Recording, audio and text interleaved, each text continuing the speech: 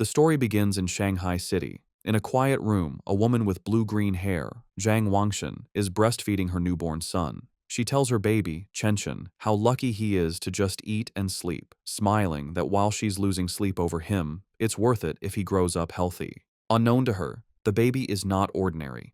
He is reincarnated and has the consciousness of his former life. As he feeds, he notes his brain isn't fully developed, yet he is aware.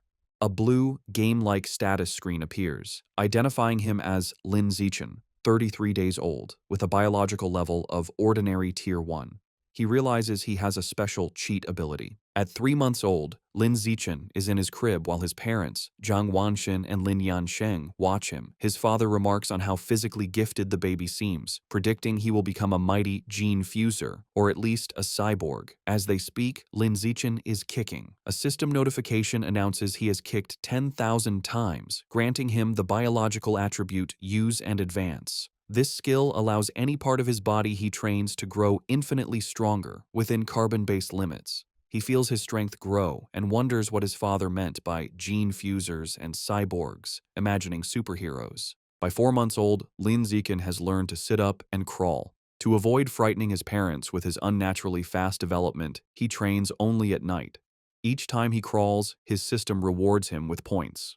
A month later, at 5 months old, he has mastered walking. At 6 months, he can finally sit up and crawl in front of his parents without it seeming too strange. While watching television, a news report on aberrant beasts shows gene fusers and cyborgs joining forces to fight them. For the first time, Lin Zichen understands this world is vastly different from his old one. He learns this Earth has mutated, giving rise to terrifying creatures called aberrant beasts. To fight them, humanity developed 2 paths. The first is mechanical ascension, where humans modify their bodies with technology to become powerful cyborgs. The second is gene modification, where humans fuse their genes with aberrant beasts, becoming gene fusers to fight monsters with their own power. Realizing the dangers, the reincarnated Lin Zichen resolves to use his system to grow up safely, evolve his abilities while laying low, and survive in this perilous world. One day, the doorbell rings. Zhang Wangxin opens it to a woman in a blue dress, Xu Ming, their new next-door neighbor. Xu Meng introduces her family, her husband, Shen Jianye, and their young daughter, Shen Qinghan, who clutches a doll. Lin Zichen looks at the little girl with purple hair. He acknowledges Shen Qinghan as his first friend in this new world, sensing their destinies will one day be tightly bound. Time passes, and Lin Zichen dedicates himself to training. At 7 months, thanks to his use and advanced skill, he has mastered running, jumping, and basic language by talking to himself, earning stat points for each activity. By 8 months, his training has progressed to doing sit-ups and push-ups in his crib. He is careful to practice only when his parents are not around. But one day, his mother, Zhang Wangxin,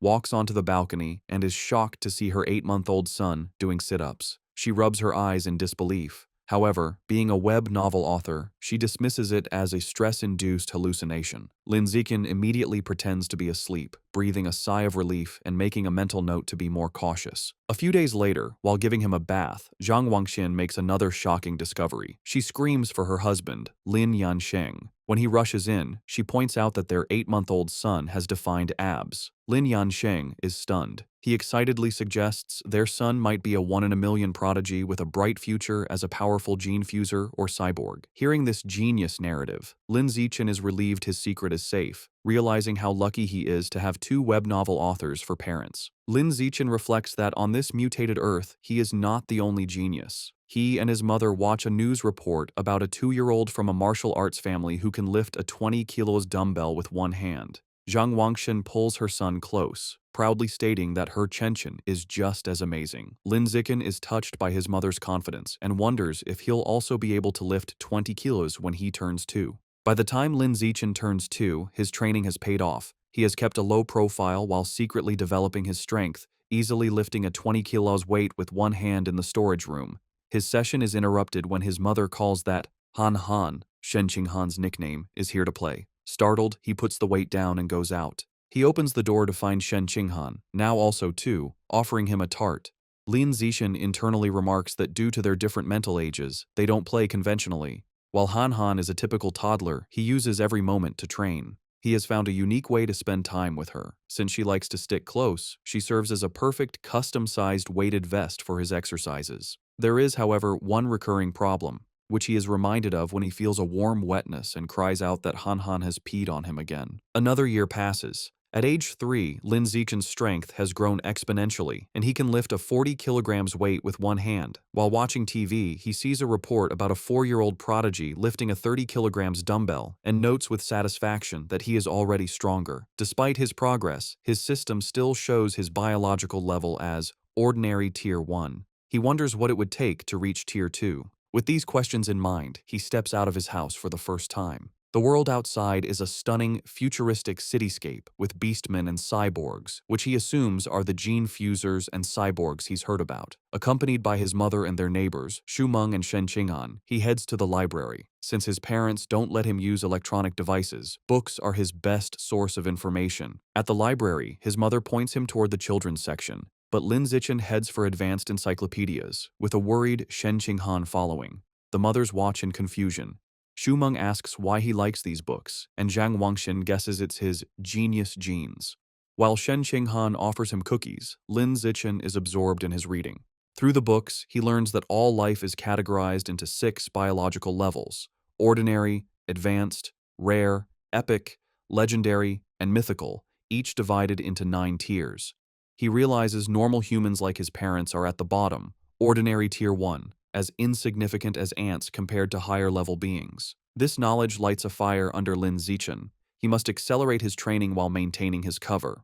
His system alerts him to a new quest: read 100 million characters to be rewarded with the celestial root of wisdom. Excited to train both mind and body, he accepts. For the next year, Lin Zichen splits his time between physical training and voracious reading. At age 4, he and Shen Qing'an begin kindergarten, holding hands with the IR teacher, Ms. Zhang Mei. His hard work pays off. Soon after starting school, he breaks through to ordinary Tier 2.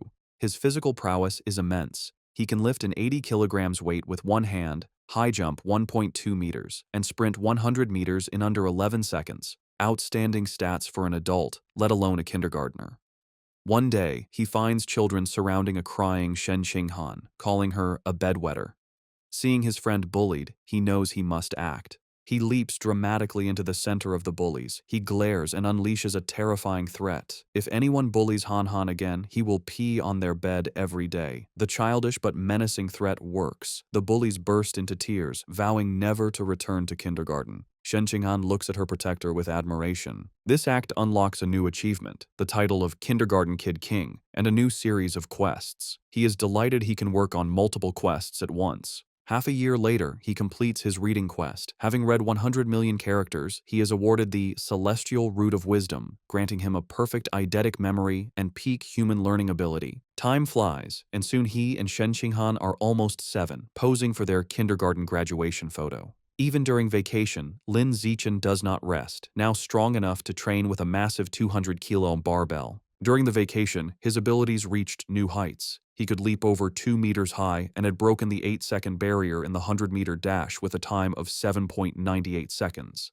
His mind was just as sharp. Boosted by his new attribute, he had already finished most of the elementary school curriculum. His new life began at Sunshine Elementary School. Because he was already self-studying advanced subjects, academic competitions were easy. He effortlessly took first place at the National Elementary School Academic Competition just to unlock his title as quickly as possible. Whenever he had free time, he would give Shen Qing'an private tutoring. Though not an exceptional talent, she was diligent. With his help, her grades improved dramatically, and after one semester, she was ranked second in the class, with Lin Zichen holding first place. To speed up his quest, he also participated in school sports meets, breaking every record. Just when he thought his school life would continue in this predictable routine, a special new transfer student appeared. The teacher introduced the newcomer, a girl with long, silvery blue hair named Bai Shui. Lin Zichen immediately knew she was different. As she stood in the doorway, he could sense a faint, unusual aura that did not belong to a normal human. As the new transfer student, Bai Shui, walks to find a seat, the other students watch her curiously. Shen Qing'an leans over to Lin Zichen, whom she calls Xiao Chen, and whispers about how pretty Bai Shui's hair is, like winter snowflakes. However, Lin Zichen is not in the mood to discuss aesthetics. As Bai Shui sits near him, his mind is on the strange, non-human aura he senses from her. He wonders if she could be a gene fuser or the descendant of one. In the following days, Baizue proves to be an enigma. She doesn't speak to anyone and lays her head on her desk the moment class ends, remaining motionless. She barely even gets up for the restroom. At first, students are curious, even taking photos with her while she sleeps. But as her behavior doesn't change, they lose interest, and the classroom returns to its routine.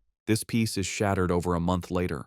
A bizarre phenomenon begins. Bai Shui starts to secrete a viscous, white liquid. The substance has a foul odor and drips down her clothes and legs. The other students react with disgust, complaining about the terrible smell. A mean-spirited boy sneers a crude comment about the liquid and then pours his water bottle over her head, claiming he's washing her out. Humiliated and soaked, Bai Shui clenches her fist on the desk, and tears stream down her face as she begins to cry, her shoulders shaking with silent sobs. The bullies erupt in cruel laughter at her distress. Watching from their desks, Shen Qinghan turns to Lin Zichen with a worried expression, asking if they can help poor Bai Shui. Lin Zichen is confused. He had sensed Bai Shui was dangerous, so he can't understand why she is crying. He agrees to help. As he walks towards the bullies, he reevaluates his assessment. While he still doesn't understand her, he realizes that for now, she isn't a threat. She is just a weak girl being bullied, and he has to step in. Lin Zichen walks up to the main bully and grabs him by the collar, calling out his name, Guan Chun. With a menacing smile, he orders the boy to wipe the water off Bai Shui's desk. Guan Chun is terrified and stammers that he'll wipe it up right away.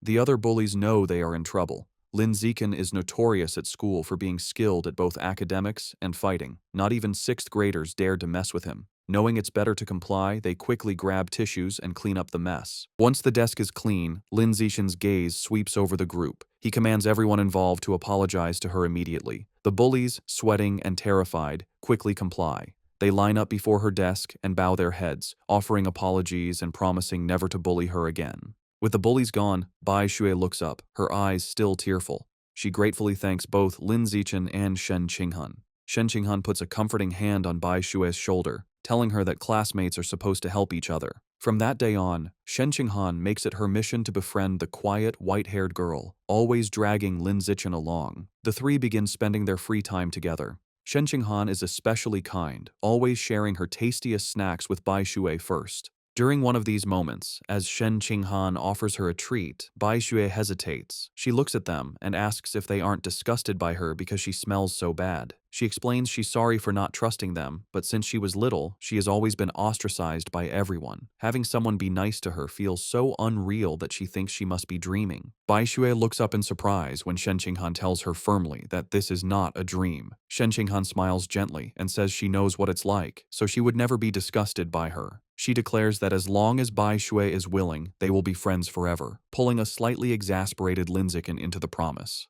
Overcome with emotion, Bai Shui tightly hugs Shen Qinghan. Tears of gratitude stream down her face as she thanks them for their kindness. After composing herself, she tells them she wants to give them a gift in return. She holds out a necklace with a pair of beast fangs, explaining it was a birthday present from her mother. She gives it to them, hoping it can be a symbol of their friendship. Shen Qinghan enthusiastically agrees, and the three children stand together in the schoolyard as the sun sets, joyfully declaring they will be friends forever. However, just as their newfound friendship was solidified, the unexpected happened. One day, Shen Qinghan is stunned to learn that Bai Shui has transferred out of the school. Lin Zichen confirms it, revealing that he saw her filling out the withdrawal papers. He flashes back to watching from the principal's office doorway.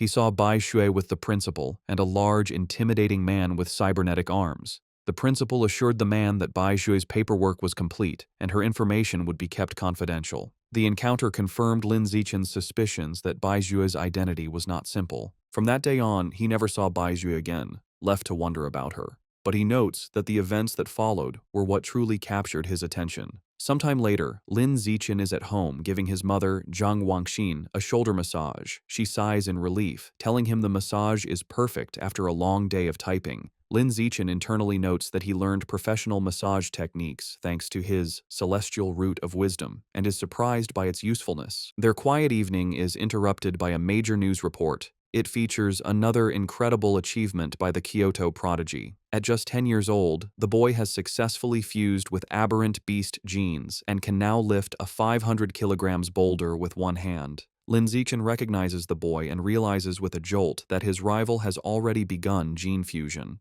His father, Lin Yansheng, complains that the Kyoto prodigy is always on TV, questioning if they are trying to turn him into an influencer. The parents discuss it. Lin Yansheng explains the boy is from a 1,000-year-old martial arts family, so they likely have advanced gene fusion technology. Zhang Wangxin argues it's wrong to use a child as a guinea pig. Her husband counters that for such a family, family interests come first, earning a sarcastic "you know everything" from his wife. While his parents bicker, Lin Zichen is deep in thought. He recalls that before the fusion, the prodigy could lift 100 kilograms. Now he can lift 500 kilograms, a five-fold increase. In comparison, Lin Zichen, at only 8, can already lift a 300 kilograms weight with one hand without any gene fusion. He concludes with a confident fist pump that his own potential is far greater. His confidence was soaring, but that feeling was short-lived. The next news report taught him the true meaning of fear. Breaking news shows a city in a neighboring country completely devastated by a massive explosion. The report states that based on footage, the attack was carried out by giant aberrant rats. The screen shows horrifying images of monstrous rats swarming the ruins, capturing a screaming woman in their massive jaws, and then brutally devouring her. The news report continues, confirming heretics were responsible for the aberrant rat attack, fanning the flames from the shadows. At a press conference, an official from the devastated Sakura country pleads for international aid, explaining the heretics are a shadowy cult manipulating the beasts. Watching the news, Lin Zichen learns the cult is an anti-human organization of traitors who serve the aberrant beasts for their own gain. He feels relieved to be born in a powerful, stable country, giving him a safe place to grow stronger while laying low.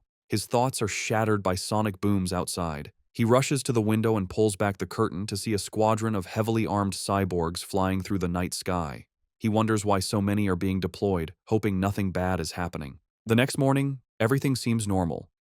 Lin Zichen waits for Shen Qinghan, who runs up, apologizing for being late. As she approaches, he notices something strange. The beast fang necklace Bai Shui gave them, now worn by Shen Qinghan, emits a bright blue glow. He realizes the fang is from an aberrant beast and the source of the faint, non-human aura he'd sensed from her. The glow fades as quickly as it appeared, and the two don't think much of it. However, between the cyborgs and the fang's reaction, Lin Zichen feels that something bad is about to happen. On their way to school, a striking woman with long red hair in a black dress leans against a lamppost, watching them. She comments on what adorable kids they are and steps in front of them, asking if they are brother and sister.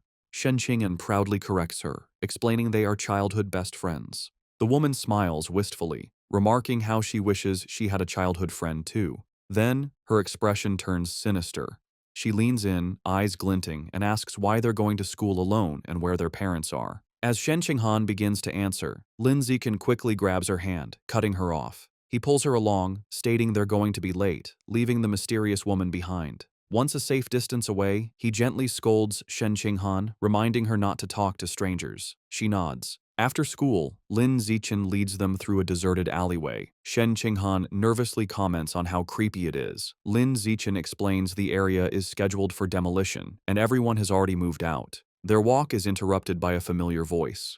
The red-haired woman from the morning appears, commenting on how they are finally out of school. She's not alone. A large, muscular man named Sheng is with her. The woman tells Sheng she's got the kids over here. Lin Zichen is alarmed. He had deliberately chosen a different route, but she had somehow followed them. The woman tries to lure them closer with a sweet voice, offering them treats. Her accomplice, Sheng, grows impatient. He tells her to stop talking and just knock the kids out so they can get it over with. Without another word, Sheng rushes toward them with a cloth, shouting he's in a hurry to sell them for cash. As he closes in, Lin Zichen shoves Shen Qinghan out of the way and squares up to face him. He clenches his fist and throws a powerful punch with all his might. The blow connects squarely with Sheng's face, stopping the larger man in his tracks. The immense force sends Sheng flying backward down the alley with a pained cry. The red-haired woman watches in utter disbelief, shocked that an elementary schooler could send a grown man flying. On the ground, Sheng coughs up blood, stunned. With Sheng down, Lin Zichen turns to the red-haired woman. Before she can react, he lands a solid punch to her midsection, followed by a powerful uppercut that knocks her unconscious. Standing over the defeated kidnappers, his expression hardens. He picks up a nearby brick, his intentions grim. He reasons that with no cameras in the deserted alley, he must finish them off. If they live, his superhuman powers will be exposed, ruining his plan to lay low and grow stronger. Just as he is about to deliver the final blow, the ground trembles violently. A powerful earthquake shakes the alley, catching them off guard. A moment later, a massive, clawed hand smashes through a nearby building wall. A monstrous giant aberrant rat emerges from the dust and rubble, towering over them. The beast ignores the children and looms over the unconscious woman. But instead of devouring her, it decapitates her with a swift swipe of its claws. The rat then picks up her severed head as Shen Qinghan screams in terror. Recognizing the danger, Lin Zichen scoops the horrified Shen Qinghan into his arms. He tells her it's a giant aberrant rat and they have to get to safety. He turns and sprints away, carrying her as they flee. As they escape, a flash of red and gold streaks through the sky. A female cyborg with blonde hair and rabbit ear attachments on her helmet dives into the alley. She moves with incredible speed, a blur of motion as she zips past the rat. Shen Qinghan, looking over Lin Zichen's shoulder, exclaims how unbelievably fast the cyborg is. The cyborg lands gracefully behind the monster. Facing the rat, the female cyborg prepares her attack. Her gauntlet glows as she charges her weapon and announces, "Anesthetic smoke." She fires projectiles at the monster, causing massive explosions that rock the alley. Lin Zichen shields Shen Qinghan from the blast. The aberrant rat is caught in the fiery explosions, roaring in pain, and is left dazed by the anesthetic smoke. Seeing her opening, the cyborg surges forward and finishes off the weakened beast in a flurry of strikes. Later, Lin Zichen watches a news report about the incident at home. He analyzes the fight, concluding the cyborg's power level probably isn't very high. He reasons she had to weaken the rat first, and it still took her 7 minutes to kill it. He reflects on the danger of giant aberrant rats, knowing they are tough creatures that can grow over 10 meters long and reach ordinary 5th tier. Fortunate that they escaped unharmed, the incident reminds him of the world's dangers. He resolves to increase his training to protect himself and those he cares about. He is later seen in his training space, doing weighted squats with a heavy barbell, his system rewarding him with points. Although the threat of aberrant rats looms, life continues. Soon, he and Shen Qinghan celebrate their 9th birthday with both families around a large cake. After making wishes, they exchange gifts. Thanks to his celestial root of wisdom, Lin Zichen had taught himself to carve in one night and crafted an intricate wooden hairpin for Shen Qinghan. She is overjoyed, placing it in her hair and exclaiming how much she loves it. Time passes quickly, and soon Lin Zichen and Shen Qinghan graduate from elementary school and start middle school. As they leave, his system notifies him that he has completed the Dominate 9 years of compulsory education achievement, unlocking the Kindergarten Kid King and Elementary School Top Dog titles. He becomes excited to unlock the Middle School Overlord title next, which will grant him the Survival of the Fittest attribute. During the break, he sticks to a high-intensity training regimen. His training includes 1,000 push-ups with a massive boulder on his back, granting him huge stat boosts. His hard work pays off. Just before school begins, after a 10 kilometers run, his system announces his biological level has broken through to ordinary 3rd tier. His physical attributes increase dramatically. He can now lift 700 kilograms with one hand, has a vertical jump of 4 meters, and can run the 100-meter dash in 6 seconds. As his power grows, he wonders what level the Kyoto prodigy has reached. Coincidentally, a news story airs on TV the night before school starts. The report reveals the now 14-year-old prodigy has fused with giant ant genes and can lift a 2,000 kilograms alloy block with one hand. Lin Zichen calculates that since giant ant genes increase strength by a factor of 4 to 8, the prodigy's true lift without the gene enhancement is only around 500 kilograms. This means Lin Zichen is still fundamentally stronger. He smiles, imagining how powerful he will become with future gene fusion. The next day, middle school begins. Because he was the city's top student, all the best middle schools tried to recruit him. He accepted the invitation from Shanghai Middle School, but only if Shen Qinghan could be in his class. During registration, they are welcomed by the principal and their new homeroom teacher, who express how much they are counting on him. After a few pleasantries, he makes an excuse and leaves with Shen Qinghan. The real reason he chose Shanghai Middle School was for its excellent athletic facilities. They had planned to play badminton on the school's court before classes officially started. On the court, an excited Shen Qinghan tells Lin Zichen, "Xiao Chen, they should start." She serves with a flourish, calling out her fairy's curveball. Lin Zichen easily catches the shuttlecock mid-air, but their game is interrupted. A group of upperclassmen approaches, and their leader, in a backward cap, snatches the shuttlecock, informing them the court is reserved. His friends mockingly offer to let Shen Qinghan stay and spar with them. Shen Qinghan stands her ground, telling them they have to follow the rules, and they were there first. Lin Zichen, seeing them get too close to Shen Qinghan, steps in with a cold expression. He tells them to get away from her and reminds them of the first come, first served rule. The leader scoffs, arrogantly declaring he is taking the court. The leader holds the shuttlecock and tosses it up, but before he can serve, Lin Zichen moves. He declares that from now on, his rules are the only ones that matter. With a surge of power, he leaps and smashes the shuttlecock with incredible force. The shuttlecock rockets across the court, a white blur. It moves so fast, the leader barely has time to react. The force of the impact shatters his racket and sends his cap flying. The upperclassmen are left in shock, sweating and trembling. They wonder if Lin Zichen is even human, questioning if he's a gene fuser. One notes with terror that if the shot had been off by a little, their boss's head would have been taken off. Thoroughly intimidated, the upperclassmen bow deeply in apology. They tell Lin Zichen they understand the rules now and will be leaving immediately. They then beat a hasty retreat. Perhaps because word of the incident spread, no one ever dared to bully Lin Zichen or Shen Qinghan again. Aside from being bigger with better facilities, their new school life felt much the same. Academically, Lin Zichen was far ahead, having finished the middle school curriculum long ago.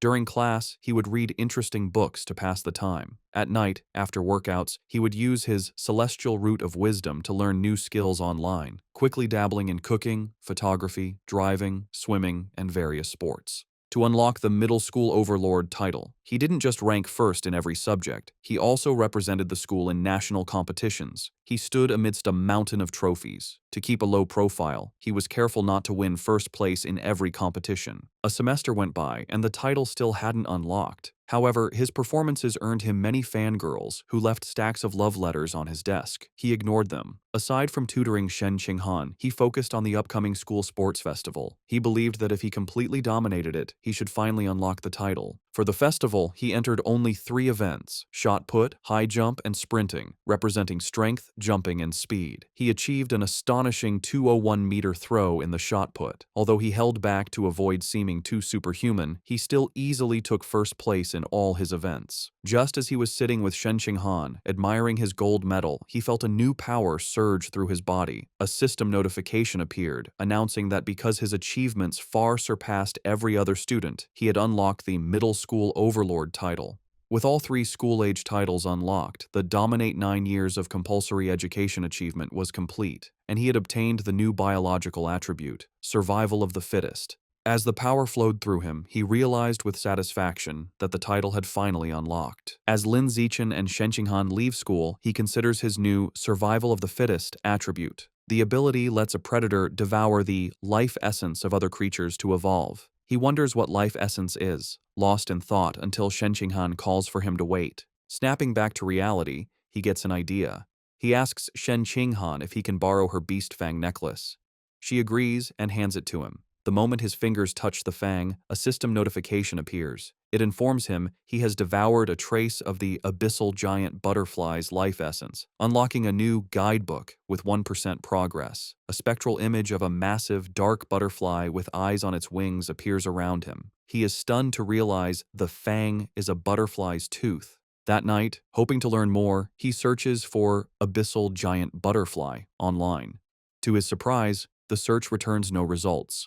Realizing he'll have to study this exotic beast on his own, he remembers Bai Shui had given them a pair of fangs. He rummages through his bag and finds the second tooth. Holding the second fang, he once again absorbs its power. Another system notification confirms he has devoured a second trace of life essence, but the guidebook progress only increases to 2%. He looks at the fang with disappointment, realizing there isn't much life essence left in it. He concludes he must find another way to unlock the abyssal giant butterfly's full power. The next day after school, to boost his training and ensure a quick escape route from any aberrant beasts, Lin Zichen starts biking Shen Qinghan to and from school every day. As they leave the school grounds, a man calls out to him, "Zichen." The man, in a tracksuit, stops them and introduces himself as Coach Guo from the school's martial arts team. He praises Lin Zichen's performance at the sports meet as the best in school history. With great enthusiasm, Coach Guo formally invites him to join the team, insisting his athletic talent surpasses his academic abilities. He urges Lin Zichen to say yes, but also offers him time to learn about the team before deciding. Coach Guo speaks so quickly and passionately that Lin Zichen doesn't get a chance to say no. Waving goodbye as they ride off, the coach tells them the martial arts team is in room C of the gym and that he'll be waiting for him if he's free to visit the next day. As the sun sets, Lin Zichen is back in his room, ready to test his new ability. He claps his hands, squashing a cockroach and a mosquito he found. He opens his hands to examine the dead insects, but feels no power surge. He realizes killing such small, ordinary creatures didn't trigger the skill. He deduces that only powerful or exotic beasts carry enough life essence to be devoured for his evolution. To verify his new theory, Lin Zichen decides to visit a supermarket that sells beast meat. With Shen Qinghan on the back, he bikes them into the city. They soon arrive at a large, multi-story supermarket. Inside, they walk through the aisles, and Lin Zichen notes that while there is plenty of beast meat, it's all pre-packaged. He knows he can't test his theory without touching the meat. Just as he's feeling frustrated, he hears a butcher advertising fresh-cut beast meat. He spots a counter with a sign reading, "Fresh beast meat, not pre-packaged, safe to eat," where a butcher is cutting up large sides of meat. Telling a confused Shen Qinghan to wait, he says he's going to check out the meat. He doesn't explain further, eager to confirm his suspicions, and rushes to the counter. He reaches out and places his hand on a slice of freshly cut beast meat. The moment he makes contact, a powerful surge of purple energy flows into him. Just as he thought, the beast meat contains a strong surge of life essence. He clenches his fist in excitement, a wide grin on his face. Shen Qinghan watches, bewildered, wondering why he is so excited just from touching meat. She approaches him with a look of confused concern, asking how the meat feels. Trying to play it cool, Lin Zichen casually tells a bewildered Shen Qinghan that the meat just feels fresher than normal and asks if she wants to touch it too. She frantically waves her hands and refuses, saying he has touched it enough for both of them. Having confirmed his theory, Lin Zichen decides to buy some of the beast meat to try at home, surprising Shen Qinghan. He isn't surprised by her reaction, knowing beast meat is incredibly expensive. Even the cheapest option, the ghost shadow squid, costs nearly 1,000 yen per jin. Deciding to go with the squid, he picks up a package. Shen Qinghan panics at the price, telling him it's too expensive and that he should ask his mother first. Lin Zichen simply smiles and pats her head reassuringly. He tells her not to worry, making up a lie that his mom had already told him to buy plenty for both of their families. A flashback shows his mother, Zhang Wangshan, happily agreeing to cook a feast. Internally, Lin Zichen admits that while sharing is part of his plan, his other, more important reason is to test if he can absorb life essence through consumption, as he worries direct absorption might spoil the meat. At the checkout, he buys 3 packages of the ghost shadow squid for a hefty 29.94 yen. The female cashier thanks him. As they leave, Lin Zichen thinks about how expensive the meat was, wondering when they'll be able to afford it again. By the time they finish shopping, it is after 9 p.m. Knowing the city has been chaotic lately, they decide to head straight home for safety. On the ride home, Lin Zichen can't stop thinking about his experiment. Unable to wait, he discreetly places his hand on the package of meat in the basket. He immediately feels a familiar surge of purple energy. His system confirms he has devoured a trace of the ghost shadow squid's life essence. A new guidebook for the creature is unlocked, but his progress is only 0.1%. A spectral image of the menacing, multi-eyed squid appears in his mind. As they bike through the quiet streets, he does some mental math. He realizes devouring a small amount of meat only unlocked a fraction of its power. He estimates he'd need to devour 100 jins to reach 100% on the guidebook, costing a staggering 100,000 yen. He considers the squid's special ability, to dissolve into water and vanish, and decides the powerful skill is worth the price. His course is clear. He needs to make a huge sum of money, as he can't ask his family for that much. He then remembers his second reason for buying the meat, to test if absorbing its life essence would cause it to spoil. He glances at the package. It's been a while, but the meat looks perfectly fresh. He grins, delighted that absorbing the essence doesn't ruin the meat. As he continues to absorb its power, his progress bar for the squid climbs to 3%. His concentration is broken when Shen Qinghan shouts a warning. He slams on the brakes, screeching to a halt just inches from a couple in the bike lane, and apologizes. He scolds himself for not watching where he was going, then wonders why the lane is so crowded. Shen Qinghan points ahead. They see a tense standoff. A muscular, red-haired man is holding a woman hostage at knife point. Shen Qinghan recognizes the hostage in terror as their teacher, Chao Mei. The man shouts threats at the crowd. The area is surrounded by police officers who try to de-escalate the situation through a megaphone. The police captain holds back an officer, Ah Bing, telling him not to shoot recklessly. The captain explains the target is too close to the hostage and using her as a shield, making a clean shot impossible. The officer suggests sleeping gas, but the captain rejects it, fearing it would provoke the suspect before it could take effect. While the police hesitate, Lin Zichen decides to act. He discreetly picks up a small rock from the pavement and flicks it with incredible speed and precision. The rock strikes Officer Ah Bing's gun, causing it to misfire. The stray bullet hits the hostage-taker's hand, forcing him to cry out and drop his knife, releasing Teacher Cao Mei. Seizing the opportunity, the police captain yells for his team to move in. The officers rush forward and swiftly arrest the disarmed suspect, while a female officer comforts the terrified but unharmed Teacher Cao Mei. As the situation is controlled, Lin Zichen quietly gets back on his bike. Shen Qinghan looks at him with wide, questioning eyes and asks if he threw the rock. He quickly shushes her, saying they should leave and talk later, and they pedal away. Just as they are about to get away, a voice commands them to stop. The police captain calls out, asking if Lin Zichen was the one who threw the rock. Panicked at being caught, Lin Zichen quickly denies everything with a nervous smile. The captain watches them pedal away, finding it strange that someone wouldn't want to admit to a good deed. He muses aloud that there's a reward for bravery. The word reward instantly catches Lin Zichen's attention. Needing money, he slams on his brakes, skids to a halt, and rushes back to the captain. He sheepishly retracts his denial, admitting he threw the rock and explaining that the money is really important to him. The captain tells him to come to the station to make a report, promising to help him apply for the reward. After informing their families, Lin Zichen and Shen Qinghan prepare to head to the police station. He assumes everything will go smoothly, but as the police lead the cuffed suspect away, something goes horribly wrong. The suspect's face begins to twist grotesquely. The police realize with horror that he's a heretic and is mutating into a giant aberrant rat right before their eyes. The monster breaks its cuffs and goes on a rampage, swiping its massive claws at the officers. The police captain gets on his radio, ordering all forces to open fire but to protect the civilians. The officers unload their weapons, but the bullets have no effect. A frantic report comes in, identifying the heretic as having fused with Rat King genes and calling for immediate backup.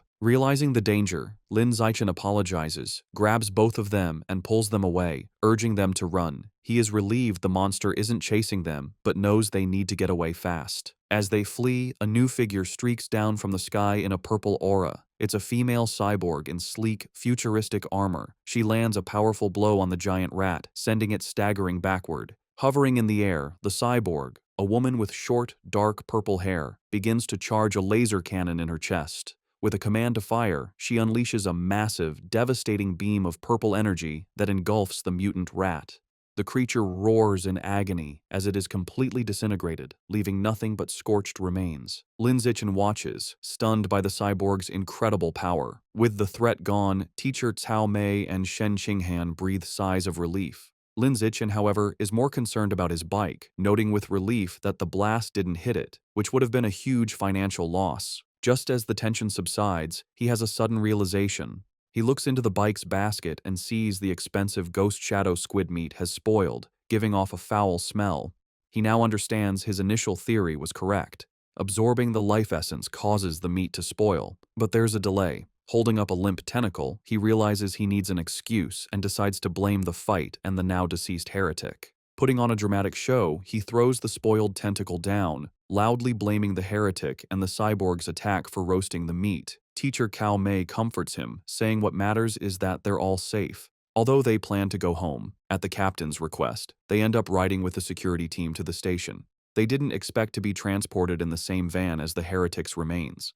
After the laser blast, all that was left was a pile of scorched flesh on a gurney, and the smell was intense. As he sits in the foul-smelling van, another thought strikes Lin Zichen. He remembers that the beast fangs from Bai Shui still contained life essence long after the creature was dead. A new possibility dawns on him. Could there be life essence left in this corpse as well? And if so, could he devour the corpse's Rat King gene for himself? Sitting in the police van, Lin Zichen wonders how much of the Rat King gene he can devour from the heretic's scorched corpse.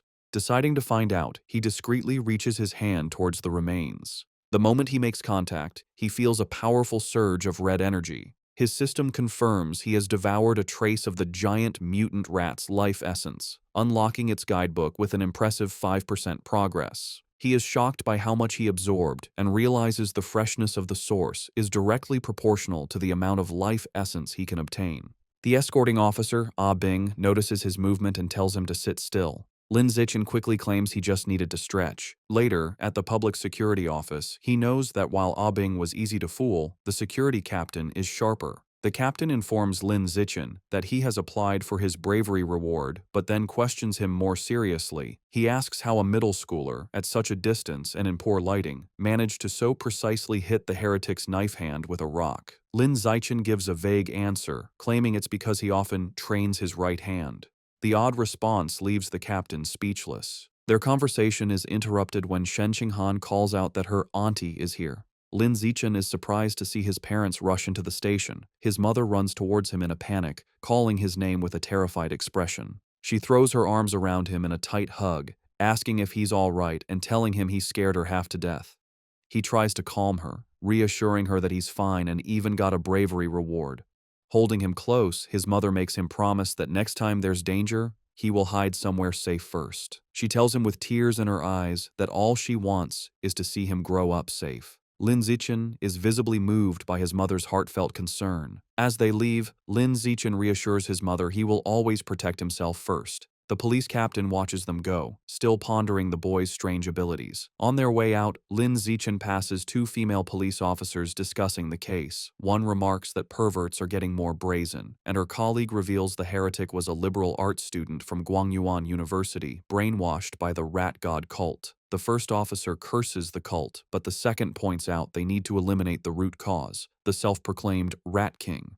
The name instantly catches Lin Zichen's attention. In the car home, he immediately starts researching the rat god cult on his phone. Surprised to find a ton of information, he learns the cult's main base is in Shanghai City, and most of its members are societal outcasts. He uncovers a shocking piece of information suggesting the Rat King wants to evolve into a higher life form and is forcing its followers to gather evolution materials. This leads him to a chilling question. Has the Rat King, an aberrant beast, already developed sentience? His thoughts are interrupted when he glances out the window and sees a giant rat, nearly the size of a cat, on the sidewalk. For a moment, he wonders if it's related to the Rat King, but quickly dismisses the idea, telling himself that in the South, cat-sized rats aren't that unusual. Shaking off the thought, he realizes how quiet Shen Qinghan has been. He looks over and sees her squirming uncomfortably, her knees pressed tightly together.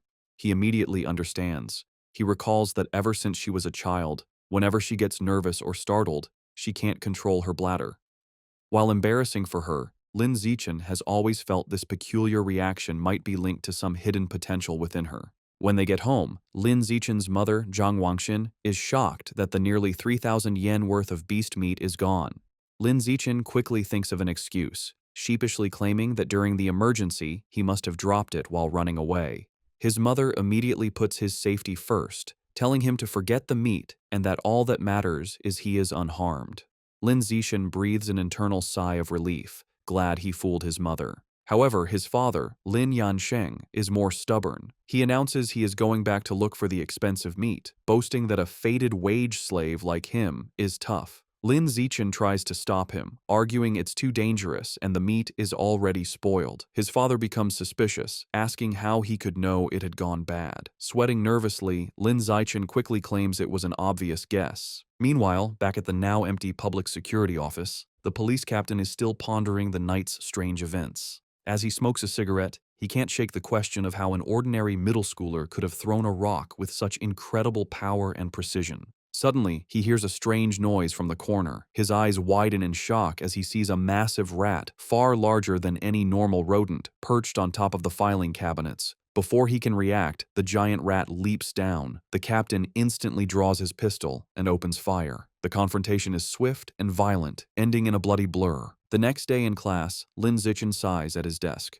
Reflecting on the previous night, he concludes he is still too weak compared to the powerful heretic and the female cyborg. He needs to make money fast to buy more beast meat like the ghost shadow squid to fill his guidebook's progress bar. He considers becoming an influencer or selling study materials, but dismisses the idea as too flashy and against his goal of keeping a low profile. Suddenly, an idea strikes him.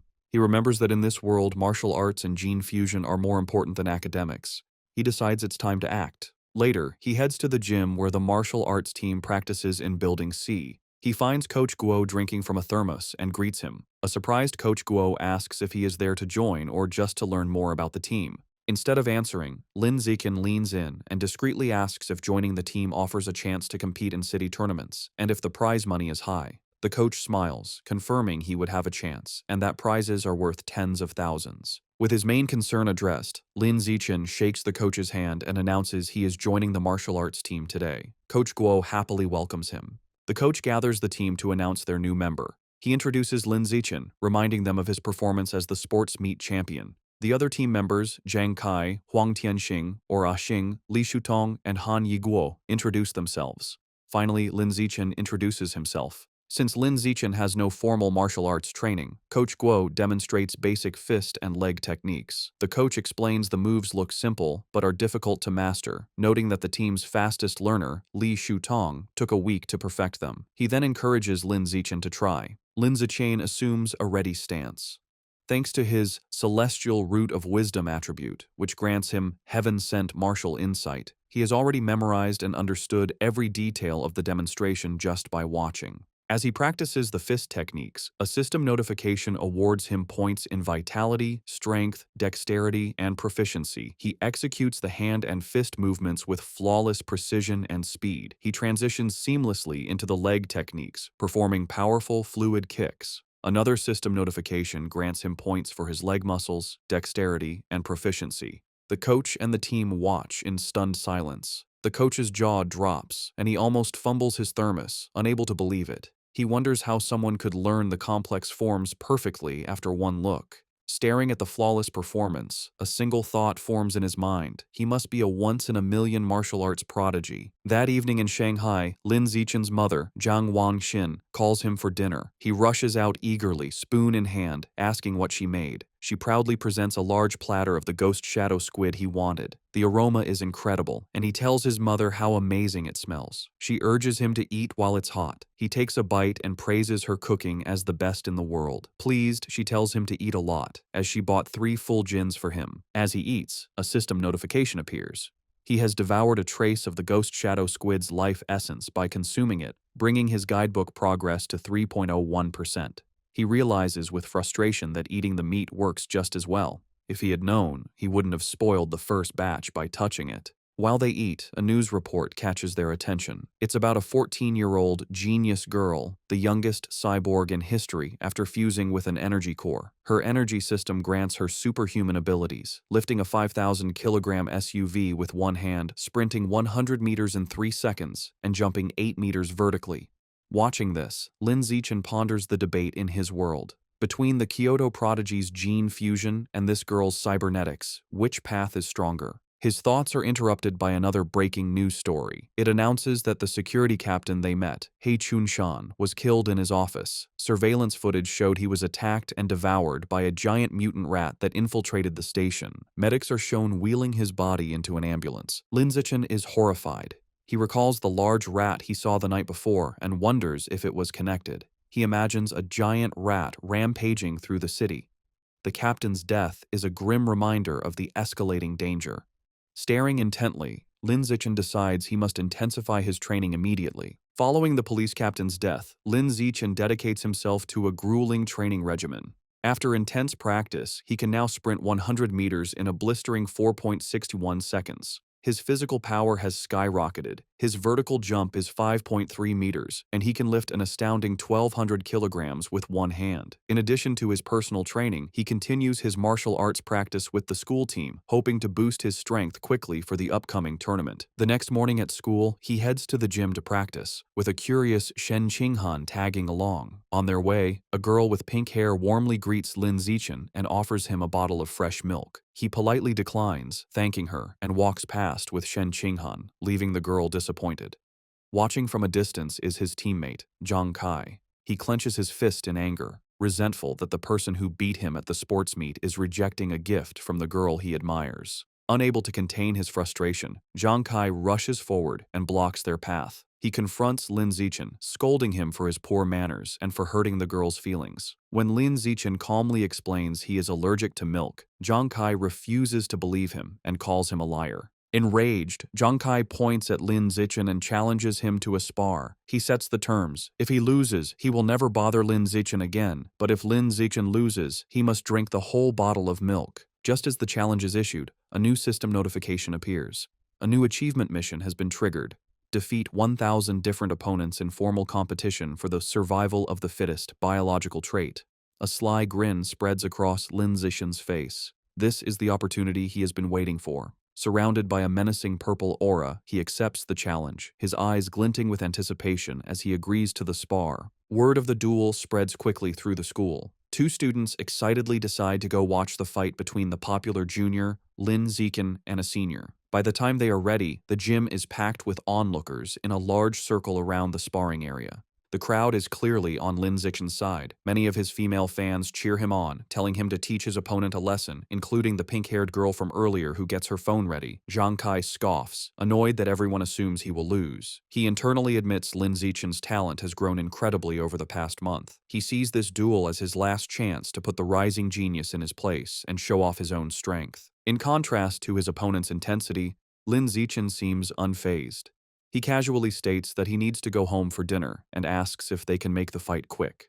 Taking this as an insult, Zhang Kai smirks and agrees to grant his wish. Coach Guo steps between them to officiate. He raises his hand to start, reminding them of the rules. However, before the fight begins, Zhang Kai shouts for them to wait. With a condescending grin, he offers Lin Zichen a handicap. He points out that he has trained for nearly 2 years, while Lin Zichen is a novice of only a month. To be fair, he declares he will let Lin Zichen have the first 3 moves. Lin Zichen simply agrees. The moment he agrees, Lin Zichen explodes into motion. He closes the distance in a blur, catching Zhang Kai by surprise. Before his opponent can raise his guard, Lin Zichen unleashes a single devastating punch. The blow connects with brutal force, sending blood flying from Zhang Kai's nose. He is knocked out instantly, collapsing unconscious on the gym floor. The entire gym is stunned into silence. Coach Guo's jaw drops as he stares in disbelief, shouting that the fight was over in one punch. The rest of the martial arts team and the crowd are equally shocked, calling the outcome ridiculous, unable to process that the duel was over in a single second. The silence is broken by a roar of celebration. Shen Qinghan throws her fist in the air, ecstatically cheering for Lin Zichen's victory. The other girls, including the one with pink hair, join in, shouting about how amazing he was. Standing over his defeated opponent, Lin Zichen receives a system notification. It informs him that by defeating a rival and winning the affection of the opposite sex, he has obtained priority mating rights. More importantly, his new mission progress is now 1,000. He reflects that he has a long way to go to unlock the natural selection attribute. To speed up his progress, he turns to the remaining, terrified members of the martial arts team. With a friendly but unsettling smile, he suggests they should all spar as well. The team members stare back, their faces pale with horror. Immediately, they all start making pathetic excuses. One has cram school, another's mother is waiting for dinner, while others pretend to feel sick. Before they can flee, Zhang Kai struggles to his knees. He refuses to accept his loss, furiously accusing Lin Zichen of a sneak attack and vowing to crush him in a rematch. Coach Guo steps in, telling Zhang Kai to accept his loss like a man. The coach then wonders aloud if the punch was just a lucky shot, deciding to test the theory on another team member named Xiao Lizi. Hearing his name, a spiky-haired boy freezes in terror. Though he assumes a fighting stance, he is clearly terrified, begging Lin Zichen for mercy and not to hit his face. 10 minutes later, the results are clear. Several martial arts team members are lying unconscious on the gym floor. Lin Zichen stands over them, noting he made sure not to go too hard on them and just exchanged a few blows. However, when he checks his system again, he is disappointed. Aside from the initial victory, none of the other spars counted toward his achievement. The rival count remains at 1,000. He realizes friendly sparring isn't enough. He has to defeat rivals in an official competition.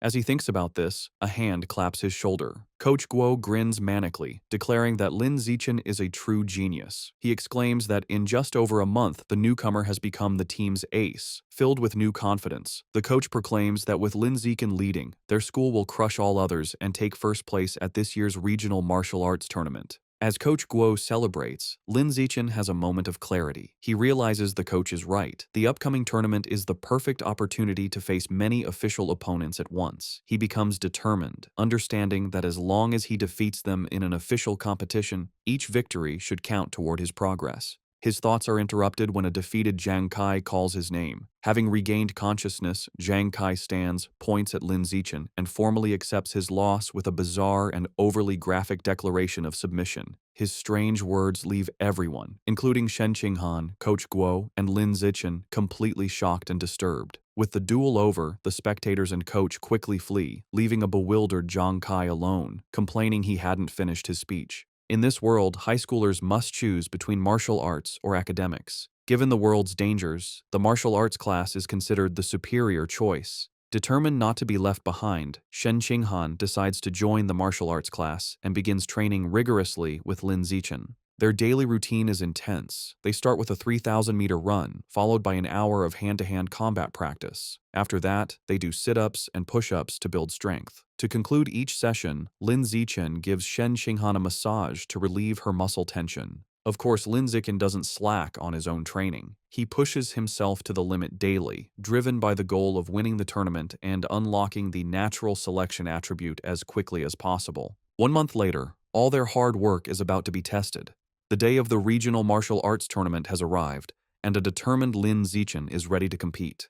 The tournament is at the massive city gymnasium, with a huge crowd around a central fighting ring. In the waiting area, the mood is tense. Coach Guo nervously reviews the roster, complaining that their school, Shanghai High, drew a match against the strongest team, Shanghai No. 1 High. Another team member adds to the anxiety, mentioning their opponents have a fighter who can run the 100-meter dash in under 9 seconds, leaving them feeling outmatched. Sensing the team's low morale, Lin Zichen calmly raises his hand and volunteers to fight first. Though still worried, Coach Guo agrees to let his ace take the stage. As Lin Zichen walks into the arena, Shen Qinghan cheers him on from the sidelines, while Coach Guo shouts encouragement through a megaphone. Lin Zichen readies himself for the fight. His opponent, a much larger and more muscular student from Shanghai No. 1 High, steps forward. He acknowledges Lin Zichen's talent for making it to the tournament as a first year. However, his tone quickly turns mocking. He sneers that the stage isn't meant for a shorty who hasn't even hit 1.7 meters. Flexing his bicep, he promises to show Lin Zichen what a true gap in size and power feels like. The referee signals for the duel to begin. The large opponent rushes forward, unleashing a powerful punch. To his shock, Lin Zichen doesn't retreat. He effortlessly sidesteps the blow and counters with a swift punch to his opponent's chest. The impact is devastating. The force sends the massive student flying backward across the arena, knocking him out cold. The announcer stares in stunned silence before stammering a victory for Lin Zichen. On the sidelines, Shen Qinghan jumps to her feet, cheering that her Xiao Chen was amazing. The rest of the Shanghai High team erupts in celebration, mobbing their coach and shouting that Lin Zichen is insane, dismissing his opponent's strength as dead muscle. Meanwhile, on the other side, the coach for Shanghai No. 1 High is furious. He berates his defeated student for charging in blindly without using his footwork. Back in the ring, Lin Zichen receives a system notification confirming he has defeated another tournament rival, improving his ranking and bringing his elimination count to 2-1,000. He clenches his fist, satisfied that these matches are what he needs to advance. The opposing coach, determined to stop this, calls his next fighter forward, a boy named Chen Feng, and orders him to crush the first year as quickly as possible.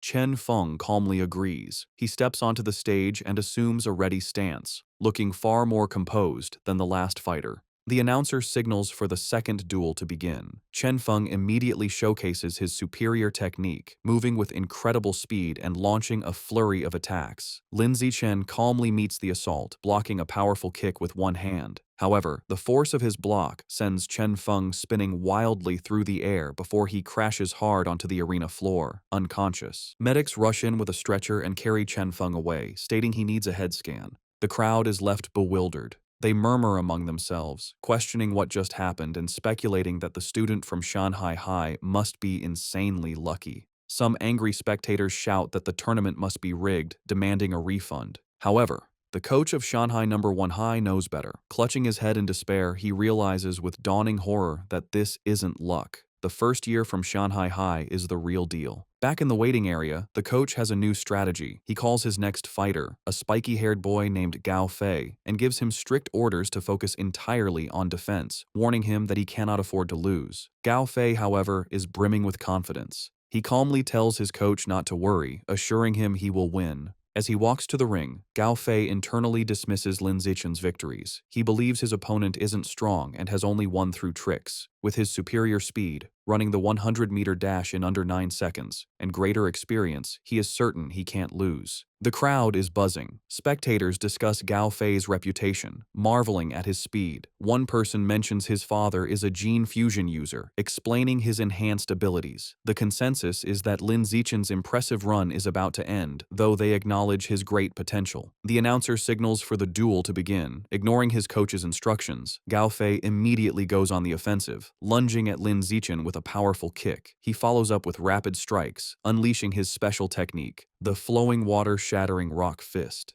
His coach watches in fury, shouting at his disobedient student for attacking. Gao Fei scoffs at defense, believing a genius like him doesn't need it. Meanwhile, Lin Zichen, easily evading the blows, finds the technique interesting and decides to learn it on the spot. Gao Fei grows frustrated as he can't land a single hit. He stops out of breath and demands to know how Lin Zichen is dodging his attacks. Unfazed, Lin Zichen calmly asks if he has any other moves, taunting him. Enraged, Gao Fei unleashes another desperate barrage of punches. Seeing the same predictable moves, Lin Zichen decides the time for observation is over. He thinks, "All right then, let's end this." He effortlessly dodges the final punch and counters with a single powerful kick to Gao Fei's midsection, ending the match instantly. The crowd is once again left in stunned, speechless silence. The silence is shattered by thunderous cheers from the Shanghai High supporters. Coach Guo and Shen Qinghan are ecstatic, shouting that their Xiao Chen is a beast and celebrating his third consecutive victory. The rest of the tournament proceeds just as easily. The next few opponents are even weaker. He effortlessly defeats each one, and soon he has single-handedly wiped out all 5 fighters from the opposing team. Over the next 2 days, the story is much the same. He continues his dominant performance, taking down 2 more schools by himself. Thanks to his incredible display, he successfully leads Shanghai High to win the championship. He and his team proudly pose with their medals and trophy. However, as he checks his system, his rival count is only 16,000.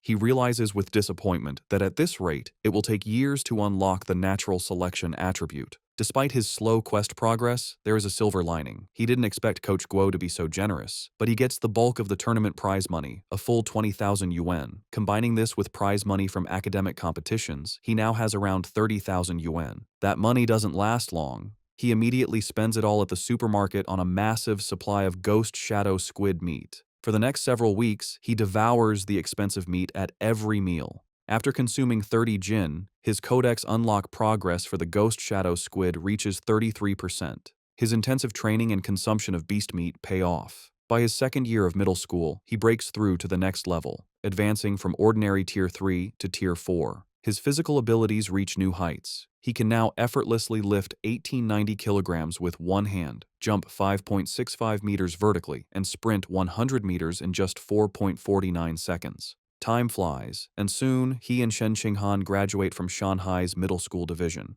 However, when the high school entrance exam results are released, their paths seem destined to diverge.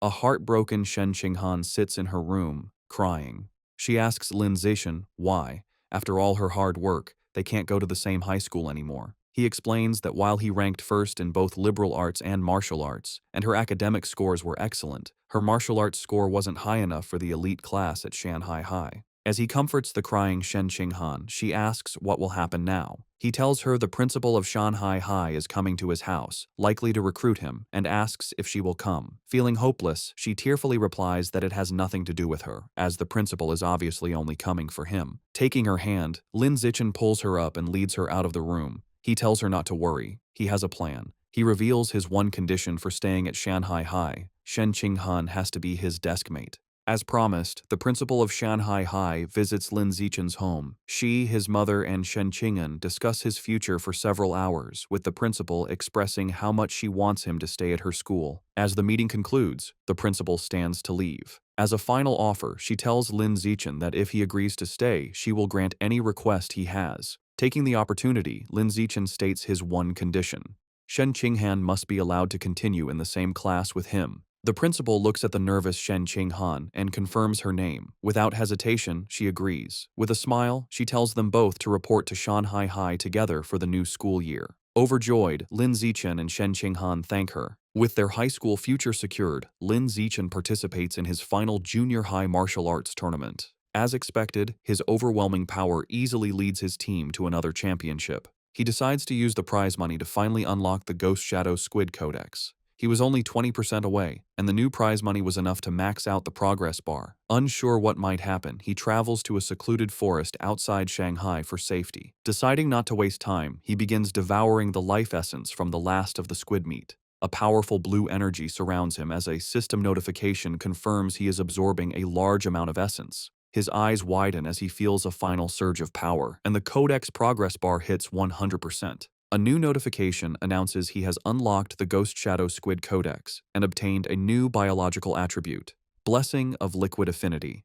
The ability enhances his affinity with water, allowing him to move freely and even vanish in aquatic environments. However, as the power settles, he stands in the quiet forest holding the limp squid tentacles and feels his new ability is kinda underwhelming. Still feeling underwhelmed, Lin Zichen tests his new ability in a nearby pond. He finds his Blessing of Liquid Affinity has some benefits. He can soak for long periods without his skin wrinkling, and swimming is much easier with reduced water resistance. However, there are no other noticeable effects. He sits in the water and rationalizes that since the Ghost Shadow Squid is a low-tier beast, it's fair the ability isn't very powerful. He resolves that to get better attributes, he will either have to save up for higher-grade beast meat or become strong enough to hunt powerful wild mutant beasts himself. The memory of the terrifying giant mutant rats strengthens his resolve, and he clenches his fist, determined to grow stronger. With less than a week before school begins, Lin Zichen's mother and Shen Qinghan's family decide to go on a trip. To better study his new liquid affinity, Lin Zichen suggests they go to the beach. As they stand in the ocean, Shen Qinghan shivers and complains the seawater is cold. Lin Zichen, however, feels perfectly at home. He tells her to ease into it and then dives into the water, swimming with incredible speed. As he moves, his system rewards him with stat points for swimming and diving. From the shore, a nervous Shen Qinghan calls out, asking him to teach her how to swim. Lin Zichen pops his head out of the water, suddenly remembering his childhood friend doesn't know how yet. He begins patiently teaching her the basics. Given her average athletic talent, he assumes she will struggle. However, Shen Qing'an proves him wrong. She excitedly exclaims that swimming is surprisingly easy and that she learned it right away, diving effortlessly. She swims gracefully and surfaces with a look of shock, surprised she can dive without any instruction. Lin Zichen watches in shock as a strange blue aura of water seems to emanate from her. After she surfaces, she excitedly tells him how amazing it feels. She notes that while opening one's eyes underwater usually stings, she feels no discomfort. In fact, she finds it cool and pleasant. Her words leave Lin Zichen deep in thought. He watches her swim away, finding the situation unusual. He reasons that even with a natural talent for water, there's no way she could have mastered all the skills so instantly. Her rapid learning is simply not normal. Suddenly, a realization dawns on him. He recalls her lifelong problem with bedwetting when nervous. He wonders if this weakness is actually a sign of a powerful, innate water affinity she was born with. The idea excites him. He becomes convinced she might possess some kind of special cultivation body, like a character from his parents' Xianxia novels. To test his theory, they continue diving. Her performance shocks him even more as they explore the underwater world. He notes they have been holding their breath for over 10 minutes, an incredible feat for a beginner like Shen Qinghan. As they swim, Shen Qinghan's expression suddenly changes. A strange, swirling sound begins to vibrate through the water around her. Both look up, trying to find the source. They surface abruptly, and Shen Qinghan cries out as the glowing blue water swirls around her. Later that night, as they walk along the beach, Lin Zichen asks what happened. Shivering, she explains that underwater, she kept hearing strange and creepy sounds right by her ear. He comforts her and asks what kind of sounds. She tells him she couldn't understand the language, but it was a female voice that echoed non-stop until she surfaced. To help a frightened Shen Qinghan calm down, Lin Zichen brings her back to their hotel room. Later, he searches online for information about the strange female voice, but finds no results. Unsettled and unable to sleep, he uses his restless energy to train. As he performs 1,000 weighted sit-ups, he feels a sudden surge of power. A system notification announces his hard work has paid off. He has advanced to ordinary Tier 5. Surprised but pleased, he considers his new strength. He realizes that at Tier 5, he is powerful enough to rival a fully grown giant mutant rat. A determined glint appears in his eyes as he clenches his fist, confident that tearing the beasts apart with his bare hands is no longer impossible. Eager to test his new limits, he goes to the empty beach at night. The stat boost is immense. His 100-meter dash time has dropped to a mere 3.64 seconds, and his vertical jump has increased to an incredible 6.98 meters. To test his strength, he finds a nearby car and discovers he can now lift the 1,600-kilogram vehicle with one hand. With this new progress, his life moves forward. The vacation ends, and he and Shen Qinghan begin high school at Shanghai High. On their first day, they arrive early for class duty. Two new female classmates immediately recognize him, whispering excitedly about how handsome he is and how lucky they are to be on duty with him. While he is surprised his classmates know him, something even more unexpected happens. Simply performing class duty triggers a new system quest. The achievement requires completing 1,000 cooperative tasks for a new biological attribute, social animal. As he cleans the classroom with Shen Qinghan, he wonders what this new attribute will do. Since the school year has just begun, he takes the opportunity to visit the Mammoth supermarket after school. Now that he has unlocked the Ghost Shadow Squid Codex, he knows it's time to choose a new target for his ability. As he browses the expensive beast meat section, his eyes lock onto a new item.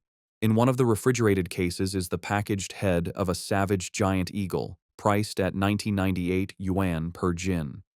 An eager grin spreads across his face as he picks up the package, making his decision.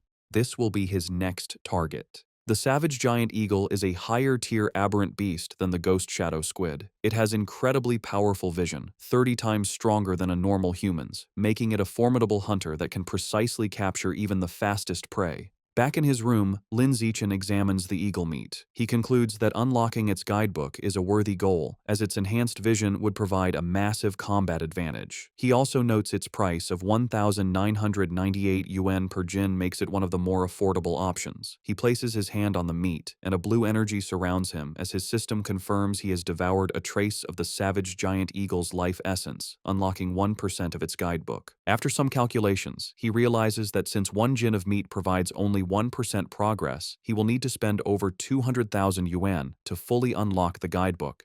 He understands that high school tournament prize money is much higher than in middle school. With renewed determination, he decides he must work harder in competitions to earn the money to unlock the Savage Giant Eagle's codex before his second year.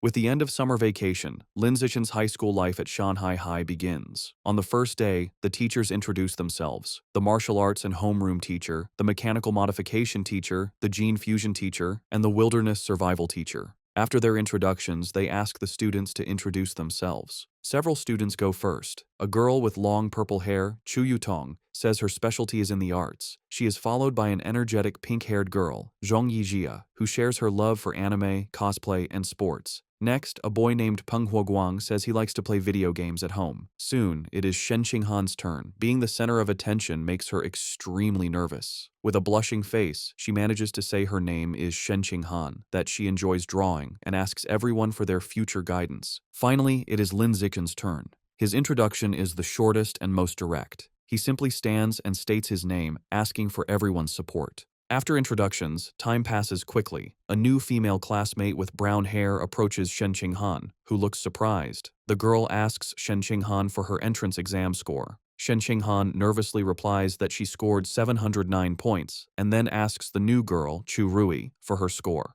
Chu Rui is impressed, exclaiming that Shen Qinghan's score is more than 10 points higher than her own 698. Chu Rui then asks about the physical fitness portion, admitting she only scored 95 out of 100. This question makes Shen Qinghan extremely uncomfortable. She stammers that her score wasn't as good, internally panicking because her score of 79 was so low she almost didn't make it into the elite class and feels too embarrassed to say it out loud. Not getting the hint, the persistent Chu Rui continues to guess if Shen Qing'an scored 94 or 93. Shen Qing'an, looking down in shame, quietly tells her it was even lower. Chu Rui continues guessing scores in the low 90s, making Shen Qing'an even more flustered. Suddenly, a hand slams down on the desk between them, startling Chu Rui.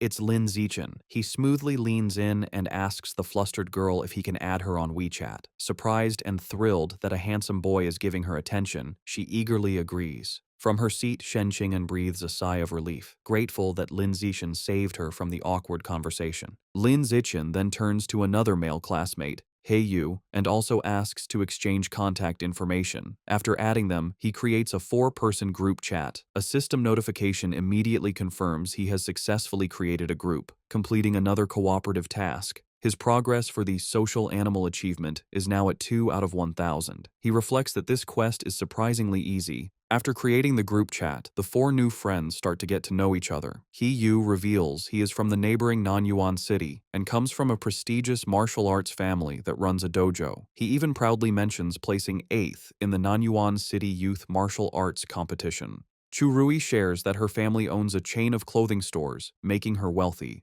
After Lin Zichen and Shen Qinghan also share their backgrounds, the 4 quickly become a close-knit group. Just as they are getting comfortable, He Yu asks the others to guess who the strongest student in their class is. Chu Rui immediately points to Lin Zichen, guessing it must be him since he was the top scorer on the entrance exam for their entire district. This shocks He Yu, who had no idea his new friend was so accomplished. However, Lin Zichen humbly suggests that being the top scorer doesn't necessarily make someone the strongest. He reveals a surprising fact. The principal had spent a lot of money to recruit 2 exceptionally powerful students from Nanyuan City for their class.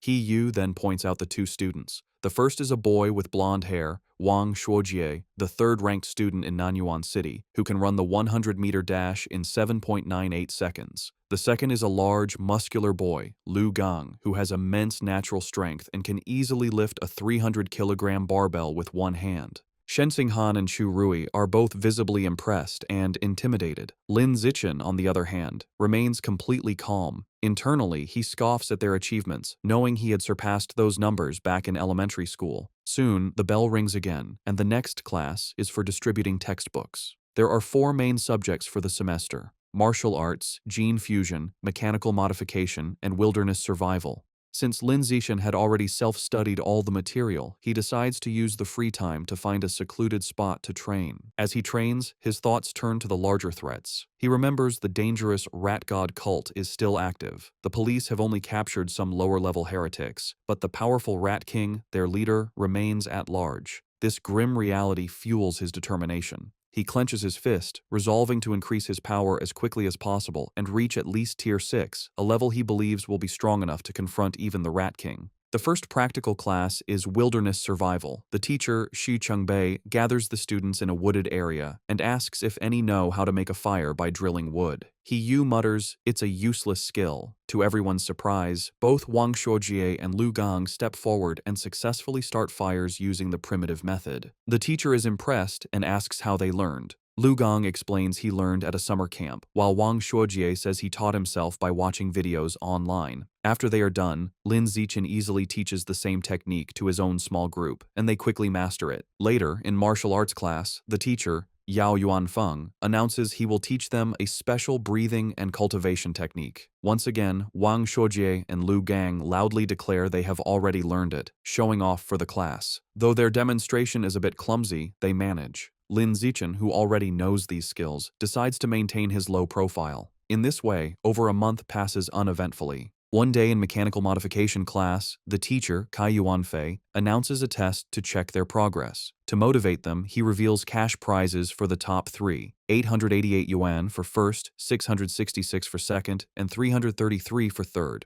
Lin Zichen's eyes light up when he hears about the prize money, realizing the first-place reward is almost enough to buy half a jin of the expensive savage giant eagle meat. With everyone motivated, the class begins the exam. Coincidentally, the gene fusion teacher, Liu Duren, has the same idea and also springs a surprise exam with the same prize structure.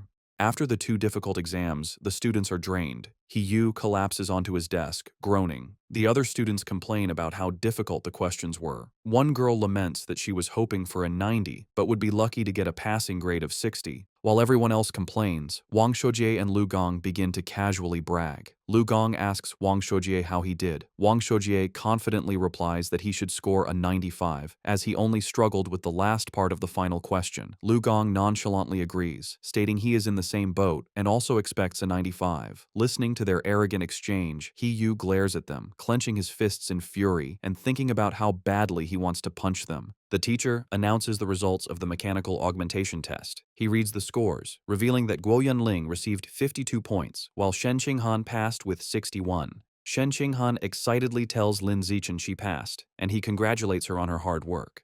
The teacher continues, announcing He Yu scored an impressive 88 points. His friends praise him, and he humbly replies he was just lucky, promising to treat them to a meal with his third-place prize of 333 yuan. Next, the teacher confirms Lu Gang and Wang Shuojie both scored 95 just as they predicted, complimenting them for being only one question away from a perfect score. Wang Shuojie confidently claims that with 10 more minutes, he could have solved the final problem, and Lu Gang agrees. Listening to them brag, He Yu is frustrated, but comforts himself with the thought that third place is still his. However, the teacher then reveals a shocking result. Despite the test's difficulty, one student achieved a perfect score, Lin Zichen, with 100 points. Wang Shuojie and Lu Gong are stunned, shouting the result is absurd. The rest of the class erupts in cheers. Even a defeated He Yu joins in, recognizing Lin Zichen is on another level. Shen Qinghan and Chu Rui celebrate his victory as the glory of Shanghai. Ignoring the praise, Lin Zichen's focus is on the prize. He raises his hand and asks Teacher Kai when the 888 yuan prize for first place will be distributed. The teacher promises to send it later, internally finding Lin Zichen's intense focus on money strange. An hour later, the gene fusion exam results are announced. The teacher, Kai Yuanfei, reads the scores. This time, the non-Yuan duo did not perform as well. Lu Gang scored 81 and Wang Shuojie 83. Though still good scores, they are clearly disappointed. In contrast, Shen Qinghan achieves an excellent 78, placing her in the top 5, and she celebrates with Chu Rui. To the shock of his classmates, Lin Zichen once again secures a perfect score, effortlessly winning another prize. This second crushing victory deals a huge blow to the confidence of He Yu, Wang Shuojie, and Lu Gang, who are left demoralized. Unable to accept their defeat, Wang Shuojie and Lu Gang question how anyone could get full marks on such a difficult test, openly suggesting Lin Zichen must have known the answers in advance. The teacher, Kai Yuanfei, immediately shuts down their accusation, stating firmly that it is impossible. He explains that he personally designed every question, and the answers are not available online, making cheating impossible. The two are left speechless. Their classmates are not so kind. He Yu and Chu Rui laugh, mocking Wang Shuojie and Lu Gang for being sore losers. He Yu calls them a disgrace to Nanyuan City, and Chu Rui adds that uncultured, ugly people always cause the most trouble. After lunch, the practical exam for wilderness survival begins. The teacher, Shi Chengbei, explains the rewards are the same, with cash prizes for the top 3. The exam has 3 parts: climbing, swimming, and making fire by friction. Having been beaten in the academic tests, Wang Shuojie tells Lu Gang they must redeem themselves in the practical exams. Lu Gang agrees, and both glare at Lin Zichen, vowing to crush him and wash away their shame. The exam begins with climbing, where speed determines the winner. As expected, Lin Zichen's superior physical abilities allow him to easily dominate. He scales the rock wall with incredible speed, leaving the Nanyuan duo far behind to secure first place. The tree climbing event ends the same. Lin Zichen again takes first, while a defeated Wang Shuojie complains he couldn't even see his shadow. While Lin Zichen excels, he notes his real concern is for Shen Qinghan. As he expected, she struggles with the climbing and finishes last. However, he isn't worried, knowing her true talent is in the water and confident she will regain her confidence during the swimming segment. Next is the fire-starting segment. With his eyes on the prize money, Lin Zichen knows he must continue to crush the Nanyuan duo. He starts the task with intense focus and speed, successfully creating a fire in just 58 seconds. Wang Shuojie and Lu Gang watch in utter disbelief, wondering how he can be so fast at everything, bewildered by his insane hand speed. The final part of the wilderness survival exam was swimming. This time it was Shen Qinghan's turn to shine. Tapping into her natural affinity for water, she swam with incredible speed, easily crushing the Nanyuan duo and delivering another heavy blow to their shattered confidence. Wang Shuojie was left in disbelief, unable to understand how Shen Qinghan could suddenly exhibit such explosive power in the water, concluding he must be hallucinating. After the exam, a defeated Wang Shuojie and Lu Gang were completely silent for a long time. However, their silence only lasted through lunch. In the afternoon, the final exam for martial arts began. The teacher, Yao Yuanfeng, announced it was time to test their progress with a sparring competition. The top 3 would receive prizes, motivating the class. For Wang Shuojie and Lu Gang, this reignited their hope. Filled with determination, they resolved to reclaim their pride. They reasoned this was martial arts class, where physical fitness and combat technique truly mattered. They believed if Lin Zichen was weak in martial arts, his other scores were meaningless. Before sparring, the teacher had everyone do a physical test as a warm-up, measuring their 100-meter sprint, one-hand barbell lift, and vertical jump. Lin Zichen, holding back to avoid being too flashy, still gave an incredible performance. He ran the 100-meter dash in 7.78 seconds and lifted a 330-kilogram barbell with one hand. His vertical jump was 2.18 meters, and he easily took first in all 3 events, making sure to only slightly beat the Nanyuan duo. They were once again left in utter shock. Wang Shuojie couldn't understand how Lin Zichen could be faster, while Lu Gang was baffled by how someone who didn't look muscular could be so strong. Trying to rally, Wang Shuojie reminded Lu Gang that failing the physical test didn't mean they would lose in sparring, as real combat also required technique. They convinced themselves their superior technique gave them a chance. After the test, everyone moved to the dueling area for the sparring matches. Eager to complete his survival of the fittest achievement, Lin Zichen stepped into the ring first. However, after his overwhelming display, no one dared to challenge him. Even Wang Shuojie and Lu Gang held back to observe first. Seeing the stalemate, the teacher intervened. He called out a student named Lu Wei and ordered him to spar with Lin Zichen. The two faced off, but the match was over before it began. To save time, Lin Zichen ended it instantly with a single devastating punch that sent Lu Wei flying. He then speed ran through the rest of his opponents, taking down every student in the class with the same brutal efficiency. Watching this, Wang Shuojie and Lu Gang are left in utter despair. Wang Shuojie realizes with horror that Lin Zichen is far stronger than they imagined and probably wasn't going all out during the physical test. He wonders how anyone could compete with such a monster. Just as their spirits are crushed, He suddenly leaps into the ring, shouting Lu Gang's name. He points at Lu Gang, declaring he's warmed up and at his peak, and challenges him to a fight. Eager to vent his frustration, Lu Gang readily accepts. He reasons that while he may not be confident against Lin Zichen, he can certainly defeat He and vows to flatten him in 30 seconds. With a battle cry, He rushes forward, and the two clash in a fast exchange of blows. However, the fight is decided by the clear gap in their power. Lu Gang easily catches Heiyu's kick, uses his superior strength to swing him around, and then hurls him out of the ring. Heiyu crashes hard, defeated and vomiting. Standing victoriously, Lu Gang looks down at his defeated classmate. He offers a backhanded compliment, acknowledging Heiyu's physical technique is the best in their class, but smugly concluding that he is still better. After his victory, Lu Gang turns to see Lin Zichen approaching. Lin Zichen calmly issues a challenge for them to spar. Internally, he sees this as a perfect chance to make progress on his achievement quest. Fresh off his win and brimming with confidence, Lu Gang smirks and accepts, declaring he is not afraid. Lu Gang immediately goes on the offensive with a powerful punch. However, the gap in their abilities is apparent. Lin Zichen moves with blinding speed, effortlessly dodging the attack and leaving afterimages.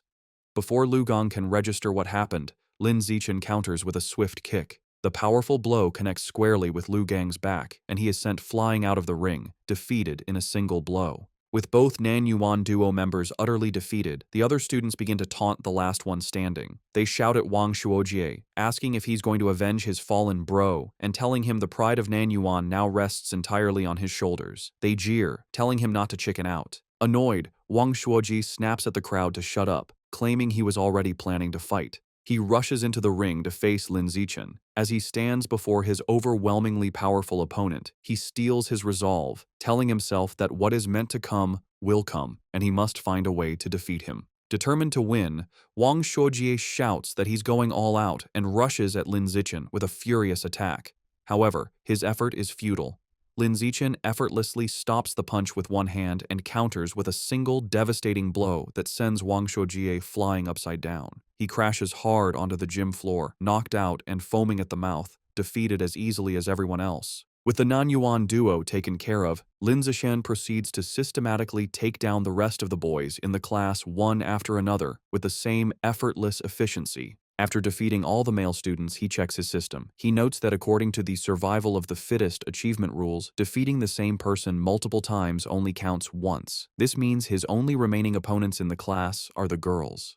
He wonders if any of them will even be willing to spar with him. To his complete surprise, the girls are more than willing. A crowd of his female classmates gathers, blushing and eagerly making heart gestures, all wanting a chance to fight him. The first to volunteer is Chu Yu-tong, who excitedly raises her hand and challenges him. She leaps into the ring and attacks with surprising speed and agility. However, Lin Zichen is still on another level. He easily dodges her attack, leaving her to comment on his incredible speed. She gracefully lands, disappointed that she came so close but couldn't even grab him. Unexpectedly, after Chu Yu-tong's defeat, the other girls also volunteer to challenge him one by one. Of course, Lin Zichen holds back considerably when facing the girls. His main goal isn't to hurt them, but simply to win the official matches and complete his achievement as quickly as possible. Soon, Lin Zichen finishes sparring with all the girls in his class. While he has successfully defeated every student, he is still far from completing his achievement task. He is a bit disappointed, but his mood quickly changes when his teacher, Yao Yuanfeng, suddenly announces some good news.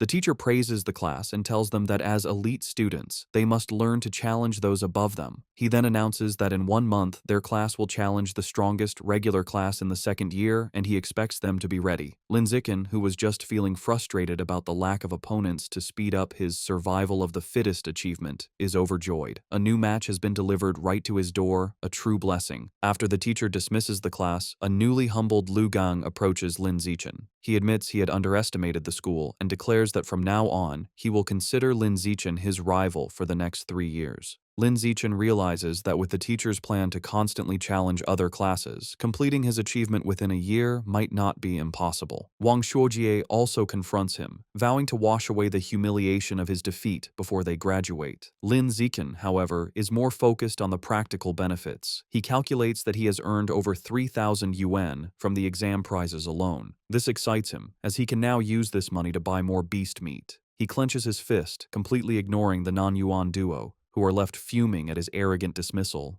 That night, back in his room, he considers his financial situation. Although he earned some money from the rewards, it is still far from enough to buy all the beast meat he needs. To earn more money, he decides to follow in his parents' footsteps and registers as a web novel author, beginning his writing journey. Thanks to his celestial root of wisdom, his writing is exceptional. The next morning, he finds a contract invitation from the Yuiwen platform in his messages. After signing the contract, a piece of news from that very day catches his eye. The report is about a terrifying incident just 2 hours ago. A giant mutant rat had attacked a frozen meat-cold storage facility on the outskirts of the city. The news report details the horrific attack. The mutant rat was over 5 meters long and so powerful that it bit a responding cyborg in half. In a final, desperate act, the captured cyborg activated its hidden backup energy core to self-destruct, taking the enemy with it. The resulting explosion was massive, blowing the giant mutant rat to pieces on the spot. Reading the news, Lin Zichen is horrified. He stares at an image of a monstrous rat, wondering with growing dread how many more of these giant mutant rats are hidden in Shanghai City. He also questions where such enormous creatures could possibly be hiding.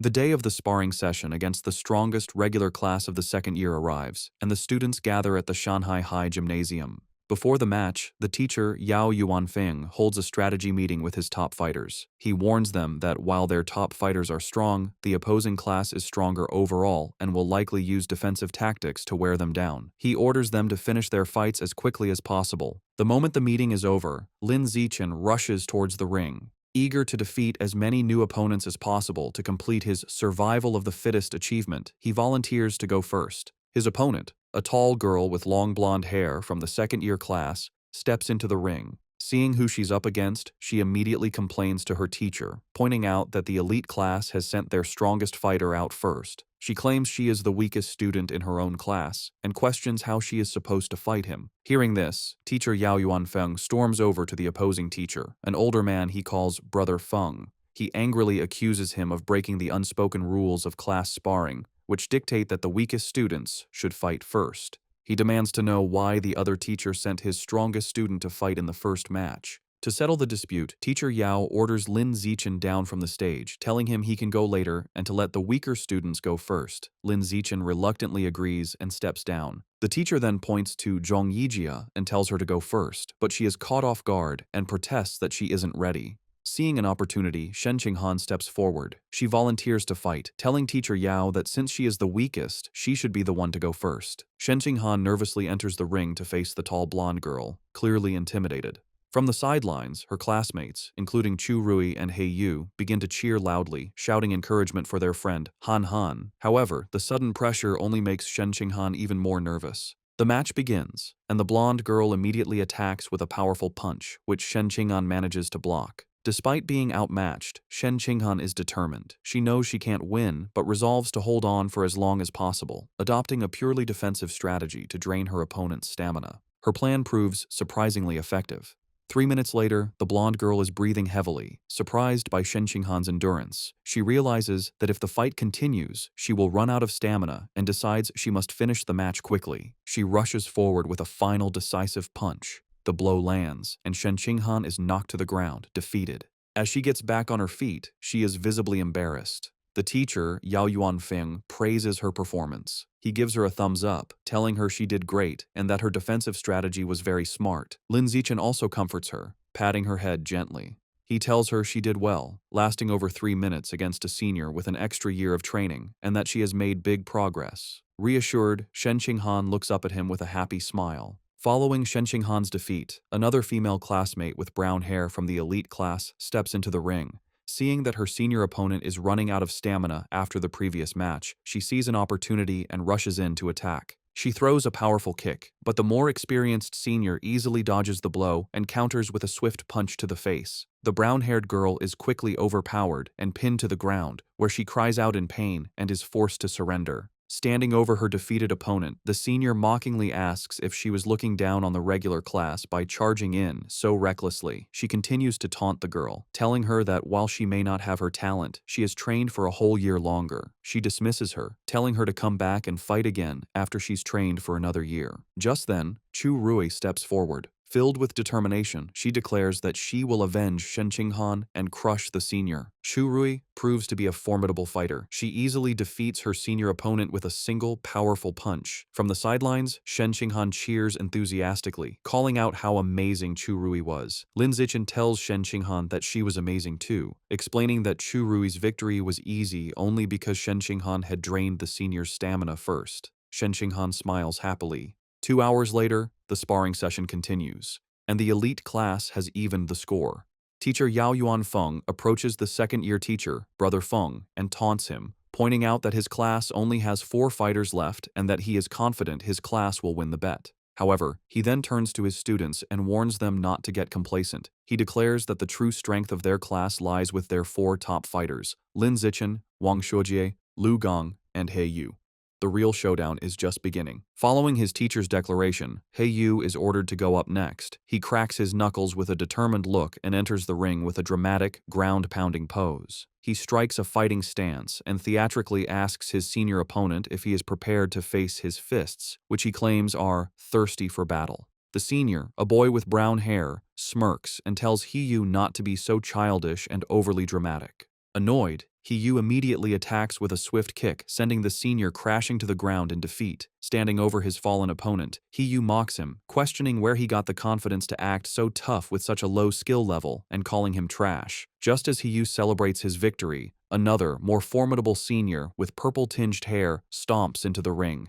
He glares at He Yu, calling him arrogant for his taunts. The senior immediately lunges with a powerful punch, vowing to teach his junior opponent some intensity. To the senior's shock, He Yu moves with incredible speed, effortlessly dodging the attack. He Yu then counters with a powerful kick that sends the senior flying, knocking him out. Seeing his impressive victory, Chu Rui and Shen Qinghan erupt in cheers, shouting encouragement for He Yu. Fueled by his success, He Yu goes on an incredible winning streak, defeating several more opponents in quick succession. After taking down 5 consecutive fighters, He Yu stands exhausted, breathing heavily. Despite his fatigue, he puts on a brave face and defiantly shouts for the next opponent, boasting he can still take on 10 more. However, it's clear he is running out of stamina. His impressive run ends when he is defeated by his sixth opponent. With He Yu eliminated, the situation looks dire for the elite class. They are now down to their last 3 fighters, while the second-year class still has 13 members remaining. With He Yu defeated,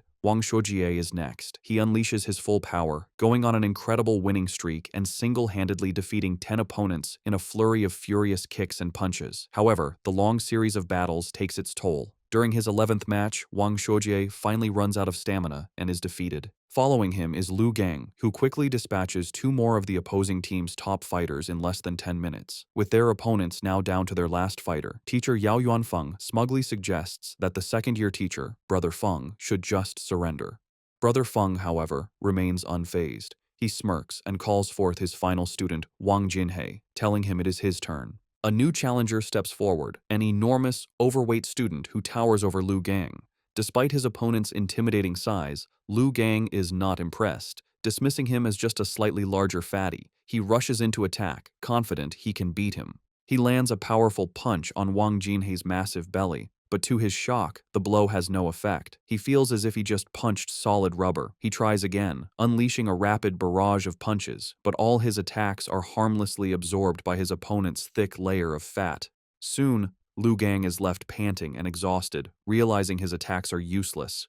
His opponent, who has not moved an inch, looks down at him with a calm expression. He asks if Lu Gang is finished, because now it is his turn. Before Lu Gang can react, Wang Jinhei grabs him by the neck with incredible strength. With a single, effortless motion, he throws Lu Gang out of the ring, securing the victory and leaving the elite class with only 1 fighter remaining. Stunned by such a powerful fighter, teacher Yao Yuanfeng exclaims that he doesn't remember the second-year class having such a strong student. The opposing teacher, Brother Feng, smirks and explains that Wang Jinhei is a new transfer student who just arrived this semester. He then smugly reminds teacher Yao about their bet, telling him it looks like he is going to lose and will have to buy dinner for the entire opposing class. Realizing he has been tricked by his rival's secret weapon, teacher Yao clenches his fist in frustration, worried that not even Lin Zichen can defeat this monster. Despite his doubts, he puts on a brave face for his last student. He places a hand on Lin Zichen's shoulder and tells him it's his turn, encouraging him to just do his best and not worry too much about winning, as the experience will be valuable. Lin Zichen simply smiles and reassures his teacher that he will win, leaving the man speechless. As Lin Zichen steps into the ring, Wang Jinhei looks down at him, unimpressed. He dismisses his opponent as looking rather weak to be his class's final ace.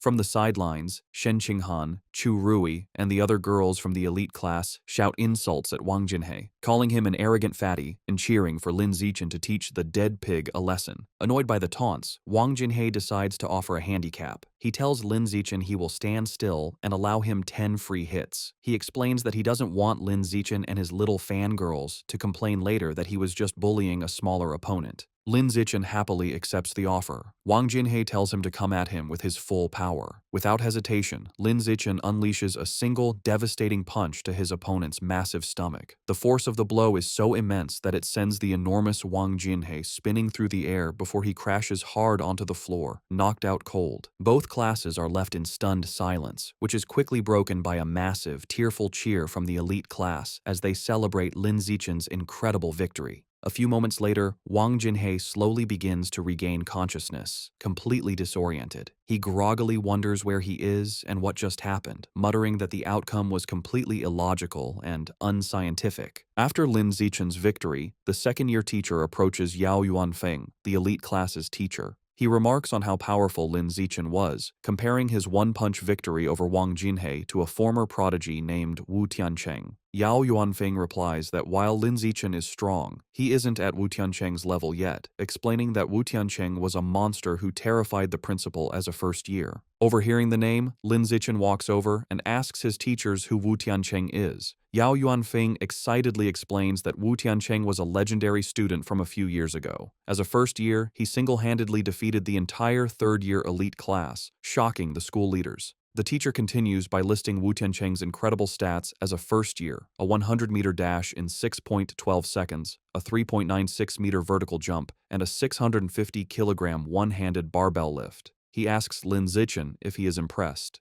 Lin Zichen smiles nervously and admits he is a little impressed. However, he internally thinks Wu Tiancheng's feats were only on par with the strength he possessed during his 6th grade summer vacation. That night, the class celebrates their victory at a restaurant.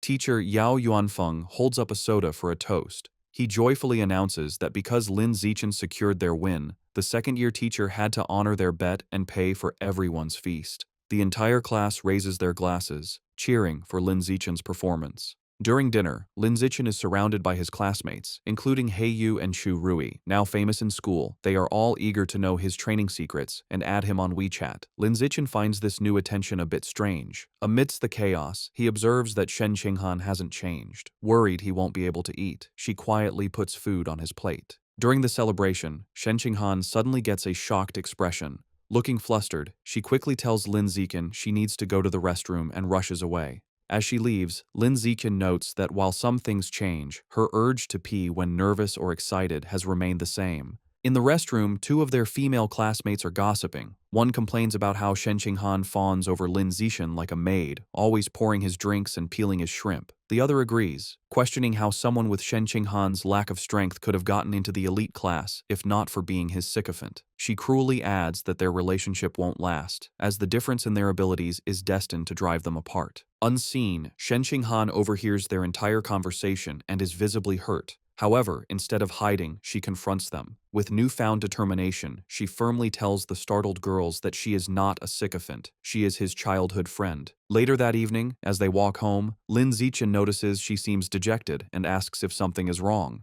Looking down sadly, Shen Qinghan confides in him. She explains her mother always said she would grow out of wetting her pants. However, she reveals with frustration that even now, she still has to wear diapers to bed every night. Looking up at him, she says she feels disabled, like she can't even control her own bladder. Lin Zichen looks at a distraught Shen Qinghan and firmly tells her she is not disabled.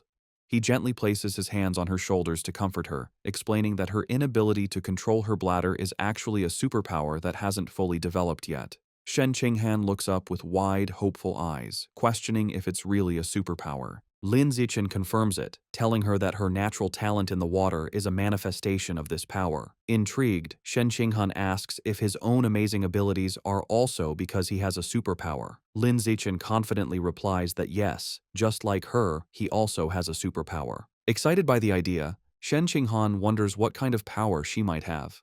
Lin Zichen reassures her it will definitely be a very powerful one.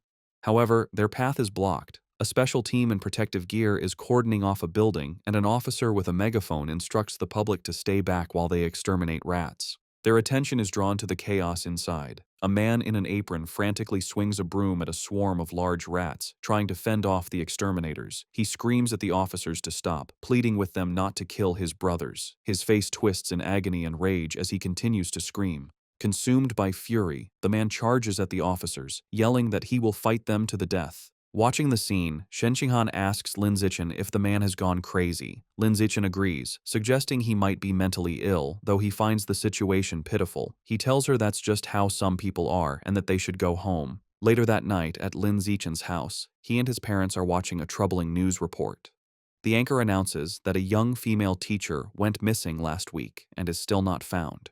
His mother, Zhang Wangshan, expresses her alarm, noting this is the 4th young woman to disappear this month. His father, Lin Yansheng, corrects her, stating it is the 5th.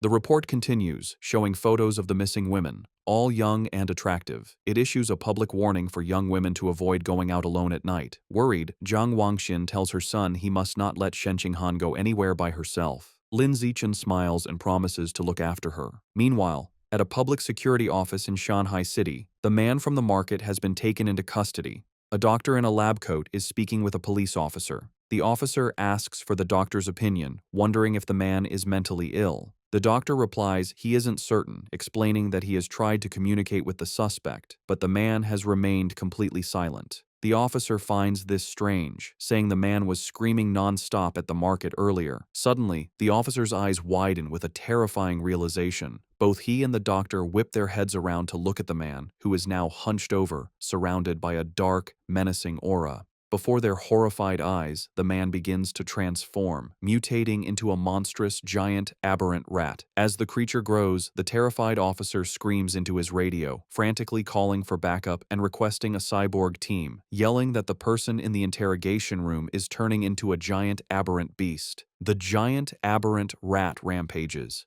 A police squad opens fire, but the bullets barely slow it down. As the officers retreat, a female officer reports that headquarters confirmed all cyborgs are deployed on other missions. The director adds grimly that support won't arrive for 10 minutes and their ammunition won't last that long. Realizing they can't fight it head-on, the director orders his team to their car. Their new plan is to lure the monster into the suburbs to buy time. The female officer jumps into a police van and starts the engine, while another officer braces himself inside. They speed through the city with the giant rat in hot pursuit, leaping between buildings. The female officer urges them to go faster to give the cyborgs more time. The van races up a mountain road and into a tunnel, but the beast is relentless. It closes the distance with a terrifying roar, its massive tooth-filled maw open. The monster slams into the back of the van, causing it to lose control, flip violently through the air, and crash. Inside the overturned van, the female officer hangs upside down, injured. With a look of despair, she thinks that in the end, they still couldn't make it.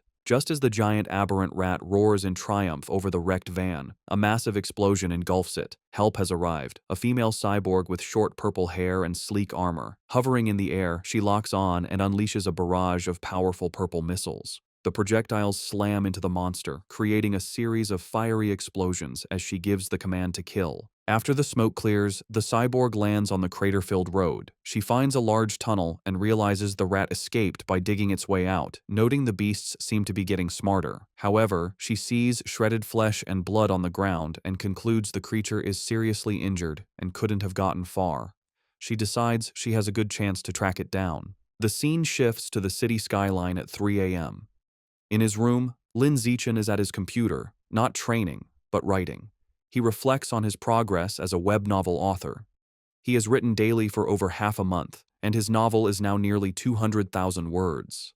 More importantly, his paid income has already surpassed 10,000 won. He thinks about the novel's future potential, noting it is still in the new book period. He eagerly wonders how much money he will make once it is officially launched. Too excited about his novel's income to sleep, Lin Zichen decides to train. He finds a deserted, unsurveilled alley to test his recent efforts. As he practices, he is pleased with his progress. His 100-meter sprint time has dropped to an incredible 3.43 seconds, and his vertical jump has reached 7.22 meters. He feels that if he continues improving at this rate, he will eventually achieve a saintly body. His training is interrupted by an unsettling gnawing sound. He turns and sees a shadowy figure hunched in a dark corner. The figure is a grotesque, rat-like creature, a mouseman. It is chewing on a human arm. Noticing Lin Zichen, the creature begs for its life, pleading for forgiveness and explaining it was just too hungry. It strangely promises that once full, it will come and pay its respects every year. Lin Zichen stares in horror, recognizing the creature as a mouseman. He immediately connects this sight to the news report about the giant mutant rat that escaped. He wonders with dawning dread if this creature is that same beast, now in a more humanoid, but no less monstrous form. Realizing the extreme danger, Lin Zichen decides he must inform the police. However, as he turns to leave, the mouseman panics, thinking he is its next meal. It stammers that it doesn't have to eat him and can go find others to devour instead. Before Lin Zichen can react, the creature springs into action. It leaps off the alley walls with blinding speed, ricocheting from side to side in a series of lightning-fast jumps. The mouseman lunges at him, screaming it wants to eat human meat as hunger overrides its fear. The attack is so fast that Lin Zichen realizes there is no time to dodge. With no other option, he faces the monster head-on. As the creature closes in, Lin Zichen meets its charge with a single, devastating kick to its jaw. The impact sends the mouseman spinning through the air before it crashes hard to the ground. The beast struggles to its feet, clutching its bleeding chest. It stares at Lin Zichen in disbelief, wondering how a weak-looking student could possess such overwhelming strength. Stunned and injured, the mouseman stares back at Lin Zichen, shocked by his unexpected power. Before it can recover, a rock suddenly flies through the air and slams into its head. Seizing the advantage, Lin Zichen gives the monster no chance to retaliate. He unleashes a furious storm of rocks, throwing them with incredible speed and precision. The mouseman is completely overwhelmed by the relentless assault, unable to defend itself as the rocks pummel its body. After a few moments, the onslaught stops. Lin Zichen stands at the end of the alley, breathing heavily. He watches the spot where the creature fell, noticing it is no longer moving. He approaches cautiously and finds his attack was more devastating than he imagined. The mouse man is obliterated, reduced to a steaming pile of skeletal remains. Wondering if the creature was truly dead, Lin Zichen touches the pile of bones. A surge of blue energy flows into him, and a system notification confirms he has devoured a trace of the giant mutant rat's life source, increasing his codex progress to 7%. He is disappointed to only absorb 2% this time, compared to the 5% from the scorched corpse. He theorizes the difference is due to the varying amount of Rat King gene each heretic had consumed. Realizing it was nearly morning and unsafe to stay, he heads home. Moments after he leaves, the purple-haired female cyborg lands in the empty alley. She stands over the steaming bones, wondering who could have killed the Rat Man. The scene shifts to a dark building where a sinister ritual is happening. A hooded cultist carries an unconscious woman to a large, glowing red summoning circle. He places her in the center and kneels, offering her to his Lord Rat God to enjoy. From the darkness, menacing, multi-lensed red eyes glare back. A deep, angry voice questions why there is only one woman, accusing the cultist of trying to starve it.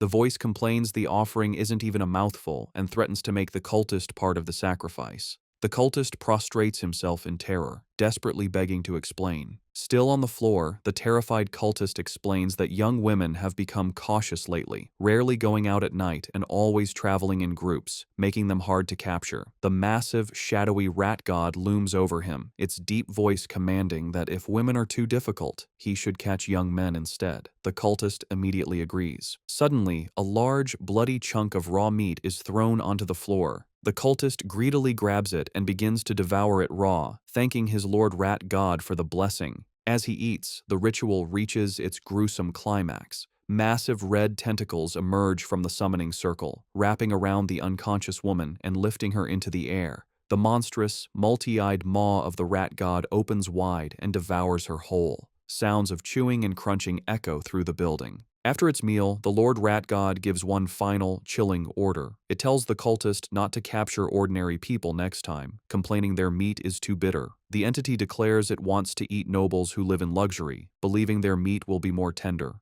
To help Shen Qinghan improve her martial arts grades, Lin Zichen holds special training sessions with her at her house. During one session, he acts as her personal coach, correcting her form. He adjusts her arm, stance, and shoulders, explaining how to generate more power and maintain better balance. Once her posture is corrected, he tells her to attack him with her full strength. She lunges at him with a determined punch. Lin Zichen easily catches her fist, praising her for the precise angle and improved power. He also catches her follow-up kick, pointing out a flaw in her form and demonstrating the correct technique by physically moving her leg into the proper position. After the intense session, an exhausted and sweaty Shen Qinghan collapses onto the floor. She catches her breath, telling him that even though she is exhausted, she can feel her martial arts strength has genuinely improved. Still kneeling on the floor, a motivated Shen Qinghan tells Lin Zichen that training 3 times a week isn't enough and asks if they can do it every day. Lin Zichen tells her that isn't necessary, explaining her body couldn't handle a daily high-intensity regimen. Shen Qinghan agrees and decides to stick with their current schedule. Just then, Lin Zichen's phone buzzes. As he takes it out, Shen Qinghan leans in curiously, asking if it's a special news report. He looks at the screen and sees 2 major headlines. The first announces that the Jishin Corporation will provide free treatment for former mechanical prodigy girls left disabled by early mechanical modifications. The second, more shocking report reveals a genius from Beijing University has successfully fused with the 1,000-threaded spider beast gene, breaking the record for the youngest person to undergo a dual gene fusion. Lin Zichen's eyes widen as he reads the second story, immediately realizing this genius must be the same prodigy from the capital he has been competing with for years. Most people cannot undergo gene fusion until adulthood, as a younger body can't withstand the backlash from beast genes and risks severe mutation. However, this prodigy has now successfully undergone a second gene fusion at the young age of 18. Lin Zichen is left to ponder the prodigy's incredible physical talent and wonder if gene fusion is indeed the best path to power. At his house, Lin Zichen is busy with his new career as a web novel author. Thanks to his incredible writing speed, his novel is an instant hit. The comment section is filled with readers amazed by his output, with one calling him a tentacle monster for posting 50,000 words on the first day. Lin Zichen reflects that with his use in advance and celestial root of wisdom attributes, a month of practice allows him to type at 10,000 words per hour. This efficiency means writing takes only about an hour a day, leaving him plenty of time for training. His father, Lin Yansheng, enters and praises his success. He estimates that if Lin Zichen maintains a stable plot and a 10,000-word daily pace, he could earn around 50,000 wen in his first month. He adds that once the novel's word count grows, making 100,000 wen a month would not be a problem. Lin Zichen is thrilled. With an income of 50 to 100,000 wen a month, he will no longer have to worry about funding his quest to unlock the exotic beast codex. He sets a firm goal. He will use his first 2 months' fees to finally unlock the Savage Giant Eagle codex. The scene shifts to his martial arts class, where the teacher, Yao Yuanfeng, announces a sparring session to assess progress. Lin Zichen's overwhelming power is on full display. He completely crushes the field, effortlessly defeating every opponent with powerful kicks and punches. No one lands a single hit on him. After the session, his teacher presents him with his prize money. Lin Zichen reflects on the successful day, pleased that he not only earned another 888 yuan, but also gained crucial experience points toward his survival of the fittest achievement. While Lin Zichen dominated, Shen Qinghan's results were not as stellar. As usual, she ranked last. Her friend Chu Rui tries to comfort the dejected girl. However, her training with Lin Zichen has clearly paid off. She now has the ability to fight back. A flashback shows her previous match against Wen Yuntong, the second worst student in the class, where she was defeated in under 3 seconds. This time, Shen Qinghan held her ground for nearly 3 minutes. More impressively, she actively traded blows, landing several punches and kicks. Her martial arts teacher, Yao Yuanfeng, was very impressed by her progress. He praised her hard work and encouraged her to keep it up.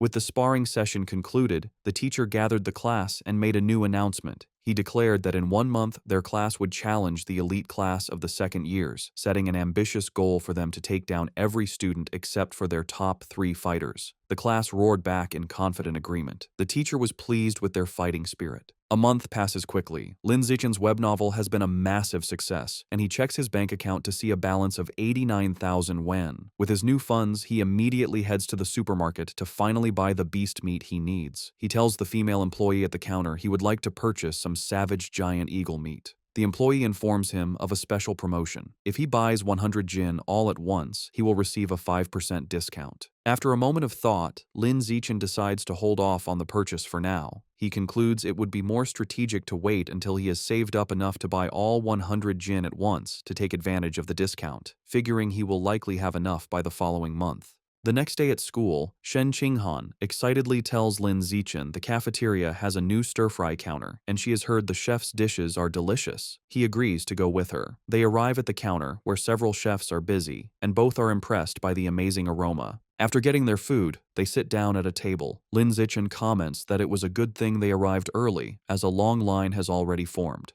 Their meal is interrupted by a loud argument in the line. One student accuses another of cutting, but the second claims his desk mate was saving his spot. The argument escalates, with the first student insisting saving a spot is still cutting, and the second becoming defiant. Shen Qinghan recognizes one of the voices and points out to Lin Zichen that their friend, He Yu, is the one arguing. She asks if they should check on him. Lin Zichen glances over and calmly tells her it probably isn't necessary, observing that He Yu has an aggressive presence and seems to have already scared the other guy off. Lin Zichen's assumption is incorrect. The student He Yu was arguing with stands his ground, looking down at He Yu with a condescending expression and calling him a punk. He Yu finds himself surrounded as the student is joined by his friends. The leader of the group asks He Yu what his deal is. One of the other bullies smugly states they have no deal. They are simply cutting in line. Enraged, He Yu yells at them to get to the back of the line. He is shocked by their audacity and realizes he is outnumbered. Despite this, He Yu tries to hold them back, spreading his arms to block them. He wonders why no one in the crowded cafeteria is stepping in. From their table, Shen Qinghan watches with concern, pointing out to Lin Zichen that their friend He Yu is being bullied.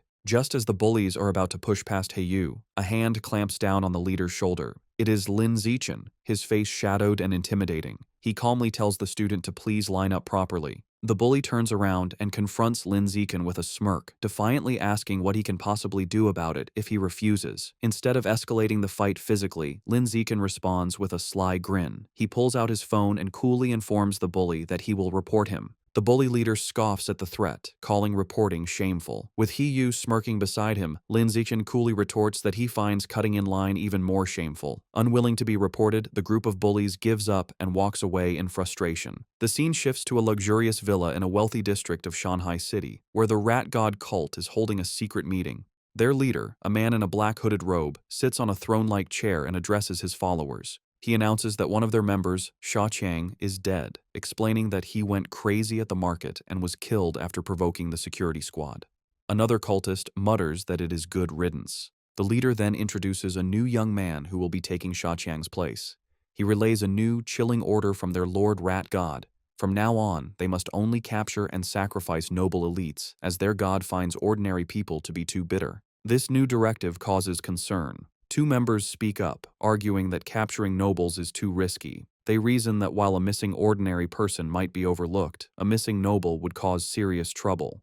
The cult leader suggests they target the sons of rich but powerless merchants to lower the risk. He then turns his attention back to the newcomer. He instructs him that, as he is new, he should not go after nobles yet. Instead, he is to practice by capturing a handsome young man as a sacrifice to one of the rat god's subordinates. The newcomer, his face hidden in the shadows of his hood, confidently accepts the mission, promising he will not just find any handsome man, but will offer the most handsome man in the entire city to the divine child. In the classroom, He-yu is still fuming about the cafeteria. He tells Lin Zichen he investigated the students who cut in line and discovered they are from Class 3 of the second year, the same top honors class they are scheduled to challenge. He-yu can't believe students from an elite class could be so rude. Leaning against the lockers, Lin Zichen looks at his phone and remarks that good grades don't mean a person has good manners. His expression shifts as a news alert catches his eye. He reads that another wealthy heir has gone missing, the fifth recently. Knowing the kidnappers haven't asked for ransom and remembering the rat god cult's order to capture nobles, Lin Zichen grimly concludes the cult is behind these disappearances. The day of the competition arrives, and students gather in a large gym with 2 fighting rings. Tension between the classes is high, as the students who bullied He-yu glare at him, and He-yu makes a defiant gesture in return. After both classes warm up, the sparring matches begin. Just as she did last time, Shen Qinghan takes the first fight. Her opponent, a senior from the honors class, immediately attacks with a fierce kick. Shen Qinghan blocks the strike, but the senior's power is too great. Her defense is broken, and she is knocked to the ground, defeated. The senior is formidable, as other first-year girls, including Chu Rui, are also swiftly defeated one by one without landing a single hit. The first year's losing streak is broken when a muscular, short-haired girl defeats the senior with a powerful kick. However, this victory is short-lived. The next senior, a girl with long red hair, immediately seizes control. She is an overwhelming opponent, defeating 9 first-year students in a row in less than 10 minutes, including 3 boys. The first-year class is now down to its last 4 fighters: Lin Zichen, Wang Xiujie, Lu Gang, and He-yu. The situation is bleak, as the second-year honors class has only lost 5 students, all girls. A staggering 36 of their students, none of them boys, have yet to fight. Their teacher, Yao Yuanfeng, clenches his fist, feeling the gap in strength is hopeless. With limited options, Yao Yuanfeng tells He-yu it is his turn, asking if he can take out the 6 remaining girls on the opposing team. He-yu confidently agrees, declaring it will be easy, particularly motivated by fighting more attractive female seniors. True to his word, He-yu handles the matches with ease and successfully knocks all 6 remaining girls out of the ring. With the female fighters defeated, the second-year class's first male student enters the ring with a threatening stomp. He strikes a menacing pose and asks He-yu if he is ready to die. He-yu retorts that his opponent has no manners. Recognizing the student as a bully from the cafeteria, He-yu believes he's a pushover and sees a perfect chance for revenge. He-yu's confidence is misplaced as the bully rushes him with surprising speed. Before He-yu can react, the senior lands a powerful punch to his stomach. He-yu collapses to his knees, stunned. The bully taunts him for being weak and tells him to admit defeat. Enraged, He-yu struggles to his feet and throws a punch, but his opponent easily dodges and counters with a swift kick that sends He-yu flying out of the ring, defeated. Lying on the ground, He-yu realizes with pain that his opponent's strength is far from the lowest among the boys, and curses himself for letting his guard down. Having defeated He-yu, the senior bully turns to Lin Zichen, who is standing by the ring. He mockingly asks if Lin Zichen still wants to medal and challenges him to a fight. Lin Zichen gracefully leaps into the ring, internally noting that he was hoping for this chance. His classmates erupt in cheers, shouting for their brother Chen to crush his opponent and avenge He-yu for his shameful behavior. The match begins, and the bully, Chi-Yue, rushes at Lin Zichen with a high kick. Lin Zichen, however, is unfazed. He effortlessly blocks the kick with one hand, then grabs Chi-Yue's leg and slams him headfirst into the ring floor with incredible force. The impact knocks Chi-Yue out cold. Lin Zichen stands over him for a moment before casually kicking his unconscious body out of the ring. The second-year students are in stunned disbelief. One points out that Chi-Yue is one of the top 5 strongest fighters in their class, yet he was taken out instantly. They can't comprehend how a junior could be so powerful. Watching from the sidelines, their teacher Yao Yuanfeng concludes that Lin Zichen must be hiding a great deal of his true power. Lu Gong and Wang Shuojie are equally horrified, wondering if he is even human. Lin Zichen turns to the remaining second-year male students and calmly asks who's next. Their faces contort in fear, terrified by the display. 30 minutes later, the outcome is decided. All 29 remaining students from the second-year class lie defeated. Standing over the last opponent, Lin Zichen wonders about his progress toward his survival of the fittest achievement. A system notification informs him his total count of opponents eliminated is now 119 out of 1,000. He looks at the number with disappointment, realizing the progress is far too slow. He reflects that in every class sparring session, he is always the last to fight, and he decides this slow pace cannot continue. Concluding his strength has far surpassed the high school level, he sees no reason to follow their rules anymore and resolves to make the rules himself. The following Monday, a shocked shout is heard from the principal's office. Inside, the principal of Shanghai High stares at Lin Zichen in disbelief, asking if he truly wants to hold a personal challenge match with rewards. Lin Zichen confirms his request, boldly stating that he wants to challenge the entire school. In her office, the principal of Shanghai High presses her hand to her forehead, bewildered. She asks Lin Zichen if he is serious about challenging the entire student body as a first year. He confirms his intentions and asks her to come to the gym, promising to prove he has the necessary strength. Later, they arrive at the empty gym. The principal crosses her arms and asks why he brought her there so late. As he removes his school jacket, revealing his muscular build, he confidently tells her he is there to show his true power. The principal, flustered, momentarily misinterprets his intentions and tries to stop him. However, Lin Zichen walks over to a heavy barbell and grips it. To her astonishment, he lifts the massive 700-kilogram barbell into the air with one hand, holding it effortlessly. The principal stands frozen in shock. It dawns on her what he meant by showing his power. She realizes his strength already surpasses that of the school's most legendary student, Wu Tiancheng, during his first year. Completely convinced, the principal gives Lin Zichen a thumbs up. She agrees to his request, promising to arrange an event for him to challenge the entire school. With a sheepish grin, he reminds her they must set up rewards, explaining that without prize money, no one would be motivated to challenge him. He then lays out his clever plan for the prizes. He suggests 2 types of rewards, a participation prize to encourage everyone, and a larger, cumulative prize pool that grows with each challenger. Whoever defeats him wins the entire pool. If no one can beat him within the time limit, all the money will be his. The principal, intrigued, smiles and agrees.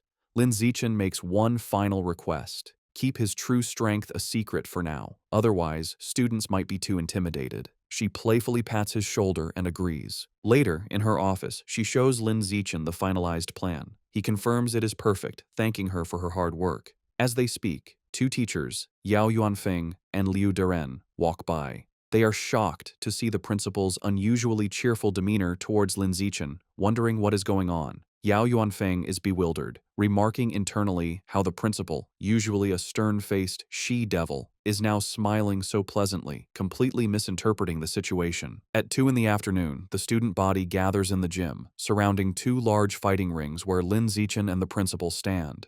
The principal takes the microphone and begins the announcement. She introduces Lin Zichen, details his recent victories, and explains the rules and prizes for his personal challenge against the entire school. The announcement causes an uproar. The crowd erupts in disbelief and mockery, with many shouting that the principal must have gone crazy. They are insulted by a first year's arrogance, questioning his confidence. One student angrily points out that defeating the second year's strongest class doesn't mean he can take on the third year's, while another calls him arrogant. Facing the hostile crowd, Lin Zichen calmly announces that starting the next day, he will be in the gym for 2 hours every afternoon, welcoming challengers. Internally, he is pleased by their anger, thinking that with so many eager to fight, he has a good chance of completing his survival of the fittest quest early. The scene shifts to a bustling city street at night. A young man with blonde hair walks alone, sipping a drink. His walk is interrupted when two attractive women step in front of him and invite him to a bar. The blonde man looks at them with a cold expression and bluntly tells them to get lost. As they walk away, they mutter that he has no charm. The young man watches them go, annoyed, wondering if Shanghai City is always this lame. The blonde young man is a new member of the rat god cult, struggling with his first mission. Looking down at the people, he complains that after searching for days, he still hasn't found a single man attractive enough to be a worthy sacrifice. He is consumed by anxiety, picturing his cult leader and worrying how he will be perceived if he fails. He fears failure will lead to being ostracized. He had considered kidnapping a male celebrity, but realized it was impossible, as they are constantly surrounded by bodyguards, and he lacks the power to overcome them. As he walks, the pressure mounts. His deadline is fast approaching, and he is growing desperate. Just as he is lost in thought, Lin Zichen, out for a run in a tank top and shorts, sprints past him. The blonde man turns, and his eyes widen. He is immediately struck by Lin Zichen's appearance, thinking he has finally found an incredibly handsome man. He has found his target. The blonde cultist watches Lin Zichen run, feeling triumphant relief. After searching for so long, he has found the perfect target without even trying. A wide, sinister grin spreads across his face as he confirms his decision. Lin Zichen will be his sacrifice. He begins to follow his target, watching as Lin Zichen turns down a deserted industrial alleyway. Seeing the secluded area, the cultist's face twists into a horrifying black-eyed grin. He knows this is the perfect opportunity. Deciding it is time to strike, he unleashes his power and undergoes a grotesque transformation, his body contorting into a monstrous beast with a massive, tooth-filled maw. However, just as the transformed cultist is about to attack, a brick comes flying out of nowhere and smashes directly into its head with a sickening, bloody impact. The transformed cultist stumbles, clutching its head in pain and confusion after being struck by the brick. From the shadows, Lin Zichen emerges, holding the brick he just threw. He calmly remarks to himself that he didn't expect to find a rat person while out for a run, seeing it as a fortunate chance to increase the unlock progress for his guidebook. The monster trembles in terror, thinking that this human is horrifying and is speaking words it cannot comprehend. It feels incredibly unlucky to have run into him. Before it can react further, the monster collapses to the ground, dead. Lin Zichen looks on in surprise, finding it hard to believe that he killed the creature just by picking up and throwing a single brick. He wonders how a follower of the rat god cult could possibly be so weak. Deciding not to dwell on it, he quickly kneels beside the dead monster to absorb its life essence before anyone else arrives. A system notification appears, confirming he has devoured a trace of the giant mutant rat's life essence and that his guidebook progress has increased to 8%. He looks at the result with disappointment, noting that it only went up by 1%. He concludes that the pathetically low amount of essence is why this particular rat person was so weak. Thinking about his safety, Lin Zichen decides that he won't be coming out for night runs for a while. He knows that not all of the cult's followers are this weak. Some of the more powerful members have incredibly strong bodies after transforming, durable enough to even withstand firearms. The next morning, Lin Zichen is at home when he sees a shocking news report on television. He learns that at 3 o'clock that morning, the Municipal Public Security Bureau, in cooperation with a chemical tutor from Shanghai University, successfully wiped out the rat god cult. The report explains that the tutor is a high-level gene fuser who single-handedly defeated the monstrous Rat King.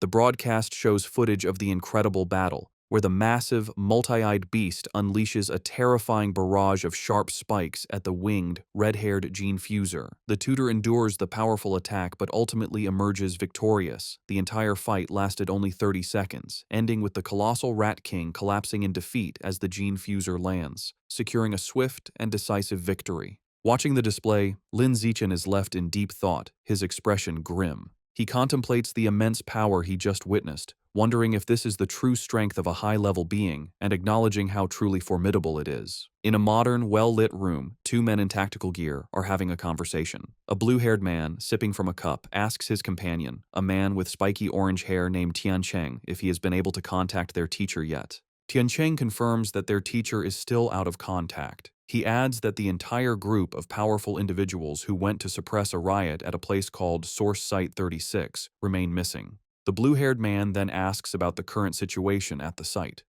Tiancheng replies that it is relatively stable, explaining that if it weren't, he wouldn't have been free to come and clean up the little shrimp that escaped during the initial chaos.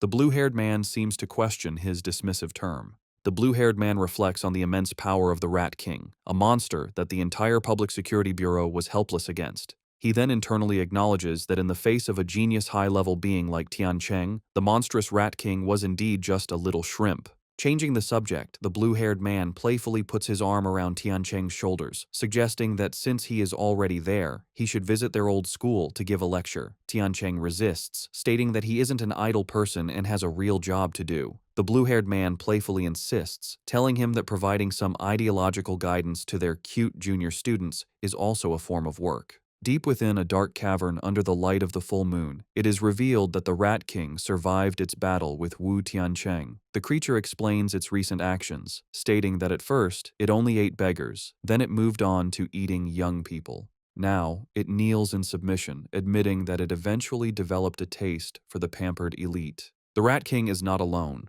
It prostrates itself before a new, far more terrifying monster. A colossal, green-skinned being with glowing red eyes and immense power.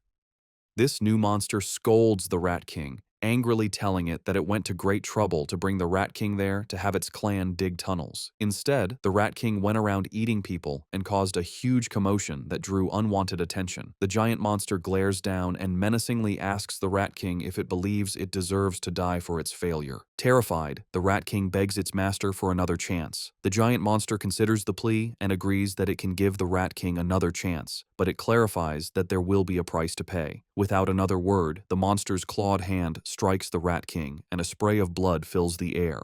Deep in the cavern, the giant green monster continues punishing the Rat King. Having ripped out one of its eyes, the monster holds the bloody orb and remarks that while the sewer rat's eyes smell foul, they taste delicious. The monster then grabs the cowering Rat King, acknowledging its cleverness for hiding and sending a subordinate to pose as the Rat King to be defeated by the authorities. This reveals the creature Wu Tiancheng fought was merely a decoy. However, the monster delivers a final, chilling warning. If the Rat King fails to dig tunnels as commanded, it will still die. Meanwhile, back at Shanghai High, the day of Lin Zichen's personal challenge has arrived. As he walks toward the gym, he is the subject of intense gossip. Students point him out as the arrogant first year who dared to challenge the entire school, with many eager to watch.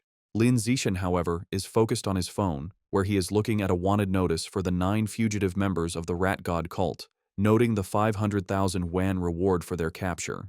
He thinks of them as a walking fortune, but his practical nature takes over, and he reminds himself that if he ever encounters one, his first priority is to stay safe before thinking about the bounty. He arrives at the gym to find it packed with students surrounding the fighting rings, just as he had hoped. Looking at the sea of potential opponents, he knows the large turnout is not just due to his challenge, but also because of the final part of his plan, the participation prize. To motivate the crowd, Shen Qinghan stands on the sidelines with a megaphone, announcing that every participant will receive a lottery ticket for a chance to win generous prizes.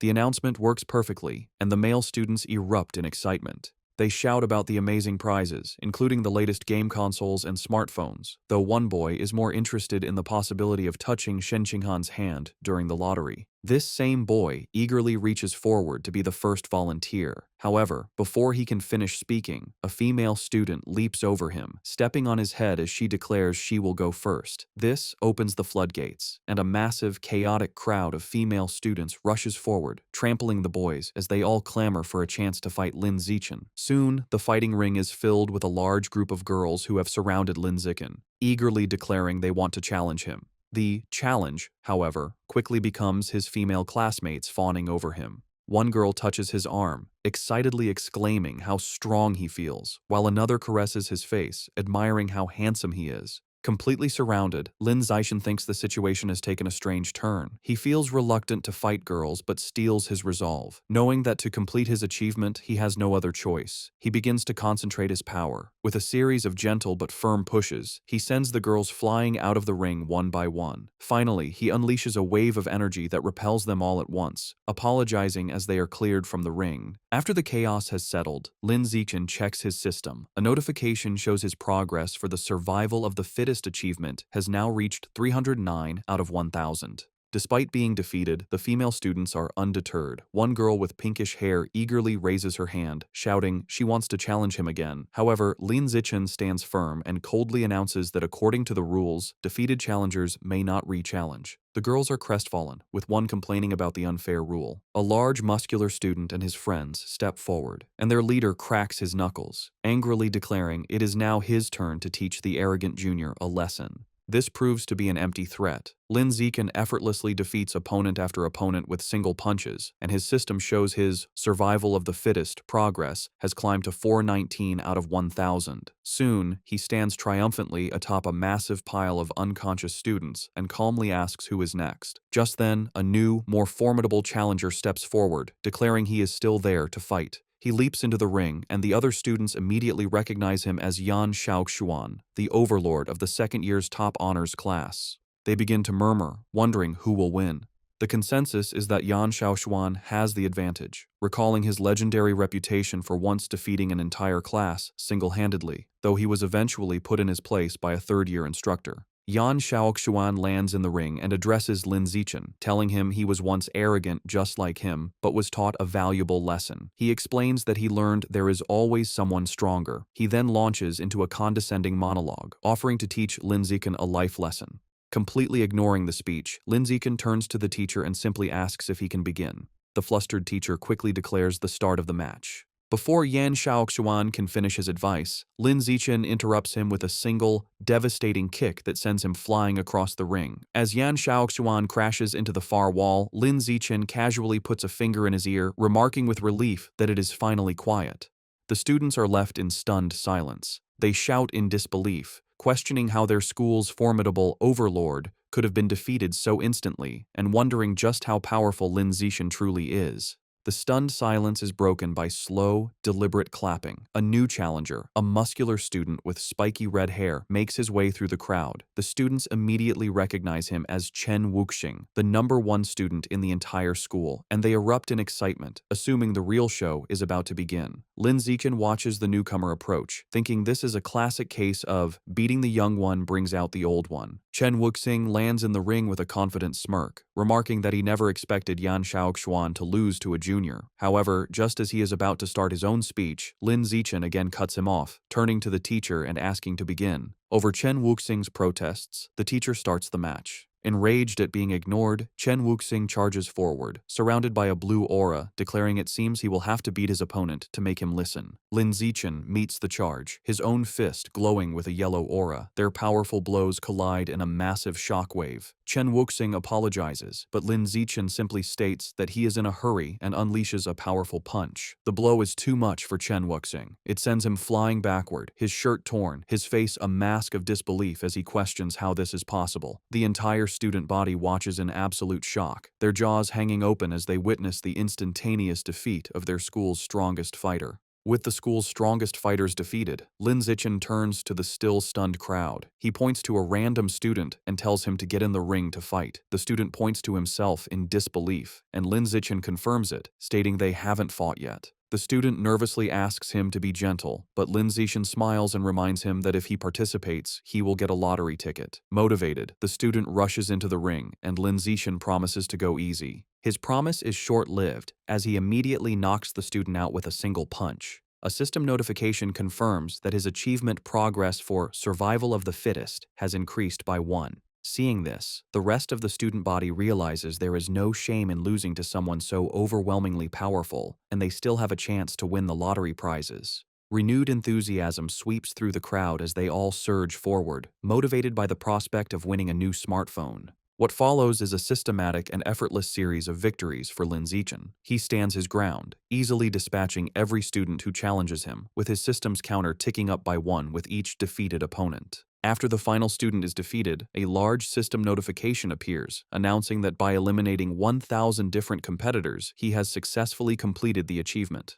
Another notification immediately follows, confirming he has finally acquired the new biological attribute, survival of the fittest.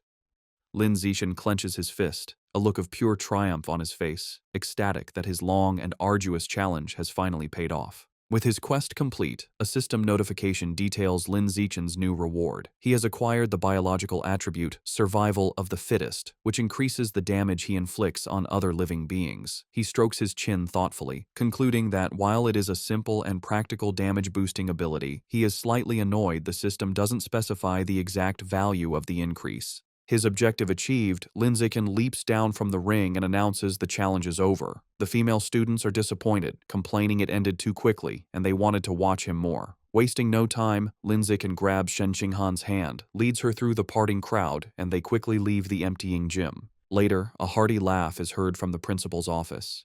Inside, the principal of Shanghai High sits on her desk, congratulating Lin Zixin for officially earning the title of the school's #1 fighter. Leaning in close, she playfully questions him, suggesting that since he defeated even Chen Wuxing in an instant, he must surely be hiding his true strength. Sitting on the couch with Shen Qinghan, Lin Zixin sips his drink and modestly replies that he only hid a little of his power. The principal gives him a knowing look, clearly not believing him. She brings up Chen Wuxing's recent special entrance exam for Kyoto University, where he lifted a 690-kilogram barbell with one hand. Based on that, she confidently estimates that Lin Zixin's own one-handed lift must be at least 800 kilograms. Internally, Lin Zixin knows he cannot let her find out his true, much higher strength. He plays along, telling her that her guess is nearly perfect, and his official data shows a lift of 795 kilograms. The principal laughs triumphantly, pleased she was right. As she celebrates, Lin Zixin tries to get her attention. Having established himself as the school's strongest, Lin Zixin immediately turns to his true priority. With an eager expression, he raises his hand and asks the principal when he can expect the 8,810 yuan prize money. Amused by his focus on money, the principal playfully calls him a little rascal, but agrees and immediately transfers the funds.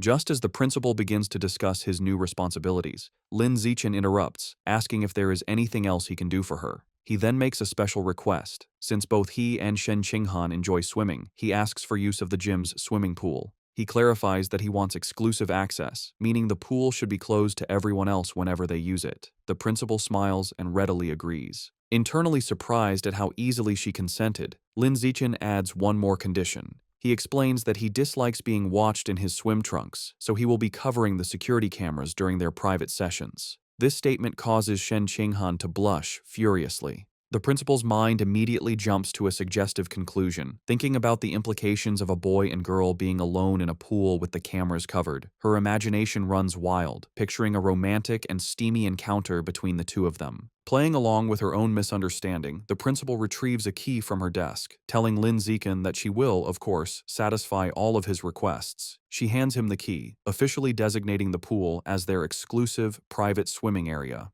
As he takes it, she leans in close and whispers a final, teasing warning, telling him to just be careful not to create a new life while they are in there. Her suggestive comment leaves Lin Zixin completely baffled, as he wonders what she could possibly mean by a new life. As they walk down the school hallway, Lin Zixin looks at the key to the swimming pool. He thinks to himself that with exclusive access, he can finally begin to properly explore the true nature of Shen Qinghan's mysterious abilities. His thoughts are interrupted when Shen Qinghan stops him, saying she has a favor to ask. With a nervous expression, she explains she signed up for a singing competition. While she has practiced her solo parts, she still needs someone to help her with the duet section. She shyly asks if he can practice with her that evening, and Lin Zixin readily agrees. Overjoyed, Shen Qinghan throws her fist in the air and happily skips away. Lin Zixin watches her go, thinking about how much this competition means to her. He smiles, hoping she will be able to find her confidence through it. Later that night, at Shen Qinghan's apartment, the two are in her room practicing. She sings into a microphone while Lin Zixin sits and listens, providing the other part of the duet from his phone. Meanwhile, in the living room, Shen Qinghan's parents, Shen Jianye and Xu Meng, are watching. Her father expresses concern, asking his wife if it is appropriate for them to be alone in a room together now that they are older.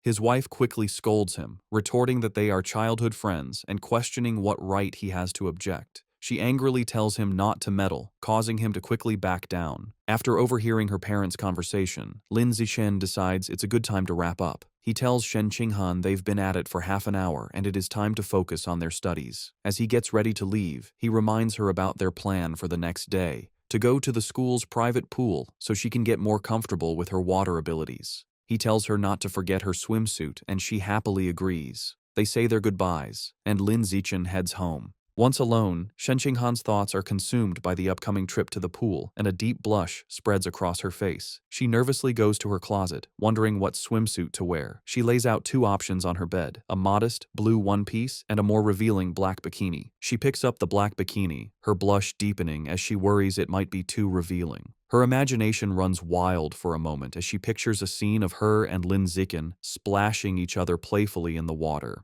After a moment of hesitation, she makes up her mind, reasoning that since it will only be him at the pool, it should be fine. She resolutely shoves the bikini into her school bag. The next day after school, Lin Zixin and Shen Qinghan head to the empty gym swimming pool. Already changed into his swim trunks, Lin Zixin waits by the poolside, his impressive physique on display. He looks up at a security camera, remembering his promise to the principal and confidently thinking he will handle it. Just then, Shen Qinghan's voice calls his name. He turns to see her standing in the doorway, wearing the revealing black bikini. With a bright smile and a slight blush, she walks toward him, apologizing for making him wait. Outwardly, Lin Zixin appears calm, simply telling her to slow down and be careful. Internally, however, he is completely flustered, thinking how incredibly cute she looks. After regaining his composure, he tells her it is time to get in the water and begin their training, to which she happily agrees. The two enter the water and begin to swim gracefully.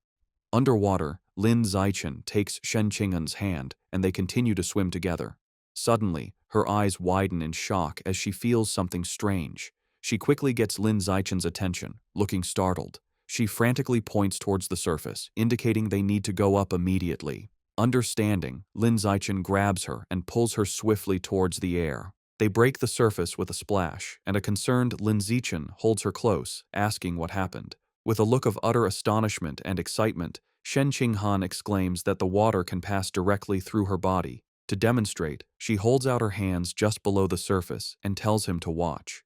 Just as she described, the water flows straight through her palms as if they were intangible before splashing back into the pool. At the school pool, Shen Qinghan looked at her hands in amazement as water flowed right through them. Confused, she asked Lin Zixin why her body seemed to be leaking water. He observed her, realizing he was witnessing her latent superpower. He seriously asked to see her hand to examine it. Upon touching her palm, he noted that aside from the strange ability, there seemed to be nothing abnormal. To investigate further, he suggested they get out of the pool so he could check the rest of her body. A noticeably blushing and nervous Shen Qinghan shyly agreed. Shortly after, Shen Qinghan was lying on a lounger by the pool, covered in water from Lin Zixin's tests. As he poured water over her, she asked how much longer the examination would take. After checking her 3 times, Lin Zixin thoughtfully concluded there were no other abnormalities. Helping her sit up, he told her that, for now, it seemed only her hands had this ability, and she nodded in understanding. Sitting on the edge of the pool, Shen Qinghan asked if her lifelong problem of bedwetting could be related to this power, speculating that perhaps another part of her body also let water pass through. Lin Zixin admitted it was a possibility, and told her that the next time she felt the urge to pee, she should let him know. Visibly blushing, he added that she should try to feel if any other part of her body had the same sensation as her palms. He immediately felt embarrassed, thinking he had almost sounded like a pervert. Suddenly, Shen Qinghan's face lit up. She exclaimed with joy that this meant she wasn't a useless girl, but a superpower user with water-related abilities. With newfound determination, she thought that maybe, if she managed to fully develop her power, she could finally stand by Lin Zixin's side as a worthy partner. The story continues in a bustling city at night, with large holographic ads for cyborgs. Lin Zixin enters a supermarket, where a friendly female clerk welcomes him. He confidently walks to the counter, slides a card across it, and makes an astonishing request: 100 jin of the expensive savage giant eagle meat. The clerk is shocked by the massive order. She nervously takes his payment card and a note with a delivery address, stammering her agreement. As Lin Zixin leaves, the clerk watches him go, wondering which wealthy young master could be so extravagant. Despite her surprise, she professionally completes the order form, even asking for a good review with a smile. Later, in a secluded industrial area, Lin Zixin receives his delivery. He reflects on his finances, noting he had just received 120,000 yuan from his web novel, bringing his total funds to 210,000 yuan. He thinks this is more than enough to cover the cost. Looking at the large box of beast remains, he prepares to unlock its power, telling himself it's time to see what surprise the codex will give him as he places his hand on the meat. Immediately, a powerful vortex of white energy erupts and surrounds him. A blue system notification confirms he is devouring the savage giant eagle's life source, and the codex unlock progress has reached 100%. He then receives a vision of the eagle's power, the magnificent white bird soaring high, diving into the water, and hunting a massive purple squid-like creature with its powerful talons. As the vision fades, Lin Zichen stands in a radiant blue light. A final system notification announces he has successfully unlocked the Savage Giant Eagle Codex and acquired a new biological attribute, Eye of the Sky. A system notification explains his new ability, Eye of the Sky. It informs him that his field of vision and ability to track moving objects are greatly enhanced. As the power activates, his eyes glow with a brilliant golden light, the pupils becoming intricate and eagle-like. Putting his new skill to the test, Lin Zichen's perspective expands dramatically, giving him a panoramic bird's-eye view of the city. The power is incredibly precise, allowing him to zoom in on a single man in a crowd and even read the text on his phone from an immense distance. He marvels at how powerful an eagle's vision truly is. Afterward, Lin Zichen returns home. He is surprised to find his parents, Lin Yansheng and Zhang Wangxin, watching a grim news report about a high-level gene fuser who mutated in public, resulting in hundreds of casualties. The footage shows a horrific winged monster holding a truck above a scene of destruction. The broadcast then cuts to a heated debate. A man argues that gene fusion is a flawed path, claiming humans should be able to unlock their own latent potential and evolve. This is immediately challenged by another man who calls the idea a fantasy, angrily questioning how they could fight aberrant beasts without gene fusers, pointing out that traditional martial artists can't even stop bullets. Watching the debate, Lin Zichen's parents discuss the issue. Lin Yansheng remarks that gene fusers are like uncontrollable bombs. Zhang Wangxin dismisses his concerns, explaining that government regulations are very strict and the probability of such an incident is incredibly small. She adds that a more pressing issue is that gene fusers often lose their ability to have children. Lin Yansheng agrees, suggesting it's best to save their genetic material or have a child before the fusion process. As they were talking, Zhang Wangxin suddenly noticed her son had returned. She became flustered, realizing they had been having a conversation not meant for his ears, and greeted him with an embarrassed blush. Seeing their awkwardness, Lin Zichen suggested they all have dinner. While the family ate, Lin Zichen announced that his school would hold a campus singing competition the next day, and Shen Qinghan had signed up. His parents were thrilled. Lin Yansheng declared the entire family had to go cheer her on, and Zhang Wangxin enthusiastically agreed, adding that Shen Qinghan was like a daughter to her. Lin Zichen calmly agreed. The night of the competition was a massive event with a large, brightly lit stage and an energetic crowd. True to their word, Lin Yansheng and Zhang Wangxin were in the audience, cheering wildly for Shen Qinghan with supportive headbands and a large, glowing sign. Before the show, in an empty classroom, Lin Zichen was helping Shen Qinghan prepare. He gently applied makeup to her face. When she opened her eyes, she noticed he was staring intently at her. Blushing, she shyly asked why he was looking at her like that. Lin Zichen simply smiled and told her she looked beautiful. His sincere compliment made Shen Qinghan, dressed in an elegant black gown, blush even more deeply. Their intimate moment was interrupted by their friend, Chu Rui, who peeked in. She teasingly asked if they were finished with their affectionate display. A flustered Shen Qinghan frantically explained she had only asked for his help because of his excellent makeup skills. Chu Rui playfully dismissed her excuses, teasing them for acting like an old married couple. Lin Zichen is holding multiple makeup brushes, reinforcing his makeup master reputation. Shu Rui explained she only came to remind them they were on stage after the next two performers. With a final wave, she left. After she was gone, Lin Zichen told Shen Qinghan he would walk with her to prepare. However, Shen Qinghan remained seated, looking extremely nervous and trembling. With a deeply flustered expression, she shyly tugged on his jacket, struggling for words. A moment later, she blurted out that she had lost control of her bladder again, revealing her nervousness had triggered her unusual condition, leaving a wet stain running down her elegant dress and onto the floor. Overwhelmed with despair, Shen Qinghan cries hysterically. She tells Lin Zichen their performance is about to start and worries she has ruined everything. She fears everyone will hate her if they find out she wet her pants. Lin Zichen calmly approaches her, holds her face, and tells her to stop crying or her makeup will be ruined. As they stand alone in the empty classroom, an idea strikes him. His gaze falls on the large white curtains. Wasting no time, he grabs scissors and rips a curtain from the wall. He spreads it on a table and skillfully begins cutting the fabric. Shen Qinghan watches in amazement, her tears stopping. In a moment, he transforms the curtain into an elegant, multi-layered white dress. Moved by his ingenuity, she whispers his name. Lin Zichen presents his creation and tells her to hurry to the bathroom to change. Blushing, Shen Qinghan says that's not necessary and asks him to turn around so she can change right there. Lin Zichen is visibly flustered by her request, a deep blush spreading across his face. Despite his embarrassment, he agrees and turns his back so she can have some privacy. Behind him, Shen Qinghan sensually removes her ruined black dress. Although he isn't looking, Lin Zichen can hear everything, and he remains flustered as she stretches playfully in her underwear behind him before putting on the new dress. Once changed, Shen Qinghan tells Lin Zichen he can turn around. He sees her looking stunning in the impromptu gown. She thanks him, smiling brightly and explaining that after her cry, she's no longer nervous. Lin Zichen wishes her luck, affectionately patting her head as she beams at him. Soon, an announcer calls Li Chuxin and Shen Qinghan to the stage. They deliver a vibrant, energetic performance, captivating the crowd. After, the announcer builds suspense before declaring them the winners. The two friends embrace joyfully as the audience cheers wildly. In the crowd, Lin Zichen stands with his father, applauding proudly with a satisfied smile. The next day, a teacher enters the classroom and is shocked to see the window, angrily demanding to know who cut up the curtain. As punishment, Lin Zichen and Shen Qinghan must clean the entire classroom. While mopping, Lin Zichen thinks it's a fitting atonement.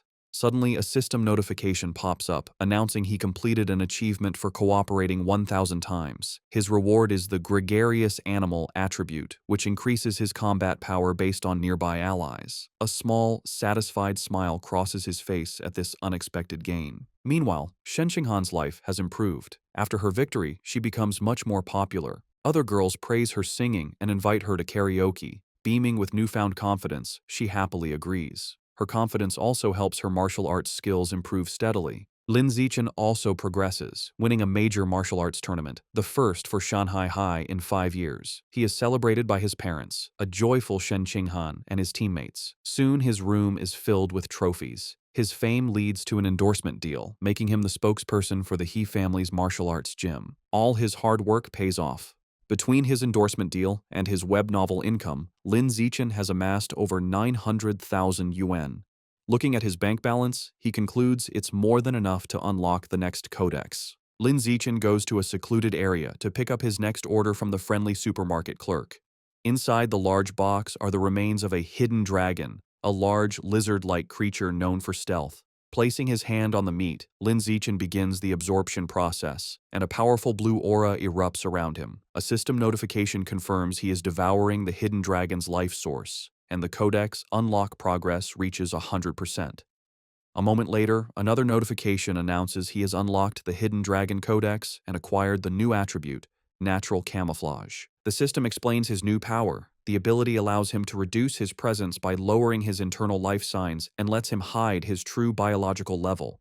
Lin Zichen immediately understands the skill's dual applications. He can become stealthy for ambushes, or hide his true strength to lull enemies into a false sense of security. With his main objective complete, he remembers he needs to buy a cake for his mother and walks through the city. His thoughts are interrupted by a shout. He turns to see a startling scene, a beautiful red-haired woman being forcefully escorted by 2 guards in tactical gear.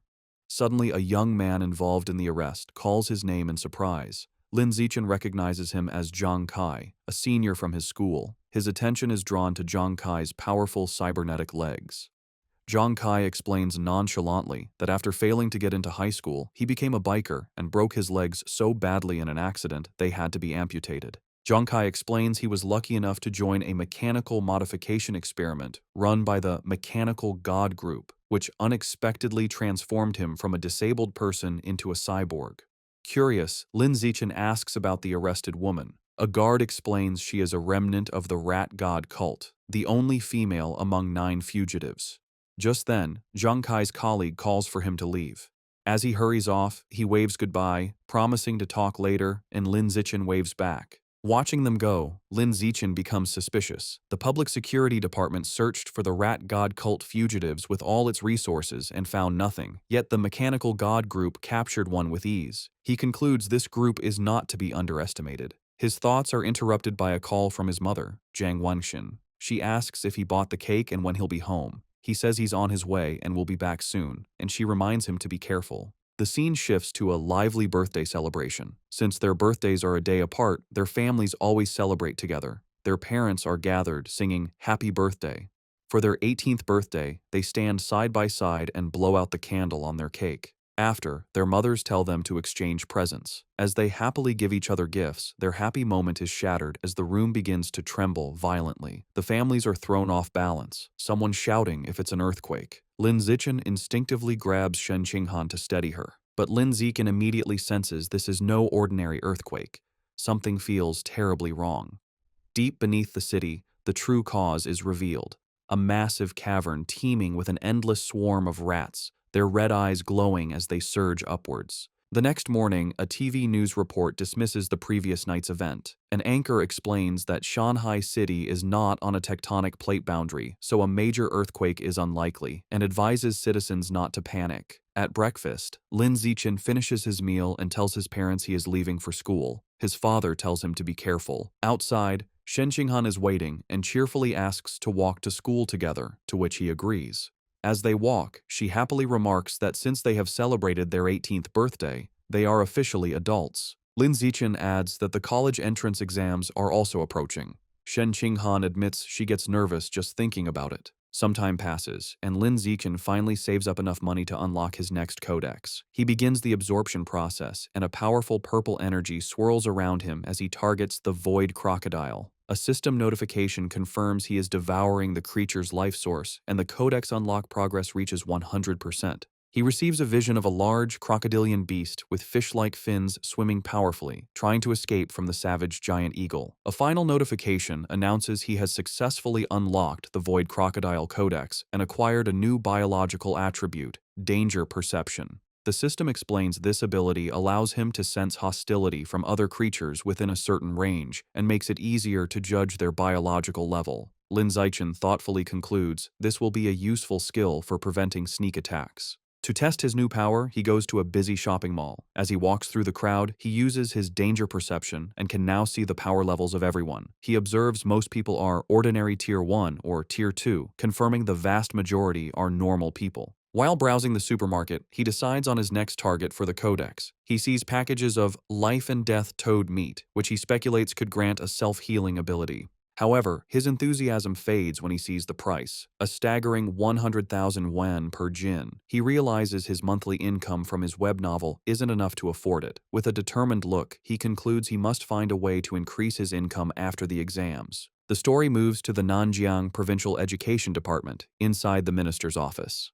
A striking woman with light purple hair and antler-like horns, Mo Dongji, the vice principal of Shanghai University and Minister of Education for Nanjiang Province, sits listening to a report. A male subordinate is finishing a presentation on the educational situation across the province. Mo Dongji calmly sips her drink and thanks him.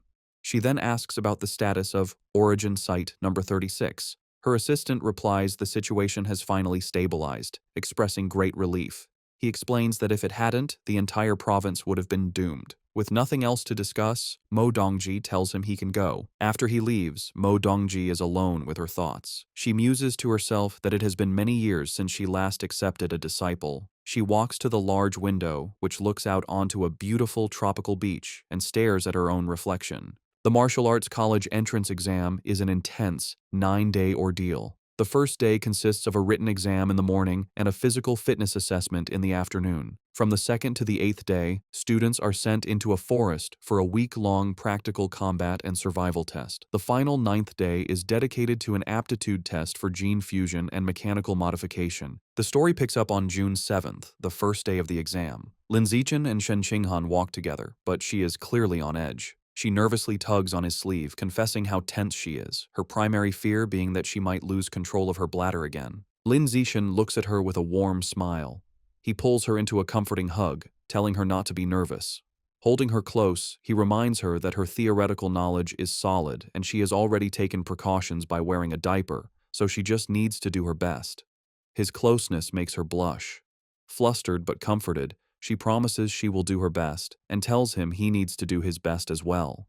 He agrees. During the written exam, Lin Zixin sits with a confident expression, easily filling out the test paper. He finishes long before time is up. With nothing else to do, he rests his head on his hand and brainstorms new plot ideas for his web novel. After the exam, he notices Shen Qinghan walking with her head down, looking upset. He worries she might not have done well. He approaches to comfort her, putting a hand on her shoulder and reminding her they only need to pass the written portion. However, Shen Qinghan quickly tells him she did very well and doesn't need his comfort. Confused, Lin Zixin asks why she looks so unwell. Blushing furiously, Shen Qinghan quietly confesses she had an accident and wet her pants again. She quickly tells him to wait while she runs to the restroom. Lin Zixin reminds her to be quick, as the physical fitness assessment is about to begin. Later, during the weightlifting portion, Lin Zixin demonstrates his overwhelming power. An announcer declares his final score as he effortlessly lifts a massive 950 kilograms barbell with one hand, leaving the other students speechless. His classmates erupt in shouts of disbelief, recalling his other incredible results, a 5.12-second 100-meter dash and a 4.91-meter vertical jump. After completing her own tests, a tired Shen Qinghan, in her gym clothes, approaches Lin Zixin.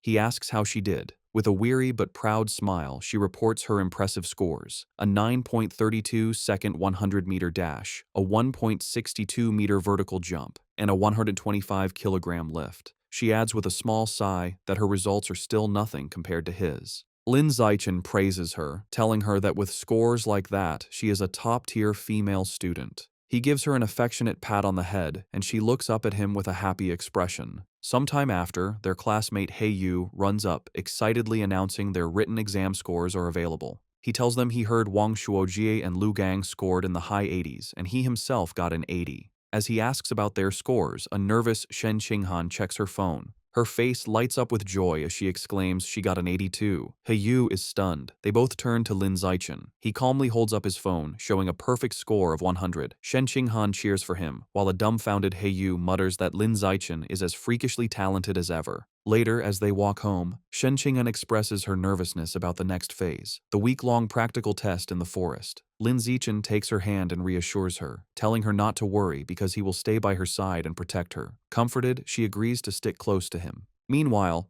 in a private room, two mysterious figures discuss the exam. One man in a formal suit and a sinister plague doctor mask hands a small wooden box to a younger man.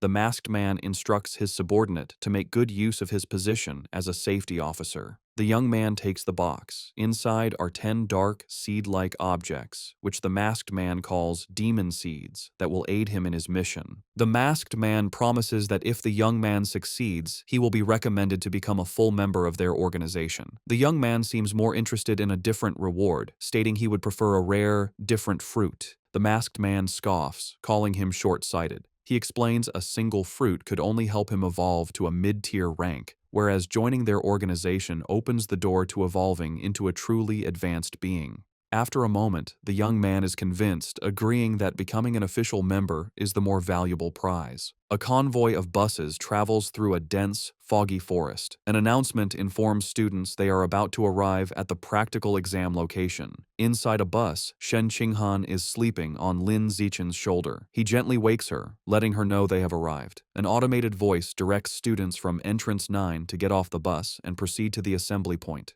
The students gather at a large staging area where the rules of the week-long exam are explained. Numerous score tokens are hidden throughout the forest, some in hard-to-reach places and others carried by beasts. Safety officers are stationed near dangerous creatures, but calling for their help results in immediate disqualification. The most powerful beasts and the highest scores are located deep within the forest. A student's final grade is determined by the points from tokens and a performance review based on camera footage. With 100,000 students competing for 50,000 tokens, at least half will fail to score any points. The exam encourages both cooperation and competition. Students can team up to share tokens or steal them. An official announces they have 1 hour to prepare. Immediately, students begin trying to form alliances. One student loudly tries to recruit teammates by boasting about his father. Their attempt is quickly shut down by a strict female instructor who warns them against such open recruiting. Nearby, Lin Zichen and Shen Qinghan are snacking when a group of female students asks Lin Zichen to team up. He bluntly refuses. Just then, another student, a young man with brownish red hair, walks up and asks if he could buy some of their food. Instead, Lin Zichen tosses him a package of toast as a gift. Impressed, the student suggests they team up, introducing himself as Hong Junping from a top high school. While eating his snack, Lin Zichen politely rejects the offer. A bit dejected, Hong Junping thanks him for the food and walks away. Watching him leave, Shen Qinghan comments on how strange the guy was. Lin Zichen gives her a knowing smile and explains that the man's true intention was not about the food, but about the great beauty with him. Realizing he was trying to hit on her, Shen Qinghan blushes. With their breakover, Lin Zichen takes Shen Qinghan's hand, and they set off into the forest. As they enter the vast wilderness, Lin Zichen decides on a cautious strategy. To help Shen Qinghan acclimate, they begin by searching for score tokens in the safer, outer regions. To aid their search, Lin Zichen activates his Eye of the Sky ability, his eyes glowing with golden light. His enhanced vision lets him instantly spot a target. He tells Shen Qinghan he has found a token at the top of a nearby tree and instructs her to get it. Eagerly, Shen Qinghan leaps high into the air with incredible agility. A moment later, she triumphantly holds up a token with the number 1 on it, happily shouting to Lin Zichen that she got it. With his Eye of the Sky active, Lin Zichen systematically scans the area, directing Shen Qinghan from one hidden token to the next. Soon, she has collected a small handful of 1-point tokens. Overjoyed, Shen Qinghan throws her arms around Lin Zichen in an excited hug, exclaiming how amazing he is. Their celebration is cut short as they are surprised by an unexpected arrival. It is Hong Junping who greets them with a smile. He holds up a large score token, stating he has already gathered 28 points. He claims he wants to repay Lin Zichen, but internally, his motive is to get to know the incredibly cute Shen Qinghan. He formally offers to team up, suggesting they split all points evenly among the three of them. Lin Zichen flatly rejects the offer. He tells Hong Junping that if he is serious about repaying them, he can simply hand over all his score tokens. Hong Junping is visibly shocked and angered by this outrageous demand. His friendly demeanor vanishes, and surrounded by a surging aura, he charges forward, shouting that they have chosen the wrong path. As Hong Junping charges, yelling they have chosen the wrong path, Lin Zichen calmly smirks, agreeing that Hong Junping is the one who has chosen wrongly. The fight is over in an instant. Lin Zichen lands a single, devastating punch to Hong Junping's stomach, causing him to double over in agony and spit up blood. With their opponent defeated, Lin Zichen and Shen Qinghan walk away arm in arm, with Lin Zichen now casually holding Hong Junping's score token.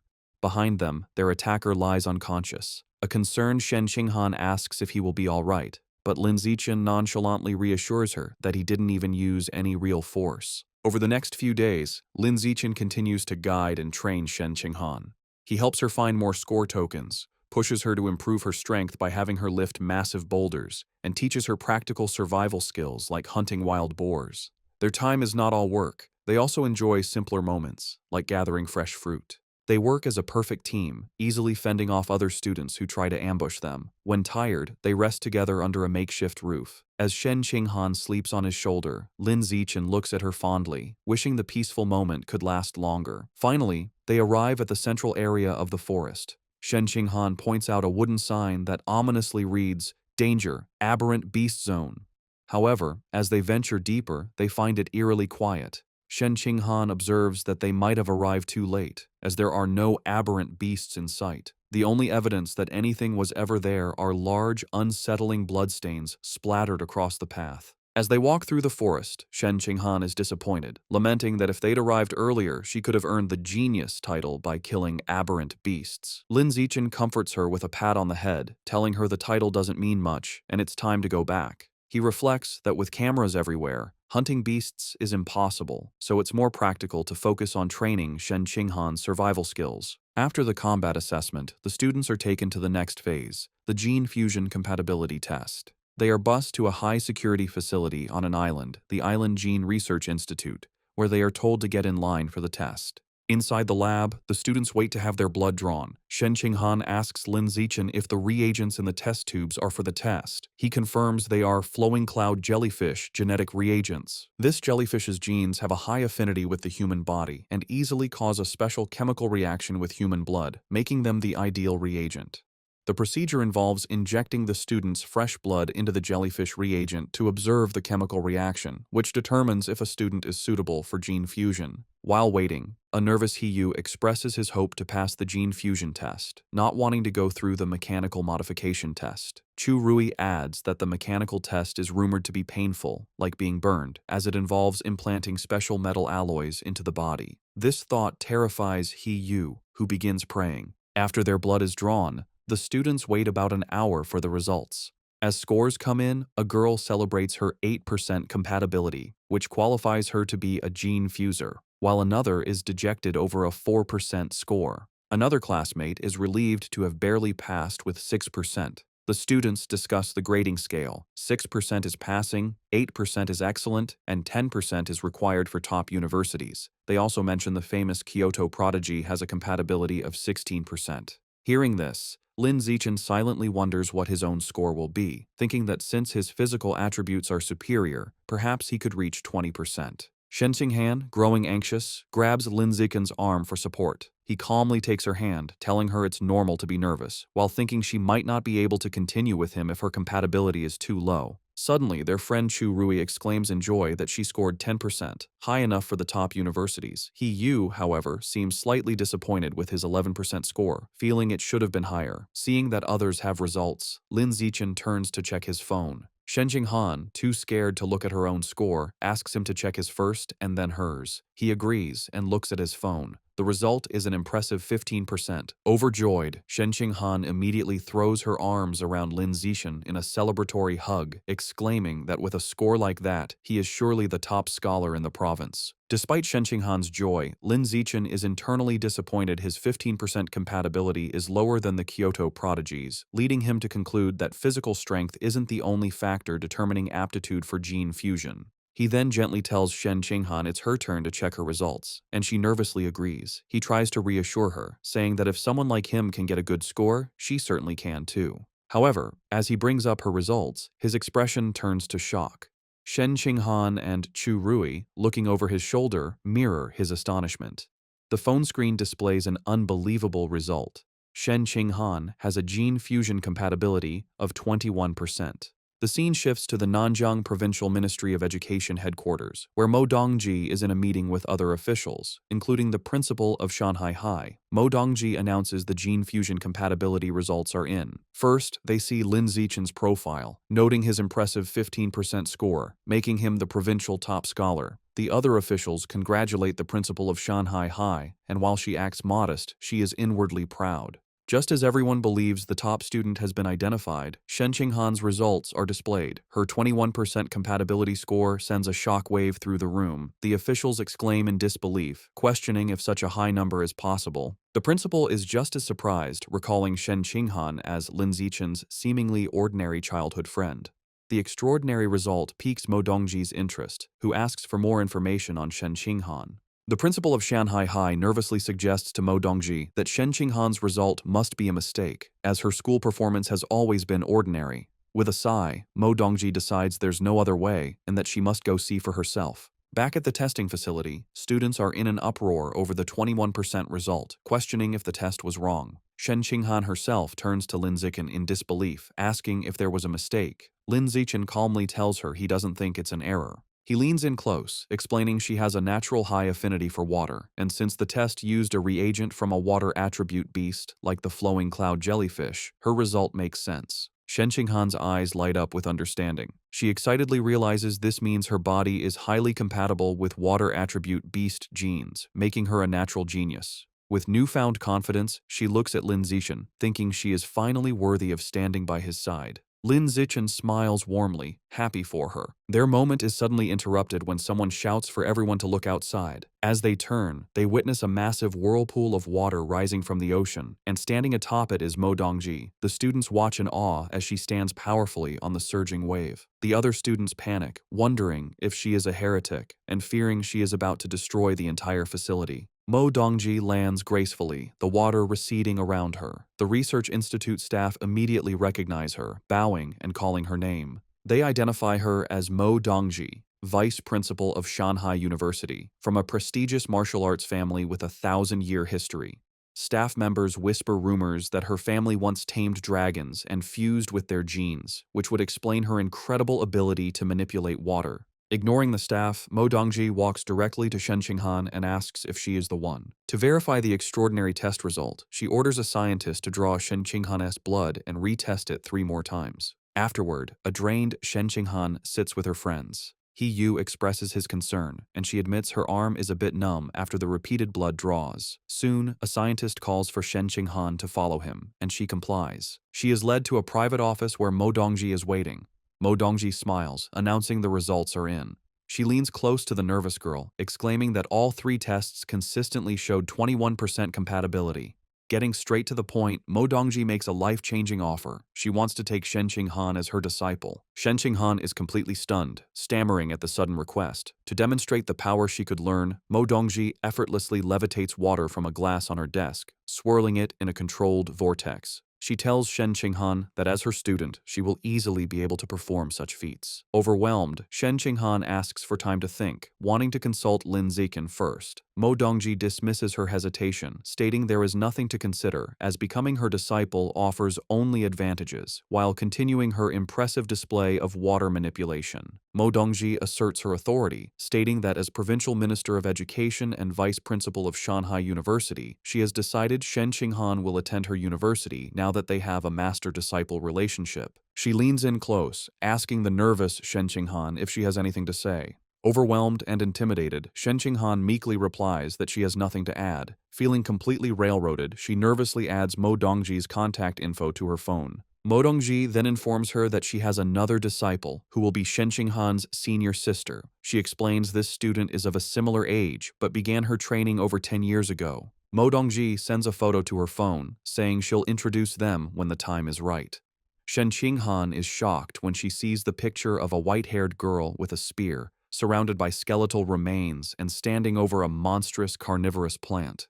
She immediately recognizes her as her old friend, Bai Shui. She asks Mo Dongji for her senior sister's name. Mo Dongji reveals it is Luo Qianshui and asks if Shen Qinghan knows her. Shen Qinghan explains that she had a friend in elementary school named Bai Shui who looked just like her, but she transferred away suddenly. She wonders if they could be the same person. Mo Dongji dismisses the idea as impossible. Still puzzled by Shen Qinghan's score, Mo Dongji tells her that her gene fusion compatibility is beyond anything she has ever seen. She decides to conduct a physical examination to see if there is anything special about her body. As she places a glowing hand on Shen Qinghan's chest, she becomes visibly surprised, muttering that something is strange. A worried Shen Qinghan asks if something is wrong with her body. Mo Dongji explains that, on the contrary, her body is too normal, which is odd for someone with a 21% compatibility score. To protect her from unwanted attention and potential harm from those with malicious intent, Mo Dongji decides to publicly report Shen Qinghan's score as 16%. Shen Qinghan quietly agrees to the arrangement. With their business concluded, Mo Dongji dismisses Shen Qinghan, telling her it is getting late and she can go home. Shen Qinghan nervously says goodbye to her new master and leaves the office. Once alone, Mo Dongji makes a phone call. The man on the other end, her father, tells her the new disciple is extraordinary and destined for greatness, which will bring them unimaginable rewards. He sternly warns her that her student's incredible talent must be kept a secret from everyone. Mo Dongji agrees, telling her father she understands. Later, as Lin Zichen gives Shen Qinghan a ride home on his bicycle, he remarks how strange it is that she so suddenly acquired a master. She agrees the situation feels very abrupt. Lin Zichen decides they should adopt a wait-and-see approach. He tells her if Mo Dongji proves to have no malicious intent, then it is fine to accept her as a master. However, he adds, if she turns out to be a bad person, they will end the relationship once Shen Qinghan is strong enough. Shen Qinghan agrees with his plan as she gets off the bike. As they arrive, their mothers, Zhang Wangxin and Xu Meng, greet them with great excitement. They announce they are all going to a restaurant to celebrate their children's success. They are overjoyed that Shen Qinghan is the provincial top scholar and that she and Lin Zichen can attend the same university together. At the restaurant, both families raise their glasses in a toast, celebrating Shen Qinghan and Lin Zichen for achieving the top 2 scores in the province.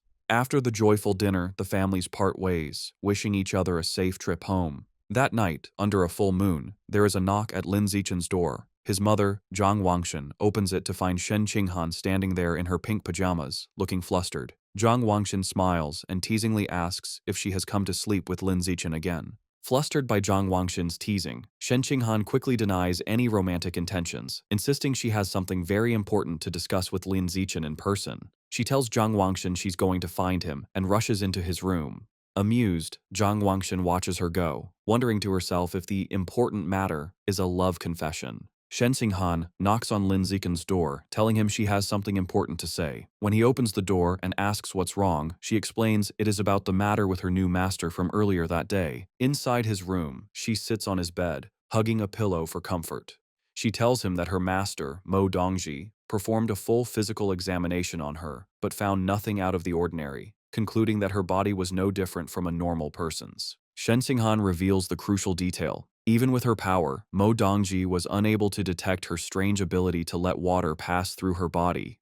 Lin Zichen is internally stunned by this revelation. He reflects on Mo Dongji's immense power, capable of controlling massive waves, yet she was unable to uncover the secret of Shen Qinghan's body. He concludes that her physical constitution is far more mysterious than he had ever imagined. He places a reassuring hand on her shoulder, advising her that they must keep this ability a secret from everyone for now, as they cannot predict the consequences if it were to be revealed. He suggests they can slowly study it later when they are stronger and more experienced. Shen Qinghan agrees, telling him she will follow his lead. She then brings up another topic, remembering that her master mentioned she has a senior sister. Shen Qinghan explains that she saw a photo of this senior sister and was shocked by how much she looks like her old friend, Bai Shui. She then shows the picture on her phone to Lin Zichen. He takes the phone and examines the photo of Luo Qianshu. He acknowledges the resemblance, but notes that her aura is completely different from the Bai Shui he remembers. His attention, however, is drawn to the strange, forested background of the image. He asks Shen Qinghan if she has any idea where the photo was taken. Shen Qinghan tells Lin Zichen she doesn't know where the photo was taken, but she will ask her master. She sends a text to Mo Dongji, asking about the location. Mo Dongji gives a one-word reply: source site. When Shen Qinghan asks for more details, her master cryptically responds that she will find out when she becomes stronger. Shen Qinghan relays this information to Lin Zichen, telling him she couldn't get any more details. Lin Zichen decides they should put the matter aside for now and revisit it in the future. Later, as they lie on his bed, both looking at their phones, Shen Qinghan quietly watches him for a moment. She then asks him if men like women who wear cheongsams. The question catches Lin Zichen off guard, and he internally wonders if she was influenced by her master, Mo Dongji, who wears a similar traditional dress. He blushes as he imagines Shen Qinghan in a cheongsam, thinking to himself that it would look very good on her and admitting that it depends on the person. Sensing his response, Shen Qinghan leans in closer, pressing him on whether he likes them. A completely flustered Lin Zichen stammers that he supposes he does. She continues her questioning, asking about stockings and whether he prefers black, white, or nude-colored ones. He wonders why she is asking such strange questions. Pinned down on the bed, he finally relents, admitting that if he had to choose, he would pick black or white stockings. Satisfied with his answers, Shen Qinghan immediately sits up and starts ordering a cheongsam and stockings on her phone, leaving a bewildered Lin Zichen to wonder what just happened.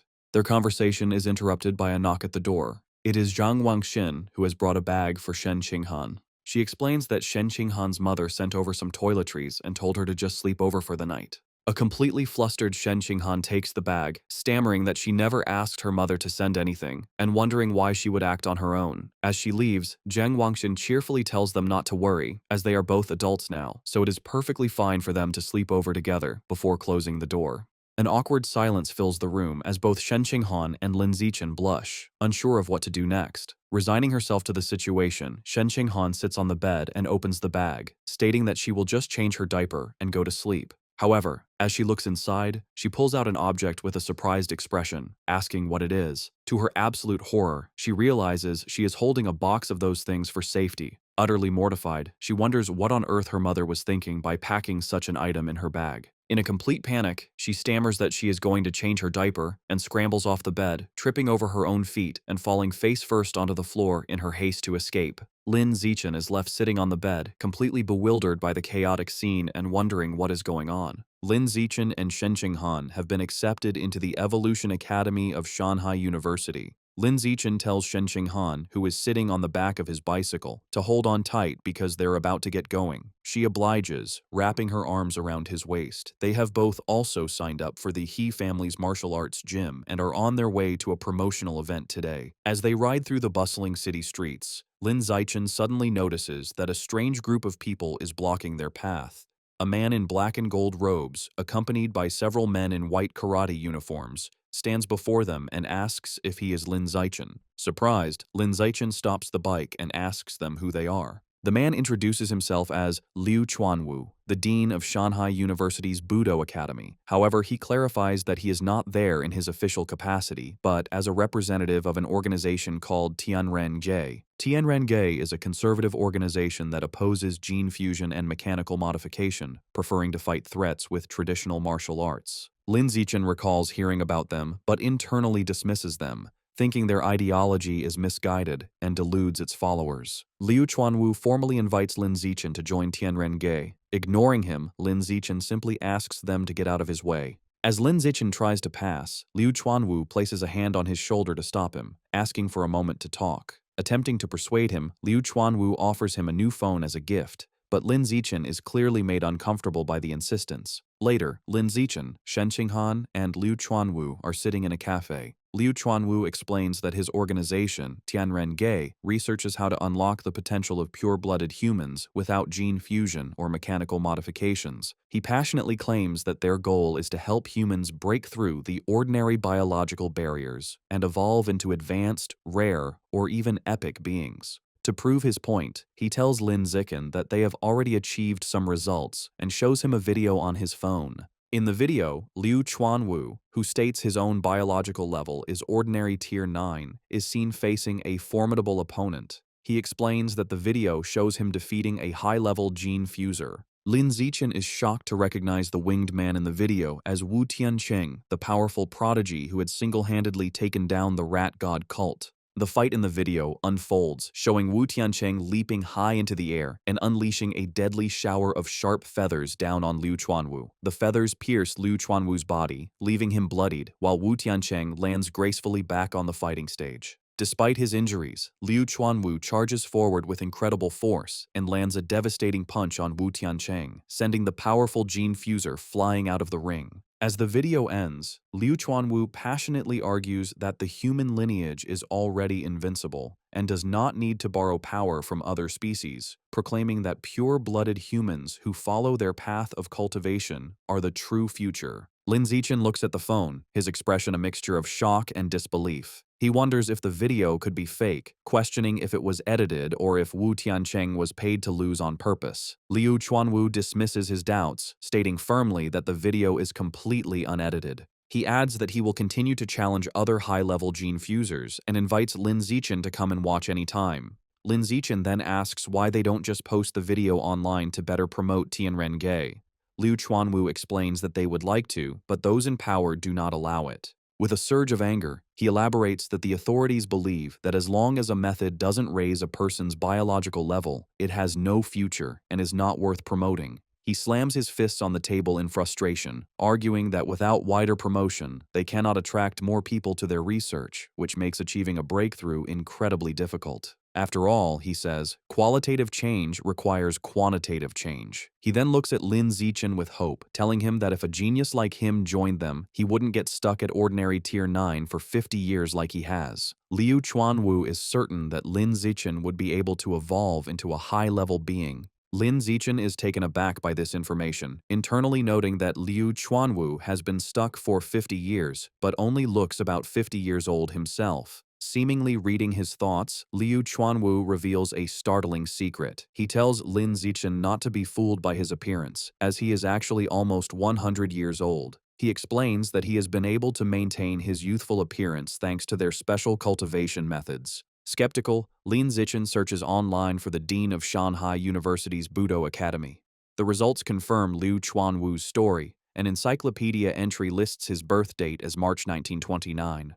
Lin Zichen is surprised their cultivation method can grant such longevity and briefly wonders if his parents could learn it. He continues to scroll and learns that in his youth, Liu Chuanwu was the young master of the Liu family, a top martial arts clan. When the era of gene fusion began, his family's refusal to adapt led to their decline, with their dojo falling into ruin. The information also reveals a personal tragedy. Liu Chuanwu's insistence on the traditional path resulted in his wife and children leaving him as they chose to embrace gene fusion. Looking at the article, Lin Zichen thinks about his relationship with Shen Qing'an, confident she would never leave him. His research is interrupted when he scrolls further and sees something that shocks him. Under the relationships section, it lists his ex-wife as Yuan Dongji, which Lin Zichen recognizes as another name for Shen Qinghan's new master, Mo Dongji. He also sees that the profile pictures for his son, Yuan Xusheng, and daughter, Yuan Xiaoyi, are grayed out, making him wonder if they have both died. Lin Zichen looks up from his phone at Liu Chuanwu, concluding this man should not be underestimated. Noticing the intense stare, Liu Chuanwu smirks. He proudly states that maintaining his youthful appearance at nearly 100 years old is proof of the great potential of pure-blooded humans, and it is for this reason that Tianrenge exists. He passionately declares that Tianren means humanity will conquer the heavens. He argues that those who rely on gene fusion will never surpass the beasts they take their power from and will eventually be destroyed by them. He makes the same argument for mechanical modification, stating that because many materials come from aberrant beasts, it is also a path that can never truly surpass its origins. He slams his fists on the table, clarifying that Tianrenge is not completely against these methods, but is against humanity betting its entire future on them. He believes they should be used as an early-stage solution while they research a better long-term path. With great passion, Liu Chuanwu extends his hand, sincerely inviting Lin Zichen to join Tianrenge and work for the future of humanity. However, Lin Zichen holds up a hand, silently declining. Undeterred, Liu Chuanwu expresses his firm belief that Lin Zichen has the potential to become the first pure-blooded human to break through the ordinary biological barrier. Lin Zichen, however, remains practical and asks what exactly this cultivation method is. Liu Chuanwu proudly explains their technique is the blood-tempering art, a method from ancient ruins. He describes it as a way to use one's own qi and blood to temper and strengthen the body, increasing combat power. He boasts that ancient records claim at its highest level, this art allows a practitioner to become a saint in the flesh, capable of shattering mountains and tearing apart giant steel beasts with their bare hands. However, Liu Chuanwu reveals a critical limitation. The art can only be practiced by pure-blooded humans. He explains that gene fusers have impure blood, while mechanically modified individuals have incomplete bodies that prevent the necessary circulation of qi and blood. This, he argues, is why he believes humanity's future lies with pure-blooded individuals. He once again formally asks Lin Zichen to join Tianrenge. Lin Zichen thoughtfully replies that he feels he knows too little about this path and would prefer to just observe for now. Becoming more insistent, Liu Chuanwu leans forward, telling Lin Zichen he can take his time learning, but it would be a great shame to waste his incredible physical talent. Leaning in close, Liu Chuanwu tells him that from Tianrenge's perspective, the supposed top scholar with 16% gene fusion compatibility is nothing compared to him. He goes so far as to say she can't even compare to a single hair on Lin Zichen's head, causing a shocked Shen Qinghan to spit out her drink. Surrounded by a fiery aura of conviction, Liu Chuanwu declares they have always believed that Lin Zichen, with his #1 physical test data, is the true top talent in the province. He tells Lin Zichen that if he chooses their path, he will undoubtedly be able to crush Shen Qinghan in the future. This leaves Shen Qinghan looking dejected, wondering why she is being dragged into the conversation. Lin Zichen raises his hand to interrupt Liu Chuanwu's speech. He points directly at the downcast Shen Qinghan, clarifying that she is the top scholar with the 16% gene fusion compatibility he was just talking about. Shen Qinghan gives an awkward wave as Liu Chuanwu begins to sweat nervously. Deciding to end the conversation, Lin Zichen announces it is getting late. He picks up the phone Liu Chuanwu had offered him earlier. Standing up, he takes Shen Qinghan's hand, thanks Liu Chuanwu for the phone and drinks, and informs him they are leaving. In a panic, Liu Chuanwu reaches out desperately, pleading with them to wait and offering a trial period of half a year. As they walk away hand in hand, he shouts after them, offering to double whatever benefits the Evolution Academy gives him. When that doesn't stop them, he becomes even more desperate and raises his offer to triple the benefits. The word triple makes Lin Zichen stop, his eyes wide with shock. The scene changes abruptly as Lin Zichen is suddenly back at the table, telling Liu Chuanwu he has always agreed with Tianrenge's philosophy. With a fiery look of determination, Lin Zichen clenches his fist and declares he has decided to bring his talent to Tianren-ge and contribute to the cause of pure-blooded humanity. Lu Chuanwu is left stunned and speechless, while a small chibi version of him cries over the vast amount of money he has just promised. Having made his decision, Lin Zichen tells Liu Chuanwu he has a question. He asks if he knows what the source site is. Liu Chuanwu is visibly surprised, wondering how a young student could know about such a place. His expression turns solemn as he explains that the source site is believed to be the origin of all life. He elaborates that all the aberrant beasts in the world originate from there. Lin Zichen reflects on the information, realizing the source site is the origin of all aberrant beasts. He asks Liu Chuanwu if the beast meat sold in markets also comes from there. Liu Chuanwu confirms this, explaining the meat on Earth isn't enough to feed the general population. Lin Zichen then asks about videos of the place. Liu Chuanwu shakes his head, explaining that no electronic devices function there, so the only way to record anything is through realistic drawings. This triggers a memory for Lin Zichen. He recalls the image of Shen Qinghan's senior sister, Luo Qianshui, and realizes what he thought was a photograph was a highly detailed painting.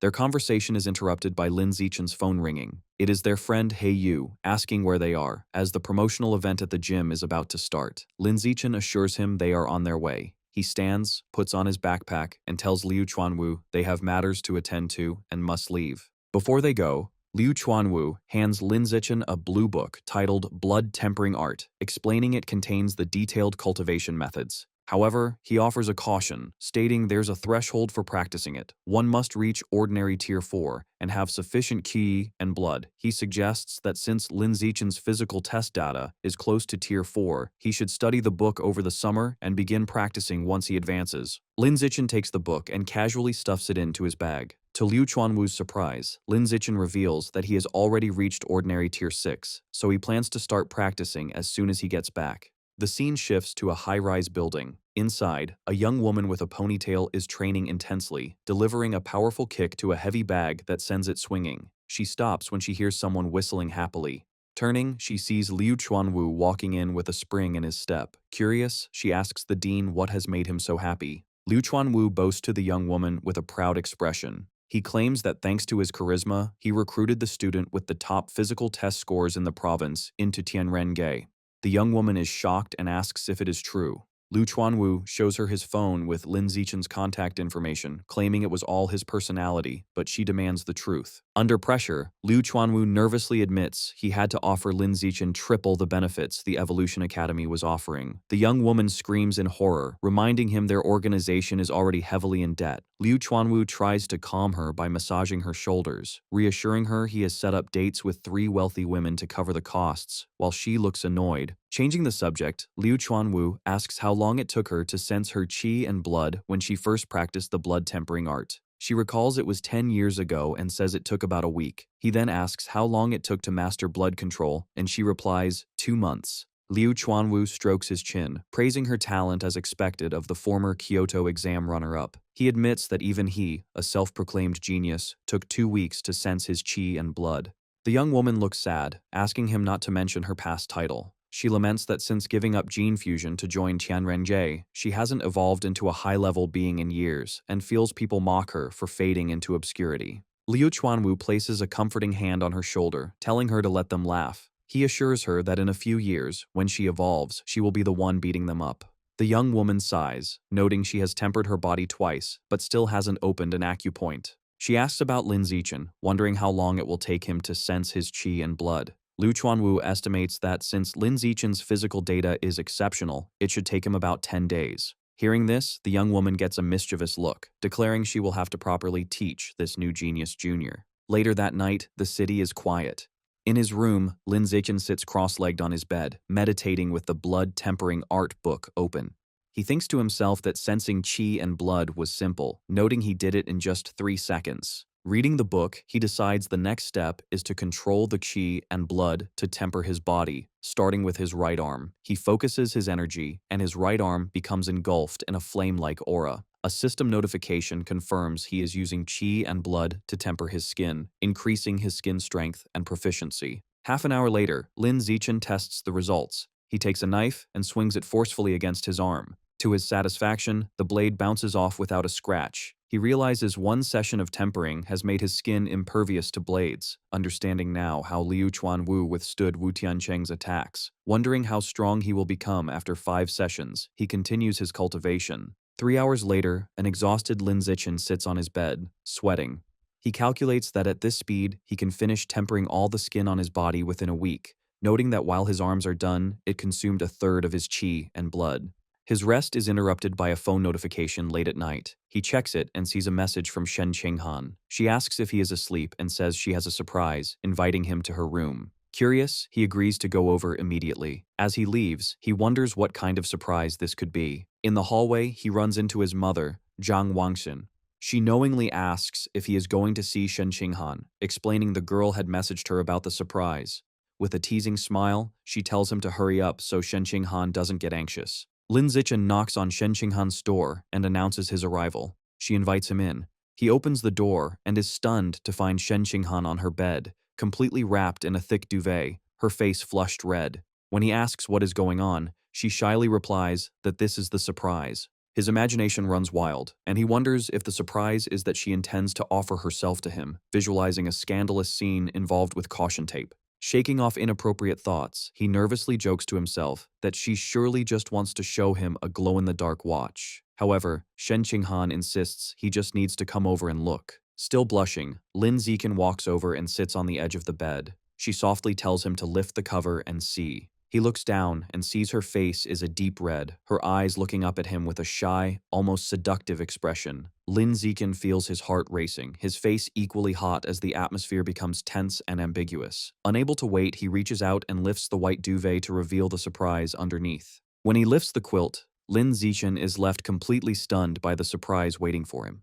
Shen Qinghan is lying on the bed, blushing, wearing the tight white cheongsam she bought online. Lin Zichen's face turns bright red at the sight of her, utterly shocked. Shyly, Shen Qinghan asks him if the outfit looks good on her. Nervous and unable to look away, he manages to nod and say she looks great. Encouraged by his reaction, she admits that she also bought black stockings and asks if he'd like to see how they look on her. Sweating nervously, he agrees with excitement, telling her to put them on so he can see. As Lin Zichen watches, Shen Qinghan slowly begins putting on the black stockings, which makes him blush even more. Once she's done, she asks again if she looks good. He assures her she looks stunning and that the outfit suits her perfectly. Playfully, she tells him the stockings feel very nice and invites him to touch them. He approaches and gently touches her leg, agreeing that they feel very comfortable.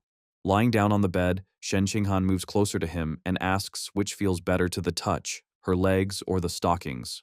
Blushing but smiling, Lin Zichen replies that her legs definitely feel better, something she seems to agree with. Suddenly, their intimate moment is interrupted by Zhang Wangxin's voice from the other side of the door. She shouts that Shen Qinghan's mother just brought her some toiletries and hung them on the doorknob for her to pick up later, startling a confused Lin Zichen. Startled by her sudden appearance, Lin Zichen stands up and heads to the door to answer her. With a puzzled expression, Lin Zichen picks up the bag her mother left at the door. When he looks inside, he blushes upon seeing a box of those things for safety that Shen Qinghan's mother prepared for him, confirming his suspicions. Embarrassed and a bit annoyed, he puts the box back in the bag, thinking to himself that they haven't even kissed yet and wondering why the rush. Shen Qinghan tells him it's already late and that he should stay the night. Then shyly, she asks him to turn around so he doesn't see her while she puts on her diaper. Blushing, Lin Zichen turns around while she changes clothes at the back of the room. Once she's done, she approaches him and says she's ready. They can turn off the light and sleep. Both of them are visibly nervous. Later, the two lie in bed, side by side under the same quilt.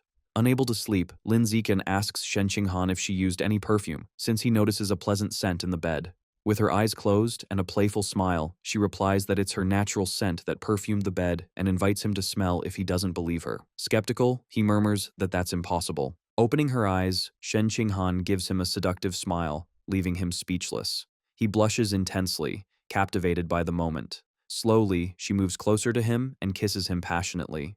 During the kiss, Shen Qinghan's eyes suddenly open, showing surprise. She immediately pulls away gently, asking him in a breathless voice to wait a moment. Shocked, Shen Qinghan gets out of bed and puts on her slippers, while a confused Lin Zichen asks what's wrong. Her face burning with shame, she turns around and confesses that she just wet herself again. She stands next to the bed, mortified, while Lin Zichen watches from the mattress. Suddenly, an idea occurs to Lin Zichen, and he asks her to wait. He asks how she felt right before it happened and whether she experienced a strong mental fluctuation. Embarrassed, she explains that her heart was racing, she felt a jolt in her chest, her body grew warm, and as a result, she lost control of her bladder. Hearing this, Lin Zichen confirms that her mental fluctuations were extremely intense and that everything fits what he suspected. He explains his theory to her, recalling her innate water ability, and tells her he suspects her unknown superpower is linked to her mental power and is controlled by it. Shen Xinghan listens in amazement, realizing that if her mental strength is high enough, she might be able to fully develop and control her ability. With a new idea to test his theory, Lin Zichen takes her hand and suggests they keep kissing to see if her mental fluctuations trigger the same effect again. Shen Xinghan asks Lin Zichen to wait so she can change her diaper,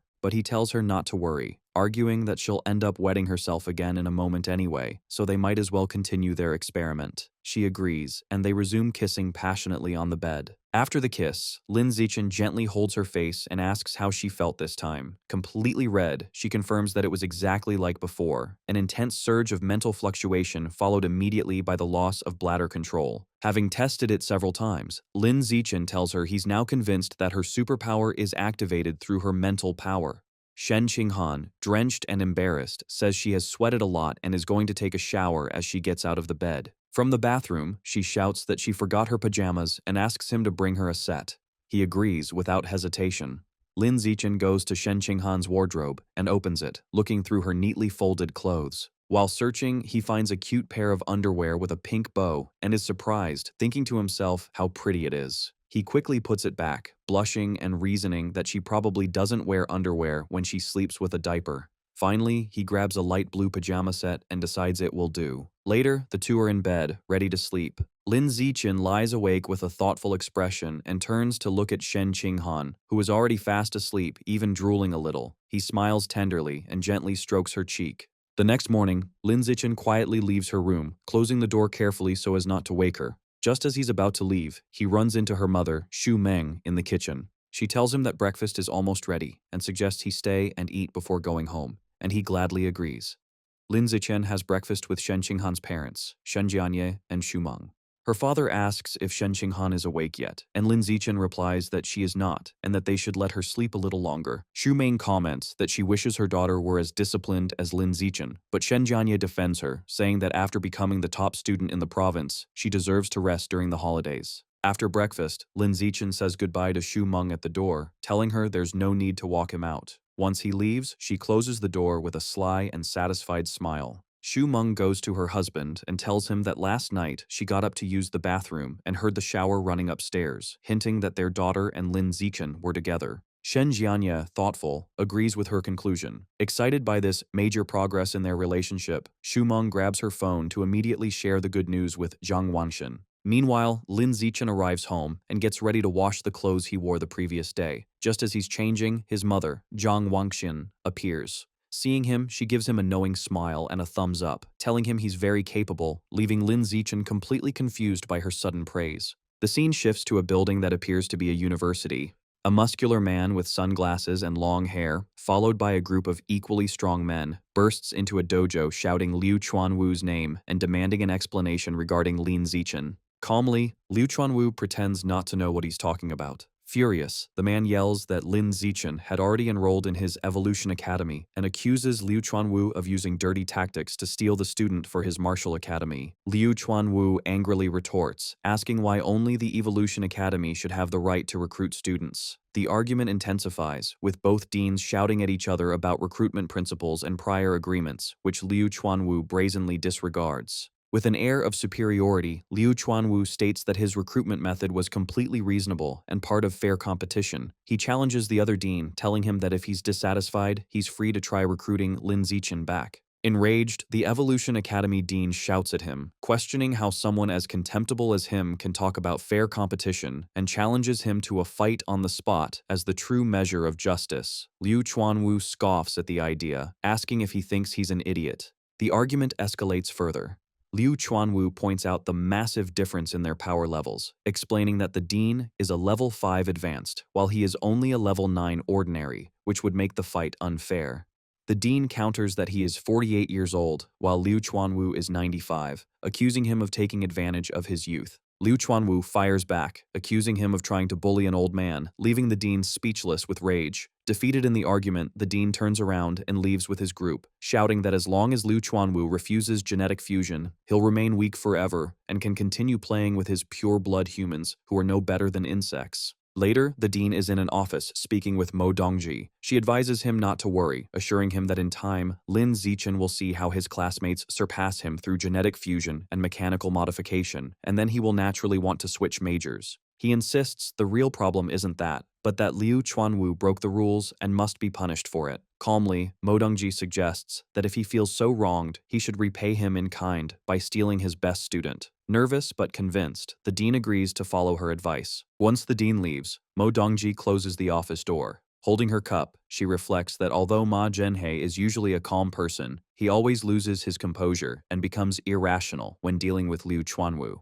As she takes a sip, she thinks about Liu Chuanwu, noting that after so many years, he hasn't changed at all, and his mouth is still as sharp as ever. She regrets that he chose the wrong path in his youth, believing his body was as formidable as his tongue, and that if not for his choices, he could have been at least a school principal by now. The scene shifts to an outdoor scene, where Lin Zichen and Shen Qinghan are running together along a street beside a canal. After a while, Shen Qinghan stops, completely exhausted and out of breath, saying she can't keep running anymore. Lin Zichen approaches and hands her a bottle of water to rehydrate. As she drinks, he suggests they finish training for the day and go to a nearby bench to relax their muscles. Soon after, Shen Qinghan is lying face down on a wooden bench, and Lin Zichen sits beside her to massage her legs and relieve the muscle tension. Grateful, she turns to look at him and thanks him. He smiles and tells her that, given how close they are, she doesn't need to thank him. His words make Shen Qinghan blush deeply. She sits up and, timidly, asks him directly what their relationship is at that moment. She wonders aloud whether they are simply friends, childhood friends, or if she's his girlfriend. Lin Zichen smiles at Shen Qinghan and confirms that he considers her family. Blushing, Shen Qinghan asks what kind of family he has in mind, and then asks him what kind of family he would like them to be. Shyly, she suggests that they could be fiancés, to which he agrees, filling her with joy. Happily, she sits closer to him on the bench. Shen Qinghan then proposes that they get married right after they graduate from university. Lin Zichen happily agrees to her plan, and they both seal their agreement with a pinky promise. Later that night, at Lin Zichen's house, he is sitting on the living room sofa with his parents, Lin Yansheng and Zhang Wangxin. Suddenly, someone knocks on the door. Lin Yansheng goes to open it and is surprised to see who it is. It is Dean Ma Zhenhe, who greets him and apologizes for the late visit, explaining that he wanted to talk about Lin Zichen's choice of academy. Lin Yansheng is confused, wondering why the dean would come to talk about that so late when the matter was already decided. Ma Zhenhe hands him a gift, 2 fish, explaining they were a present from a student. Lin Yansheng invites him in, telling him they can talk in the living room where Lin Zichen is. In the living room, Ma Zhenhe tries to persuade Lin Zichen, pointing out that his 15% gene fusion compatibility promises an incredible future, and it would be a waste of his talent to pursue the path of a pure-blooded human. He continues, arguing that while Tianren Gei's intentions may be good, their theories have shown no real progress and are a trap that will only harm Lin Zichen in the long run. He urges Lin Zichen to listen to his advice, forget the pure blood path that will only lead to mediocrity, and choose the Evolution Academy instead. Lin Zichen listens to the dean's plea with a serious and unreadable expression. His mother, Zhang Wangxin, is confused by the conversation and asks for clarification, stating that she thought her son had already enrolled in the Evolution Academy. At this point, Lin Zichen addresses his parents, admitting he forgot to tell them that he joined Tianren Gei a few days prior. He explains that he has already transferred to the Budo Academy to follow the path of a pure-blooded human, leaving his parents utterly shocked by the news. His mother anxiously asks him what is going on. Lin Zichen explains his reasoning, stating that he agrees with Tianren Gei's philosophy. He says that because the dean of the Budo Academy, Liu Chuanwu, showed great sincerity by offering him triple the benefits, he agreed to join for a 6-month trial period. He clarifies that if he doesn't see any progress after half a year, he will return to the Evolution Academy and the gene fusion path. His parents seem to be processing his logical plan. Ma Zhenhe, however, is furious, silently questioning how the poor old Liu Chuanwu could possibly afford such an offer. He turns to Lin Zichen and says he has some advice for him as a young man. He argues that triple the benefits is a small, short-term gain that will result in a huge, long-term loss. He warns that in those 6 months, Lin Zichen will miss out on precious knowledge and experience that he can never get back, pleading with him not to waste his time. Lin Zichen remains firm, thanking the dean for his advice, but reiterating that he truly believes in Tianrenji's ideals. He explains that if he doesn't at least try this path, he knows he will regret it for the rest of his life. Internally, however, he admits to himself that the triple benefits are just too good to refuse. Seeing that Lin Zichen's decision is final, Ma Zhenhe lets out a sigh of resignation. He stands up, stating that since Lin Zichen is so insistent, there's no point in talking further. He announces he has other matters to attend to and prepares to leave. Lin Yansheng quickly offers to see him out as he walks toward the door. The next morning, Lin Zichen is at home, sipping a drink while checking the news on his phone. He is shocked by what he sees. A news headline claims that the provincial top scholar, Lin Zichen, has been brainwashed by Tianren and has chosen the pureblood human path, effectively wasting his talent. The article even mentions a female genius from a decade ago who supposedly ruined her future after joining the same group. He scrolls through the comments and finds a wave of negativity, with people mocking his intelligence and calling for Tianren to be shut down. Lin Zichen is deeply concerned, realizing his personal information has been leaked. He worries that this publicity could attract the dangerous attention of heretics. He wonders if Ma Zhenhe or another group hostile to Tianren could be behind the leak. Deciding that the immediate priority is damage control, he makes a phone call to report a news outlet for leaking a student's private information. 2 hours later, Lin Zichen is sitting on his couch, relieved that the article has been taken down. However, his phone starts buzzing with notifications. He sees messages from a group chat where his classmates are questioning why he joined the misleading Tianren. They also mention that his photos have been leaked online, and the internet is buzzing with discussions about him. He looks stressed, realizing that with his face now public, his situation has become even more complicated and dangerous. That night, Shen Qinghan appears at Lin Zichen's door in a pink nightgown, cheerfully announcing she will be sleeping there. Later, as they lie in bed, she sees him reading the negative news about himself and remarks on how awful people are. Lin Zichen calmly explains that in power struggles, those who follow the rules are at a disadvantage, while those who ignore them gain the upper hand. Shen Qinghan suggests asking her powerful master, Mo Dongji, for help. Lin Zichen dismisses the idea, pointing out the conflict is between the gene fusion and pureblood factions, so her master would have no reason to help him.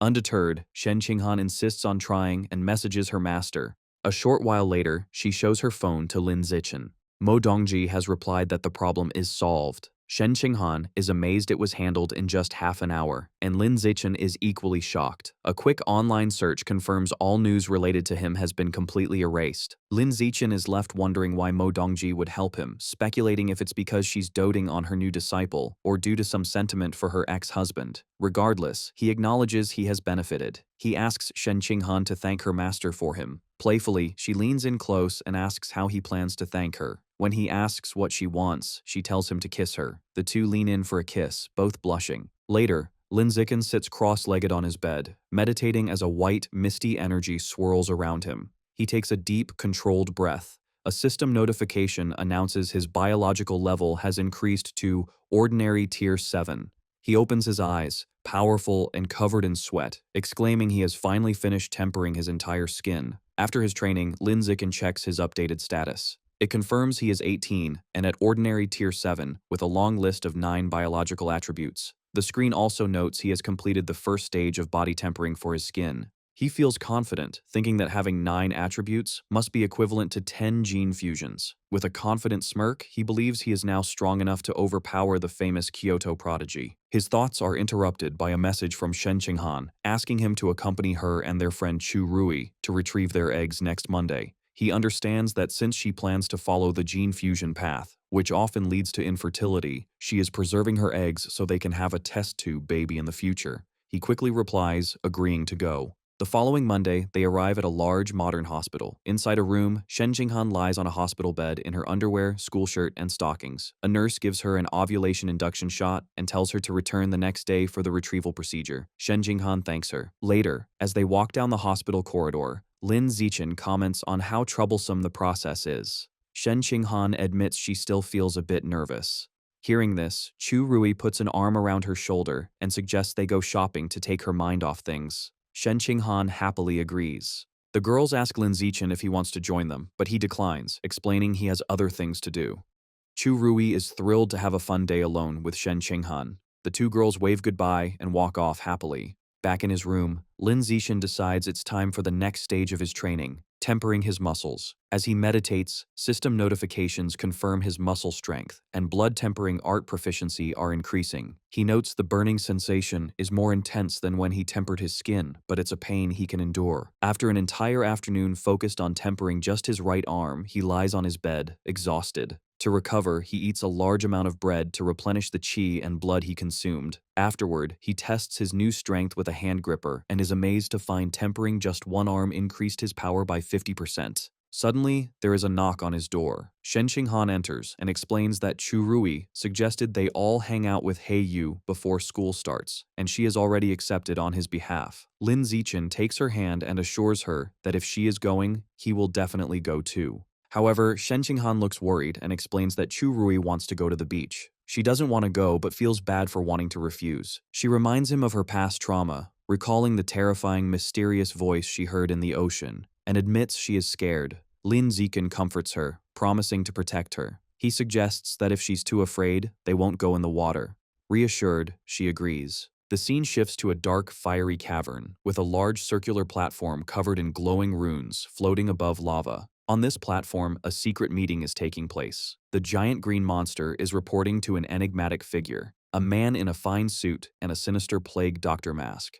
The monster informs him he has successfully made his stinky rats dig all 108 required tunnels. The monster instructs the man in the plague doctor mask to set a biological coordinate in that spot. The masked man agrees. He then raises a strange, powerful staff with a single glowing red eye and slams it into the ground, releasing a surge of dark energy. To complete the ritual, the masked man slices his own wrist and lets his blood pour onto the staff, where it is absorbed by the red eye. As tendrils of red and black energy erupt from the ground, the masked man explains the coordinate has been set. He states his next step is to find a corresponding point at the source site and place another coordinate there. He concludes that once the two coordinates resonate, the tunnels will be fully connected to the source site, completing their plan. The friends are on their way to the beach, driving along a beautiful coastal road.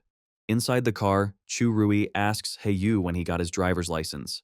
He explains that his father pulled some strings to get him into a crash course right after summer break started. When he offers to get the others into the same program, they enthusiastically agree, much to He Yu's delight. Soon, they arrive at the beach parking lot. He Yu is ecstatic, running onto the sand and shouting about his love for the sea breeze, the ocean, and, most of all, the women in bikinis frolicking in the water. Annoyed by his perverted comment, Chu Rui hits him on the back of the head. She then grabs Shen Qinghan's arm and announces they are going to change, ignoring He Yu's protests. Left behind, He Yu puts his arm around Lin Zixin and suggests they should get changed as well, saying he can't wait to go diving. As they walk away, a group of guys on the beach recognize Lin Zixin, identifying him as the runner-up in the Nanjing province's Gaokao exam. They begin to gossip, mentioning that he is the one who joined Tianrenge. They speculate that he must have been brainwashed or was brain damaged to begin with, concluding that he has completely ruined his future. He Yu overhears their conversation and becomes furious. He confronts the gossips, angrily demanding to know who they think they are to judge the provincial runner-up and yelling at them to keep talking. The group is left speechless and terrified by his sudden outburst. Just as He Yu is about to escalate the confrontation, Lin Zixin calmly grabs his arm, telling him to forget it and not waste his breath on them. He Yu expresses his frustration, saying that Lin Zixin has a good temper and that he would have punched the guys. Lin Zixin explains that he simply doesn't care about their opinions, but if they had said something he truly cared about, he would have definitely gotten physical. When He Yu asks what he cares about, Lin Zixin just gives him a look and glances to the side, as if the answer is obvious. Just then, Chu Rui and Shen Qinghan return, now changed into their beach attire. Chu Rui cheerfully points out that obviously, the person Lin Zixin cares most about is Shen Qinghan, who is holding a tube of sunscreen. He Yu scratches his head, admitting it was a pointless question, while Chu Rui tells the boys to hurry up and get changed. A short time later, Lin Zixin and He Yu reappear in their swim trunks, showing off impressive, muscular physiques. Lin Zichen teasingly offers to apply sunscreen for Shen Qinghan. From their lounge chairs, Shen Qinghan happily accepts the offer. As Lin Zichen rubs sunscreen onto her back, she confirms that he is doing a good job. He Yu watches with a jealous blush, thinking to himself that Lin Zichen has some serious moves. Inspired, he tries the same line on Chu Rui, who bluntly tells him to get lost. As Lin Zichen continues to apply sunscreen, now on Shen Qinghan's lower back and buttocks, she thinks about how amazing he is. Suddenly, she hears a mysterious, powerful voice in her mind. Her eyes snap open in shock, and she quickly sits up, muttering about a revival and the source of the sea. She turns her head toward the ocean, a look of fear on her face, and exclaims that she hears that voice again, catching Lin Zichen's immediate attention. Lin Zichen holds a frightened Shen Qinghan, asking what's wrong. She explains with a terrified expression that she heard the creepy voice again, talking about a great god, revival, and the source of the sea. Lin Zichen listens intently, speculating that the voice might be connected to the Origin Land's sources site. He concludes that they don't know enough to understand what's happening and must learn more first. He suggests that once they start university, she should try to indirectly ask her master, Mo Dongji, about it, and Shen Qinghan agrees to the plan. Sometime later, Lin Zichen is back in his room, continuing his training. Having finished tempering his muscles, he has now begun the arduous process of bone tempering. The training is incredibly painful, far more so than muscle tempering, as he focuses his energy on strengthening his bones. After a grueling session, he lies on his bed, completely exhausted and covered in a strange residue, but triumphant, having successfully tempered all 206 bones in his body.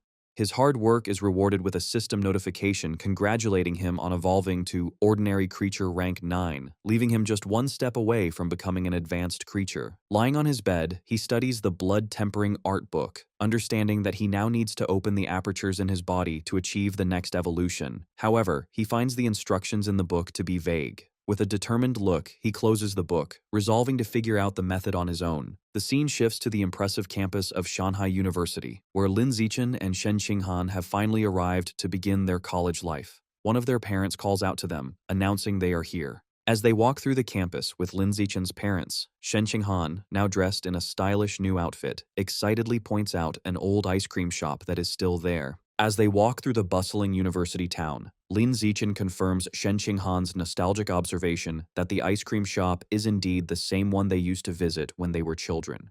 His mother, Zhang Wangshen, suggests they stop for a treat since it's still early, and Shen Qinghan happily agrees. Inside, Shen Qinghan enjoys a large bowl of strawberry milk-flavored ice cream, delighting in how delicious it is. She then sweetly offers a spoonful to Lin Zichen, who takes a bite while his parents watch the tender moment with smiles.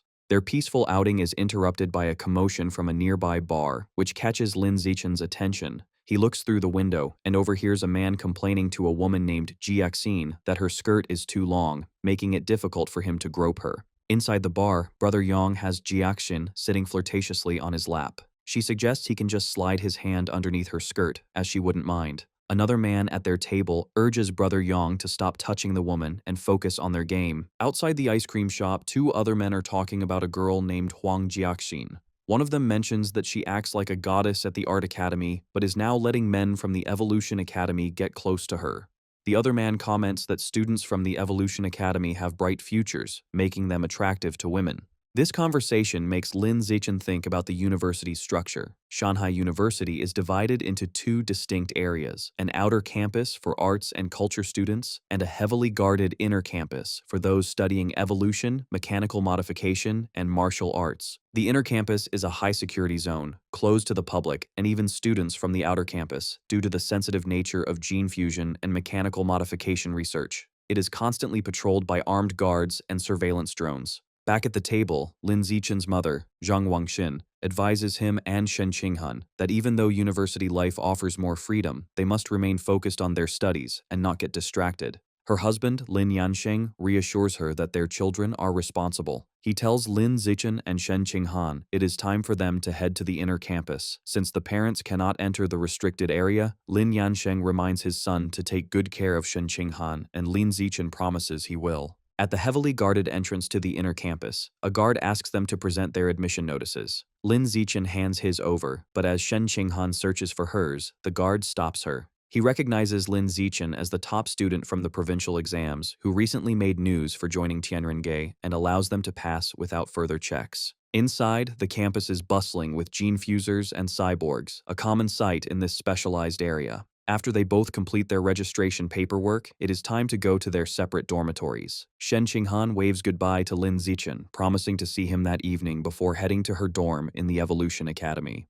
Upon arriving at the Budo Academy, Lin Zichen is immediately swarmed by a group of enthusiastic female upperclassmen. They shower him with compliments about his good looks, offer to carry his bags, and eagerly ask for his contact information. Just then, a confident blonde senior steps forward, telling the others to back off and volunteering to personally escort Lin Zichen to his dormitory. He gratefully accepts her offer. As they walk, the senior asks if he'd like to see the school's combat power rankings. She leads him to a display with two lists, the peak ranking for the top 500 students school-wide and the new student ranking for the top 100 freshmen. She explains that the top 3 students on the peak ranking are all powerful fourth years from the Evolution and Mechanical Academies. In contrast, only 3 students from the Budo Academy are on the list, and their ranks are much lower. The senior then tells him about a former star student from their academy who, like him, was a top scorer on the entrance exams and even made it to 6th place on the peak ranking. However, because she was a pure-blooded human, her progress eventually stalled, and she was surpassed by gene fusers and cyborgs. The senior reveals this person's name is Song Yuyan, and she is now an instructor at the academy and a key researcher for Tianrenge, working as an assistant to Dean Liu Chuanwu. Soon, they arrive at his room. The senior leads him inside, revealing a spacious private apartment instead of a standard dorm room. She remarks with envy that being the top scorer comes with amazing benefits. Fanning herself, she then comments on how hot it was walking outside and suggestively asks if she can use his shower. Lin Zichen, however, seems to miss the hint. He thanks her for her help and offers to buy her a milk tea from a shop across the way. The senior is left completely confused by his response, but agrees, wondering to herself why he didn't take the bait. After the senior student leaves, Lin Zichen stands alone in his new room, thinking to himself that by treating her to a drink, he has repaid the favor of her showing him the way. He then receives a text message from Shen Qinghan, who asks to see pictures of his dormitory. She has already sent him photos of her own accommodations, which are incredibly luxurious and even include a private gym. Comparing her lavish apartment to his simple single room, Lin Zichen feels a pang of envy, realizing how much wealthier the Evolution Academy is. He reluctantly takes a few pictures of his own modest room to send her. Upon seeing them, Shen Qinghan is surprised by how small his dorm is, and immediately suggests he move in with her, telling him her bed is even bigger than the one she has at home. Without a moment's hesitation, Lin Zichen grabs his suitcase and phone, declaring that he is on his way over immediately. As he leaves the Budo Academy dorms, he grumbles to himself about the stark difference in funding between the academies, feeling that his room, the best his school had to offer, is nothing compared to the student housing at the Evolution Academy. As he walks, he lets out a sigh, momentarily wondering if Dean Liu Chuanwu will truly be able to deliver on his promise of triple the benefits. When the elevator doors open at her floor, Shen Qinghan is there to greet him with a bright smile. She happily welcomes him into her spacious, air-conditioned apartment. Looking around the clean, luxurious space, Lin Zichen comments that her master, Mo Dongji, must care for her a great deal to provide such a place. Shen Qinghan agrees, saying her master treats her very well. Shen Qinghan stretches her arms out wide, joyfully declaring that this is now their little home, a place where they can be free without their parents around. A blushing Lin Zichen quickly tells her not to get too carried away with the idea. Announcing that she is sweaty from the move, she says she will shower first and begins to undress on the spot, leaving her clothes in a pile on the floor. Lin Zichen can only watch, asking her not to leave a mess. As she showers, a flustered Lin Zichen picks up her clothes. He decides to use the free time to check out the new university campus app he downloaded. He discovers an in-app store where students can use school credits to purchase resources for gene fusion and mechanical modification. He learns that there are 3 ways to earn these credits: placing on the school's power rankings, completing official school tasks, or achieving outstanding results in competitions. He realizes that for him, this will be even easier than earning money. His exploration is interrupted when Shen Qinghan calls out from the bathroom, asking him to bring her clothes in. He walks into the bathroom to give them to her, only to find her relaxing in the large bathtub. With a blush, she comments on how comfortable the water is, and invitingly asks if he wants to join her. A blushing Lin Zichen hesitates, then decides it would be a waste of so much hot water for one person. He agrees to join her and takes off his clothes. In the tub, he offers to wash her back, and she happily accepts, promising him it will be her turn to wash his back afterward. Later, after their bath and a meal, Lin Zichen meditates on the bed while Shen Qinghan lies beside him. He begins the second stage of tempering his skin using the blood tempering art. The process is grueling. He finds it much harder than the first time, taking 2 full hours just to temper his right hand. Curious, he asks Shen Qinghan for a sewing needle to test his skin's new strength. To her amazement, he presses the sharp needle against the back of his hand, but it cannot pierce the skin. A system notification confirms his skin's toughness is increasing. When he applies more pressure, the needle shatters against his hand. Shen Qinghan is in awe, exclaiming the blood tempering art is so incredible, it makes her want to pursue the pure blood path too. Lin Zichen then announces the next test, heat resistance. He calmly holds his hand over a lit stovetop flame. A system notification confirms his heat resistance is increasing. He reflects that it took over a minute before he felt a slight burning sensation and concludes that with the blood tempering art and his system's attributes, he is on his way to achieving a saintly body. Just as Lin Zichen is relaxing, his phone buzzes with a new message from Liu Chuanwu, the dean of the Budo Academy. The dean asks if he is settled in and invites him to visit the Tianren-Ge headquarters to familiarize himself with the environment and meet the other members. Lin Zichen agrees, and the dean instructs him to wait downstairs for someone to pick him up. Since he is not at his own dorm, Lin Zichen replies with Shen Qinghan's address. After receiving confirmation, he sighs and decides to head downstairs. He informs Shen Qinghan he has to go out for a while, explaining the dean invited him to the organization's headquarters. She encourages him to go ahead. Outside, he finds a shady spot under some trees. While leaning against a tree, he is noticed by a young man with spiky orange-brown hair. The young man approaches and recognizes him as Lin Zichen, the top provincial exam scorer who joined Tianren-Ge. Lin Zichen greets him, thinking to himself that he has become well known. The young man expresses his admiration for Lin Zichen's decision to forego gene fusion for the pure blood path. He shares that he is also a freshman and grew up near Kyoto, where a similar research institute for pure-blooded humans once existed, but was shut down after 20 years of little progress. He passionately expresses his hope that the research at Shanghai University will succeed. Lin Zichen finds the guy a bit too talkative. The young man gives him a final thumbs up and an encouraging good luck before walking away. Shortly after, Lin Zichen hears the roar of an engine. He turns to see a woman in a helmet pulling up on a sleek red motorcycle. She asks if he is Lin Zichen, and after he confirms, she dismounts. Removing her helmet, she introduces herself as Song Yuyan, an instructor from the Budo Academy and a researcher for Tianren-Ge, explaining she has come to take him to their headquarters. As they shake hands, Lin Zichen internally recalls her story as the former top student who chose the pure blood path. He gets on the back of her motorcycle, and she playfully advises him to hold on tighter. As they speed off, she asks if he is happy that a beautiful senior came to pick him up, to which he replies that it is an honor. Curious, she then asks why a student from the Budo Academy was waiting outside the luxurious dorms of the Evolution Academy. Lin Zichen casually explains that his girlfriend lives there and he has moved in with her. Hearing this, Song Yuyan laments her own love life, complaining that she has never even lived with a boy.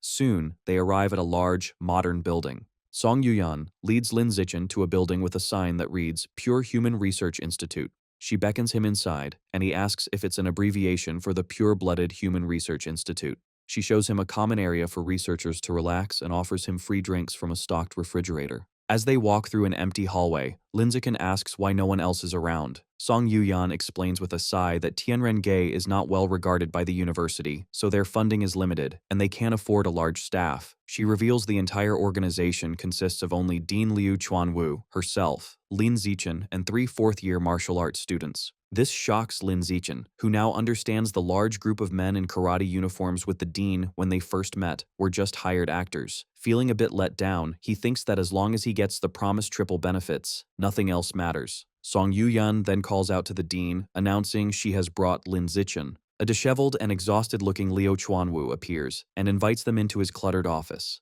Lin Zichen comments on the dean's haggard state. The dean explains he has been there for almost half a month, struggling to make a breakthrough in his research on the aperture opening chapter of the blood tempering art, with no progress. Despite his research struggles, Dean Liu Chuanwu gives Lin Zichen an encouraging thumbs up, confident that Lin Zichen's involvement will lead to great progress for the pure blood path. He then playfully boasts that his senior, Song Yuyan, was once the top scorer in the Kyoto entrance exams, and that his own physical test scores from his youth were even higher. Song Yuyan casually chides him to stop bragging.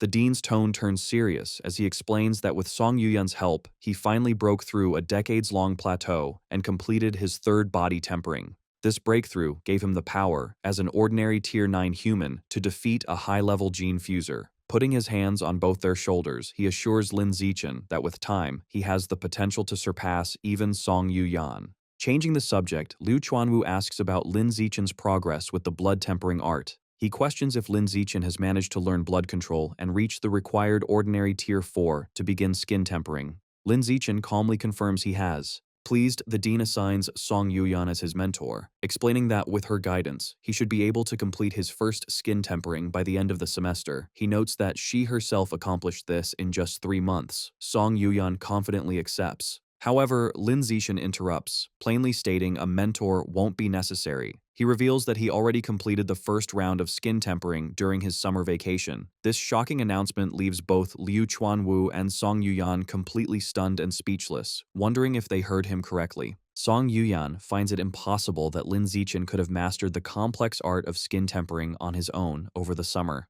Lin Zichen casually explains that the book had detailed instructions and he just studied it for a few days, though he internally admits it only took him half an hour. Still skeptical, Dean Liu Chuanwu asks to examine his hand to confirm. Before presenting his arm, Lin Zichen discreetly activates his natural camouflage ability, deciding to mask his true power. He sets his visible biological level to ordinary Tier 5, just high enough to be consistent with having completed 1 round of skin tempering. He then allows the dean to inspect his arm. The moment Liu Chuanwu touches him, both he and Song Yuyan are left speechless. The dean confirms in amazement that Lin Zichen has indeed completed a full skin tempering. Still shocked, Liu Chuanwu asks what his current biological level is. Feigning nervousness, Lin Zichen tells him it is ordinary Tier 5. This revelation sends the dean into pure ecstasy. He throws his hands in the air and shouts that Lin Zichen is a peerless genius and the future of the pure blood path is secure. Overjoyed, he pulls a surprised Lin Zichen into a tight hug, declaring that with such a talent, they will surely break through the limits of ordinary beings. Watching them, Song Yuyan reflects that there is always someone more talented. She smiles, thinking it is good to have a more capable person leading their cause.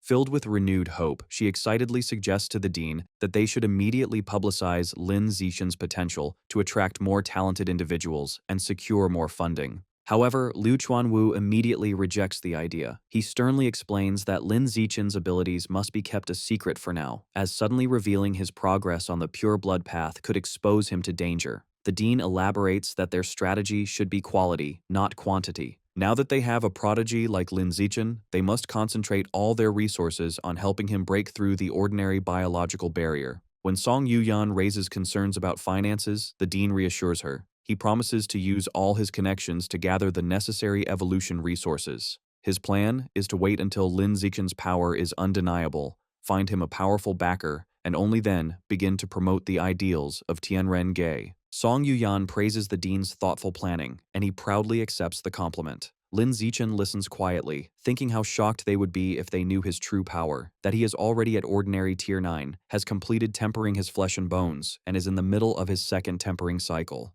The dean then informs Lin Zichen that he no longer needs to attend basic classes at the Budo Academy. Instead, he will work directly at the Research Institute with Song Yuyan as his assistant. An annoyed Song Yuyan clenches her fist, protesting that making her an assistant to a junior is an insult. The dean dismisses her concerns, telling her pride is worthless in their research. Changing the subject, he announces that the following afternoon, the university will hold a freshman trial to determine the new king, the strongest first year. He confidently tells Lin Zichen that with his abilities, the title is practically his. He encourages him to participate to bring honor to the Budo Academy, offering a reward of 10 qi and blood pills. When this fails to elicit a reaction, he adds that the winner will also receive 10 school credits. The mention of credits immediately grabs Lin Zichen's full attention. Soon, the day of the freshman assembly arrives, and a large crowd of students gathers in the university auditorium. As Lin Zichen and Shen Qinghan sit together, they become the subject of gossip among other students, who recognize Lin Zichen as the top scorer who joined Tianren-ge and wonder about his relationship with their goddess Shen Qinghan.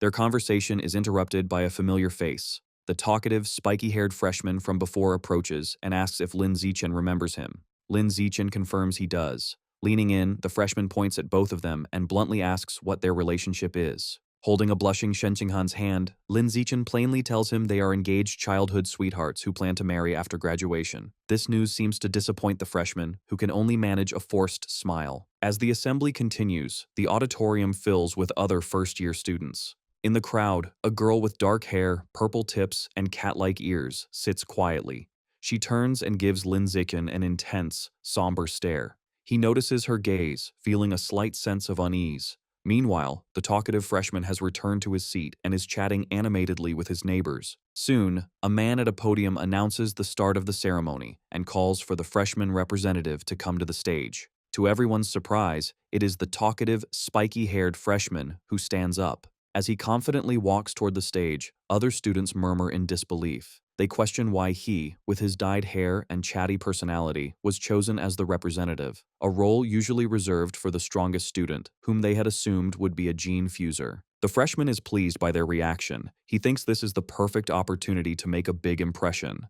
Taking the microphone, he begins his speech by asking the crowd if they have heard of Li Yijin.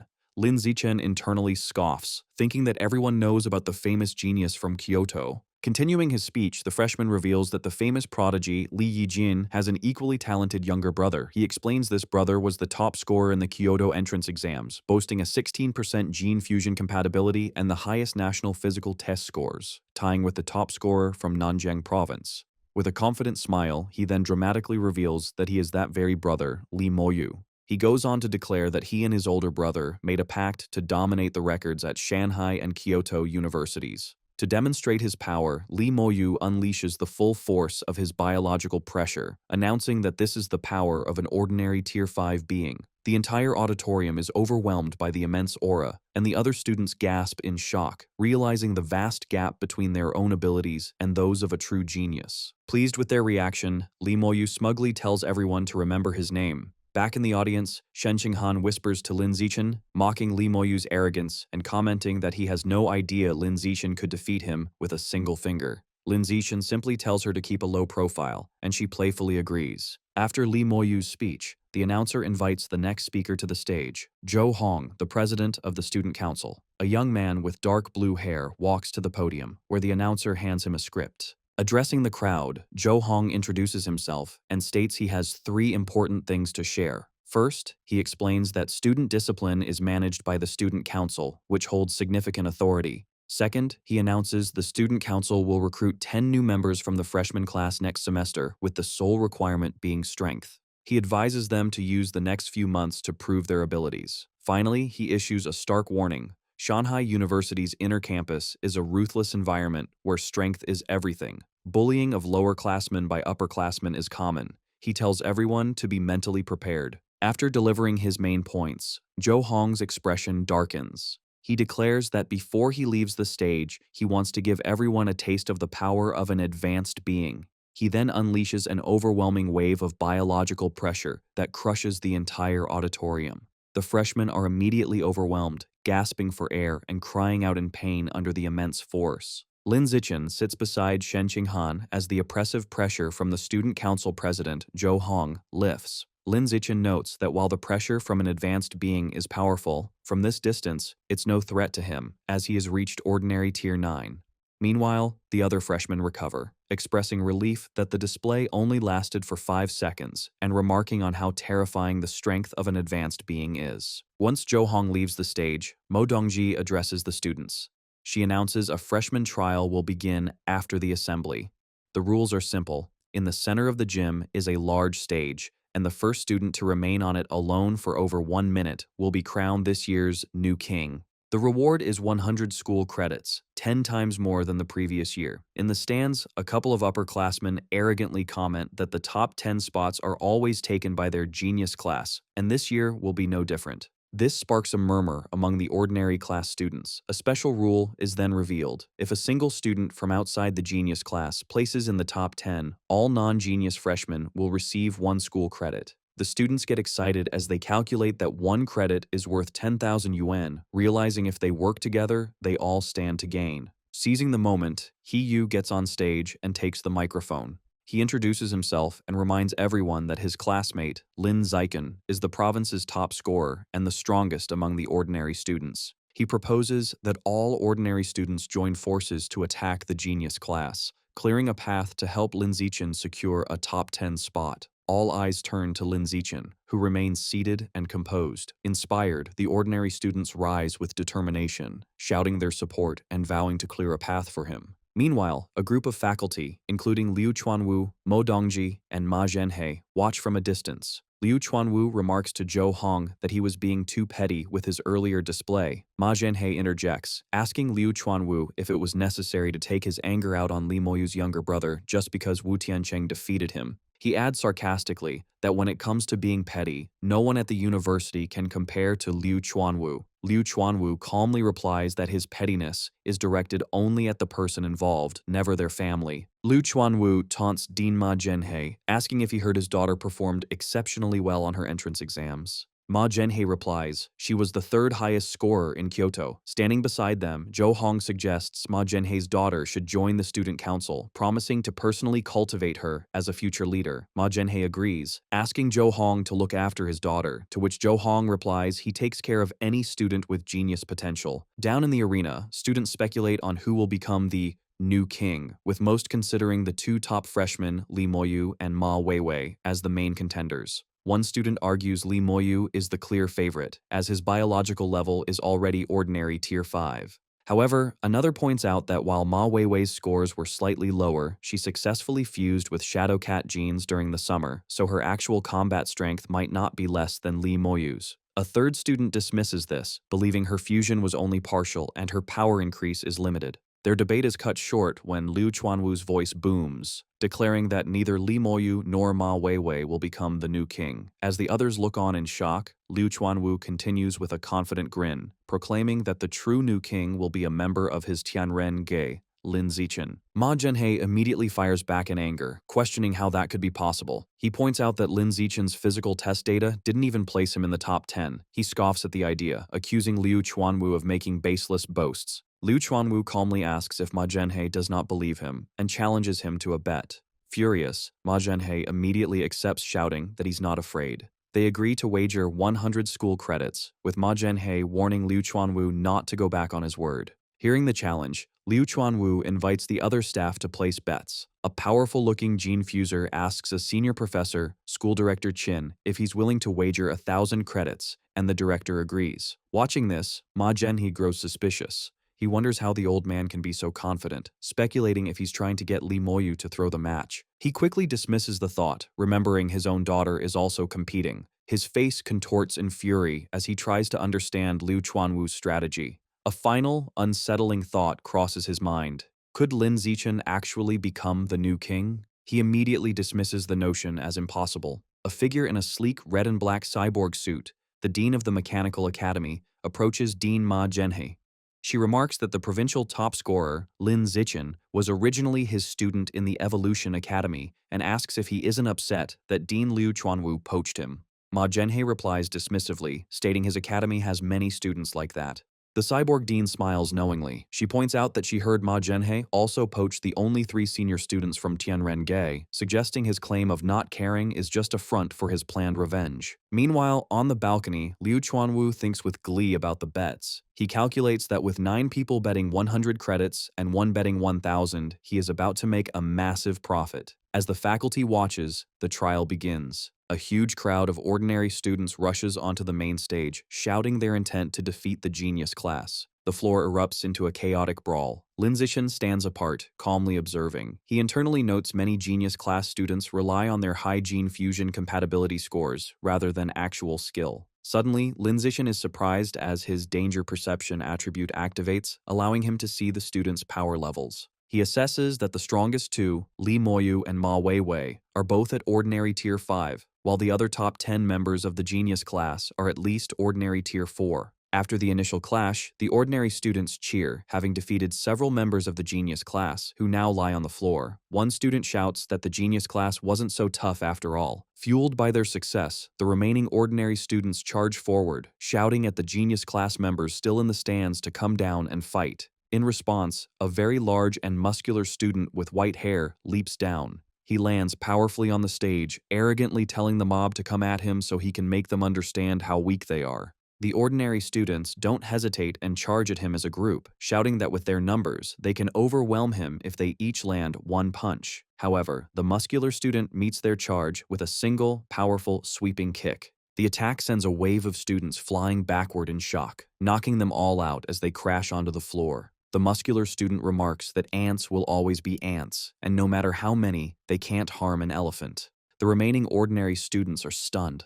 They turn to Lin Zichen, exclaiming that their opponent is too arrogant for calling them ants and urging Lin Zichen to defeat him. Hearing this, Lin Zichen calmly walks towards the stage, stating that since things have come to this, he will accept. He steps onto the stage with his hands in his pockets, looking unfazed. His opponent lands powerfully in front of him, cracking the ground, and expresses excitement, stating he has been waiting to fight the top physical test scorer from Nanjiang province. The student introduces himself with great enthusiasm as Lu Qiji, the top scorer from Yuntian province. He proudly lists his own impressive stats: a 5.69-second 100-meter dash, a 4.52-meter vertical jump, and a one-handed lift of 1,150 kilograms. He then smugly asks Lin Zichen to announce his own physical test data.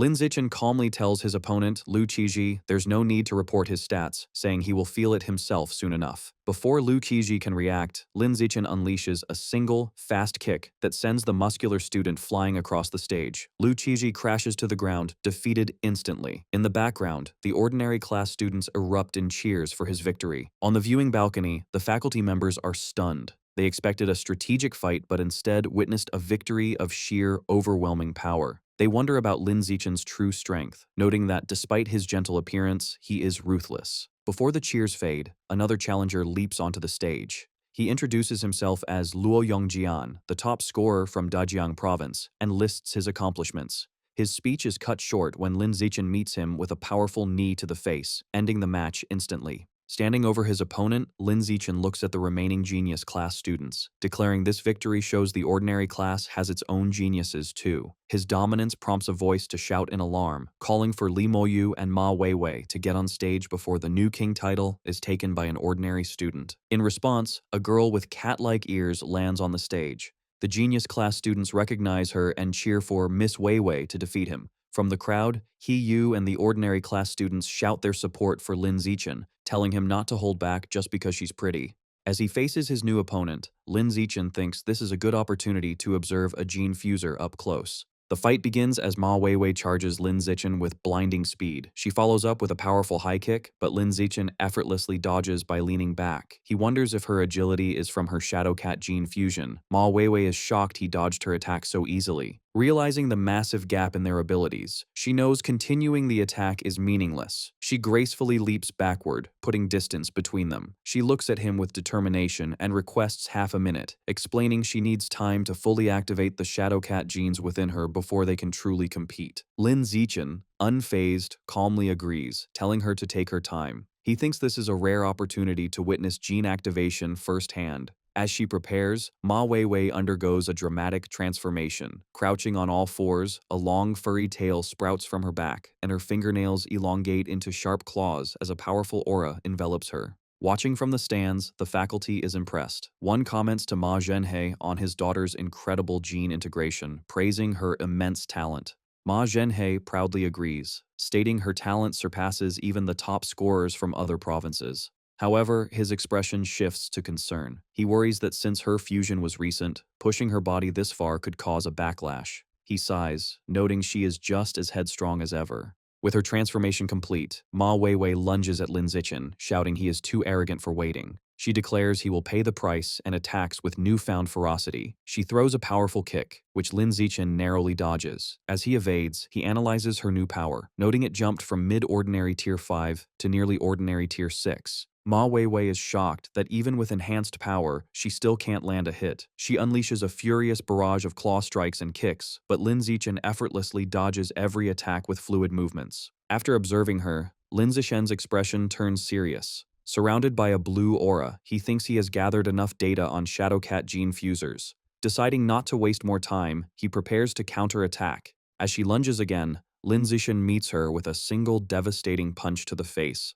The force is immense, sending Ma Weiwei flying backward. She crashes hard into the pile of defeated students, knocked out cold. The other students gather around her, remarking in disbelief how her beautiful face is now a swollen mess from his punch. Ma Weiwei sits up, crying and holding her face in pain. Her father, Dean Ma Zhenhe, rushes from the stands to console her. He turns to Lin Zichen, furiously asking if he's a man for hitting a girl so hard. Lin Zichen calmly replies that on the path of evolution, there is no distinction between men and women, only between the strong and the weak. From the crowd, Li Moyu agrees, stating strength is all that matters. Seeing his chance, he dramatically leaps from the stands onto the stage. He lands with a powerful impact, and the genius class students erupt in cheers, calling him their only hope to avenge Ma Weiwei. Li Moyu addresses Lin Zichen, acknowledging he is also skilled at hiding his power, pretending to be ordinary only to reveal himself as a provincial champion. With a sinister grin, he declares Lin Zichen isn't the only one who has been holding back.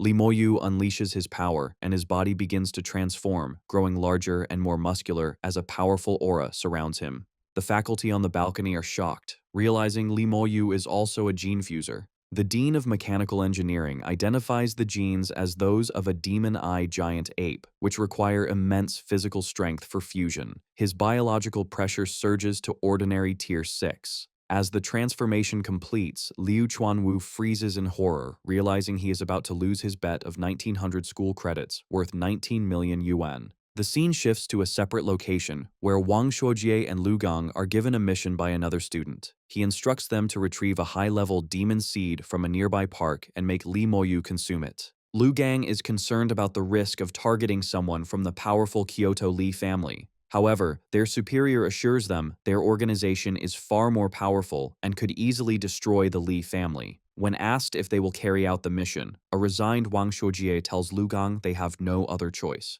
The battle between the two top freshmen begins. Li Moyu explains his transformation, boasting that the demon-eye giant ape maximizes strength and defense. Though it is usually slow, his power level is far superior, creating a massive gap between them. He taunts Lin Zichen, wondering if he can remain as relaxed now that he faces a true genius. Instead of replying, Lin Zichen immediately attacks, charging forward with a punch. As they clash, Li Moyu reacts to the attack, leading Lin Zichen to note that his opponent's reaction speed is decent enough to dodge a blow controlled at ordinary Tier 6 speed. Deciding to push harder, Lin Zichen increases his output to test ordinary Tier 7 speed. This increase is too much for Li Moyu, and Lin Zichen lands a heavy, direct punch to his face. Li Moyu stumbles back, angrily accusing Lin Zichen of a sneak attack. Lin Zichen calmly analyzes that the beast's defense is indeed strong, comparable to a high-level ordinary Tier 6. Furious, Li Moyu regains his stance, vowing Lin Zichen's fists will not touch him again. Lin Zichen continues his offensive. However, he internally notes that although his speed is superior, he has not yet managed to inflict any significant damage.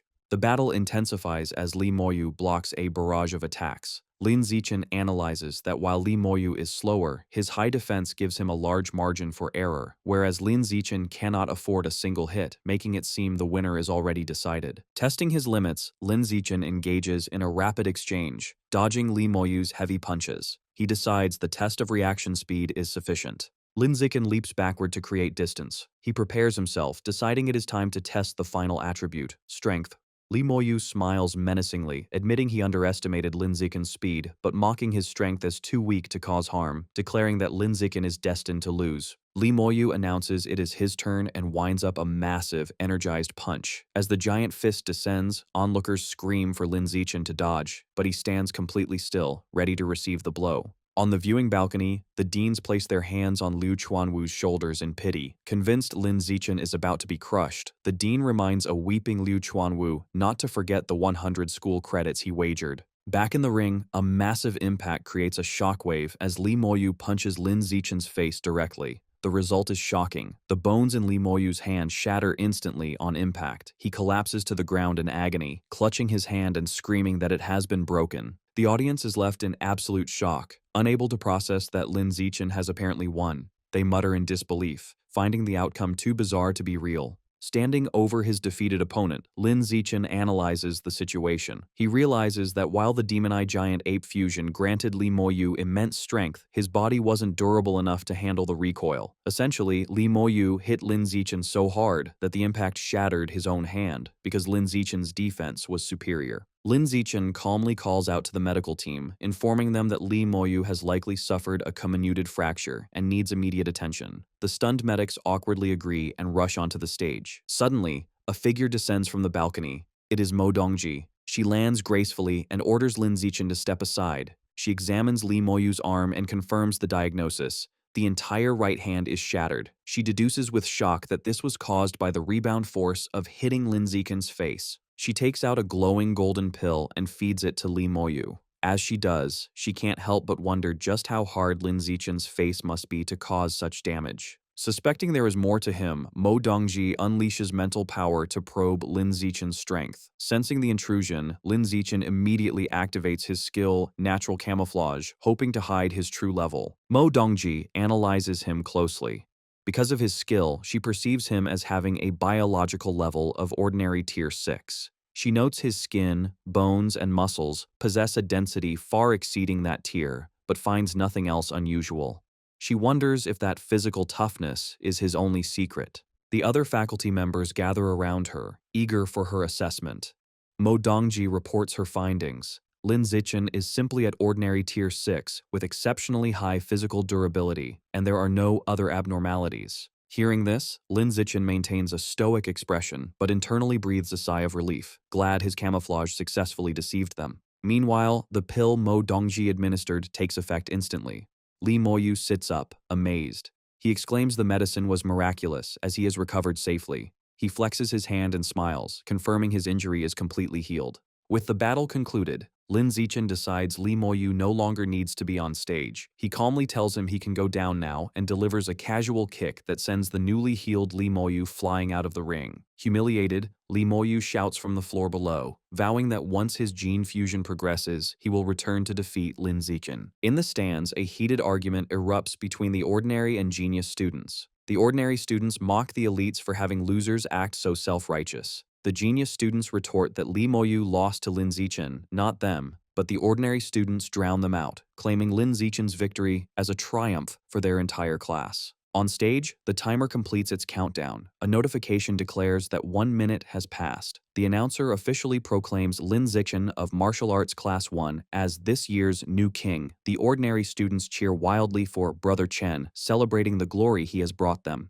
However, Lin Zichen is not finished. Thinking that since he has secured the top spot, he might as well go further, he suddenly leaps from the stage into the spectator stands. To the shock of the crowd, he lands near the genius class seating and scoops Shen Qinghan up into his arms in a princess carry. The students whisper in confusion, wondering why he is grabbing Shen Qinghan. Shen Qinghan blushes intensely as Lin Zichen leaps back toward the stage with her in his arms. Her heart races, and she wonders if he intends to publicly announce their relationship. Lin Zichen lands gracefully back on the ring. With Shen Qinghan standing behind him, Lin Zichen faces the stunned audience and faculty. He boldly declares that for the remaining rankings, from 2nd to 10th place, he wants them all. The enraged genius class students refuse to accept defeat. Shouting that Lin Zichen is bullying them, they charge together to crush him and the traitor Shen Qinghan. The stage erupts into a chaotic brawl. Lin Zichen moves fluidly through the attackers, dominating the fight despite being outnumbered. He dismantles their formation with a flurry of punches and kicks, knocking students away with ease. Seeing an opening, Ma Weiwei lunges from the air, aiming her attack at a shocked Shen Qinghan and shouting at her to die for her betrayal. However, Lin Zichen reacts instantly, intercepting her midair with a heavy kick to protect Shen Qinghan. The force of the blow sends Ma Weiwei flying off the stage. From the balcony, her father, Ma Zhenhe, screams as he watches his daughter crash violently onto the floor. With the genius class wiped out, Lin Zichen stands triumphantly over the defeated students. Immediately, a notification announces that Shen Qinghan has officially secured 2nd place in the trial. She looks pleasantly surprised. Lin Zichen then turns to the ordinary students and outlines his plan. He offers them the remaining spots from 3rd to 10th place, on the condition that the school credits awarded for those spots belong to him. The students are ecstatic, cheering for Brother Chen, eager for the chance to be in the top 10. Xu Rui calculates that the top 10 spots yield a combined 550 credits. He Yu adds the participation rewards, bringing the total to 559 credits with a grin. On the balcony, Ma Zhenhe is furious. He yells at Mo Dongji, arguing that Lin Zichen's actions are improper and questioning how the new king is allowed to control the entire top 10. A voice calmly interrupts, asking how it violates the rules.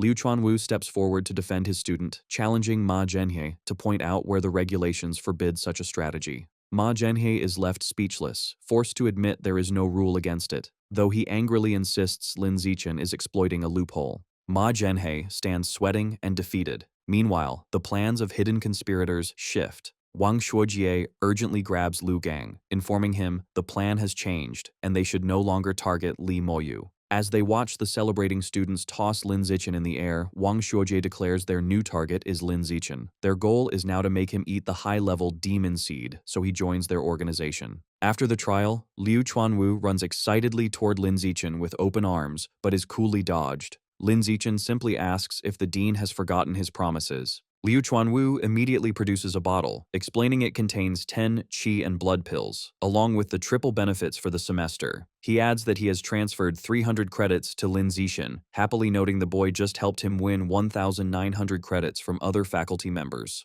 Leaning in close, Liu Chuanwu whispers, asking Lin Zichen his true strength and level. Lin Zichen whispers back a partial truth, claiming he is at ordinary tier 6, has completed skin tempering once, tempered some facial muscles, and was born with naturally hard facial bones. Liu Chuanwu is shocked, screaming in disbelief that Lin Zichen has already learned to temper his muscles. Overcome with emotion, he grabs Lin Zichen's hands and cries, declaring that Lin Zichen will evolve into an advanced creature with a pure human body before graduating. He urges the student to persist on the pure blood path, and Lin Zichen calmly agrees. Later, in his room, Lin Zichen sits on his bed holding a small red qi and blood pill. Curious, he puts the pill in his mouth to test its effects. Steam rises from his body as he metabolizes the pill, but a system notification shows a meager increase of 108 points. Disappointed, he realizes the pill is less effective than his usual training. Realizing the pills are of little use to him, he decides it would be better to give them to Shen Qinghan. Just then, Shen Qinghan walks in wearing athletic gear, sweaty from a workout. She asks when he got back, and he replies half an hour ago. Lin Zichen calls her over and hands her one of the red pills, instructing her to eat it. Shen Qinghan curiously takes the pill and eats it. The effect on her is immediate. Steam erupts from her body as she blushes, exclaiming how hot she feels as her qi and blood surge. Seeing how effective it is, Lin Zichen hands her the bottle. He explains the pills don't do much for him, so she should take the remaining 8, advising her to take only 1 per day. Shen Qinghan happily agrees. The next morning, at the Tianrengei Research Institute, Lin Zichen greets Song Yuyan. She is in the middle of a workout and playfully calls him the new king. While stretching, Yuyan asks him to confirm what she heard from the dean. She asks if his biological level is truly ordinary tier 6 and if he has mastered muscle tempering. Lin Zichen confirms the story he fabricated for the dean is true. Hearing his confirmation, Yuyan is overcome with excitement and rushes toward him. She exclaims that he is an absolute genius and declares that with his membership, Tianrengei will shock the world. As she rushes him, Lin Zichen agrees they will work hard together. Lin Zichen is busy studying in the Research Institute. He realizes Liu Chuanwu and Yuyan have failed to decipher the aperture opening chapter of the blood tempering art, so he decides he must find the answers in the original text himself. Thanks to his celestial root of wisdom, he finds researching such complex matters is easy for him. His study session is interrupted by Yuyan, who informs him that people from the student council are waiting at the door. She deduces they want to recruit him after his outstanding performance. Lin Zichen immediately dismisses the idea, stating he is not interested. However, Yuyan adds that student council members receive monthly credit subsidies. Hearing about money, Lin Zichen's demeanor instantly changes, and he is suddenly very interested. Lin Zichen goes outside to meet the visitor. It is Zhou Hong, the president of the student council, who extends his hand in greeting.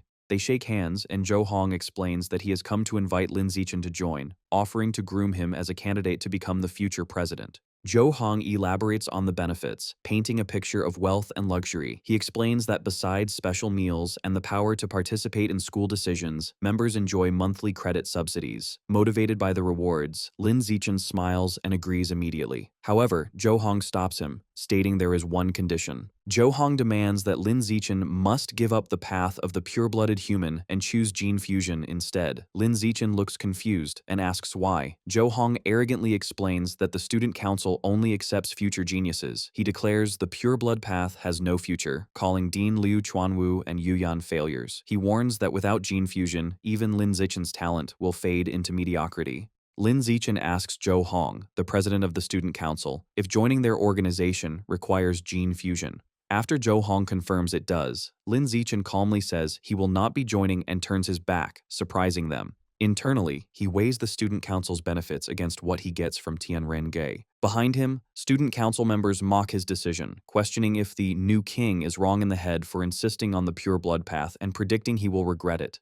One tells Zhou Hong it was a waste of time, as Tianren-ge's brainwashing is effective. Zhou Hong dismisses Lin Zichen as a genius with no future, which he considers trash, and tells his group they will recruit other talented people. Later, at the Tianren-ge Research Institute, an enraged Yu Yan slams her fists on a desk, complaining to Lin Zichen about the student council's hopeless mindset. Their conversation is interrupted by the arrival of Dean Liu Chuanwu, who looks utterly exhausted. Yu Yan sarcastically praises him for his sacrifice for the pure blood cause, including working day and night and selling his body for investments. Annoyed, Liu Chuanwu asks if she must always include that last part. He then warns Lin Zichen that women are a roadblock on the path of evolution and he should avoid them. Sitting in his office, Liu Chuanwu informs Lin Zichen that the university provides housing for the families of geniuses.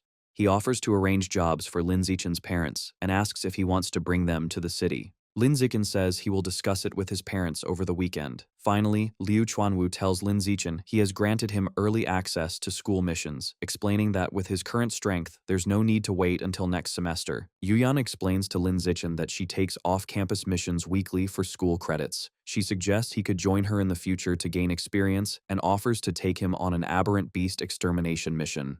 Lin Zichen politely thanks her. Deciding to explore his options, Lin Zichen checks the school's app for missions. He finds the school-published tasks are minor chores for only 1 or 2 credits each. He then browses student-published missions and finds a peculiar request for a female gene fuser training partner with beast ears and long legs for 5 credits a month. Amused, he checks the off-campus missions instead. He finds the off-campus missions are numerous and offer higher rewards. One is to capture robbers for 30 credits, and another is to hunt a powerful aberrant beast for 200 credits, though both are far away. As he scrolls, a particular mission catches his eye. It is to capture a Shadow Cat Girl, an out-of-control gene fuser at ordinary tier 6 who has been killing men in the city's red light district. The reward is 50 credits, and he promptly accepts it. Yu Yan leans in close, startling Lin Zichen. She asks if he accepted the Cat Girl mission and offers to join him. Surprised, he asks how she knew. Yu Yan explains the mission details page shows who has accepted the task. Checking his phone, Lin Zichen is surprised to see 28 people have already accepted it, including 26 seniors and one other fresh man, Ma Weiwei. He finds it odd she would take this mission at only ordinary tier 5 and assumes she has a helper.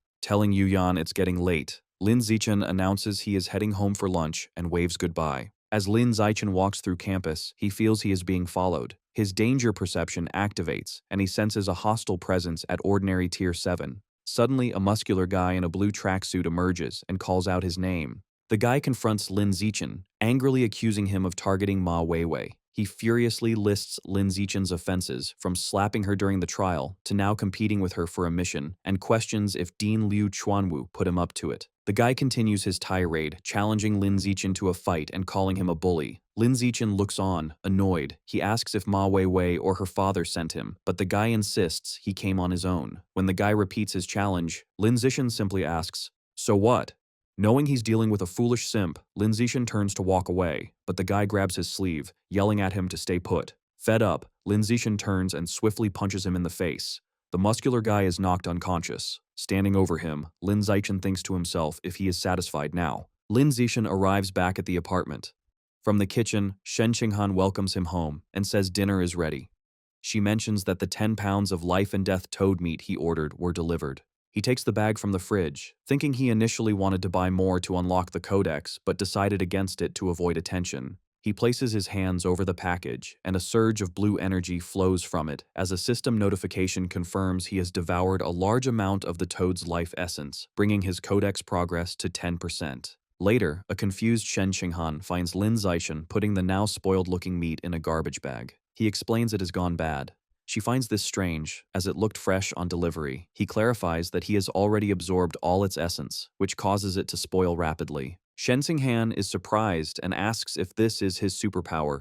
He confirms it is, explaining he can absorb the essence from aberrant beasts to gain some of their abilities. She is shocked, exclaiming she finally understands why he chose the pure blood path. With such a power, he doesn't need gene fusion. While eating dinner, Lin Zichen brings up the dean's offer of housing and jobs for their parents. Shen Qinghan is thrilled, and they agree to visit their families over the weekend. During the meal, she mentions an interesting duel between peak-ranking students at the gym that afternoon. She suggests they go watch it, and Lin Zichen agrees. At the university gym, a large crowd has gathered. Lin Zichen notes that in addition to students and faculty, representatives from the Mechanical God group are also there. Shen Qinghan excitedly points to a woman in a large white cyborg suit in the VIP section, the famous mechanical genius girl they've seen online. In the center of the arena, two fighters face each other, a muscular bull-like gene fuser and a sleek cyborg. Shen Qinghan asks Lin Zichen who he thinks is more powerful between the Kyoto genius and the mechanical genius girl. He replies they should get a good idea from this duel. He clarifies that if the 8th-ranked Evolution Academy student wins, the Kyoto genius is stronger, but if the 9th-ranked cyborg wins, the mechanical genius girl is more powerful. With an announcement, the duel begins. The cyborg immediately takes to the air with mechanical wings. From above, the cyborg unleashes a massive barrage of missiles, which rain down on the bull-like opponent below. The bull-like gene fuser is overwhelmed by the relentless missile attack, trying to shield himself from the explosions tearing up the stage. After the barrage, the cyborg lands. The bruised gene fuser sees an opportunity for close-quarters combat. Both fighters charge forward at incredible speed, meeting in the center of the arena. The cyborg easily blocks the gene fuser's punch and delivers a devastating counterpunch to his face. The blow sends the gene fuser flying, and he crashes to the ground, defeated. The cyborg raises its fist in victory as the crowd erupts. Meanwhile, in a private office, Mo Dongji receives a video report from a subordinate. She informs her that source site number 36 has been quiet for months, and they are unsure if the enemy has abandoned it or is plotting something big. Mo Dongji asks for an update on Luo Qiangshu. Her assistant reports that Qian Shui is adapting well, growing incredibly fast, and is close to evolving to advanced Tier 2. Curious, the assistant asks about Luo Qianshu's origins, noting her special constitution doesn't seem human. Mo Dongji sternly cuts her off, warning her not to ask questions that don't concern her. After the assistant apologizes, Mo Dongji dismisses her to watch a student duel. Switching her monitor feed, she watches the end of the fight. She thinks that with the cyborg's upper hand, the Mechanical God group is more powerful than she imagined. She concludes that mechanical modification has a greater advantage in adaptability, though she seems to have reservations. Mo Dongji acknowledges a major limitation. No matter how powerful, cyborgs cannot enter the source site, as all electronic and mechanical devices malfunction there. Turning off her monitor, she concludes that in such an environment, even the strongest cyborg would become useless scrap metal. Sometime later, Lin Zichen and Shen Qinghan return from a weekend trip home with their parents. The two families enjoy a celebratory dinner. During their visit, they discuss the university's housing offer for their parents, and both families happily agreed. With that settled, Lin Zichen focuses on his next mission, capturing the cat girl in the city's neon-lit red light district. Walking disguised through the crowded streets, he reviews the mission details. The target is an ordinary Tier 6 gene fuser with incredible speed who lures and kills men. The file also notes she is a master of disguise and skilled with drugs. Lin Zichen understands why the mission remains uncompleted. The large area and her cunning make her hard to track. To begin his search, Lin Zichen uses his Eye of the Sky and Danger Perception for a wide area scan. As he activates his powers, his eyes glow with golden light behind his sunglasses. The crowd is startled by his strange appearance. Some are unsettled by his eyes, while others comment that he is handsome but has a creepy gaze. As Lin Zichen stands out, a large muscular man confronts him, demanding to know who he is staring at. Unfazed, Lin Zichen unleashes his biological pressure, telling the man to get out of his way and sending him flying as the crowd parts in shock. Standing over the unconscious man, Lin Zichen concludes his search yielded no targets and decides to move on. Just then, he spots some familiar faces. He sees Ma Weiwei with two other students, whom he identifies as ordinary Tier 7 seniors, likely there to assist her. Ma Weiwei and her female companion notice him. The companion points him out, and Ma Weiwei looks away, annoyed. The companion suggests they stay away, and Ma Weiwei agrees, leading her group away. Lin Zichen is bewildered by their sudden avoidance. Ma Weiwei states that since Lin Zichen accepted the mission, he must be there for the cat girl. She declares they must find the target first. Their male companion confidently tells them to leave it to him. He boasts he is fused with demon dog genes, giving him a keen sense of smell to find the cat girl before Lin Zichen. As he concentrates, a pink scent-like aura appears, and he triumphantly announces he has picked up the cat girl's scent. Having locked onto the scent, the demon dog gene fuser points to a bar across the street, declaring the target is inside. Determined to beat Lin Zichen, Ma Weiwei and her companions rush across the street. Her female senior vows they will capture the cat girl and flaunt their victory. The group enters the crowded bar following the scent trail. Ma Weiwei asks where she is. The demon dog guy points to a woman with glasses on a couch. Ma Weiwei expresses doubt, noting the woman looks like an ordinary college student. Her male companion is certain, explaining her scent is identical to the one on the cat girl's belongings at the public security department. Ma Weiwei concludes the target is a cunning master of disguise. Seeing no reason to hesitate, the female senior declares they should capture her now. The three charge towards the woman. As they close in, she looks up with a sinister grin. She suddenly leaps up, smashes through the glass table, and makes a break for it, with one of them shouting she's escaping. Ma Weiwei and her companions burst out of the bar, chasing the fleeing cat girl through the crowded streets. As they pursue her, Ma Weiwei worries the cat girl is too fast. The demon dog gene fuser confidently tells her not to worry, as he can track her scent and she will eventually have to rest. Following the trail, they corner the cat girl in a dead-end alley. The male companion confirms she is there and urges the others to finish the fight quickly. However, the cat girl turns around with a smug smile, taunting them and asking if they really thought they could catch her if she were trying to run. A menacing red aura surges around her as she explains that the most skilled hunters often disguise themselves as prey. She undergoes a dramatic transformation, her hands morphing into long, sharp claws, and asks if they don't understand this simple rule. She unleashes an overwhelming wave of biological pressure at the three pursuers. They are shocked to realize her true power level is not ordinary tier 6, but an incredible ordinary tier 9. Ma Weiwei and her companions are left in stunned disbelief, realizing the cat girl had been hiding her true strength. In the dark city alley, Ma Weiwei, the demon dog, and their female senior companion are running for their lives. Ma Weiwei yells that the mission is impossible and they have to escape. Behind them, the powerful cat girl watches with a smirk, claws ready, and mockingly asks if they think they can get away. With incredible agility, she leaps up a building, easily getting ahead of them. She lands in the alley, blocking their path and telling them they cannot escape. The cat girl then focuses on the trembling demon dog. She leans in menacingly, telling him she had her eye on him since he entered the bar. Seeing no other way out, Ma Weiwei throws a smoke grenade, which fills the alley with thick purple smoke. She tells her teammates the smoke will dull their enemies' senses, giving them a chance to run. Under the smoke's cover, the three manage to escape. Exhausted and shaken, they finally reach a crowded street. The demon dog remarks on the mission's danger, saying the information was wrong and they almost died. The female senior urges Ma Weiwei to call her father, Dean Ma Zhenhe, to report the situation so the mission details can be corrected. A terrified Ma Weiwei pulls out her phone and agrees to call him immediately. However, as she's about to call, she has a shocking realization. She remembers Lin Zichen also accepted the mission. She panics, thinking if he encounters the cat girl, he will surely die without knowing her true power. She declares they must warn him. She can't just watch him die. She checks her contacts but doesn't have his number and decides her only option is to contact Shen Qinghan instead. Back in the empty alley, as the purple smoke fades, the cat girl is annoyed that her cooked duck has flown away. Just as she laments her missed chance, she notices someone else in the alley, Lin Zichen, standing calmly at the other end. Seeing him, the cat girl is immediately captivated, thinking he's handsome and exactly her type.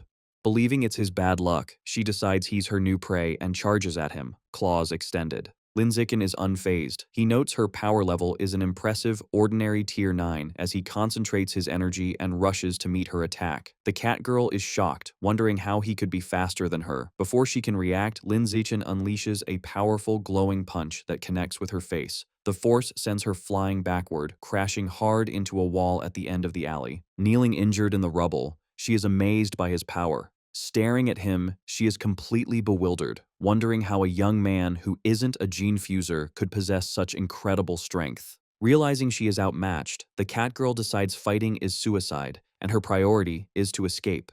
She turns and flees, but to her shock, Lin Zichen easily keeps pace with her. Announcing she can now experience his full power, Lin Zichen leaps and delivers a devastating kick to her head, sending her flying. The blow sends her crashing into another wall, embedding her in the rock. Lin Zichen presses his attack, unleashing a furious barrage of kicks against her pinned body. He notes that despite multiple hits, she is still alive, though her biological pressure is weakening. Deciding to finish her before she recovers, he picks up a large rock. But just as he is about to strike, he looks up, surprised. A massive surge of red energy erupts from the cat girl as her body transforms, her muscles bulging grotesquely. Lin Zichen realizes with alarm that in a desperate moment, she has unlocked more power and is about to evolve into an advanced creature. The newly transformed and enraged cat girl glares down at him. She thinks how activating her shadow cat genes saved her life and made her stronger, but also increased her beastly nature and vulnerability to genetic backlash. Filled with rage, she furiously demands to know who Lin Zichen really is. Instead of fighting, Lin Zichen smiles and casually apologizes, saying he must have mistaken her for someone else. He then turns and walks away, leaving her in shock. She watches him go, her mind racing with fear. She realizes his strength is unknown, his actions are unpredictable, and she has no tricks left. She also knows she is in danger of genetic backlash from her forced transformation. Concluding another attack would kill her, she decides to escape and leaps into the air to flee. As she flies away, she hears a sharp sound and looks down in confusion. A moment later, a metal pipe pierces her forehead, spraying blood and pinning her against the wall. Lin Zichen grabs a loose pipe and charges forward, stabbing her in the chest. He pulls the bloody weapon out and stabs her repeatedly in the chest and stomach. Mortally wounded, the cat girl slumps against the wall, her biological pressure completely fading. Lin Zichen casually tosses the bloody pipe aside, thinking that this time she is definitely dead. With the fight over, Lin Zichen snaps a photo of the cat girl's corpse, thinking he needs to upload it to the school app to prove he completed the mission. Afterward, he calls the public security department to report the body's location for cleanup. With official tasks done, Lin Zichen turns to his real goal. He reaches for the body, and as red energy swirls around him, his system confirms he has devoured a large amount of the Shadow Knight cat's life essence, increasing his guidebook progress to 36%. He is surprised by how much progress he made and speculates the genetic backlash she suffered must have concentrated the beast genes in her body. Meanwhile, Ma Weiwei and her companions are walking through the city. Ma Weiwei is on the phone with her father, Dean Ma Zhenhe, telling him the Catgirl mission information was wrong and almost got them killed. She explains the target was not an ordinary Tier 6, but a powerful ordinary Tier 9, which shocks her father. In his office, Dean Ma Zhenhe asks his daughter for a detailed report, promising to speak with the mission system director later. Back on the street, the female senior suggests they should hurry back to school to avoid retaliation, but then she suddenly grabs Ma Weiwei's arm. She points to her phone, which shows the mission to capture the cat girl has already been completed by Lin Zichen.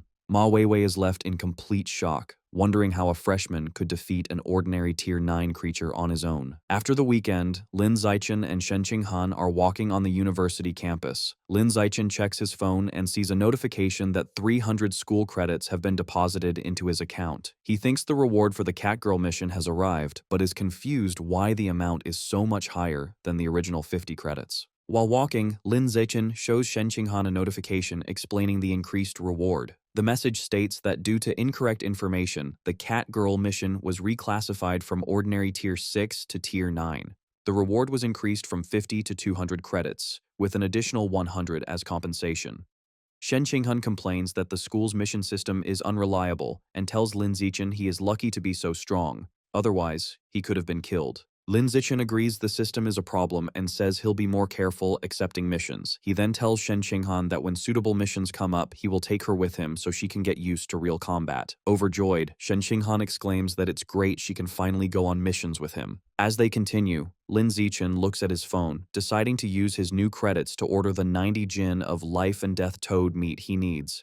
He thinks that while he was previously worried about attracting attention with a large order, it doesn't seem to be a problem now. He also considers that beast meat is nutritious and will help Shen Qinghan evolve, so he should buy plenty for her too. They arrive at their apartment, and as Shen Qinghan opens the door, Lin Zichen asks her if there is any particular beast meat she would like. She runs inside excitedly, telling him she will place the order, and he follows her. Once inside, she sits on the couch and begins browsing options on her phone. In the kitchen, Lin Zichen, now in an apron, listens as Shen Qinghan suggests they buy Tyrant Ash Big carved meat. She explains that for just 1 credit, they can get 6 jin, enough for several days. Lin Zichen agrees with her practical choice. However, Shen Qinghan tells him not to place the order, insisting she will do it. She happily reminds him she still has the 90 credits he gave her from the freshman competition. Lin Zichen, who has started cooking noodles, smiles and agrees. He tells her it's fine since they are family, so there is no need to worry about whose credits they are using. While Lin Zichen and Shen Qinghan are enjoying the noodles, the doorbell rings.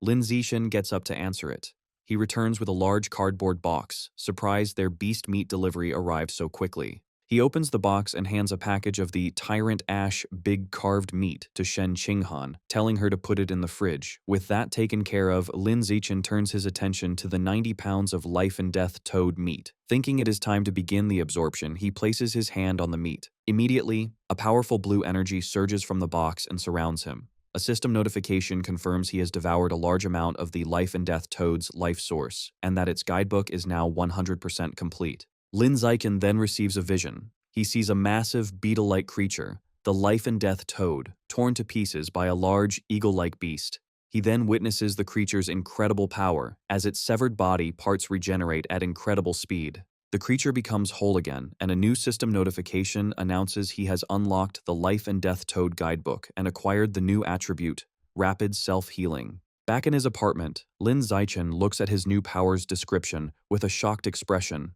The system explains his self-healing ability has been greatly enhanced. As long as he is not killed instantly and has enough energy, he can recover from any severe injury. He is amazed, exclaiming that this new ability is invincible. Eager to test his new power, Lin Zichen decides to see how effective it is. He bites down hard on his own hand, creating a deep, bleeding gash. He watches in amazement as the wound closes and heals completely in just a few seconds. As he washes the blood from his now healed hand, he thinks about the implications. He realizes that with rapid self-healing, as long as he has enough energy and isn't killed instantly, he can essentially revive himself over and over. His thoughts are interrupted when the doorbell rings. He wonders who could be visiting so late. He and Shen Qinghan walk to the door together. He asks if she bought something, but she says she didn't. When they open the door, both are surprised by who is standing outside. It is Ma Weiwei, who leans in and apologizes for bothering them so late. Lin Zichen asks Ma Weiwei what she needs with Shen Qinghan beside him. Ma Weiwei explains she is curious how he completed the difficult Catgirl mission and asks if he would share the details. Lin Zichen bluntly tells her it is not convenient. Accepting this, Ma Weiwei turns to leave. Shen Qinghan invites her in for some tea, but Ma Weiwei declines, saying she has other things to do and maybe they can another time. After she leaves, Shen Qinghan tells Lin Zichen she thinks Ma Weiwei is a good person. She explains that Ma Weiwei was worried and had sent her a message to warn him about the mission's incorrect information. Shen Qinghan suggests they should interact with her more, and Lin Zichen agrees, adding that since Ma Weiwei lives just downstairs, she is welcome to visit anytime. Later, at the Tianrengei Research Institute, Liu Chuanwu and Song Yuyan are talking with Lin Zichen. Liu Chuanwu says he saw Dean Ma Zhenhe confront the director of the mission system, and the two got into a heated argument that turned into a physical fight. Song Yuyan speculates it was because of the Catgirl mission's incorrect information. Liu Chuanwu confirms this, explaining that since Ma Zhenhe had also accepted the mission, he was furious that the incorrect power level nearly got his daughter killed. Song Yuyan adds that the mission listed the Catgirl as Ordinary Tier 6, when her true strength was Ordinary Tier 9. She then asks Lin Zichen how he, being only an Ordinary Tier 6, could have completed the mission. Liu Chuanwu playfully asks if he had help from an expert or set some kind of trap. Lin Zichen denies both, stating he defeated her on his own with pure physical strength. This leaves both Liu Chuanwu and Song Yuyan stunned, their mouths open in shock as they wonder if he has been hiding his true power. As his mentors reel, Lin Zichen covers his face, looking weary. He thinks that after spending the past few days with them, he has found them to be decent people. He decides to tell them the truth about his abilities, as they could help him research the aperture opening technique. With a forced smile, he begins to explain that his true strength has recently reached Ordinary Tier 9. Before they can process this, he adds that he has already completed his first full body tempering and is in his second skin tempering cycle, which shocks them both again. As Liu Chuanwu processes the news, he trembles with emotion. Overcome with joy, he bursts into tears, exclaiming that his long years of dedication have finally been rewarded. He imagines himself and Lin Zichen on a mountaintop, declaring that with his talent, the path of pure-blooded humans will surely succeed, and one day, both their names will be known throughout the world. Back in reality, the Dean is crying. He explains he has spent decades researching the pure blood path, a journey that cost him his family's wealth and even led his wife and children to leave him, all without progress. He feels that now, with a genius like Lin Zichen, the pure blood path will finally flourish. Lin Zichen, caught off guard, can only wonder why the old dean is suddenly crying and laughing. Composing himself, Liu Chuanwu places a hand on Lin Zichen's shoulder. He marvels at Lin Zichen's incredible talent, remarking that if not for his lack of source power, he would have suspected him of being a stranger from the source land. The unfamiliar term surprises Lin Zichen. Liu Chuanwu explains his theory. In a world with aberrant beasts, it makes sense that their counterparts, strangers, or gifted individuals, also exist. Song Yuyan is shocked, saying she has never heard this before. Lin Zichen then asks what source power is. The dean clarifies that it is a unique energy exclusive to beings from the source land, similar to ki, blood, and spiritual power. Curious, Lin Zichen asks how this power is used. Liu Chuanwu admits he doesn't have a clear answer, as he has only encountered 2 such strangers in his long life. Song Yuyan scoffs, accusing him of bluffing and pointing out that since he is stuck at ordinary Tier 9, he cannot enter the source land himself. This prompts Lin Zichen to ask if there is a biological level requirement for entry. Liu Chuanwu confirms the standard is high-level being, and anyone below that would be turned to ash. Defensively, Liu Chuanwu clarifies he met the strangers here on Earth, not in the source land. The first was a female disciple he took on decades ago. As he speaks, Lin Zichen has a vision of Luo Qianshu fighting monsters, leading him to realize that Shen Qinghan's mysterious senior sister must be one of these powerful strangers. Liu Chuanwu continues, stating he met the second stranger in the ancient ruins where they discovered the blood-tempering art. Having shared these secrets, he sternly warns them never to reveal this information. Song Yuyan eagerly promises to keep her lips sealed, and Liu Chuanwu says he trusts them. He then gives Lin Zichen a specific warning to keep his true strength a secret to avoid being targeted by dangerous heretics, who are pervasive even within the university. To help with this, he proposes that if Lin Zichen wants to take on missions matching his true power, he should use Song Yuyan's account. Since she is also an ordinary Tier 9, he can go all out without exposing his rapid progress. Lin Zichen agrees. Intrigued, he asks the dean if he has any information about the source land. Liu Chuanwu's expression turns grave. He explains everything about the source land is top secret, and even he knows very little. He advises Lin Zichen not to worry about it until he evolves into a high-level being. However, he shares one crucial piece of information. For humans, most creatures from the source land are enemies, and they are constantly trying to invade Earth. Liu Chuanwu explains some powerful individuals believe the creatures want to invade because Earth has something they desire. Their serious conversation is interrupted by the dean's phone, which plays a cheerful ringtone. He answers with a flirtatious, "baby," then tells his students an old friend has invited him to dinner. He rushes out, telling them to contact him if needed. As he leaves, Yuyan sarcastically remarks on how hard the dean is working, assuming he is off to secure more investments. With the dean gone, Yuyan turns to Lin Zichen. She asks how he hides his biological level and tempering progress so effectively that even powerful people were unable to see through his disguise. Lin Zichen apologizes, saying he cannot conveniently explain. Internally, he knows his system's natural camouflage is his trump card and that he cannot reveal it. Yuyan puts on a pleading expression, trying to coax the secret out of him. She even offers to trade a secret of her own, but Lin Zichen, looking flustered, insists he really cannot tell her. Seeing he will not budge, Yuyan sighs and gives up. However, her demeanor quickly shifts. With a competitive glint in her eyes, she cracks her knuckles and suggests that since they are both at ordinary Tier 9, they should have a sparring match. Lin Zichen's face lights up with a grin. He agrees, thinking a fight against a peer will be a perfect opportunity to understand his own strength. Yuyan immediately strikes a fighting pose.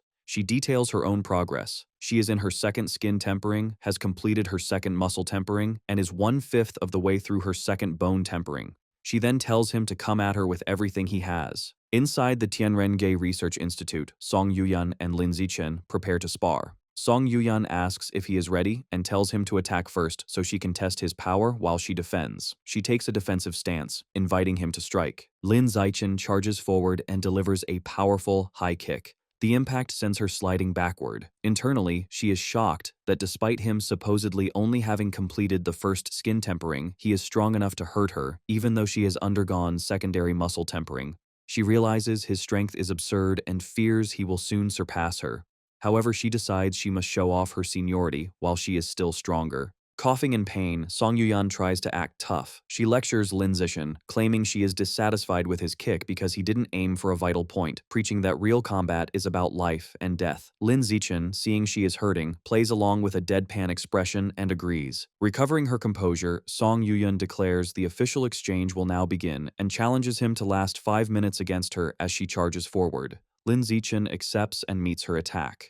The two engage in a fierce, high-speed battle, exchanging rapid blows. As Lin Zixin unleashes a barrage of punches, Song Yuyan is forced on the defensive. She panics internally, realizing that even at full power, he is matching her blow for blow, and she begins to worry she might lose. The match continues, and Lin Zixin decides it's time to end it. When Song Yuyan throws a punch, he decides to fake his defeat to preserve her dignity. The blow connects, and he throws himself backward, pretending to be overpowered, and crashes to the floor. Song Yuyan helps him up, praising his potential, but internally, she is sweating nervously. She realizes with shock she had to use 90% of her strength just to barely win, and fears that in another year, she will no longer be his match. Changing the subject, Song Yuyan acknowledges that since he has completed the first stage of skin tempering, he can try opening his apertures. She offers to teach him her latest research method on how to do it. They sit cross-legged as she explains the theory. She states that the human body has 366 apertures, and according to the blood tempering art, the easiest to open are the 4 surrounding the heart. Following her instructions, Lin Zixin attempts to use his qi and blood to impact them at a frequency of 10 times per second. However, he snaps his eyes open in frustration, realizing he cannot break through them at all. Seeing his distress, Song Yuyan comforts him, suggesting his physical strength isn't high enough yet, or perhaps her method still needs refinement. The scene shifts to a dark basement in the Liu family ancestral home. Liu Chuanwu stands before a large, ancient bronze coffin. He excitedly reports to the entity inside, Pavilion Master, that he has found a peerless genius who will hopefully open his apertures using the pure-blooded human path.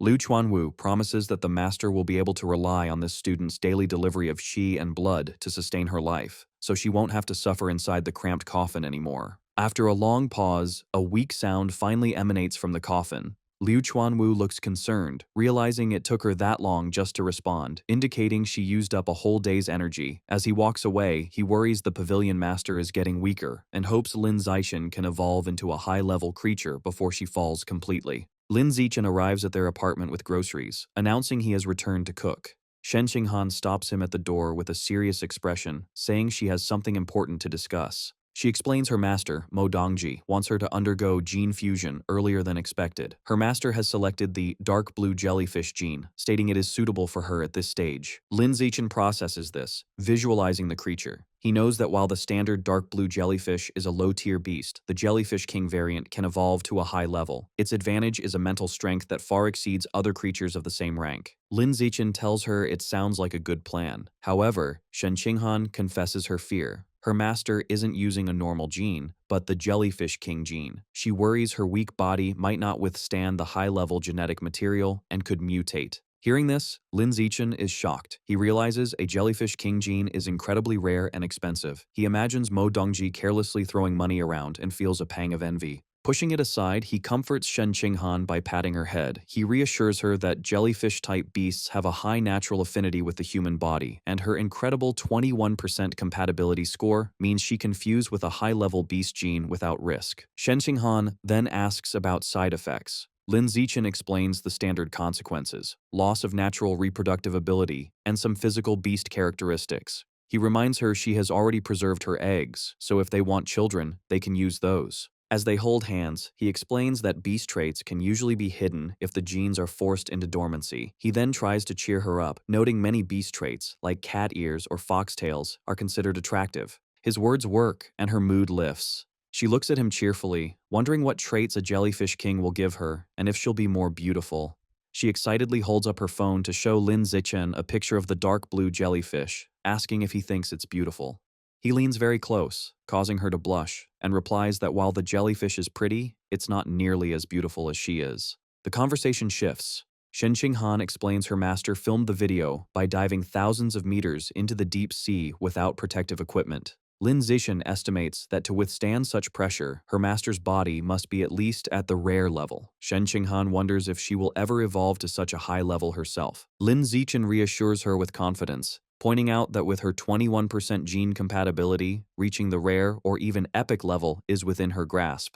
Shen Qinghan remains practical, countering that compatibility isn't everything and she will need a vast amount of evolution resources. Hearing her concern, Lin Zichen gives her a thumbs up and makes a firm promise. He tells her not to worry about resources because he will work hard to earn money and provide whatever she needs. Touched by his generosity, she adopts a playful and seductive demeanor. She kneels on the bed, teasing that she must properly please her new, wealthy patron. She picks up 2 pairs of stockings and, blushing, asks which color he prefers. Lin Zichen replies that he likes both. To satisfy him, she puts a black stocking on one leg and a white stocking on the other. Watching her, Lin Zichen thinks that while the combination is a bit strange, he can definitely enjoy it. With Shen Qinghan at her afternoon classes, Lin Zichen decides to skip the Pure Human Research Institute and stay home to train. While pouring water, he checks the latest news on his phone. An article catches his attention. Mysterious, unknown plants have appeared across Shanghai City. The article shows a large, menacing, flower-like plant emerging from a building as citizens watch in shock. The public is being warned to stay away. Lin Zichen instantly recognizes the strange flora, realizing they look identical to plants from the source site in a painting of Shen Qinghan's senior sister, Luo Qianshui. He wonders how they could be on Earth and suspects a new plant god cult is responsible. Frustrated that another group of heretics has appeared just after the rat god cult was dealt with, he feels motivated to increase his strength. He reflects that after his secondary tempering, his body consumes qi and blood too quickly. He browses the school's online store for pills to help him recover energy faster. He finds blood recovery pills for 1 school credit each. Noting they offer very fast recovery for his level, he buys 100 of them. With recovery supplies sorted, he thinks about his next evolutionary goal. Now that he has unlocked the Life and Death Toads Codex, it's time for a new one. He browses the beast meat section and finds 10,000 poison chimera meat, which costs 20 credits per jin. The description explains the creature isn't poisonous. Instead, it devours poisons, giving it extremely high poison resistance. Lin Zichen speculates that unlocking this creature's codex could grant him a valuable poison resistance attribute. Realizing he has less than 200 credits, he decides to buy just 1 jin to begin unlocking the guidebook. Finally, he reconsiders his failed attempt to open his apertures. He concludes his body isn't strong enough yet. With renewed purpose, he decides to continue his secondary skin tempering. He sits to meditate, and a fiery aura envelops his body as he resumes training. After 2 hours of intense skin tempering, Lin Zichen's body is enveloped in a fiery aura. The session ends, and he collapses onto the floor, exhausted and drenched in sweat. He realizes his qi and blood are being consumed too quickly, and he must rest. Overcome by extreme hunger and weakness, he stumbles to the refrigerator for food. The doorbell rings. A weak Lin Zichen opens it to find a delivery girl from the school with 2 packages. As he takes the boxes, a wave of dizziness causes him to lose his balance. He stumbles into the delivery girl, causing her to drop the packages. Despite falling, Lin Zichen quickly catches the heavy boxes with one hand before they hit the floor. The worried delivery girl asks if he is all right. After bringing the packages inside, Lin Zichen, still weak, immediately tests the blood recovery pills. He opens a box and pops one of the golden pills into his mouth. The effect is almost instant. His dizziness fades and strength returns to his limbs. He marvels at how effective the pills are. His qi and blood levels surge, and he flexes his arm, feeling completely revitalized. With his strength recovered, Lin Zichen turns to the second package, the 10,000 poison chimera meat. He places his hand on the meat and devours its life essence, his body surrounded by a surge of blue energy. A system notification confirms he has absorbed a trace of the 10,000 poison chimera's life source, and his guidebook progress has reached 1%. Now able to train without long recovery periods, Lin Zichen sits to meditate again. He reflects that with the blood recovery pills, he has greatly reduced his rest time and can train more efficiently. He concludes that using school credits to accelerate his growth is a worthwhile investment. Later, as the sun sets, Lin Zichen is relaxing at home when he hears Shen Qinghan's voice announcing her return. As he gets up to greet her, she playfully says she has brought a guest and challenges him to guess who it is. He opens the door and is surprised to see their friend Chu Rui beside Shen Qinghan. Chu Rui waves cheerfully, and Lin Zichen greets her, surprised. As they enter the luxurious apartment, Chu Rui expresses her envy, complaining she has to share a room while they live so nicely. Lin Zichen kindly offers her his single dorm room at the Budo Academy. While he offers her water, Chu Roy politely declines, explaining she enjoys having a roommate so she doesn't feel lonely. However, her friendly demeanor quickly shifts to anger. She announces the real reason for her visit is to complain about how outrageous the other university students are. Sitting on the couch, Chu Rui explains that while geniuses like them are safe, ordinary students are suffering. Lin Zichen and Shen Qinghan ask her to elaborate. Chu Rui recounts how a senior borrowed her makeup and another classmate had his valuable blood ginseng stolen. When they reported the incidents to the student council, they were dismissed and told the school operates on survival of the fittest. They were advised to fight back if they were unhappy. Chu Rui complains this is unfair, as freshmen are obviously not as strong as seniors. Lin Zichen and Shen Qinghan offer their support, telling Chu Rui to let them know if any seniors bother her again, and they will find a solution together. Chu Rui gratefully thanks Lin Zichen. Suddenly, the entire apartment shakes violently, and the three jump to their feet, wondering if it's an earthquake. As the shaking subsides, Lin Zichen's danger perception attribute activates, giving him a vague but unsettling premonition, though he notes it isn't particularly strong. The scene shifts to a lavishly decorated room, where a man wearing a red-horned mask speaks with a man in a plague doctor mask, whom he addresses as Lord Divine Envoy.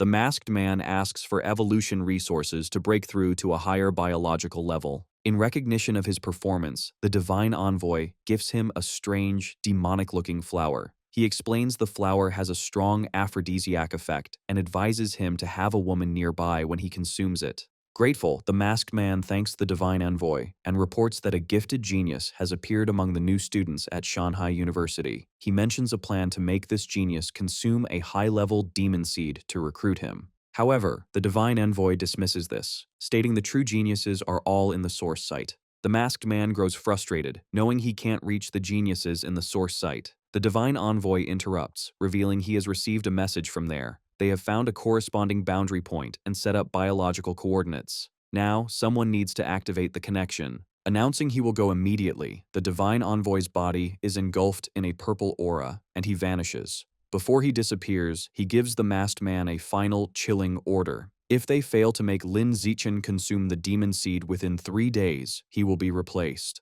The masked man looks at his watch with a furious expression, vowing to get it done within the 3-day limit. As Lin Zichen and Shen Qinghan walk on the university campus, she tells him her class is in a different direction and she has to leave. Just as they are about to part, a voice calls Lin Zichen's name, and they both turn in surprise. Two former high school classmates, Lu Gang and Wang Shuojie, rush toward them, looking distressed. Wang Shuojie explains that a stronger third-year senior is bullying them. Lu Gang adds that since Lin Zichen is the freshman's new king, the senior would surely back down if he helped. To convince him, Lu Gang offers Lin Zichen a bag of valuable evolution resources and spirit fruits from his family. Wang Shuojie pleads with him, reminding him they were classmates. Lin Zichen asks about the senior's power level, and they tell him he is at ordinary tier 6, which Lin Zichen realizes is no threat to him. He agrees to help and takes the bag, telling them to meet him at the Pure Human Research Institute at 5:30 that afternoon.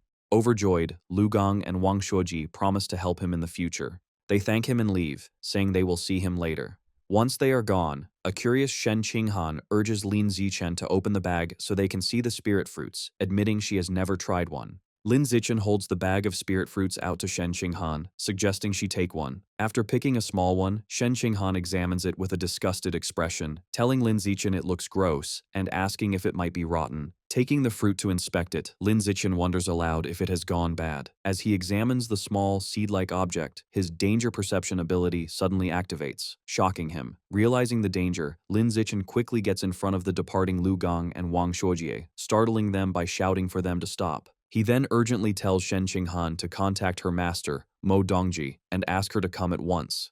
Shen Qinghan agrees and runs to make the call.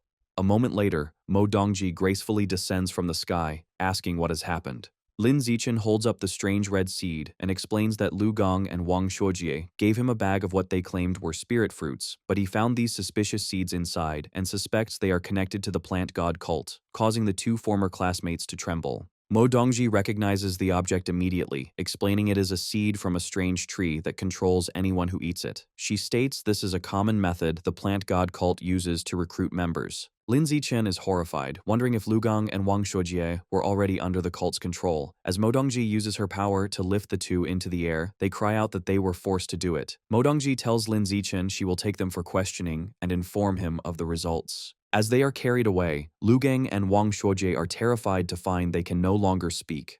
As she flies away, Mo Dongji leaves Lin Zichen with a stern warning, telling him the heretics are everywhere, and he cannot fully trust even his teachers or school leaders, so he must remain vigilant. Shen Qinghan looks on in awe as her master flies away, remarking how amazing it is that Mo Dongji's mental power lets her fly. Lin Zichen agrees it would be nice. Shen Qinghan's admiration turns to anger as she exclaims how awful Lu Gang and Wang Shuojie are for trying to harm Lin Zichen. Lin Zichen agrees they will need to be more careful and throws the contaminated spirit fruits into a recycling bin. The next day, the investigation confirms Lu Gang and Wang Shuojie are members of the plant god cult. They were forced to eat a demon seed by a safety officer during their high school entrance exam. As a result, both are expelled from the university and will face criminal charges, ruining their lives. Sometime later, Lin Zichen and Shen Qinghan are with their parents, who have moved into university housing. During this time, Lin Zichen has been training diligently. With the help of blood recovery pills, he has completed his second round of skin tempering and made 40% progress on his secondary muscle tempering. The day arrives for Shen Qinghan's gene fusion. She and Lin Zichen go to Mo Dongji's office, where Shen Qinghan nervously admits she asked him to come for support. Mo Dongji explains that since the dark blue jellyfish is a water attribute beast, the fusion will be easier the more water she has in her body. She hands her a large glass of water and tells her to start drinking. Shen Qinghan struggles to drink glass after glass as her master urges her to drink more. Finally, with her stomach completely bloated, Shen Qinghan complains she can't drink anymore. Mo Dongji says that's fine and instructs her to take off her clothes and lie on the examination bed. Mo Dongji holds up a syringe, explaining it contains the dark blue jellyfish king gene and must be injected directly into the heart. She reassures her, promising to use her mental power to numb her pain nerves so she won't feel the injection. As Shen Qinghan lies nervously on the bed, Mo Dongji warns her the gene fusion itself will still be incredibly painful and tells her to scream if she can't bear it. Shen Qinghan confirms she understands, and Mo Dongji injects the gene into her chest. As Lin Zichen watches, he notes that while the fusion process typically requires precise monitoring instruments, Mo Dongji's immense mental power makes them unnecessary. After the injection, Mo Dongji informs Shen Qinghan that the gene fusion has begun and intense pain will soon follow. She tells her to be mentally prepared, and a blushing Shen Qinghan nervously agrees. However, 2 minutes later, a confused Shen Qinghan sits up, asking why she doesn't feel anything. A concerned Lin Zichen asks Mo Dongji if there is a problem. Mo Dongji is completely surprised, wondering how this could be possible. Shen Qinghan is left in shock, fearing her gene fusion has failed. Mo Dongji explains to a worried Lin Zichen and Shen Qinghan that the gene fusion has failed, as Shen Qinghan could not fuse with the dark blue jellyfish king gene. However, she adds that it isn't a complete failure either, which confuses them. Mo Dongji clarifies the normal process. As long as there is no severe rejection, when the beast gene is injected, it is a success. With the help of drugs, the host's genes fuse with the beast genes, allowing the person to gain new abilities. In Shen Qinghan's case, while there was no rejection, the fusion process never started. A serious Lin Zichen asks for a more specific explanation. Mo Dongji explains what her mental power sees. It seems Shen Qinghan's own genes have their own consciousness. They have surrounded the invading jellyfish king genes, trapping them and restricting their freedom. She states that when some jellyfish king genes tried to forcibly fuse, Shen Qinghan's genes immediately destroyed them, breaking them into fragments and absorbing them as nutrients. Now, the remaining jellyfish king genes are completely imprisoned, a situation Mo Dongji has never seen before. Suddenly, Shen Qinghan exclaims in surprise, pointing out that her hair is changing from purple to blue. This shocks both Lin Zichen and Mo Dongji. Mo Dongji recognizes this as a trait of the jellyfish king gene and wonders how it can be expressed if the fusion failed. Lin Zichen asks Shen Qinghan if she feels anything different in her body. With her hair now blue, Shen Qinghan closes her eyes and says she can feel a new presence inside her, one she thinks she can control. Mo Dongji finds this perplexing, thinking that sensing and controlling the genes is the definition of a successful fusion. Wondering if she missed something, she leans close to Shen Qinghan, using her mental power to investigate again. She tells Shen Qinghan the new presence is the Jellyfish King gene and instructs her to use her mental power to control it and force it into a dormant state. Shen Qinghan nods. She closes her eyes and concentrates, saying she will try. As she focuses, her hair begins to revert from blue back to its original purple. Mo Dongji then tells her to try expressing the gene again, and Shen Qinghan agrees. In an instant, a powerful blue aura surrounds her, and her hair turns a brilliant blue once more. Mo Dongji is internally stunned, realizing that renowned geniuses Li Moyu and Ma Weiwei took half a month to master making their beast genes dormant or expressed. Yet Shen Qinghan learned it in a moment. A confused Lin Zichen steps closer, asking what is happening with Shen Qinghan. Mo Dongji turns to them and says she has good and bad news, asking which they want to hear first. After a moment, Shen Qinghan says they will hear the bad news first. Mo Dongji explains that the bad news is that Shen Qinghan may never become a gene fuser, which shocks the girl. However, the good news, she continues with a confident smile, is that Shen Qinghan is something more advanced and powerful. She can do everything a gene fuser can, and even better, without needing to fuse at all. Mo Dongji explains that Shen Qinghan's genes can enslave beast genes injected into her body. This means she can use their abilities without actually fusing, allowing her to avoid genetic backlash and remain a pure-blooded human. Mo Dongji reveals that until now, no pure-blooded human has ever broken through the ordinary biological barrier to evolve. She believes Shen Qinghan has the potential to be the very first pioneer on Earth to achieve this. Amazed, Shen Qinghan asks if she is truly capable of something so incredible. Mo Dongji reassures her with absolute confidence, stating that if any pure-blooded human is to break that barrier, it will be her. Lin Zichen listens to Mo Dongji's praise, feeling a bit left out and wondering if she is looking down on him. Mo Dongji then explains that even though Shen Qinghan is not a true gene fuser, her powers still come from beast genes. For this reason, Shen Qinghan must still present herself as a gene fuser to the outside world. She sternly warns them that this is a secret they must not tell anyone, not even their parents. Mo Dongji then tells Shen Qinghan there is still much to learn about her unique gene enslavement ability and instructs her to come to her office every night at 8 o'clock so they can research it together. Shen Qinghan agrees. Half a month later, while Lin Zichen is meditating in his room, surrounded by a fiery aura, Shen Qinghan calls out that she has good news. He enters the bathroom to find her in a bubble bath, happily swirling streams of water in the air. She excitedly tells him she has learned to control water with her mental power. Lin Zichen sits on the edge of the tub, remarking that learning so quickly shows her amazing talent. Shen Qinghan boasts she can do something even more impressive, revealing she can now remotely control the qi and blood inside another person's body. She explains that her master said a light touch could cause chaos in an opponent's system, while a strong one could kill them instantly by making their blood vessels explode. Lin Zichen is surprised and suggests that if she can control another's qi and blood, she should also be able to control her own to temper her body. However, Shen Qinghan looks downcast, explaining her master said her physical talent and qi and blood strength are too weak, so she cannot follow the path of a pure-blooded human. Leaning close to Shen Qinghan, Lin Zichen tells her she is a special existence, just like him, and they are capable of things ordinary people cannot do. He encourages her to try tempering her body, promising to teach her.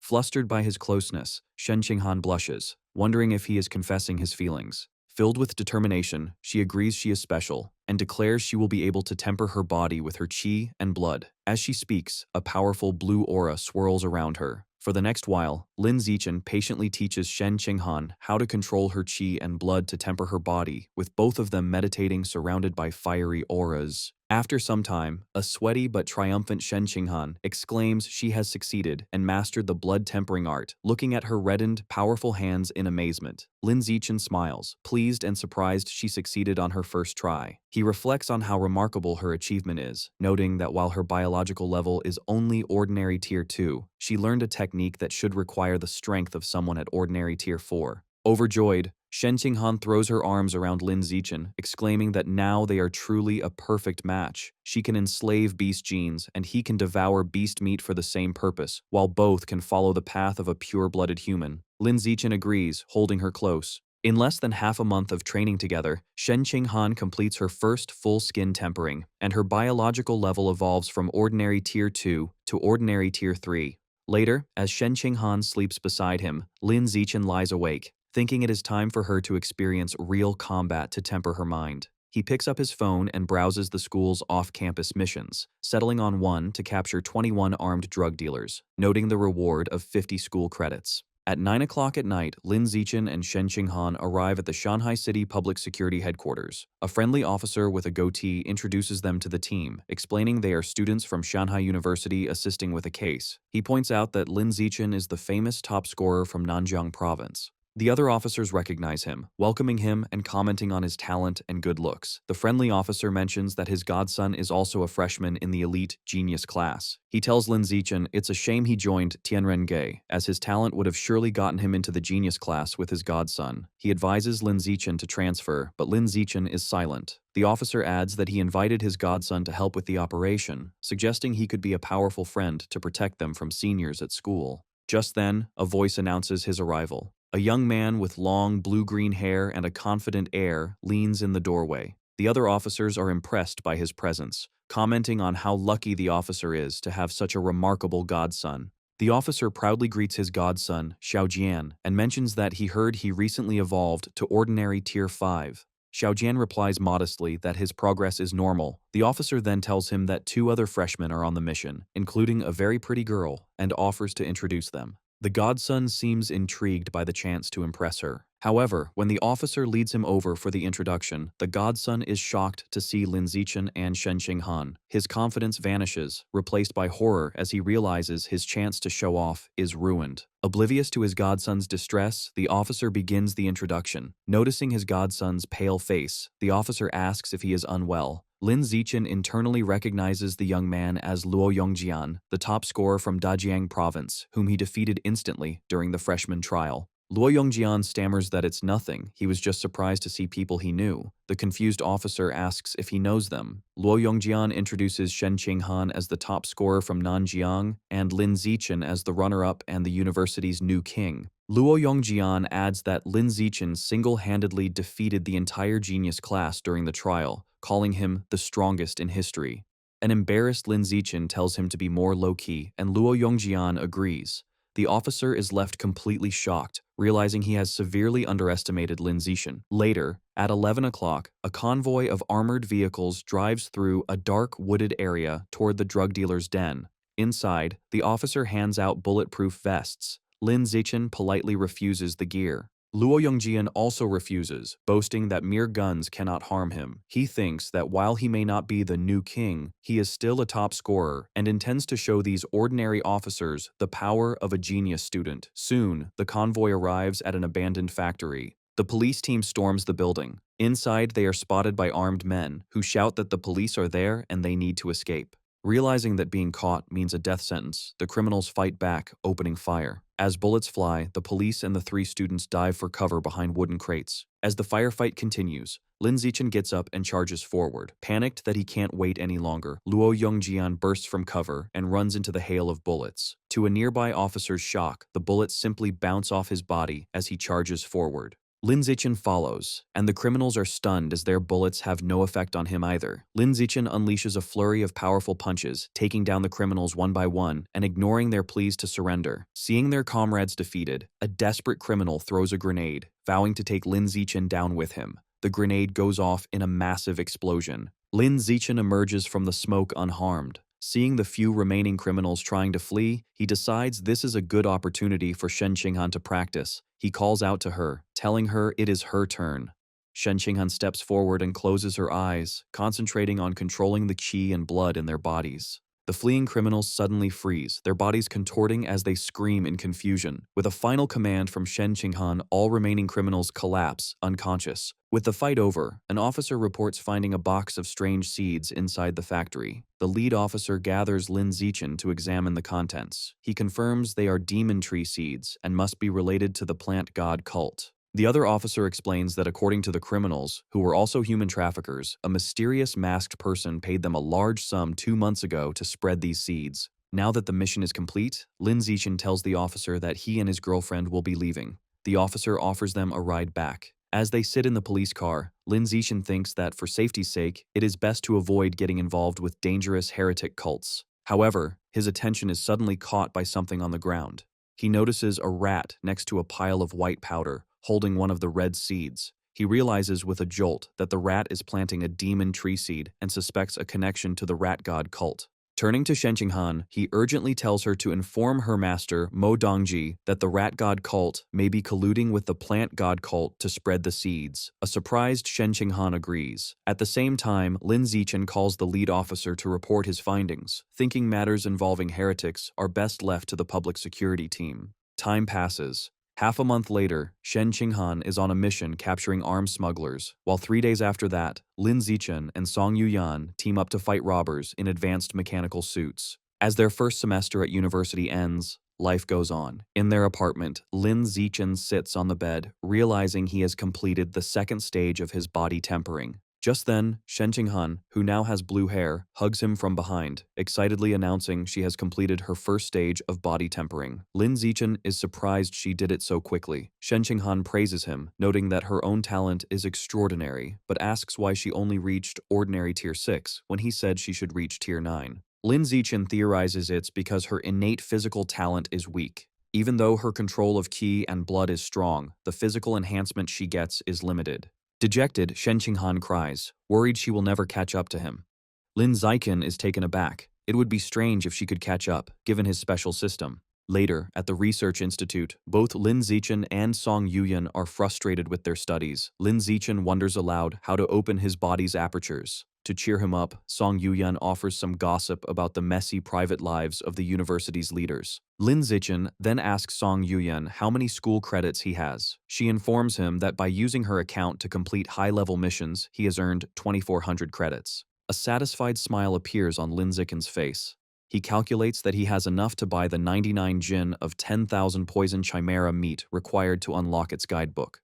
He asks Song Yuyan to help him place the order. She is curious why he needs so much, but he simply says it is not convenient to explain. Respecting his privacy, she places the order for him. The meat is delivered to the research institute, but for safety, Lin Zichen takes the large box back to his apartment to begin the absorption. He places his hand on the meat, and a powerful blue energy surges around him. His system confirms he has devoured a large amount of the 10,000 poison chimera's life essence, bringing the guidebook's progress to 100%. A spectral image of the fearsome beast appears behind him, as a system notification announces he has acquired the new biological attribute, immunity to 100 poisons, greatly increasing his resistance to all toxins. To test it, Lin Zichen injects his arm with a paralyzing neurotoxin.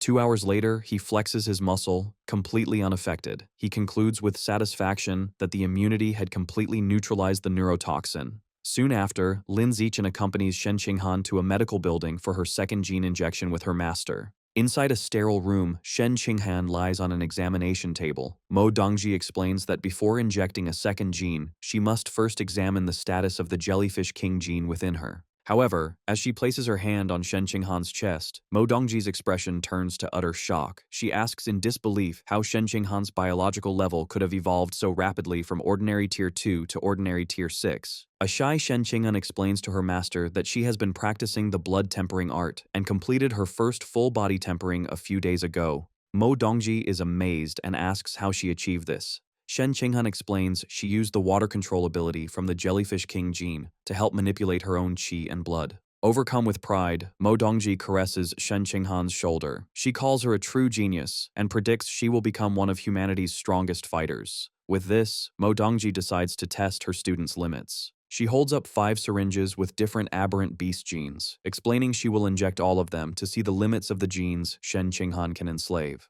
The 5 genes represent the 5 core elements. Mo Dongji informs Shen Qinghan she is starting the injections, and she quietly agrees. Mo Dongji watches in surprise as Shen Qinghan's own genes immediately attack and destroy the first injected gene, the Earth attribute Armored Earth Dragon. She realizes the next 3 injections, representing fire, wood, and metal, all suffer the same fate, being completely destroyed by Shen Qinghan's dominant genes. Mo Dongji concludes that only the final gene, the water attribute Life and Death Toad, managed to survive. Shen Qinghan's genes successfully enslaved it, and she excitedly demonstrates her new ability to Lin Zichen. Mo Dongji theorizes that Shen Qinghan can only enslave water attribute genes. To confirm this, she injects her with 3 more different types of water attribute genes. After the procedure, Mo Dongji asks her student how she feels. Shen Qingyan complains that she feels uncomfortable, as if she has eaten too much. Mo Dongji realizes the 3 new genes were also destroyed and absorbed. She concludes that, for now, Shen Qinghan can only enslave 2 types of aberrant beast genes. As she helps Shen Qinghan sit up, Mo Dongji explains her theory for this. She suggests Shen Qinghan's physical or mental strength is not yet strong enough to enslave more than 2 genes. She reassures her that as her strength increases, she will be able to enslave more. Hearing this, Shen Qinghan's face lights up with joy, and she declares she will work hard on her training. Mo Dongji then explains the new abilities Shen Qinghan has gained from the life and death toad gene, which allows her to secrete a special mucus with powerful healing and lubricating effects. With a suggestive tone, she adds that if they ever need it in the future, they can use it. This remark causes both Lin Zichen and Shen Qinghan to blush. Changing the subject, Mo Dongji makes an important announcement. She informs them that this year's freshman competition has been moved up to the middle of January. She tells Shen Qinghan she is looking forward to her performance and hopes she will place in the top 5, which would grant her a spot in a special winter training camp. Shen Qinghan accepts the challenge, promising to do her best. Lin Zichen, who has been listening quietly, looks surprised by this news. Later, in Lin Zichen's apartment, a meal is on the dining table. Chu Rui arrives, playfully announcing she's come to bother them again. Shen Qinghan tells her not to say that and to visit more often, while Lin Zichen welcomes her in. Shen Qinghan notices Chu Rui's many shopping bags and asks why she has so much. Chu Rui explains that her family's clothing store got a new shipment, and she found several couples' outfits she thought would suit them perfectly, bringing them as a gift. She hands a bag to Lin Zichen, saying she has already washed the clothes and that they should try them on. Moments later, Lin Zichen and Shen Qinghan are modeling the first outfit. Chu Rui asks them to pose for a picture, cheekily remarking she could use their photos as models for her online store. Lin Zichen playfully realizes her plan, while Shen Qinghan smiles for the camera. They then change into a second, cooler black outfit, and Chu Rui exclaims this set looks even better. After trying on a third matching set, Chu Rui declares that any couple would want to buy them. With the fashion show over, Lin Zichen calls them to the dining table, reminding them to eat before the food gets cold, and the girls happily agree. As they eat, Shen Qinghan tells Lin Zichen that on their way back, she and Chu Rui encountered a mean senior. She explains the senior, relying on her superior strength, tried to snatch their bags, likely only backing off because another student recognized her as Lin Zichen's girlfriend. A weary Chu Rui chimes in, explaining this is the same senior who had previously borrowed her makeup and never returned it. She clarifies the senior was targeting her, and Shen Qinghan was unfortunately dragged into it. Shen Qinghan insists this is outrageous, and that they must seek justice after their meal. Chu Rui is hesitant, pointing out the bully is on the student council, and her boyfriend is also an official there, making her someone they can't afford to offend. However, Shen Qinghan is encouraged by Lin Zichen, who firmly states he will go with them, leaving Chu Rui to wonder what they have to fear with him on their side. The group knows the second-year students are having their martial arts class in the gym, so they head there. When Lin Zichen, Shen Qinghan, and Chu Rui arrive, the crowd immediately takes notice, recognizing him as the new king Lin Zichen and wondering why he has come. Shen Qinghan points out the bully, a senior with reddish-pink hair named Li Ziki. Lin Zichen asks her if it is true she borrowed makeup from his friend and hasn't returned it. Li Ziki dismissively replies she will return it when she is done, accusing Chu Rui of being petty. An angry Chu Rui retorts that Li Ziki always takes her brand new makeup and gives back nearly empty products. Li Ziki denies this, and her friend backs her up. As Chu Rui gets more upset, Lin Zichen steps between them, questioning Li Ziki's reason. He then turns to a nearby teacher and asks for clarification on the school's survival of the fittest rule, wanting to know if it means the strong can trample the weak. The teacher explains the university's dual rules. He clarifies the weak can challenge the strong unconditionally, but the strong must get the weak's consent to initiate a fight. He explains strength is determined by combat power rankings, or by year level if a student is unranked. Lastly, he adds that to start a challenge, both participants must wager an equal amount of school credits, with the winner taking all. If they can't agree, the default wager is 1 credit. This last rule surprises Li Ziki. A confident smile appears on Lin Zichen's face as he understands the rule's implications. He states this means he can challenge her unconditionally right now. Li Ziki taunts Lin Zichen, asking if a boy with a clear physical advantage is really planning to bully a girl like her. Internally, she is nervous, knowing her biological level is only ordinary tier 5 and that she would be no match for him. Seeing through her bluff, Lin Zichen turns to Shen Qinghan and instructs her to be the one to challenge Li Ziki, which surprises her. Understanding his intention, Shen Qinghan's expression becomes serious, and she agrees. A panicked Chu Rui immediately tries to intervene, warning Lin Zichen not to fall for the senior's taunts and begging him not to let Shen Qinghan fight.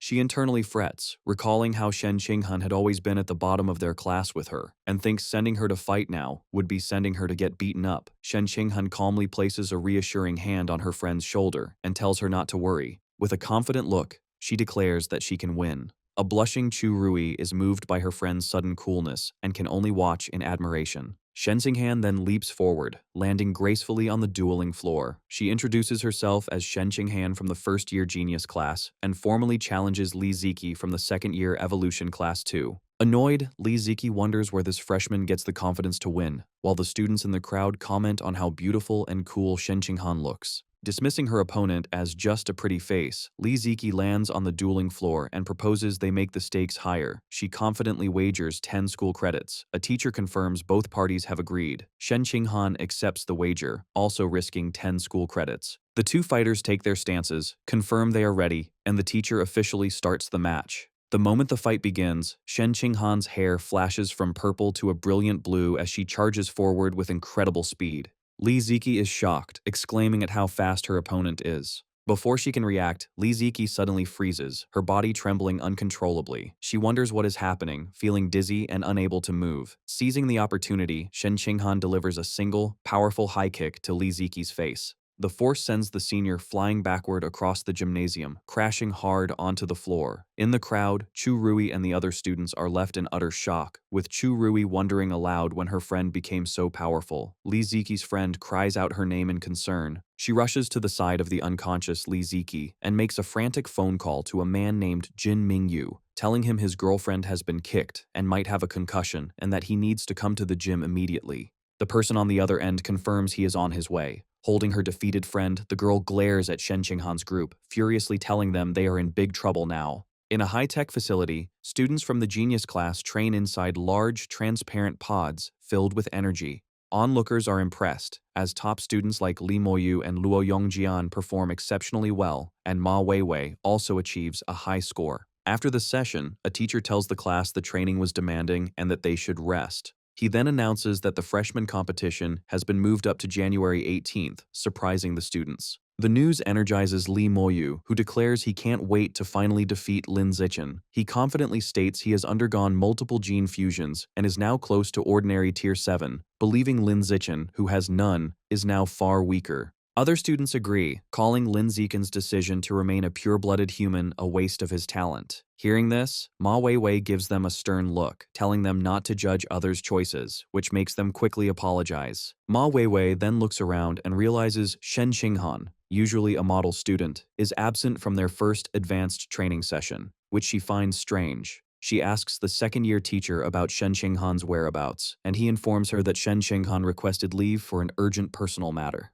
Suddenly, another student bursts in, shouting that Lin Zichen and Shen Qinghan are causing trouble downstairs and that Shen Qinghan has just beaten up a popular girl from the second-year evolution class. Intrigued, the entire class, including Li Moyu, rushes out to see what is happening. Down in the gymnasium, a furious girl holds a crying Li Ziki, whose face is bruised. Li Ziki is distraught, screaming that her face is ruined. Her friend yells at Shen Qinghan, calling her vicious for kicking someone in the face so hard. Standing before them, a shocked Shen Qinghan stammers an apology, explaining she didn't control her strength properly. As Shen Qinghan apologizes, Chu Rui takes her hand and tells her not to, insisting it wasn't her fault her opponent was less skilled. As they try to leave, Li Ziki's friend grabs Shen Qinghan's arm, shouting that they cannot just walk away. Lin Zichen steps in, slapping her hand away from Shen Qinghan. He warns her that if she continues to bother them, he will use force. Li Ziki's friend sneers, taunting him about being the new king and daring him to punch her in the face as well. Without hesitation, Lin Zichen punches her squarely in the face, remarking that he has never heard such a strange request. The system indicates he has gained 1 school credit. Just then, a very muscular student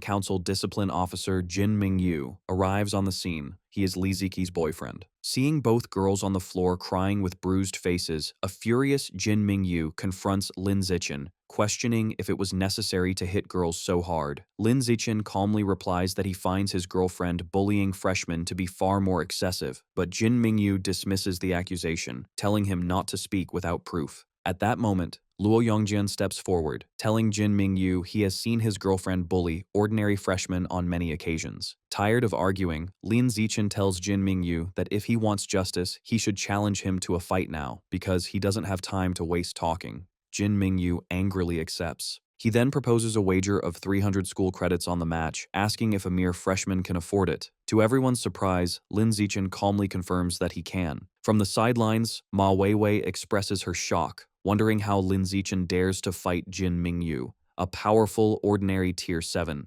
Luo Yongjian, however, seems amused, commenting that he has never considered such a bold way to show off. In the center of the gym's dueling floor, Lin Zichen and Jin Mingyu face each other as the challenge begins. Immediately, Jin Mingyu transforms into a massive, muscular lion-like creature with a wild mane and sharp claws. The pressure from his transformed state is so intense that the watching students are shaken, wondering how Lin Zichen could possibly win. With a roar, the transformed Jin Mingyu charges ferociously toward him. Despite the display of power, Lin Zichen remains calm. Jin Mingyu declares that since Lin Zichen's girlfriend dared to hit his girlfriend's face, he will now smash Lin Zichen's face. Jin Mingyu strikes Lin Zichen's face, sending a powerful shockwave through the air. The result is instantaneous and shocking. Jin Mingyu's hand shatters upon impact with Lin Zichen's face.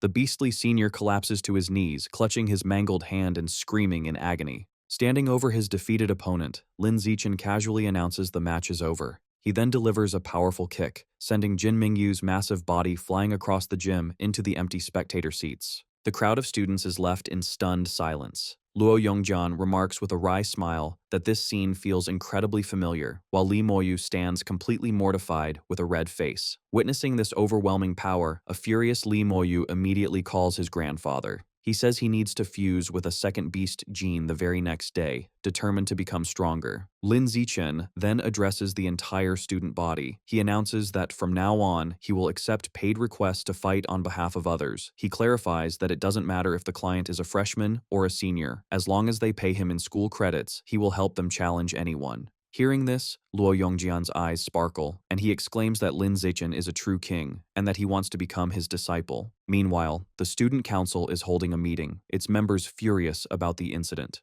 They complain that Lin Zichen is arrogant and has no respect for authority. They agree his actions are a direct challenge to their power, and that he must be punished. One of the women turns to the president, asking for his thoughts on Lin Zichen's new proxy fighting service. The president, Zhou Hong, looks on with a dark expression, remarking that Lin Zichen is like a newborn calf that does not yet fear the tiger. Through Chu Rui, Lin Zichen gets his first proxy fighting job. He sits down with the client, a pink-haired girl named Hu Yingli, along with Shen Qinghan and Chu Rui. Hu Yingli explains she's being bullied by a senior, Huang Jiamin, who has stolen her expensive clothes and bags. Because the bully's brother, Huang Jiarui, is in the student council, the job costs 11 credits, with a 1 credit referral fee for Chu Rui. Soon after, Lin Zichen confronts Huang Jiamin. She tries to threaten him by mentioning her brother, but her attitude changes to fear when she recognizes Lin Zichen, the infamous new king. Later, in a dorm room, a terrified Huang Jiamin begs Lin Zichen not to hurt her, especially not in the face. Lin Zichen turns to Shen Qinghan and tells her to handle the bully. Shen Qinghan cracks her knuckles and confirms she understands. As Shen Qinghan stares her down, Huang Jiamin yells for her to stop, insisting she can't be hit. She makes a final, desperate threat, crying that if she loses even a single hair, her brother will make Shen Qinghan pay. Suddenly, a voice bellows, asking who dares to touch his sister. Huang Jiarui, an ordinary Tier 7, bursts in with 2 other students. Huang Jiamin runs to her brother's side and starts crying, falsely claiming she did nothing and that Lin Zichen came to bully her for no reason. Huang Jiarui angrily confronts Lin Zichen, accusing him of going too far. However, instead of fighting, he tries to end the confrontation, saying they will let it go this time, but warns him not to cross them again. Lin Zichen remains silent. Huang Jiarui's friends are confused by his reasonable tone, thinking he must be afraid of the new king. They express their disappointment, realizing there probably won't be a fight. but Lin Zichen has no intention of leaving. With a cold expression, he gives a simple command to Shen Qinghan, telling her to proceed. Shen Qinghan agrees and charges toward Huang Jiamin. Panicked, Huang Jiamin tries to flee, screaming for her brother to save her. As she moves, Shen Qinghan's hair turns blue, and she is enveloped in a watery aura. Using her power, she stops Huang Jiamin in her tracks, leaving the bully trembling and unable to move. Seeing his sister helpless, a furious Huang Jiarui yells that they are courting death and charges at Shen Qinghan. Before he can get close, Lin Zichen unleashes an immense wave of power, shattering the floor around him without moving. The incredible biopressure slams into Huang Jiarui and his friends, stopping them instantly. They are left shocked, with Huang Jiarui wondering in terror if he is facing a high-level being. The overwhelming force crushes the three students to the ground, pinning them. Huang Jiarui concludes Lin Zichen must have a powerful master secretly helping him. With Huang Jiarui and his friends pinned down, Shen Qinghan leaps into the air and delivers a powerful kick, striking Huang Jiamin and knocking her to the floor, defeated. Later, in the student council office, Huang Jiarui reports the incident to the president, Zhou Hong. He explains they all felt an overwhelming biopressure, which they believe came from a high-level expert. They conclude Lin Zichen is so arrogant because he has powerful backing. After listening, Zhou Hong advises his members that since they don't know the identity of this backer, it would be best to avoid Lin Zichen for now and simply observe. He further instructs them that if a conflict is unavoidable, they should only issue a verbal warning and avoid a physical fight. In a different office, Dean Ma Zhenhe complains to Mo Dongji that the campus is in chaos. He blames the disruption on Lin Zichen's proxy fighting service and asks Mo Dongji if it was her idea. She calmly replies it was not. However, she adds that she actually likes what Lin Zichen is doing. She believes the student council has oppressed other students for too long, harming the school's long-term growth. As a frustrated Dean Ma Zhenhe trembles, Mo Dongji states it is time for this stagnant situation to be broken. Deep underground, 20,000 meters below Shanghai City, Lord Rat God, the Divine Envoy, and the giant green monster stand before a pulsating purple rift. The Divine Envoy explains that the biological passage to source site number 36 is now stable. He declares they can begin transporting the aberrant beasts from the other side. However, he clarifies they can only bring through creatures below the high-level tier for now. The newly opened passage is not yet fully reinforced, and transporting more powerful beings would cause it to collapse. The Divine Envoy summons a staff and warns the others to focus, as the transportation is about to start. The Divine Envoy begins a ritual, using his staff to draw glowing purple runes and directing them toward the portal. He channels his power and yells for the portal to open, causing the rift to surge with immense dark purple energy. From within, a horde of monstrous creatures begins to emerge, including multi-headed dragons and massive ape-like beasts. Soon, an army of 200,000 aberrant beasts has been transported.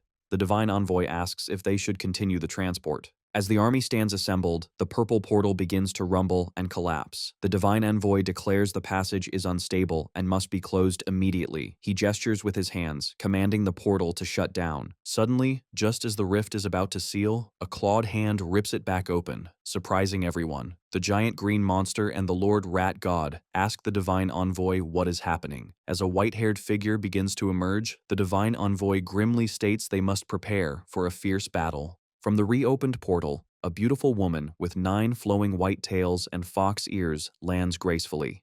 Identified as the 9-tailed demon fox, she looks around with curiosity and wonders if this is the legendary planet Earth. Following recent events, Lin Zichen's proxy fighting business becomes a huge success. Thanks to publicity from his previous fights, he now receives over 10 requests daily. In half a month, he and Shen Qinghan complete more than 200 jobs, earning over 3,000 school credits. His actions divide the student body. Some see him as a hero cleaning up the school's bullying culture, with some even kneeling in gratitude. Others dismiss him as a merchant motivated only by credits. Lin Zichen doesn't care what anyone says, focusing only on the massive amount of credits he is earning. Later, in a classroom, Shen Qinghan is shocked to see her classmate Luo Yongjian walk in with his face bruised and swollen. Ma Weiwei, who is also there, explains that Luo Yongjian had foolishly tried to start his own proxy fighting service and was beaten up by the student council. Furious, Luo Yongjian clenches his fist, vowing to get revenge once he grows stronger. Ma Weiwei tries to calm him, reminding him that his talent isn't necessarily greater than the student council members he is up against.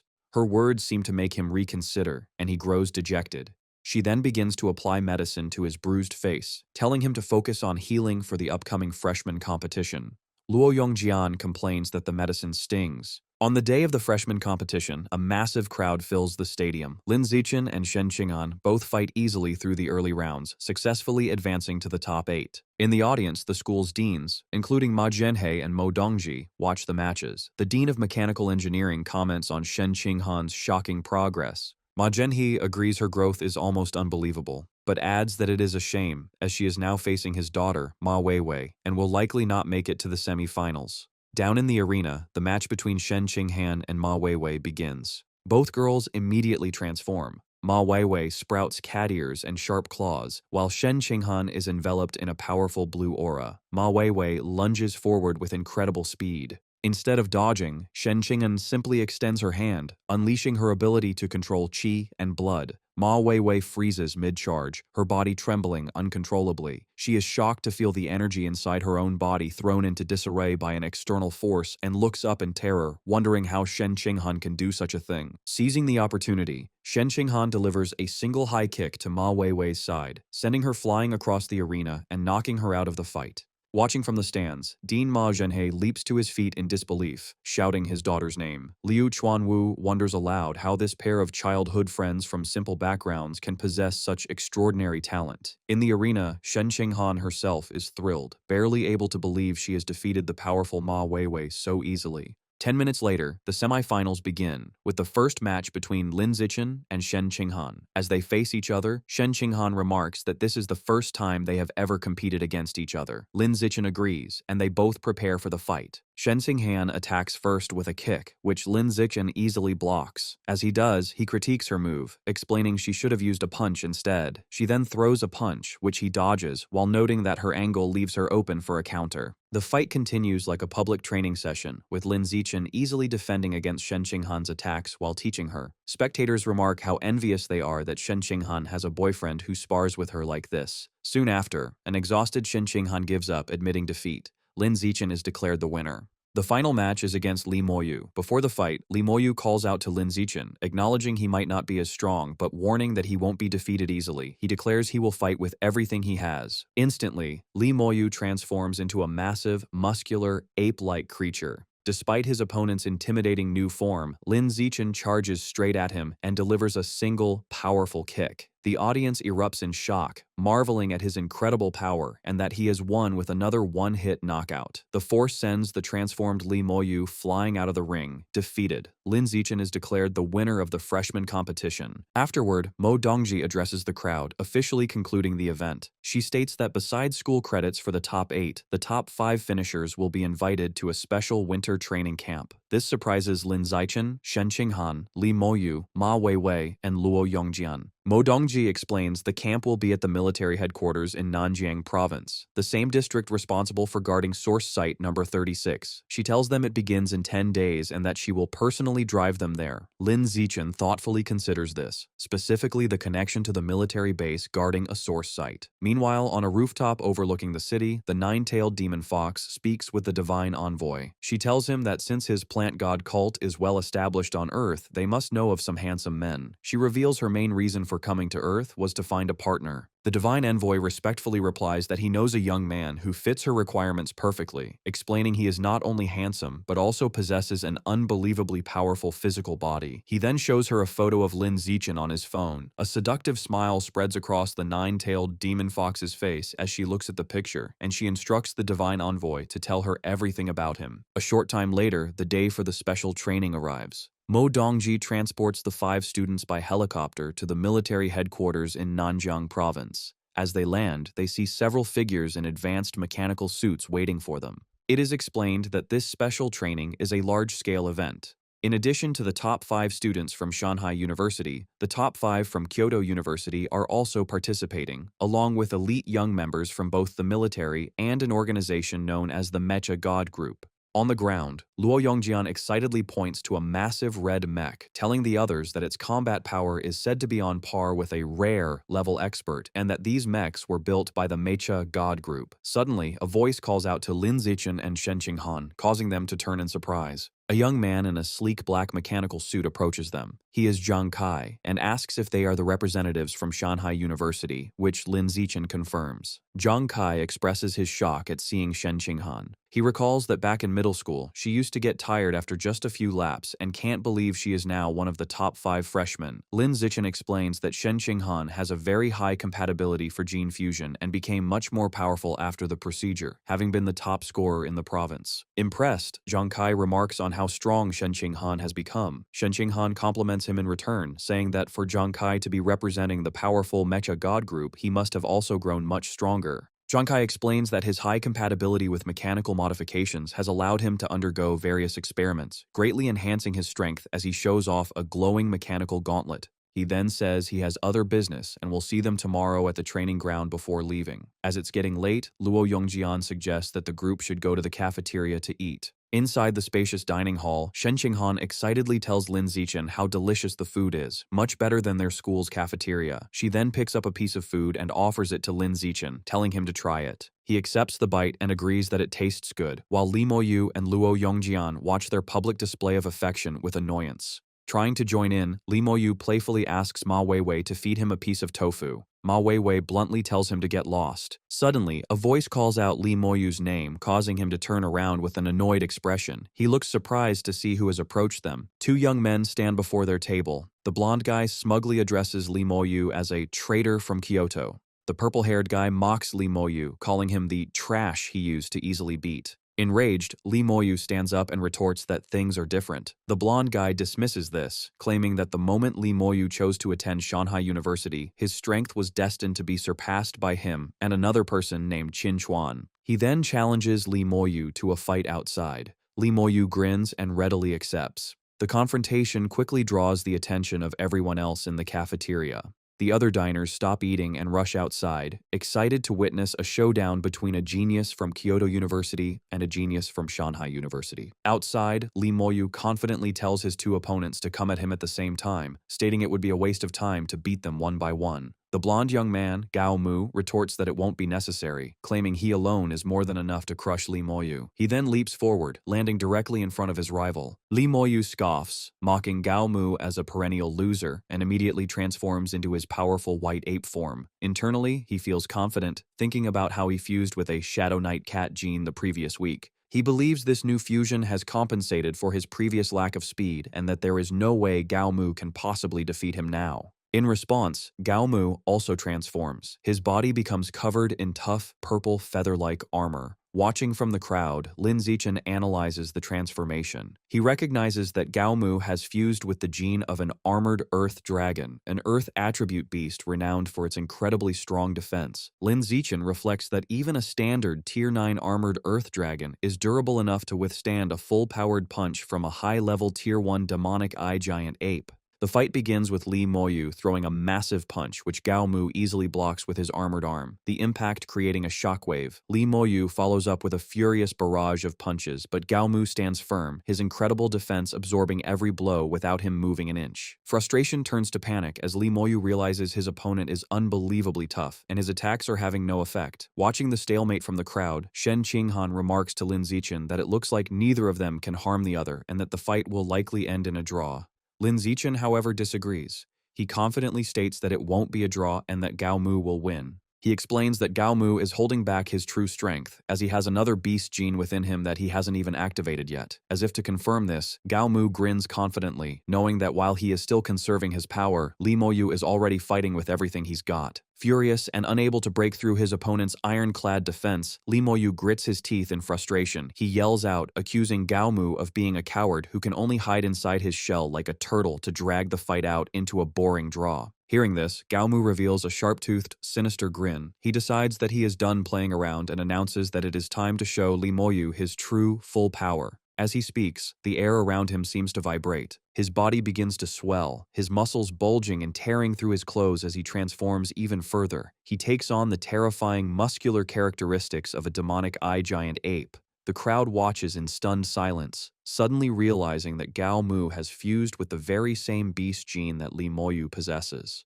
Li Moyu freezes, his face pale with complete shock. He yells that it has to be impossible. His mind races as he questions how someone with Gao Mu's average level of talent could have successfully fused two different and powerful beast genes in such a short amount of time without dying. Enjoying the look of horror on his rival's face, Gao Mu admits that his natural talent might be inferior to Li Moyu's. However, he proudly states that Kyoto University's gene fusion technology is far superior to anything at Shanghai University. Before Li Moyu can process this, Gao Mu lunges forward, throwing a devastating punch with massive force. Their fists collide with an explosive boom, shattering the stone ground beneath their feet and sending dust swirling into the air. As they trade heavy blows, Gao Mu taunts his rival, shouting that betraying Kyoto University to attend a place like Shanghai was the biggest mistake of Li Moyu's life. The two engage in a brutal exchange of high-speed punches, their raw power shaking the entire arena. However, the spectators begin to notice a shift in the battle. They note that while the two fighters are matching each other in raw strength, Gao Mu possesses the added defense of the armored earth dragon gene. This means Li Moyu has zero chance of winning a direct brawl. Just as the crowd predicts, the fight ends decisively. Li Moyu lies sprawled on the broken ground, beaten, bloody, and completely unconscious. Standing over his defeated rival, Gao Mu delivers a final, cruel taunt. He leans down and asks the unconscious Li Moyu if he knows why his family only supports his brother, Li Yi. He sneers, answering his own question. It's because Li Moyu is, and always has been, completely useless. Gao Mu doesn't stop there. He continues to mock the fallen body, calling him trash for being easily beaten earlier by a mere local freshman named Lin Zichen. Turning his attention away from his defeated opponent, Gao Mu looks toward the group of Shanghai University students. He shouts, asking which one of them is Lin Zichen. Without hesitation, Lin Zichen steps forward from the group and calmly identifies himself. Gao Mu looks him up and down and issues a challenge. He states that he heard Lin Zichen has been dominating Li Moyu recently. He offers to fight him right now, promising a generous reward of 10 high-grade QE and blood pills if Lin Zichen manages to win. Hearing the reward, Lin Zichen flashes a confident, almost predatory smile and simply agrees to the fight. As Lin Zichen prepares to step out, Luo Yongjian grabs his shoulder with a worried look to offer some advice. He warns him that Gao Mu is dangerous because his combination of genes gives him incredible attack power and rock-hard defense. However, he has a weakness: very low speed. Luo Yongjian urges Lin Zichen not to fight him head-on, suggesting that he should use his superior speed to wear Gao Mu down, since that monstrous transformation can't last forever. Lin Zichen nods but says nothing as he steps into the fighting area. Gao Mu immediately starts taunting him, questioning why someone would choose to remain a pure-blooded human in this era, calling it a waste of potential. Gao Mu grins to himself, thinking that by crushing Lin Zichen here, he will show Li Moyu the true, insurmountable difference in their power levels. Lin Zichen, looking completely unimpressed by the trash talk, simply tells him to shut up and get on with it. With a ferocious roar, Gao Mu charges forward, his armored body and sharp claws ready to rip his opponent apart. Ignoring Luo Yongjian's earlier advice completely, Lin Zichen does not retreat or dodge. Instead, he explodes forward with blinding speed. He moves so fast that he creates multiple afterimages, rushing straight in to meet his opponent head-on. As the two fighters close the distance, Lin Zichen pulls back his fist and unleashes a single, devastating punch that glows with intense, fiery red energy. The blow connects instantly with Gao Mu's defensive stance. The impact is terrifying, completely shattering the armored earth dragon armor like it was made of glass. The punch continues through the defense and lands squarely on Gao Mu's face. Blood goes flying as the massive fighter is thrown backward by the sheer force of the hit. He crashes hard onto the ground, sliding to a halt. He doesn't move.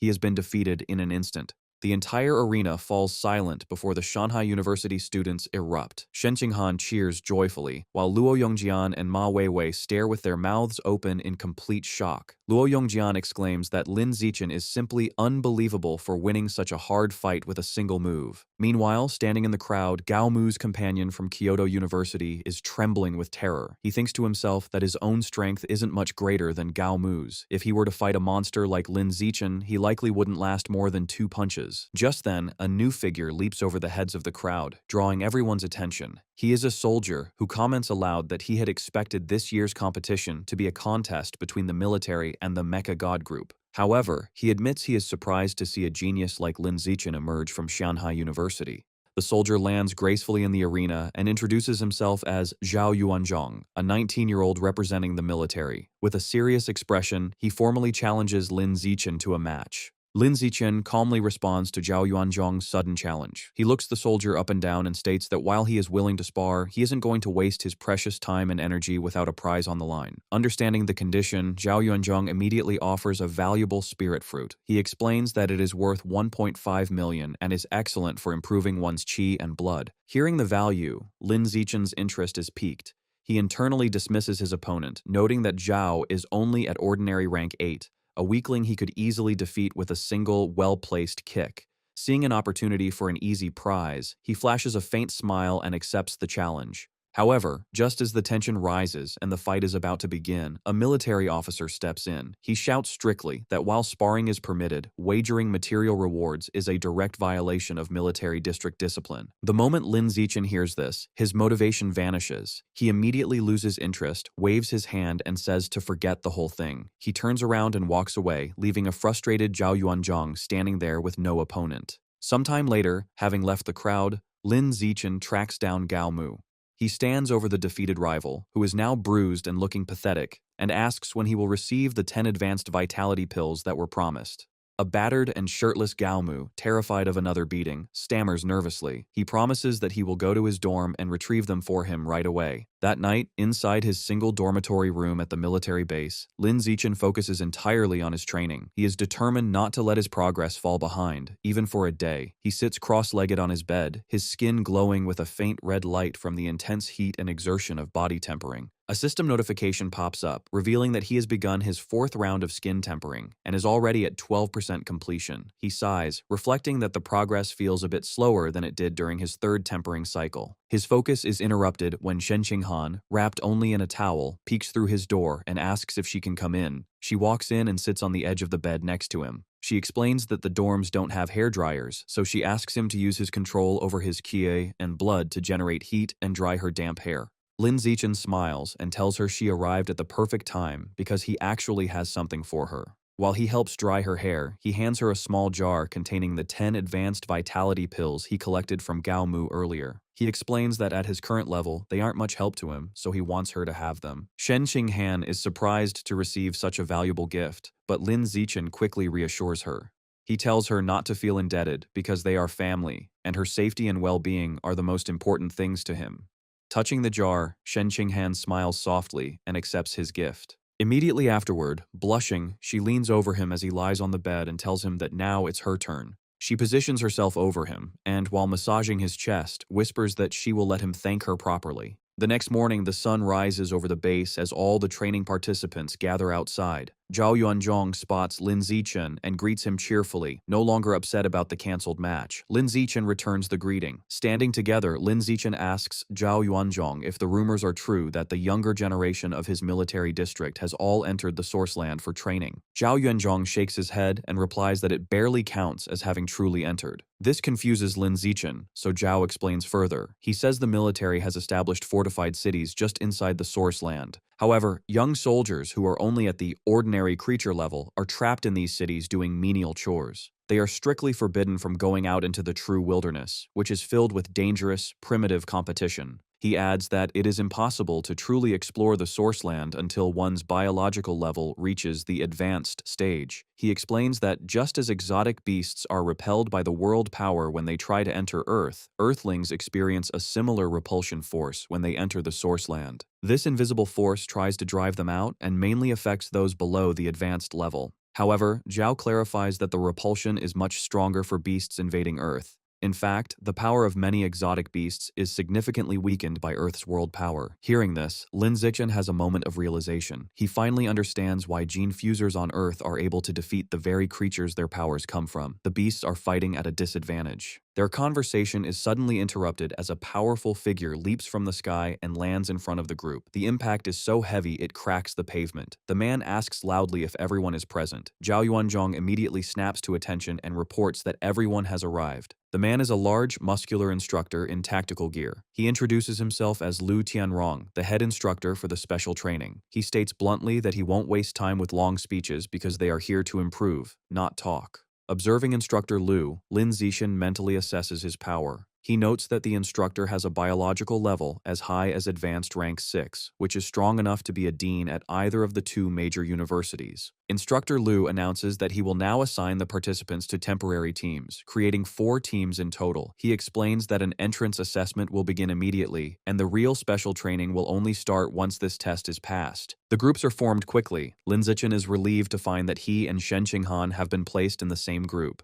Joining them are Zhao Yuanzhong, a student named Zhang Kai, and a tall, muscular girl from Capital University named Shangguan Yueying. Shen Qinghan happily comments on how lucky they are not to have been separated during the selection. Instructor Liu leads the teams to a large, imposing 3-story building and explains the rules. Each floor has a series of checkpoints. To pass, they must clear all of them and reach the rooftop within 3 hours. He points out that the first floor has 4 walls, each with a door in the middle. The 4 teams will enter through these different doors to begin. After wishing them good luck, Instructor Liu leaps effortlessly onto the roof of the building in a single bound. From above, he shouts for the assessment to begin. Lin Zichen and his team step forward, entering the dark building ready to face whatever challenges await inside. The special training assessment kicks off, and Lin Zichen's team, Group D, makes it through the gunfire and obstacles of the first level with relative ease. However, when they check the progress screen, they are stunned. The other 3 groups are already on the 3rd level, while they have only just finished the first. The second level is a tricky intelligence test, a game of rock, paper, scissors against an AI. Every time they lose, the door closes a bit more, and the entire team gets hit with a painful electric shock. After several failures, Lin Zichen comes up with a clever plan. Knowing the AI has no predictable pattern, he uses a shard of glass as a mirror to see the AI's hand before he makes his move. This allows him to force a series of draws, slowly prying the door open centimeter by centimeter until they can finally squeeze through. When they reach the 3rd floor lounge, a shocking sight awaits them on the progress screen. All 3 of the other teams, A, B, and C, have been eliminated. Realizing that whatever defeated so many powerful students so quickly must be incredibly dangerous, Lin Zichen activates his danger perception ability to scan the floor ahead. He discovers the 3rd floor is divided into 4 rooms, each holding a powerful robot guard. Based on the bloodstains and wreckage scattered across the floor, it's clear these robots have immense defensive and offensive power, and they are what wiped out the other teams. Despite the obvious threat, Lin Zichen leads his group confidently into one of the rooms. The 5 of them stand together, facing the massive robot that serves as the level's guardian. As the team prepares for battle, the robot's single red eye flashes to life. Without warning, it opens fire, unleashing a hail of bullets from its arm-mounted cannons. "Everyone, be careful," Zhao Yuanzhong yells, warning them that the robot is using armor-piercing rounds that could easily shatter their bones. The group scrambles for cover, and Zhang Kai suggests they wait for the robot to run out of ammo before they try to attack. That hope dies quickly as the robot continues its relentless assault, shredding the cover around them. Lin Zichen and Shen Qinghan realize it has far too much ammunition. They have to attack soon, or they'll be left completely exposed. The terrifying display of power sends Shangguan Yueying into a panic. She suggests they just forfeit, believing that if every other team was eliminated, they don't stand a chance. However, Zhao Yuanzhong refuses to back down. He tells her that no matter how hopeless it seems, they can't quit, or they'll have to face the instructor's wrath for their cowardice. Shen Qinghan agrees, adding that she has complete faith that with Lin Zichen leading them, they can clear the level. With their determination renewed, Zhao Yuanzhong lays out a new plan. He announces that he and Lin Zichen are in the best physical condition, so they will attack the robot head-on.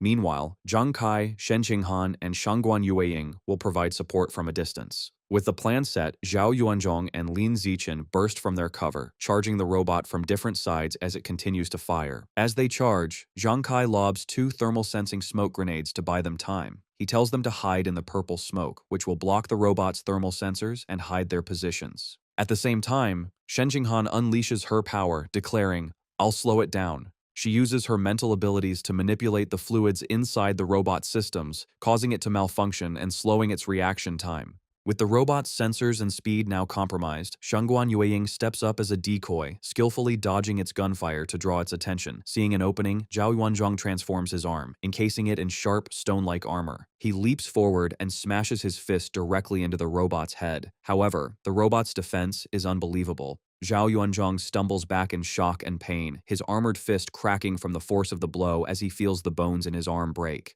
Immediately after, Lin Zichen follows up with his own attack. Jumping into the air, he delivers a powerful kick to the robot's torso, noting that its power level seems to be at the peak of ordinary rank 8. Just like Zhao's punch, the kick does almost nothing to the heavily armored machine. A battered Zhao Yunzhong shouts in frustration that its defense is too strong for them to break. He insists they need to fall back and recover before trying again. But just as they are about to retreat, the robot reveals a new weapon. A glowing blue energy blade forms from its arm, shocking Zhao Yuanzhong. He screams a desperate warning for everyone to run, realizing the robot's thermal sensors have recovered and it can see them through the smoke. The robot lunges, targeting a caught-off-guard Shen Qinghan. It raises its massive energy sword high, preparing to bring it down as her teammates scream for her to watch out. In a flash, Lin Zichen moves to intercept. He grabs Shen Qinghan and leaps out of the way, rescuing her just as the robot's blade smashes into the floor where she was standing. The overwhelming power of their enemy crushes the team's morale.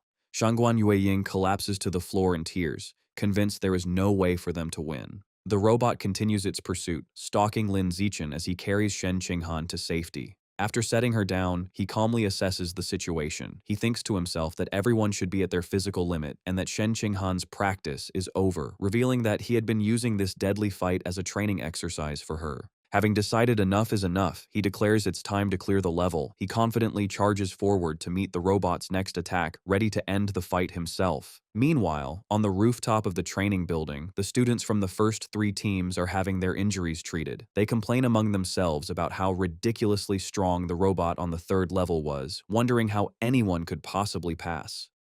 One student figures the test must have been designed to be impossible, just as a way for the instructors to show off their power. Sitting together, a beaten-up Gao Mu, Li Moyu, Ma Weiwei, and Luo Yongjian talk about the situation. Gao Mu wonders what's happening with Group D, since they still haven't emerged. The others dismiss the idea that they could succeed, pointing out that Lin Zichen's team was already the weakest and furthest behind, meaning they stand no chance. Suddenly, a massive explosion shakes the rooftop, throwing the students into a panic as they wonder if it's an earthquake. Instructor Lu Tianrong and the others stare in absolute shock at what caused the commotion. Crashed into the center of the roof is the severed, sparking head of the very same robot that had defeated all of them. In a private observation room, Mo Dongji and a high-ranking female military officer watch the events on a monitor. Mo Dongji criticizes the test, saying that placing a robot with the power of a peak ordinary rank 8 against the students means it is designed for them to fail. The officer, Commander Yao Muling of the Nanjiang Province Military District, calmly sips her tea and explains that the students are young and arrogant. She believes it is necessary to humble them at the start so they will be receptive to special training later. As they watch, Yao Muling points out a handsome young man practicing the blood-tempering art. Mo Dongji dismisses him as just a kid who is easily fooled. Their conversation is cut short as they witness Lin Zichen deliver a single, explosive punch that completely destroys the robot. Both women are left stunned and speechless in utter disbelief. Shortly after, the headless body of the defeated robot crashes down from the ceiling into the testing room. Mo Dongji and Commander Yao Muling descend to confront Lin Zichen and his team. The commander immediately questions him, asking how he was able to unleash the power of an ordinary rank 9 when his biological level is only ordinary rank 8. Lin Zichen offers a partial truth, claiming his innate strength, combined with the explosive power from the blood-tempering art, allowed him to achieve such a feat. Mo Dongji is internally skeptical that the art alone can provide such an immense power increase. She decides to use her mental power to scan him and discover his true strength. Sensing her intentions, Lin Zichen activates his natural camouflage ability to hide his true power, while also deciding to test her abilities by probing back. However, Mo Dongji's scan is powerful, and she quickly discovers the truth. Lin Zichen's entire body has already completed its first tempering, and his biological level is actually a full ordinary rank 9. She realizes he is lying. When Commander Yao Muling asks what she discovered, Mo Dongji makes a quick decision to protect his secret. She tells the commander that his biological level is indeed only ordinary rank 8, but that his physical body is shockingly powerful, comparable to that of an early-stage ordinary rank 9 gene fuser. Hearing this, the commander is thrilled. She throws her hands up in excitement, exclaiming that the path of pure-blooded human physical enhancement seems invincible, and that if Lin Zichen can truly break the biological barrier, his future will be limitless. After the test, the students are gathered in a large armory. Commander Yao Muling explains that all the weapons are forged from B-grade alloy, strong enough to cut through iron and withstand bullets. She instructs them to each choose a weapon for a combat exercise in 10 days. While the others select their weapons, Lin Zichen stands aside, deciding not to take one. He reasons that his own body, having undergone 3 tempering cycles, is far stronger than the B-grade alloy, and a weapon would only be a hindrance. After a while, Commander Yao Muling approaches a group of students, including Shen Qinghan and Li Moyu, and confirms they have all made their selections. Noticing Lin Zichen is empty-handed, she confronts him. Lin Zichen calmly replies that he is accustomed to fighting unarmed and does not need one. The commander is secretly annoyed, thinking the genius has become overly arrogant and needs a lesson. She then announces that the best way to get familiar with their new weapons is to use them in a sparring match. With a smirk, she singles out Lin Zichen, stating she is curious about his bare-handed fighting style and suggests he be the first to demonstrate his strength. Lin Zichen simply agrees. Immediately, Zhao Yuanzhong, armed with a large, futuristic halberd, steps forward and volunteers. Lin Zichen coolly invites him to begin. Zhao Yuanzhong charges forward, swinging his massive weapon in a powerful downward strike. To everyone's shock, Lin Zichen does not dodge, but instead catches the halberd's blade with his bare hand, stopping it instantly. With a slight squeeze, cracks spread across the B-grade alloy blade, and Zhao Yuanzhong watches in disbelief as his weapon is crushed in Lin Zichen's grip. The halberd shatters into pieces. Standing over the wreckage, Lin Zichen coolly asks who is next. The surrounding students are left completely stunned, wondering how a person can crush B-grade alloy with their bare hands. Following this incredible display, a new challenger emerges, a girl from the Mecha God group named Zhu Shishi, clad in a powerful white mechanical suit, hovers down using her jet boots. She issues a challenge, asking if he dares to face an enhanced armor-piercing bullet. A concerned Zhang Kai immediately warns Lin Zichen not to accept, explaining the challenge is far too dangerous. He says the bullets can easily pierce through 10 centimeters of solid steel plate from 10 meters away. Despite the grave warning, Lin Zichen is unfazed and calmly accepts. For safety, Zhu Shishi says she won't aim for any vital points and proposes he simply catch the bullet with his open palm. Lin Zichen agrees. As she powers up her arm cannon, she asks if he is ready. Lin Zichen simply holds out his hand and tells her to proceed. She fires the powerful energy blast at point-blank range. The shot results in a massive explosion, leaving the onlookers to wonder if Lin Zichen's hand was pierced. However, as the smoke clears, it is revealed that Zhu Shishi's mechanical arm has been completely shattered. The onlookers realize in shock that Lin Zichen's palm is so durable that the armor-piercing round couldn't penetrate it. The blocked projectile explodes inside her weapon, destroying it from within, leaving Zhu Shishi in a state of utter shock. The other students are in awe of this monstrous feat, wondering aloud if pure-blooded humans like him are the true future of humanity. Commander Yao Muling breaks into a wide, satisfied grin, thinking to herself that Lin Zichen is not just a top-tier genius, but a genius who surpasses all others. After his impressive display, the instructors no longer interfere with his personal training. While the others learn to use their new weapons, he uses his free time to focus on the blood tempering art, beginning his 4th cycle of body tempering. The next phase of the camp involves training in special, futuristic pods designed to enhance the user's QI, blood, and spiritual power. Shen Qinghan emerges from her pod exhausted but having achieved incredible results. Her ki and blood can withstand level 6 intensity, while her mental strength reaches an astounding level 7, a feat that amazes everyone. When it is his turn, Lin Zichen enters a pod and calculates his limits. He estimates his body can handle a level 11 pod, equivalent to an advanced rank 2 expert. However, to avoid suspicion, he deliberately sets the machine to only level 8. Despite holding back, he still emerges to the shock of the instructors and students, who can't believe he withstood a level 8 mental training session.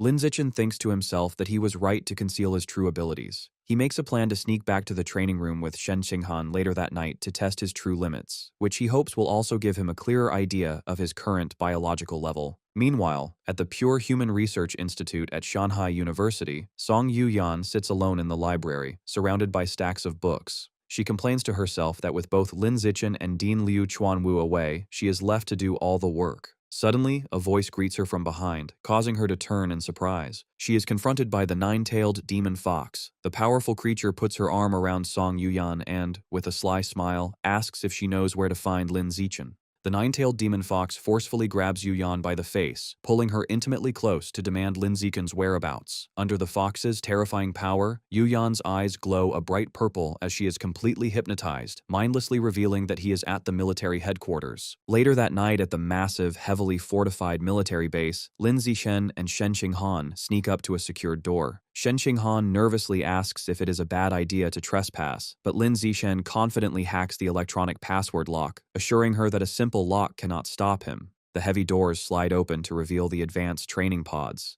Lin Zichen explains he just wants to secretly use the machines to test his true limits, brushing off the risk of getting caught. Lin Zichen gets into one of the pods and pushes his physical body to the extreme, glowing with fiery energy while an anxious Shen Qinghan watches him from outside. He manages to endure a level 12 intensity for half a minute, proving his physical strength is incredibly high and nearly at the third stage of a high-level being. He then tests his mental limits, enduring intense mental attacks inside the machine while sweating heavily from the strain, finding out his mental strength limit is at level 10. Emerging from the pod, a tired but satisfied Lin Zichen reflects that his mental strength has reached the first stage of a high-level being, noting that this mental power is far more valuable and difficult to improve than physical strength. Sometime later, a military vehicle travels along a winding coastal road surrounded by green mountains. The day for real combat training has arrived, and Lin Zichen has been appointed as the team captain for a mission to destroy a local branch of the plant god cult. Inside the vehicle, Lin Zichen and Shen Qinghan review the mission details on a phone. They learn that the leader of the cult branch is a formidable enemy who has undergone 2 gene fusions. They read further that the cult leader has fused with the genes of the Shadow Knight cat and a giant shark, making them a peak ordinary tier 9 fighter who is just one step away from evolving into a high-level creature. Arriving at their destination, the team steps out of their vehicle into a dense forest. Shen Qinghan points out that the trees are unnaturally tall, even larger than those in a tropical rainforest. Li Moyu and Ma Weiwei note that the strange, overgrown environment confirms they have found the right place, proving this is the plant god cult's hideout.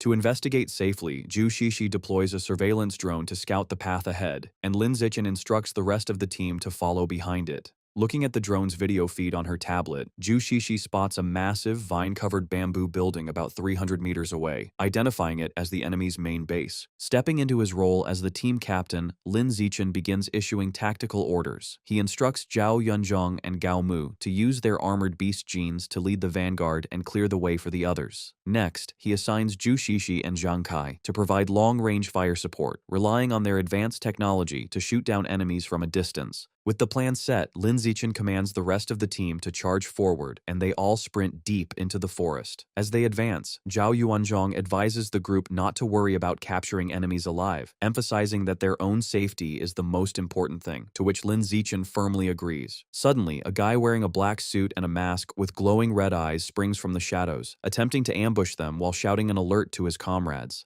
However, Zhu Shishi reacts instantly. She aims her mechanical arm and fires a precise blast of energy, shooting the guard down before he can stop them. The team quickly reaches the massive bamboo building. Without slowing down, Lin Zichen uses his immense physical power to leap forward and smash completely through the heavy front doors, shattering them into pieces. The moment he bursts inside, another masked guy wielding a knife tries to attack him, but Lin Zichen effortlessly counters the assault, delivering a devastating high kick directly to the attacker's face that sends him flying backward. After defeating the masked guard, Lin Zichen places his hand on the unconscious man's head. Blue energy flows into Lin Zichen's hand as his system confirms he has devoured a trace of life essence, increasing his codex progress. Lin Zichen looks pleasantly surprised, realizing that devouring the essence of someone who has already activated a beast's codex can actually enhance his own corresponding biological attributes, noting how useful this ability is. Harnessing his power, Lin Zichen propels himself upward with incredible force, his launch shattering the floor beneath him in an explosion of golden energy. He lands gracefully on an upper level covered in thick vines, completely surprising 3 more masked guards who are stationed there. Recovering from their shock, the 3 masked guards draw their knives and aggressively charge at Lin Zichen, shouting orders to kill him. Unfazed, Lin Zichen unleashes a terrifying glare, his eyes glowing with intense, fiery energy as a powerful aura erupts from his body. The sheer force of his invisible aura instantly crushes the area, creating a massive crater in the floor and easily neutralizing the attackers. Standing victorious amidst swirling blue energy, Lin Zichen's system displays his increased progress across several beast codexes. Feeling satisfied that this area is cleared, he decides it is time to check on how the rest of his team is doing. Meanwhile, in another part of the base, Li Moyu, fully transformed into his giant white ape form, is struggling in a fight against a massive muscular guy with gray hair and glowing red eyes. Unable to hold the enemy off, Li Moyu desperately calls for backup, prompting Ma Weiwei to rush in to assist him. Suddenly, Lin Zichen's danger perception ability activates, and he looks surprised as he senses an impending threat. Working together, Ma Weiwei and Li Moyu manage to strike the massive enemy, sending him crashing violently through a stone wall. From below, Luo Yongjian urges them to follow up with a finishing strike, warning that the enemy is not dead yet. Elsewhere, Zhang Kai, Zhu Shishi, and another guy in cyan armor provide heavy long-range fire support, unleashing a massive explosion that completely engulfs several enemy fighters in a blazing inferno. Suddenly, Lin Zichen notices the entire bamboo building shaking violently around them. He leaps out of the way as the massive vines and roots making up the structure begin to writhe and crash down. A panicked Shen Qinghan shouts a warning for everyone to dodge as the environment wildly shifts. The moving vines quickly weave together, trapping Lin Zichen, Shen Qinghan, and the rest of the team inside a massive, inescapable wooden cage, leading them to realize they have walked right into an elaborate trap. Spotting a group of masked cultists who are also trapped inside the cage with them, Lin Zichen leaps down toward them, deciding to interrogate them to understand the situation. He swiftly beats the enemies down with a flurry of powerful punches. Grabbing one of the defeated cultists by the collar, Lin Zichen demands to know what the vine cage is, promising to spare the man's life if he explains. The terrified cultist stammers and begins to answer. However, before the cultist can finish his sentence, a thick vine violently bursts out from inside his mouth. The man screams in agonizing pain as more vines erupt from his face and body, tearing him apart from the inside out. Lin Zichen, Shen Qinghan, Li Moyu, and Luo Yongjian watch in horrified silence as the vines completely consume and drain the cultist, leaving behind only a shriveled, lifeless husk.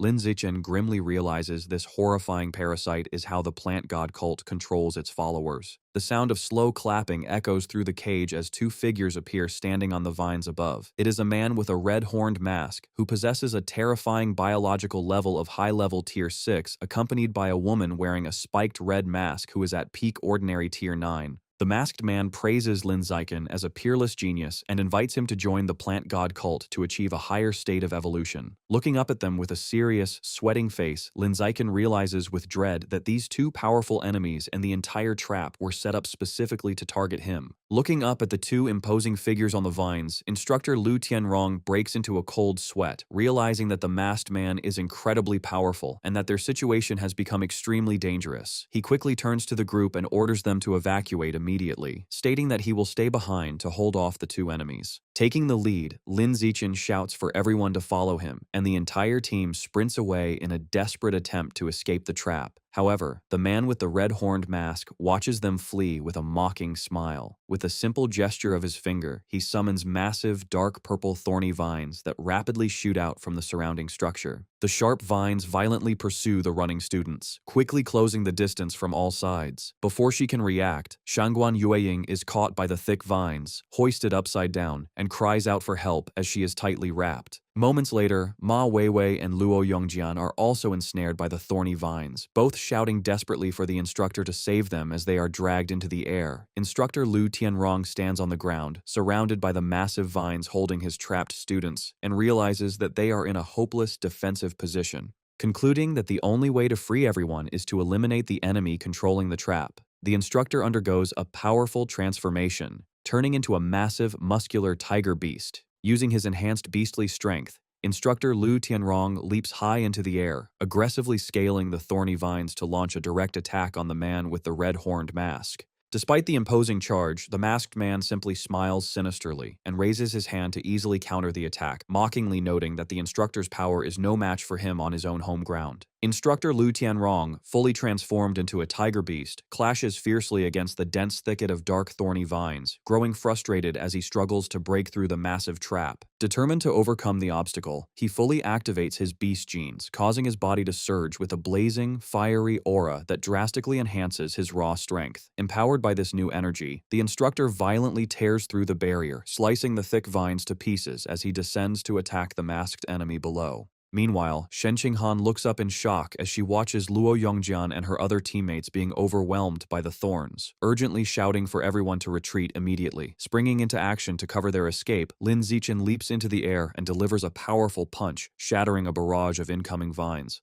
Caught in the chaos, Ma Weiwei is tightly bound by the sharp thorns, desperately calling out for Lin Zichen to save her. Hearing her plea, Li Moyu immediately declares that he is coming to help. He fiercely strikes the trapping vines with a heavy wooden club. However, he begins to sweat in frustration when he realizes the incredibly tough thorns refuse to snap even under his full strength. Suddenly, Lin Zixin rushes past him and effortlessly slices the sturdy vines into pieces with a single swift swipe of his bare hand. Moving with incredible speed, Lin Zixin dashes around the battlefield, leaving afterimages as he swiftly cuts through the thick bindings. He manages to liberate Ma Weiwei, Luo Yongjian, Gao Mu, and the rest of the trapped teammates, loudly echoing Shen Qinghan's command for everyone to fall back and retreat quickly. Just as he secures their escape, Lin Zixin is suddenly caught off guard when a strange, glowing pink mist drifts into his nose. Intrigued by the distinct floral scent of the mist, he rushes forward into the forest, following the swirling trail to investigate its mysterious source. As Lin Zixin rushes into the strange pink mist, his system alerts him that he is being exposed to a coma-inducing flower poison, but his innate poison resistance continuously neutralizes the threat without issue. Following the scent, he discovers several unconscious students lying on the ground and spots a shadowy figure standing nearby. Realizing this must be the branch leader of the plant god cult, the mysterious woman notes with surprise that Lin Zixin is completely unaffected by her poison and that he was able to detect her presence. She remarks that it makes sense why the higher-ups were willing to risk this elaborate ambush just to capture someone with his astonishing strength. Without wasting any time on conversation, Lin Zixin explodes forward with incredible speed. The masked woman is completely caught off guard by his sudden charge, and before she can even react, Lin Zixin delivers a devastating punch directly to her face. Standing over his defeated opponent, Lin Zixin absorbs her life essence. His system confirms that he has successfully devoured a large amount of the life source from both the Shadow Knight cat and the ghost giant shark, manifesting their spectral forms behind him as his codex progress significantly increases. Meanwhile, back at the main battle, Instructor Lu Tianrong decides to push himself past his limits to defeat his powerful opponent. Roaring with fury, he forcefully overactivates both his four-armed demon ape and saber-toothed tiger genes, his body surging with an explosive, fiery aura. He lunges fiercely at the man with the red-horned mask, who hurriedly raises a defensive barrier, calling the instructor a madman for risking his sanity by overusing his beast genes. Unstoppable, Instructor Lu shatters the barrier and lands a brutal, bloody punch directly on the masked man's chest, sending the villain flying helplessly through the air with tremendous force. Crashing hard into a rocky wall, the battered and bleeding man with the red-horned mask slumps to the ground. Clutching his wounded chest, he realizes how close he came to dying, noting that he only survived the devastating blow because he had previously fused with the resilient life-and-death toad gene. Enraged by the devastating blow, the man decides to take drastic measures. Bleeding heavily from his face, he pulls out a mysterious dark red seed and places it into his mouth. He kneels on the shattered ground and furiously orders his enemy to die as dark energy begins to surge around him. Following his command, a colossal wave of massive dark purple thorny vines violently erupts from the earth, shooting directly toward Instructor Lu Tianrong at incredible speed. Unable to evade the overwhelming barrage, Instructor Lu Tianrong's tiger body is brutally pierced by multiple thick thorns, causing a massive spray of blood as he is skewered in midair. Meanwhile, safely away from the main clash, Lin Zixin stands with Shen Qinghan, Ma Weiwei, Li Moyu, and the other students. Lin Zixin feels a moment of relief, noting that the military students carried antidotes which allowed the group to recover from the coma-inducing flower poison, meaning they can now quickly evacuate. Suddenly, Lin Zixin's danger perception activates with an intense warning. He breaks into a cold sweat, looking completely shocked and alarmed as he senses the terrifying aura of the high-level Tier 6 enemy rapidly closing in on their location. Bursting through the forest at blinding speed, the man with the red-horned mask charges directly at the group, now wielding sharp, dark vines that sprout directly from his back. Seeing his furious approach, Lin Zixin realizes with absolute horror that Instructor Lu Tianrong must have been defeated. Lin Zixin addresses his rescued teammates, informing them that he can sense the masked man who controls the vines rapidly approaching them. He notes that since Instructor Lu is nowhere to be seen, the instructor must have been defeated. He explains to the group that the masked man's target is specifically him, so he plans to act as a decoy to draw the enemy's attention and give them a chance to escape. He strictly instructs them not to look back or worry about him, emphasizing that staying behind would only make them a burden. As Lin Zixin suddenly dashes off alone into the thick forest of vines, Shen Qinghan calls out after him, pleading for him to return safely. Lin Zixin shouts back his agreement as he speeds away from the group. A deeply worried Shen Qinghan stands next to Ma Weiwei and the others, clenching her hands to her chest. She thinks bitterly about her own weakness, realizing that at her current level, she is completely unable to help him in battle. She laments that her only option is to stay away so she doesn't drag him down, wishing desperately that she were stronger. Leaping through the massive roots and vines, Lin Zichen looks back and confirms that the masked man is indeed pursuing him, meaning Shen Qinghan and the rest of the team are finally safe. However, as he watches his pursuer, Lin Zichen senses something is off. The enemy's speed feels far too slow for a high-level Tier 6 expert. The man with the red-horned mask is fiercely leaping after him, but his clothes are heavily torn and his body is covered in bloody wounds from his previous battle. Lin Zichen carefully analyzes the masked man's current condition. He deduces that because the enemy is so severely injured, his actual combat power has dropped to around high-level Tier 4, making him only one tier stronger than Lin Zichen. Realizing this crucial drop in the enemy's strength, Lin Zichen formulates a bold plan, thinking that he can use this unexpected advantage to turn the tables and kill his pursuer. As Lin Zichen scales the massive roots, the man with the red-horned mask watches him from below, mocking him and assuming that his prey has finally exhausted himself and stopped running. Wasting no time, the masked man unleashes a barrage of sharp, dark vines, shooting them rapidly toward Lin Zichen. Lin Zichen swiftly evades the incoming attacks, and as he dodges, he analyzes the situation. He deduces that the vine's attack power is surprisingly low, leading him to realize that the masked man is holding back because he wants to capture him alive. Seeing an opportunity to exploit his enemy's intention, Lin Zichen decides to play along and intentionally allows one of the thick vines to strike him forcefully in the back. The impact sends Lin Zichen flying, and he crashes violently into a massive tree root structure, creating a large crater. Slumped against the roots, Lin Zichen activates his natural camouflage to hide his true condition while appearing completely defeated.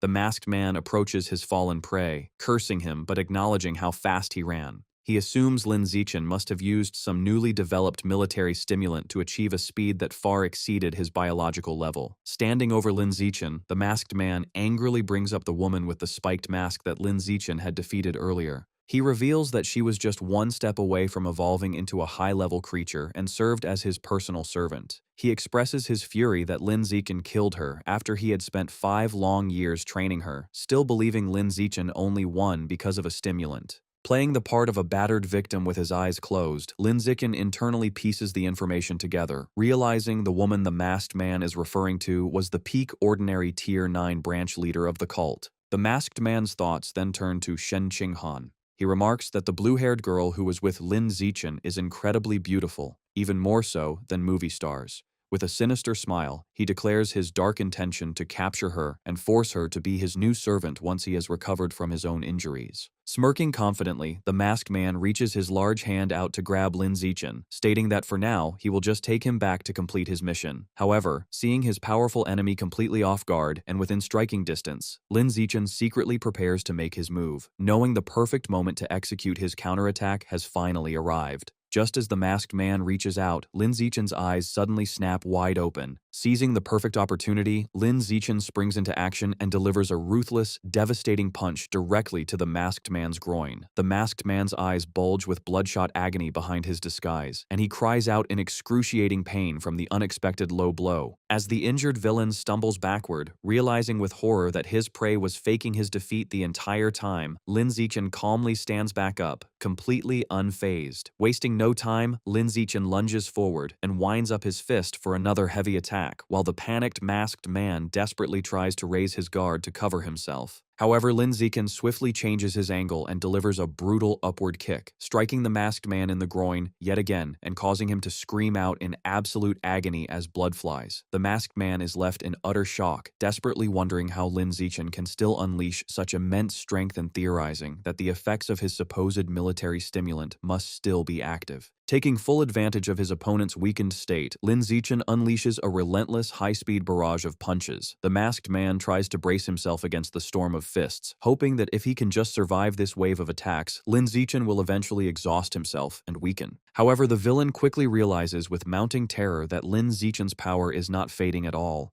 In fact, the force behind his Kui and blood is actually growing stronger with every single strike. Bleeding heavily from his mouth, the masked man screams in disbelief, demanding to know how a mere 20-year-old at the ordinary biological level can continuously fight with the devastating power of a high-level Tier 4 expert. Ignoring his enemy's frantic questions, Lin Zichen lands a crushing punch directly on the masked man's face. Completely overwhelmed and pushed to the brink of death, the villain desperately cries out for the Ninth Elder to save him. Seeing that the masked man is finally at his breaking point, Lin Zichen focuses his power, concentrating a massive amount of swirling energy into his fist for a final, decisive strike. With explosive force, Lin Zichen unleashes the charged punch, launching the masked man helplessly into the air. The villain crashes violently back down onto the hard ground, the sheer force of the impact completely shattering his red-horned mask into pieces. The masked man lies helplessly on the ground, his face bruised and bloody. Lin Zichen stands over his defeated opponent and relentlessly unleashes a rapid chain of brutal punches directly into the man's face, deciding to finish him off and send him to the afterlife to reunite with his fallen subordinate. A system notification then appears, asking if he wishes to devour the enemy's essence. Panting heavily and looking at his own bruised, bloody knuckles, an exhausted Lin Zichen breathes a sigh of relief, glad that the grueling battle is finally over and his enemy is dead. He activates the system's devour function, extending his hand to absorb the glowing blue life essence flowing from the corpse.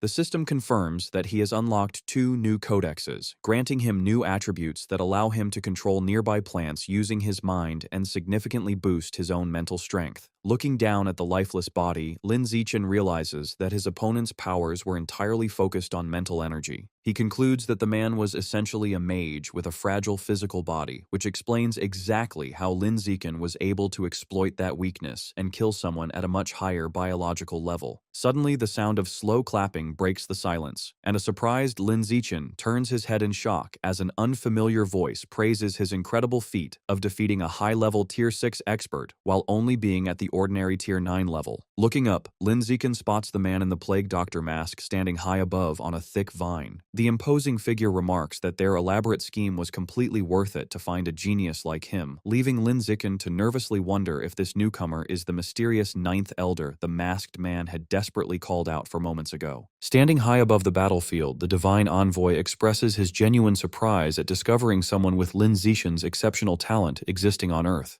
As he speaks, he casually gestures with his hand, causing a massive swarm of dark, dangerously thorny vines to violently erupt from the ground, wrapping tightly around Lin Zichen.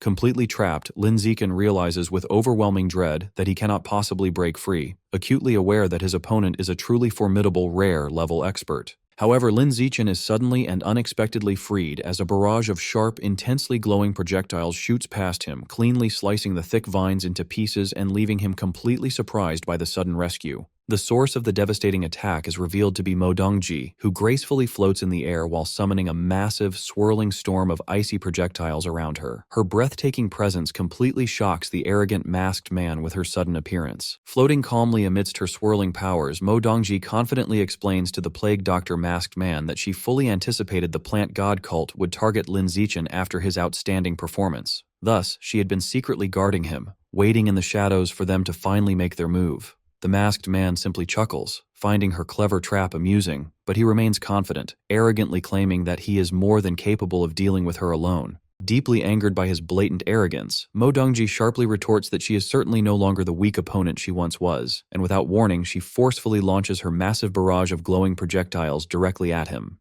In immediate response, the Plague Doctor masked man swiftly commands his own dark powers, causing a colossal, writhing wave of thick vines to erupt and violently clash head-on against Mo Dongji's overwhelming wave of freezing ice. Fully realizing the terrifying scale of the ongoing clash, Lin Zichen quickly turns around and sprints away from the crumbling battlefield. He thinks to himself that he must escape immediately to avoid being helplessly caught in the destructive crossfire between 2 incredibly powerful rare-level experts. As Lin Zichen urgently sprints through the dense forest to escape the chaotic battlefield behind him, he suddenly senses a strange presence nearby. He abruptly stops to cautiously investigate, nervously wondering who or what might be lurking there. To his absolute shock, he discovers Instructor Lu Tianrong, still fully transformed into his massive tiger beast form, completely trapped and tightly bound by the dark, thorny vines. The ensnared instructor quickly spots Lin Zichen and desperately calls out to him for immediate help. Seeing his fierce instructor's helpless predicament, Lin Zichen decides this is the perfect opportunity to test his newly acquired biological attributes. His eyes glow intensely as he focuses his mental strength, actively channeling his energy to trigger his new plant-controlling ability. To the trapped instructor's absolute surprise, the thick vines forcefully binding him automatically begin to loosen and retract into the soil. This miraculous rescue leaves him bewildered, silently wondering how the deadly magical trap managed to mysteriously untie itself. Now completely freed from the suffocating vines and safely standing alongside Lin Zichen, instructor Lu Tianrong listens as Lin Zichen explains his success. Lin Zichen cleverly tells him that he managed to kill the masked man with a swift sneak attack because the dangerous villain was already heavily injured. With the magic user dead, the vine ability naturally deactivated. Hearing this logical explanation, the pragmatic instructor notes that they should not delay any longer. He urges them to quickly find the rest of the team so they can safely evacuate the area. A sensible plan Lin Zichen firmly agrees with. A short and tense time later, they finally arrive at a wide clearing where the team's heavy military vehicles are parked among the giant roots, and the rest of the rescued students are gathered together. Suddenly, someone from the anxious crowd spots Lin Zichen approaching and loudly calls out his name in relief. An incredibly worried but now immensely relieved Shen Qinghan quickly breaks away from the gathered group and urgently sprints toward him. She tearfully exclaims how incredibly glad she is that he has finally returned to them safely. Without hesitating, she throws her trembling arms around Lin Zichen in a fierce, emotional embrace. She begins crying as she openly confesses how terrified she was of losing him and never seeing him again. She desperately pleads with him that they must never separate again, and a comforting Lin Zichen gently hugs her back, sincerely promising her that they will stay together from now on. Shortly after the deeply emotional reunion, Ma Weiwei cautiously approaches Lin Zichen to carefully check on his overall physical condition, genuinely asking if he sustained any injuries during his harrowing escape. She kindly holds out a valuable healing pill and generously offers it to him, but Lin Zichen politely declines the thoughtful offer, confidently assuring her that he isn't hurt at all and doesn't need the medicine. However, a stubborn Ma Weiwei firmly insists, gently but forcefully pressing the pill into his hands. She strictly tells him to keep it just in case he desperately needs it later on, an unexpectedly caring gesture that leaves Lin Zichen looking pleasantly surprised. Quickly getting back to the highly urgent situation, Lin Zichen seriously addresses the entire gathered team. He loudly announces that since everyone is accounted for, they must get into the armored vehicles and evacuate the hostile area immediately. He strictly warns them that it is incredibly dangerous to stay because a frighteningly powerful rare-level expert from the plant god cult is currently engaged in a fierce battle with Mo Dongji nearby, and they heavily risk being tragically caught in the crossfire. Following his orders, the team quickly boards the heavily armored military vehicles and rapidly speeds away through the overgrown forest. Safely inside the moving trucks, the trembling students openly voice their shock over the terrifying situation, completely amazed that both a rare-level enemy and Mo Dongji are present. Furthermore, they nervously wonder aloud why the Central Military District hasn't sent any backup yet given the extreme severity of the threat. As the roaring convoy frantically rushes to escape, a highly mysterious barefoot figure suddenly descends rapidly from the sky, landing directly in their path with an intense surge of glowing pink energy. Seeing the strange figure drop down, someone inside the vehicle loudly calls out, hopefully wondering if it is just another one of their instructors. However, absolute panic quickly sets in as the wide-eyed driver clearly spots the terrifying person through the windshield and immediately yells a desperate warning. Standing confidently right in the middle of the road, effortlessly blocking their escape route, is the legendary nine-tailed demon fox. Inside the speeding military vehicle, instructor Lu Tianrong tightens his grip on the steering wheel and urgently warns the students to sit tight, knowing that anyone who can appear so silently in this dangerous area must be an enemy with bad intentions. The heavy truck barrels straight toward the nine-tailed demon fox, but just before it can hit her, she vanishes in a sudden flash of pink light, causing someone in the truck to cry out. The students inside are left bewildered, looking around the cabin and asking each other where the fox-eared girl could have possibly gone. Lin Zichen, however, breaks into a cold sweat. He focuses his senses but realizes with shock that he cannot detect her presence at all. Knowing that even Instructor Lu, an advanced rank 6 expert, cannot sense her either, Lin Zichen dreads that the mysterious girl's power level must far exceed advanced rank 6. Suddenly, the nine-tailed demon fox reappears directly inside the cramped cabin, floating gracefully above the startled students and playfully asking if they are looking for her. Reacting without hesitation, Instructor Lu Tianrong demands to know her identity. He instantly transforms into his massive tiger beast form and fiercely charges at her from the driver's seat. Unfazed by the charging beast, the nine-tailed demon fox simply stares back, her red eyes glowing intensely as she unleashes her hypnotic power. Instructor Lu's eyes immediately turn the same glowing red, and his furious charge is halted as he instantly falls completely under her mental control. Now sitting comfortably among the terrified students, the nine-tailed demon fox calmly orders everyone to get out of the car. A completely shocked Luo Yongjian watches helplessly as the hypnotized instructor Lu wordlessly obeys the command and walks right out through the door. Sitting elegantly inside the vehicle, the nine-tailed demon fox announces that she has no interest in anyone besides Lin Ziken and commands the rest of the students to leave immediately. Realizing that even their powerful instructor was easily defeated, the students agree that they must escape first and figure out a plan later, though some hesitate to abandon Lin Zichen. Stepping forward to protect them, Lin Zichen gestures for his teammates to fall back, firmly instructing everyone to get out of the vehicle since he knows he is the enemy's only target. He watches through the front windshield as Zhao Yuanzhong safely exits the truck, telling his teammate to take care of himself. However, a tearful Shen Qinghan grabs Lin Zichen's arm, refusing to leave his side and declaring that she will not let him face danger by himself again. In response, Lin Zichen gently urges her to step down and leave first. Finding the emotional display annoying, the nine-tailed demon fox uses her glowing pink energy to abruptly lift Shen Qinghan high into the air, causing Lin Zichen to cry out her name in alarm. With a forceful motion, the fox violently throws Shen Qinghan out of the vehicle, sending her crashing completely through the glass windows as Lin Zichen desperately shouts for her again. Rushing to the broken window, Lin Zichen looks outside and spots Ma Weiwei and Shangguan Yueying helping Shen Qinghan to her feet in the forest. Seeing her safely standing with her friends, he breathes a sigh of relief, noting to himself that she is fine and only suffered torn clothing from the sudden ejection. With Shen Qinghan out of danger, the nine-tailed demon fox approaches Lin Zichen and announces that it is time for them to talk, referring to him as her little servant. She explains that his powerful body and handsome appearance perfectly meet her requirements. She declares that the life energy of such a strong body must be rich and valuable, and that he is qualified to become her personal servant, someone she can keep by her side and draw energy from. Intrigued, Lin Zichen asks whether she is a genetic fusion user, an exotic beast, or perhaps an inhuman. She clarifies that she is none of those things. She explains that she comes from the Origin Land and that she is half Earthling since her mother is a creature from the Origin Land while her father is an Earthling whom she despises for deceiving her mother and whom she has never met.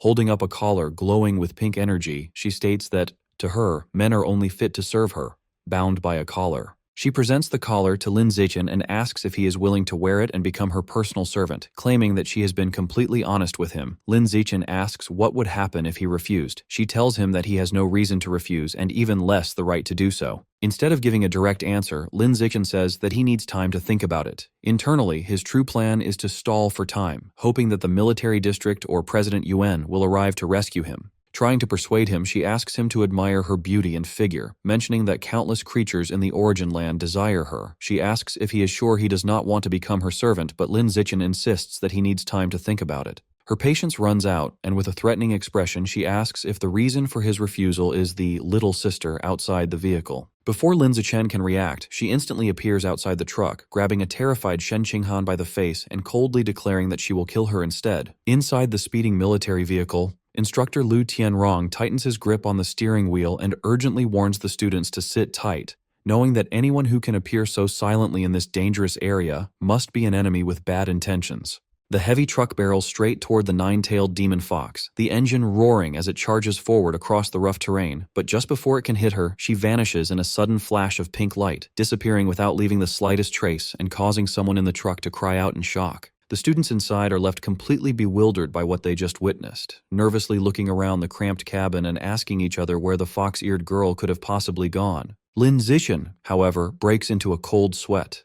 His expression stiffens as he focuses his senses, carefully trying to track her aura, but realizes with shock that he cannot detect her presence at all. Knowing that even Instructor Lu, an advanced rank 6 expert, cannot sense her either, Lin Zichen dreads that the mysterious girl's power level must far exceed advanced rank 6, a terrifying possibility that makes his heart sink. Suddenly, the nine-tailed demon fox reappears directly inside the cramped cabin, floating gracefully in mid-air above the startled students as if gravity means nothing to her, playfully asking if they are looking for her. Reacting without hesitation, Instructor Lu Tianrong immediately demands to know her identity. His body rapidly transforms as he turns into his massive tiger beast form, roaring fiercely while launching a powerful charge at her straight from the driver's seat. Unfazed by the charging beast rushing toward her, the nine-tailed demon fox simply stares back calmly, her red eyes glowing intensely as she unleashes her hypnotic power. Instructor Lu's eyes immediately turn the same glowing red, and his furious charge is abruptly halted as he instantly falls completely under her mental control, his powerful body freezing in place. Now sitting comfortably among the terrified students as if she owns the place, The nine-tailed demon fox calmly orders everyone to get out of the car. A completely shocked Luo Yongjian watches helplessly as the hypnotized instructor Lu wordlessly obeys the command and quietly walks right out through the door without resistance. Sitting elegantly inside the vehicle with an air of absolute confidence, the nine-tailed demon fox announces that she has no interest in anyone besides Lin Ziken and commands the rest of the students to leave immediately. Realizing that even their powerful instructor was easily defeated in seconds, the students quickly agree that they must escape first and figure out a plan later, though some hesitate for a moment, clearly unwilling to abandon Lin Ziken behind. Stepping forward to protect them, Lin Ziken gestures firmly for his teammates to fall back, instructing everyone to get out of the vehicle since he knows he is clearly the enemy's only target. He watches through the front windshield as Zhao Yuanzhong safely exits the truck, calling out to his teammate to take care of himself. However, a tearful Shen Qinghan suddenly grabs Lin Ziken's arm, refusing to leave his side and declaring that she will not let him face danger by himself again. Her voice trembles with determination as she stubbornly refuses to move. In response, Lin Ziken gently urges her to step down and leave first, trying to reassure her despite the danger surrounding them. Finding the emotional display irritating and unnecessary, the nine-tailed demon fox raises her hand and releases a surge of glowing pink energy that abruptly lifts Shen Qinghan high into the air, causing Lin Ziken to cry out her name in alarm. With a sudden and forceful motion, the fox violently throws Shen Qinghan out of the vehicle, sending her crashing completely through the glass windows as Lin Ziken desperately shouts for her again. Rushing to the broken window, Lin Ziken quickly looks outside and spots Ma Weiwei and Shangguan Yueying helping Shen Qinghan to her feet among the trees of the surrounding forest. Seeing her safely standing with her friends, he finally breathes a sigh of relief, noting to himself that she appears fine and only suffered torn clothing from the sudden ejection. With Shen Qinghan out of danger, the nine-tailed demon fox slowly approaches Lin Ziken and announces that it is finally time for them to talk, referring to him in a teasing tone as her little servant. She explains that his powerful body and handsome appearance perfectly meet her requirements. According to her, the life energy of such a strong body must be rich and valuable, and that is exactly why he is qualified to become her personal servant, someone she can keep by her side and continuously draw energy from. Intrigued but cautious, Lin Ziken asks whether she is a genetic fusion user, an exotic beast, or perhaps an inhuman creature. She calmly clarifies that she is none of those things. Instead, she explains that she comes from the origin land and that she is half Earthling. Her mother is a creature from the origin land, while her father is an Earthling whom she deeply despises for deceiving her mother and whom she has never even met. Holding up a collar glowing with pink energy, she states coldly that, to her, men are only fit to serve her, bound by a collar. She presents the collar to Lin Ziken and asks if he is willing to wear it and become her personal servant, claiming that she has been completely honest with him. Lin Ziken calmly asks what would happen if he refused. She simply tells him that he has no reason to refuse, and even less the right to do so. Instead of giving a direct answer, Lin Ziken says that he needs time to think about it. Internally, however, his true plan is to stall for time, secretly hoping that the military district or President Yuan will arrive soon enough to rescue him from this dangerous situation. Trying to persuade him further, she asks him to admire her beauty and perfect figure, mentioning that countless creatures in the origin land desire her. She asks again if he is truly sure that he does not want to become her servant, but Lin Ziken firmly insists that he still needs time to think about it. Her patience finally runs out, and with a cold and threatening expression, she asks if the reason for his refusal is the little sister waiting outside the vehicle. Before Lin Ziken can even react, she instantly appears outside the truck, moving faster than the eye can follow, grabbing a terrified Shen Qinghan by the face and coldly declaring that she will kill her instead. As the nine-tailed demon fox threatens to end Shen Qinghan's life, Lin Ziken fiercely charges at her. He lands a devastating punch directly on the fox's head, noting that she feels like a fake clone. However, the reality of the situation abruptly snaps into focus. Lin Ziken finds himself on the ground, having just swung wildly at thin air mere inches from a very confused Shen Qinghan, who asks what is wrong with him. Still disoriented, he replies that he was trying to save her.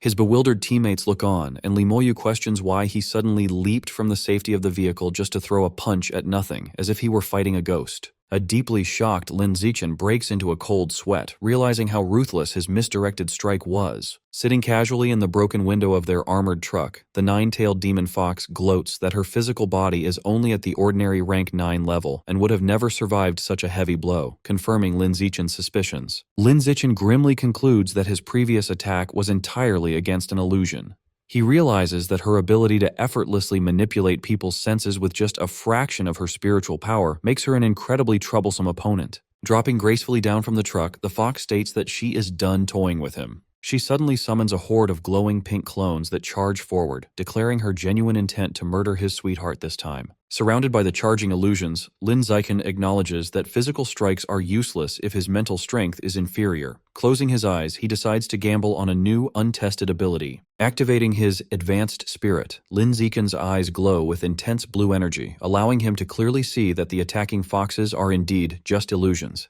With his enhanced perception, the threatening clones become transparent and fade away, revealing Shen Qinghan standing alone and unharmed amidst the chaos. Turning his attention back to the armored truck, Lin Zichen spots the nine-tailed demon fox sitting casually and wonders if he has finally located her true body. Without hesitation, he forcefully lunges at her to deliver a strike. However, his fist passes harmlessly through her form, causing him to realize with frustration that she has tricked him with yet another illusion. Knowing that her primary target is Shen Qinghan, Lin Zichen quickly leaps back to position himself defensively in front of his teammate. The fox praises Lin Zichen for his ability to instantly boost his spiritual power and break through her proud illusion technique, leaving him shocked. The nine-tailed demon fox then abruptly materializes right in front of him. Leaning in close, she declares that he continues to pleasantly surprise her. Panic sets in as Lin Zichen wonders if the fox has somehow disguised herself as Shen Qinghan, or if he is simply trapped in another layer of illusion. Suddenly, he feels a hand grab his arm from behind. He turns to see Shen Qinghan anxiously calling out his name. Carefully holding her hand, Lin Zichen notes her genuine body temperature and touch, reassuring himself that this is the real Shen Qinghan, even as she worriedly asks what is wrong with him. Carrying the real Shen Qinghan securely in his arms, Lin Zichen rapidly assesses his situation. He deduces that his newly activated advanced spirit can drastically reduce the duration of the fox's mind control, combined with the fact that her physical body is much weaker than his own. Lin Zichen concludes that engaging her is unnecessary and fleeing is their best strategy. He sprints away as fast as he can through the eerie red-lit forest, but the fox's voice echoes ominously around them, warning that they cannot escape.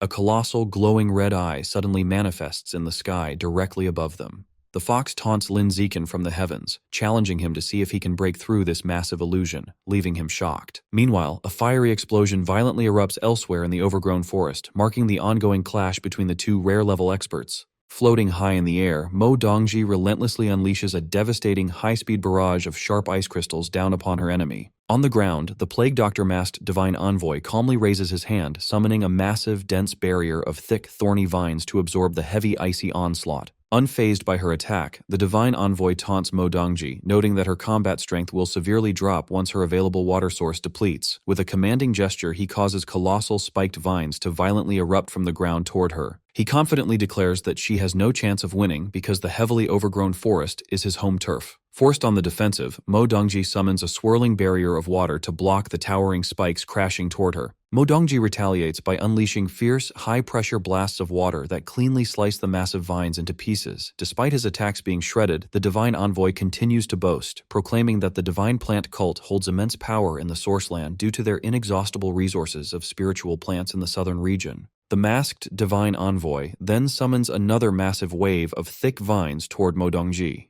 Attempting to recruit her, he promises that her exceptional talent would earn her an inexhaustible supply of rare spiritual resources if she were to join the Divine Plant Cult. Mo Dongji fiercely rejects the offer. Struggling to maintain her watery barrier against the crushing pressure of the vines, she coldly declares that, unlike an inhuman traitor such as himself, she would never join a heretical cult that actively persecutes humanity. Looking down from atop his vines, the envoy casually debates her morals. He argues that human nature is inherently selfish and claims that the true inhumanity lies within modern society and the excessive rules that restrict people. Mo Dongji refuses to listen, accusing him of spreading deceptive fallacies. She retaliates forcefully, generating massive, sharp ice crystals to pierce and shatter the encroaching vines surrounding her barrier. Scoffing at her stubborn resistance, the envoy warns her that she is blindly fighting a losing battle, immediately triggering an even larger and denser eruption of spiked vines from all directions. He reveals a crucial tactical advantage to his powers. His demonic plants actively absorb the very water she uses to defend herself, guaranteeing that her elemental defenses will inevitably fail. Overwhelmed by the sheer volume and parasitic nature of the attack, Mo Dongji's barrier is finally breached. The thick vines quickly wrap around her limbs and torso, completely immobilizing her in midair. Confident in his victory, the envoy mocks her, leaving her trapped to struggle. However, as the divine envoy confidently prepares to leave his trapped opponent behind to hunt down Lin Zichen, the battle is far from over. Refusing to let the envoy take the young genius, Mo Dongji's eyes flare with intense energy. She resolves to unleash her true power to break free, even if she has to risk a dangerous mutation to do so. Suddenly, a deafening rushing sound echoes through the night, sending flocks of panicked birds fleeing from the canopy.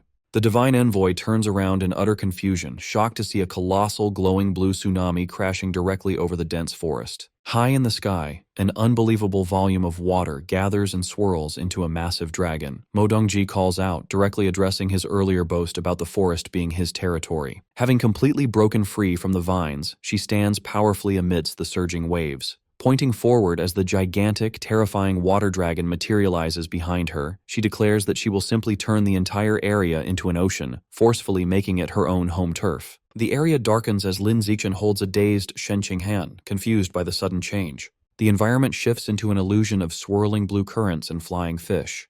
Lin Zichen notes the technique's power, realizing the demoness's magic has severely clouded Shen Qinghan's mind. Activating his advanced spirit attribute, Lin Zichen is relieved his mind is shielded, knowing he will not be controlled by the illusion for long. The watery illusion fades, revealing the nine-tailed demon fox in the vine-covered forest. She is surprised Lin Zichen withstood her technique and questions if his biological level is only ordinary tier 9. The fox marvels that a resource-poor planet like Earth could produce such a genius, thinking he would already be rare level if born in her home world, the Origin Land. Believing Earth is a waste of his potential, she asks him to return to the Origin Land with her as her personal servant, offering to trade his life essence for evolutionary resources so they can grow stronger together. While holding Shen Qinghan, Lin Zichen sees the surrounding darkness fading.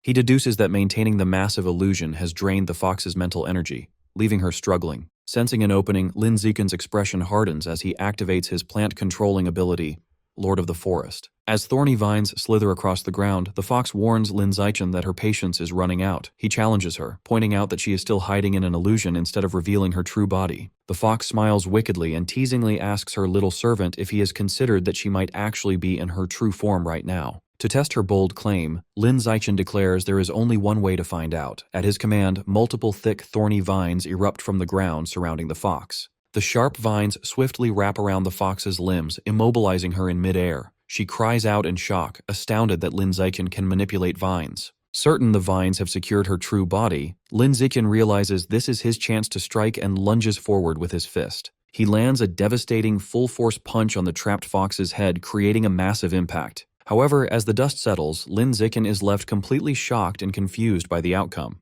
He sees the fox has vanished without a drop of blood, leaving only a massive, fluffy white tail. He deduces she severed her tail to escape. Picking up the tail, Lin Zichen gets a system prompt asking if he wishes to devour it. He wonders if he can absorb the essence of a detached body part. Meanwhile, in a grand room in the distant Origin Land, the real nine-tailed demon fox sits on a bed enveloped in pink energy, amused by what happened. Smiling wickedly, she acknowledges Lin Zichen shattered her high-level Tier 3 illusion and destroyed her clone. Impressed by his potential, she declares him the perfect cultivation vessel and vows to make him hers. Her plotting is interrupted by two fox-eared maids with news. They report that the Night King's youngest son, a rare-level prodigy, has volunteered to be her servant, suggesting he could evolve into a legendary creature with her help. To their surprise, the fox is dismissive of the offer. As her servants kneel, she arrogantly remarks that right now, she wouldn't even accept the Night King himself. Relaxing on her bed, she instructs her maids to reject all future suitors, confidently declaring she has already found the perfect candidate on Earth. Back in the forest, Lin Zichen devours the tail, absorbing a trace of the fox's life essence and unlocking 10% of her codex. The enemy's strength felt surprisingly average, so he begins to suspect he just fought a clone. With the fox gone, the illusion shatters.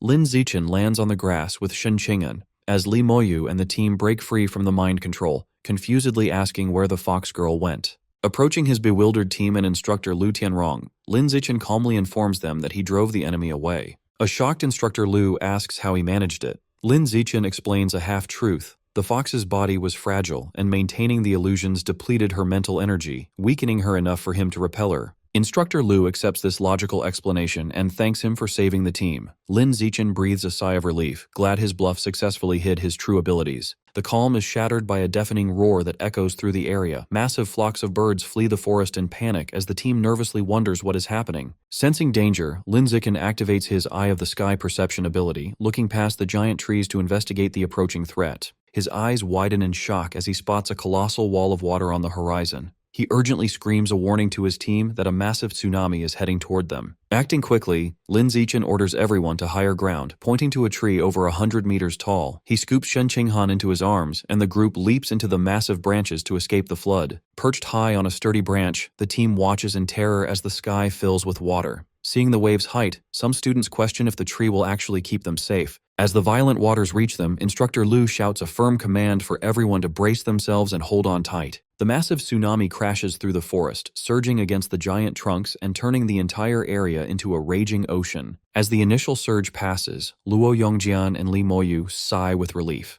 Luo Yongjian is amazed the tree withstood the impact, while an exhausted Li Moyu admits the ordeal nearly scared him to death. A system window appears, notifying Lin Zichen he has survived an extreme disaster. He is surprised to unlock a new attribute called Survival of the Fittest, noting its strict conditions haven't been met in over a year. As they catch their breath, Ma Weiwei wonders how a tsunami could appear so far inland. Lin Zichen explains it is undoubtedly the work of Principal Mo Dongji. He elaborates that the principal is in a fierce battle against the divine envoy of the plant god cult to protect them, and he is concerned about how the fight is progressing. Li Moyu smiles, assuring the group not to worry. He states that since the principal is a powerful rare-level expert with the Flood Dragon gene, she is nearly invincible in this aquatic environment. Suddenly, Lin Zichen's danger perception triggers with an intense warning. He panics, sensing a terrifying presence approaching, and shouts to his teammates that the enemy is heading for them. Using his enhanced perception, Lin Zichen looks up and spots the masked divine envoy leaping across the treetops, easily navigating above the flooded forest. Seeing the powerful enemy closing in, Lin Zichen breaks into a cold sweat with a horrifying realization. If the divine envoy is hunting them, it means Principal Mo Dongji has been defeated.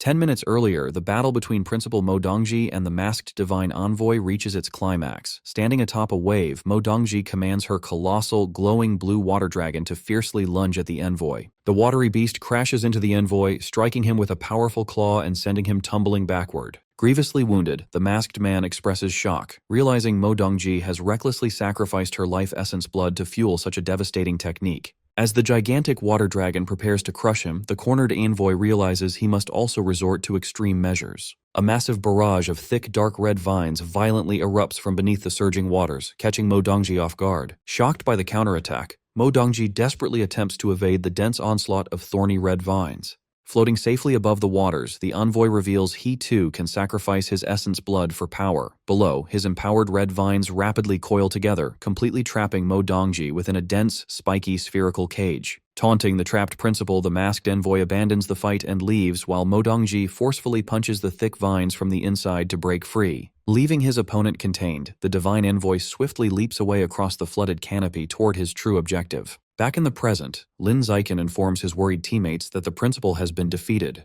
Sensing the cult's envoy closing in, he explains he is the enemy's true target and volunteers to act as a decoy to draw him away. Without hesitation, Lin Zichen dives headfirst off the towering branch into the deep floodwaters below, as Shen Qinghan anxiously calls his name. Confirming he also senses the powerful presence approaching, a battered instructor Lu Tianrong takes command. He orders the students to evacuate immediately in the exact opposite direction of Lin Zichen to ensure their survival. Plunging into the floodwaters, Lin Zichen observes the masked divine envoy pursuing from the treetops. Satisfied his decoy tactic worked and his teammates are safe, he realizes he no longer needs to remain exposed near the surface. Swimming deeper, Lin Zichen activates a newly acquired water affinity attribute from his system. He knows his only chance of surviving this pursuit is to rely on this skill for a miraculous escape. Navigating the submerged forest, Lin Zichen deduces that since the envoy wasn't heavily injured, his battle with Principal Mo Dongji wasn't to the death. Concluding she is likely just trapped, he sets his course toward the tsunami's origin to rescue her. Lin Zichen's danger perception suddenly flares as he senses a swift attack coming from below.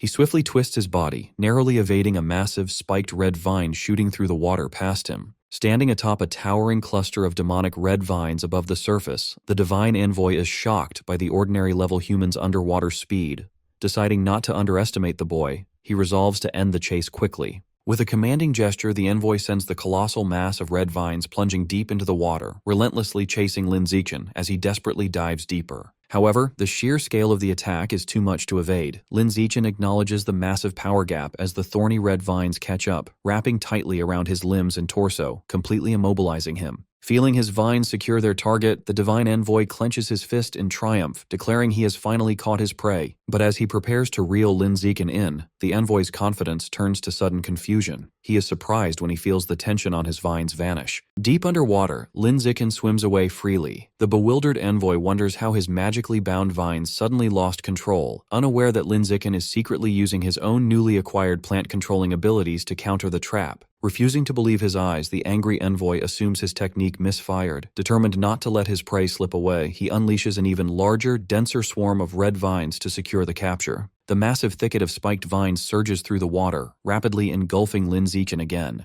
The vines wrap tightly around his body, leading the envoy to confidently declare that escape is impossible. Lin Zichen calmly activates his Lord of the Forest attribute. To the envoy's absolute disbelief, a glowing aura surrounds Lin Zichen, and the magical vines instantly loosen their grip, unable to bind him. Realizing Lin Zichen harbors a secret allowing him to bypass the cult's plant magic, the greedy envoy decides he must secure the boy personally. Knowing this capture would be a massive achievement, he dives into the floodwaters to hunt Lin Zichen. Swimming past a submerged tree root, Lin Zichen calculates he has stalled the enemy long enough. Hoping Shen Qinghan and the team have safely evacuated, he decides it is finally time to shake off his pursuer. As the envoy approaches, Lin Zichen activates his natural camouflage skill. He perfectly blends into the underwater scenery, remaining completely hidden as the envoy blindly swims past him. The bewildered envoy halts his pursuit, losing track of his target. He is shocked to find he cannot detect Lin Zichen's presence at all, even with advanced spiritual perception. Pausing to think, the masked man formulates a new theory.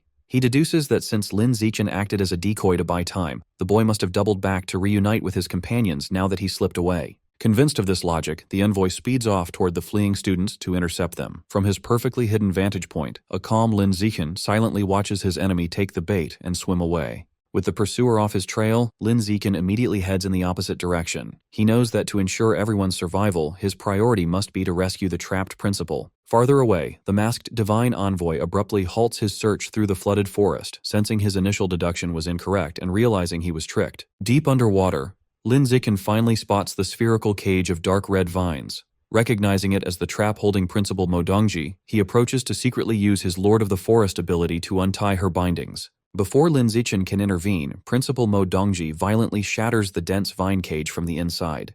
Standing amidst the shredded vines, she notes how tough the prison was and resolves to quickly find Lin Zichen and Shen Qinghan. Lin Zichen surfaces nearby to greet her. A surprised Mo Dongji asks how he got there. He explains he was hunted by the cult's envoy and happened to stumble upon her location while fleeing. Their reunion is cut short as sharp red vines forcefully pierce the water from above.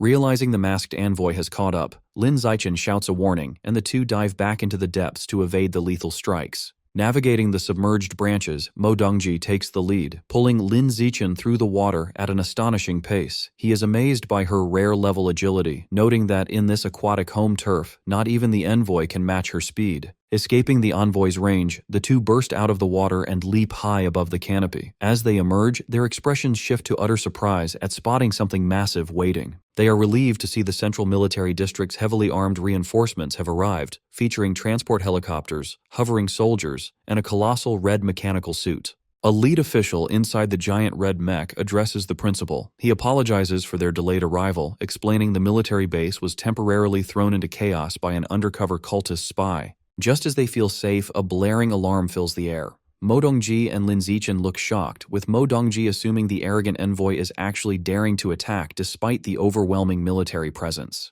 Mo Dongji deduces that the cult's undercover agents are actually right here among the supposed rescue team.